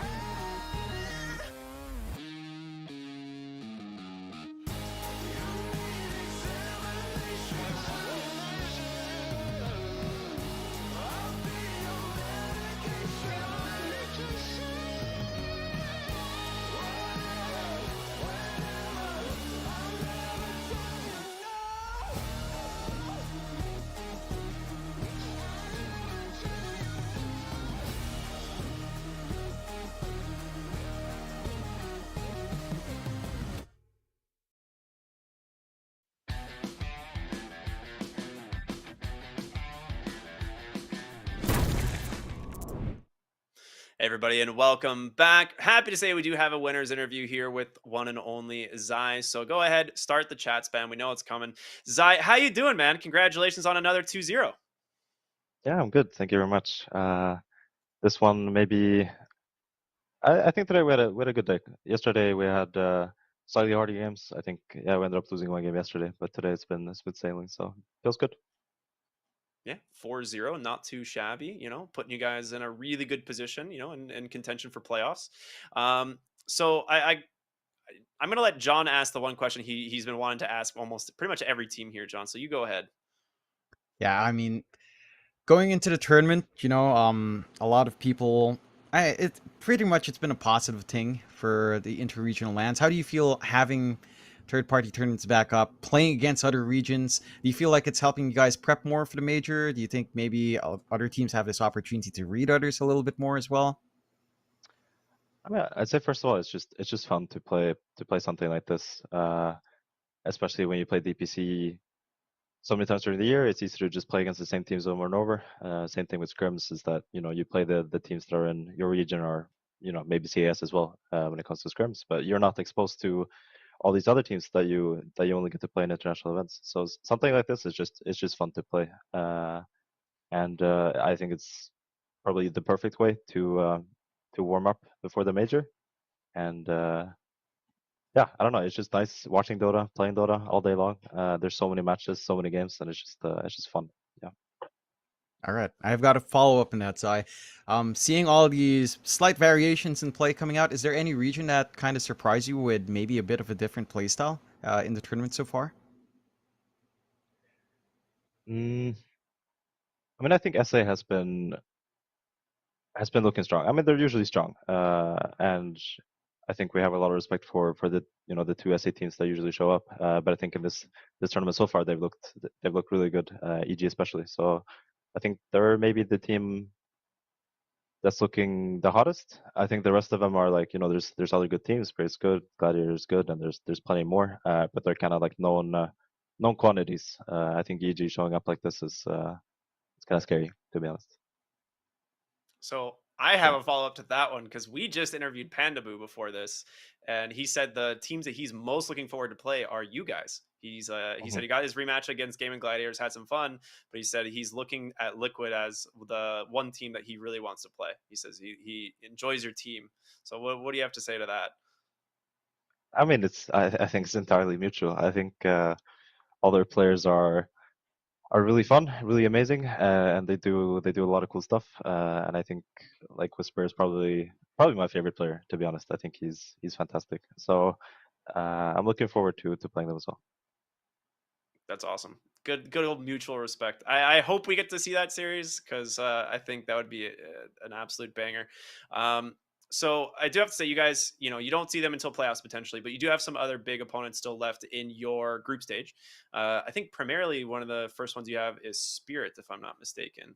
Yeah, I think we're looking at Spirit, Beast Coast, and Nigma. And Nigma. That's right. Yeah. Yeah. So how do you feel about those teams? Are you guys still feeling pretty confident going into your final 2 days?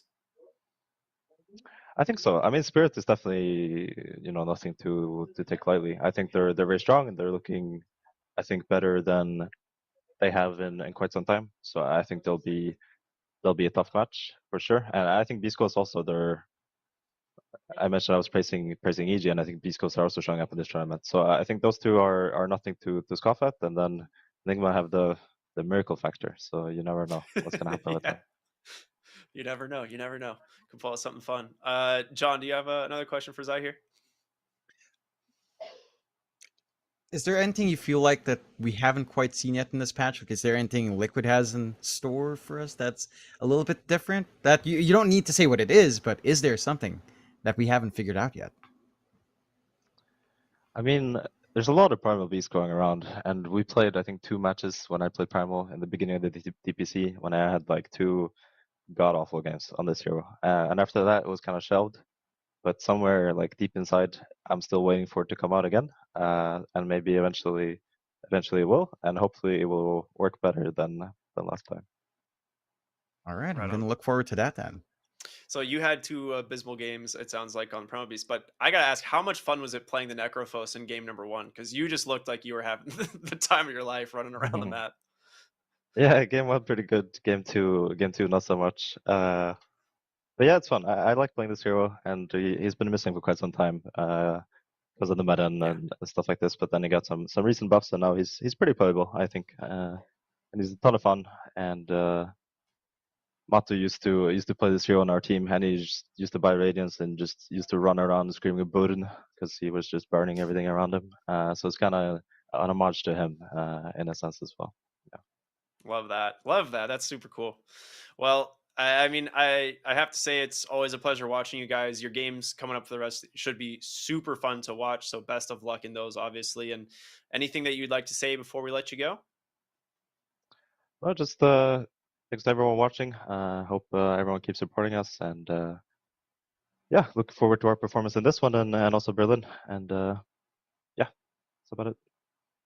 Right on, man. Hey, congratulations again on a great day. Hopefully you guys can keep the momentum going, but we'll see you next time. Thank you, guys. Thanks. Thank you. Bye-bye. All right.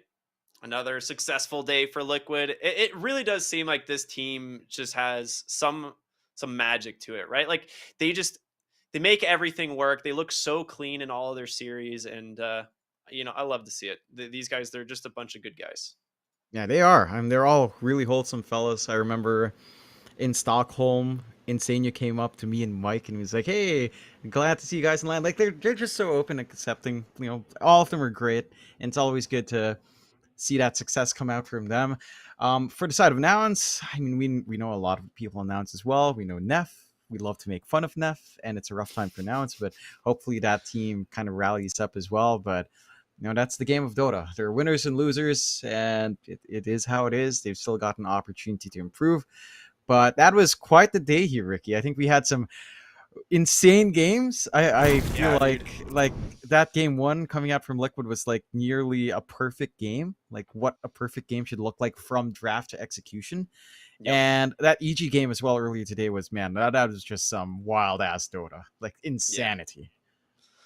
Yeah, and the groups are kind of shaping up what we expected, right? Day one, we had a tie completely across Group A to start things off, and Group B was a little bit more scattered, right? You see a little bit more of like a power difference between some of these top teams and the bottom teams, but Group A, I mean, we might be gearing up to some tiebreakers. We got 3 teams stuck at 4-4, EG at the top at 6-2, and of course Team Liquid with a stellar performance. They've only dropped that one game, which was yesterday, but sitting at 7-1.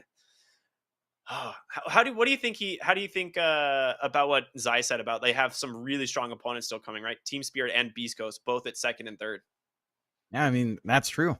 Like they've got a lot of tough opponents to face up against. Some would argue they've faced against the weaker ones, maybe with the exception of Talon, although I am taking a peek at the Talon game right now. I am not very happy as a person that likes Talon. It's not a good time, but they've still got tough opponents left, and I'm keen to see how well they hold up. I think, again, this taste of inter-regional Dota is just so good because you just don't know where anyone stands. People are like, "Oh, this region's weak. Oh, this region's weak." It's like, no, none of that matters until people play. And so far, we're seeing a good smorgasbord already in our top 4s in each group. I think it's a good time to be a Dota fan, and I'm just looking forward to the rest of these games, Ricky, man. It's just so fun. Yeah, it really is, dude. This thing is like, the quality of Dota has gotten so much better, and like the teams and the regions are playing super well. Even though we've been on the patch for so long, they still managed to innovate, and I can only imagine that once the patch comes out, it's going to be an absolute slugfest for some of these top spots. But for now, we have managed to bring the day to a close. It is DreamLeague Season 19, Day 2 in the wraps. John, how are you feeling about that, man? Halfway done. I can't believe we're halfway done. There were so many games of Dota, and with 2 days left, there's still a lot of games to watch. It's astounding how many games are running at the same time. So it's blitzing true, but man, it feels like we've gone through a lot of Dota, and I'm excited for the rest, so I can't wait. Yeah, absolutely. Same. Well, thank you all so much for watching. And again, shout out to ESL for putting this whole tournament together. It is greatly appreciated. I know myself, John, as well as the fans and the players all really love it. So hopefully we get to see some more great Dota. Again, that's going to bring the night to an end. So thank you all so much for watching. We'll see you next time. Have a wonderful night.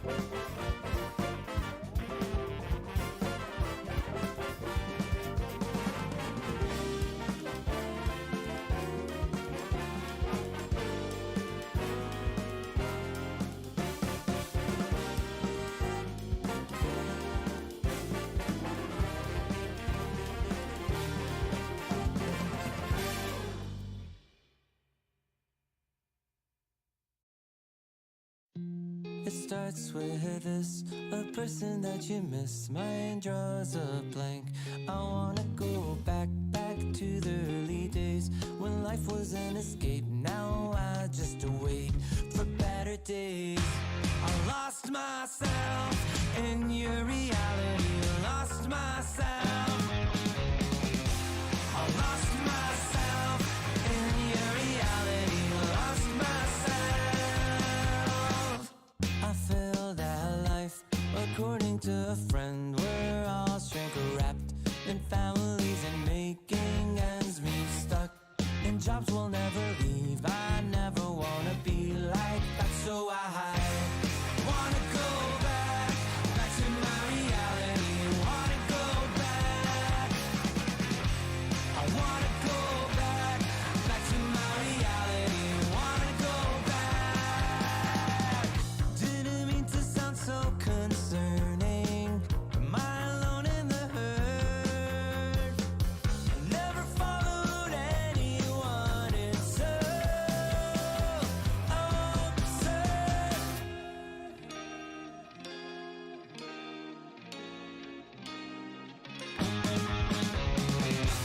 I wanna go back to my reality. Wanna go back. I wanna go back to my reality. Wanna go back.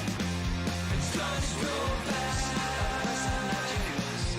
Gotta go back. Gotta go back.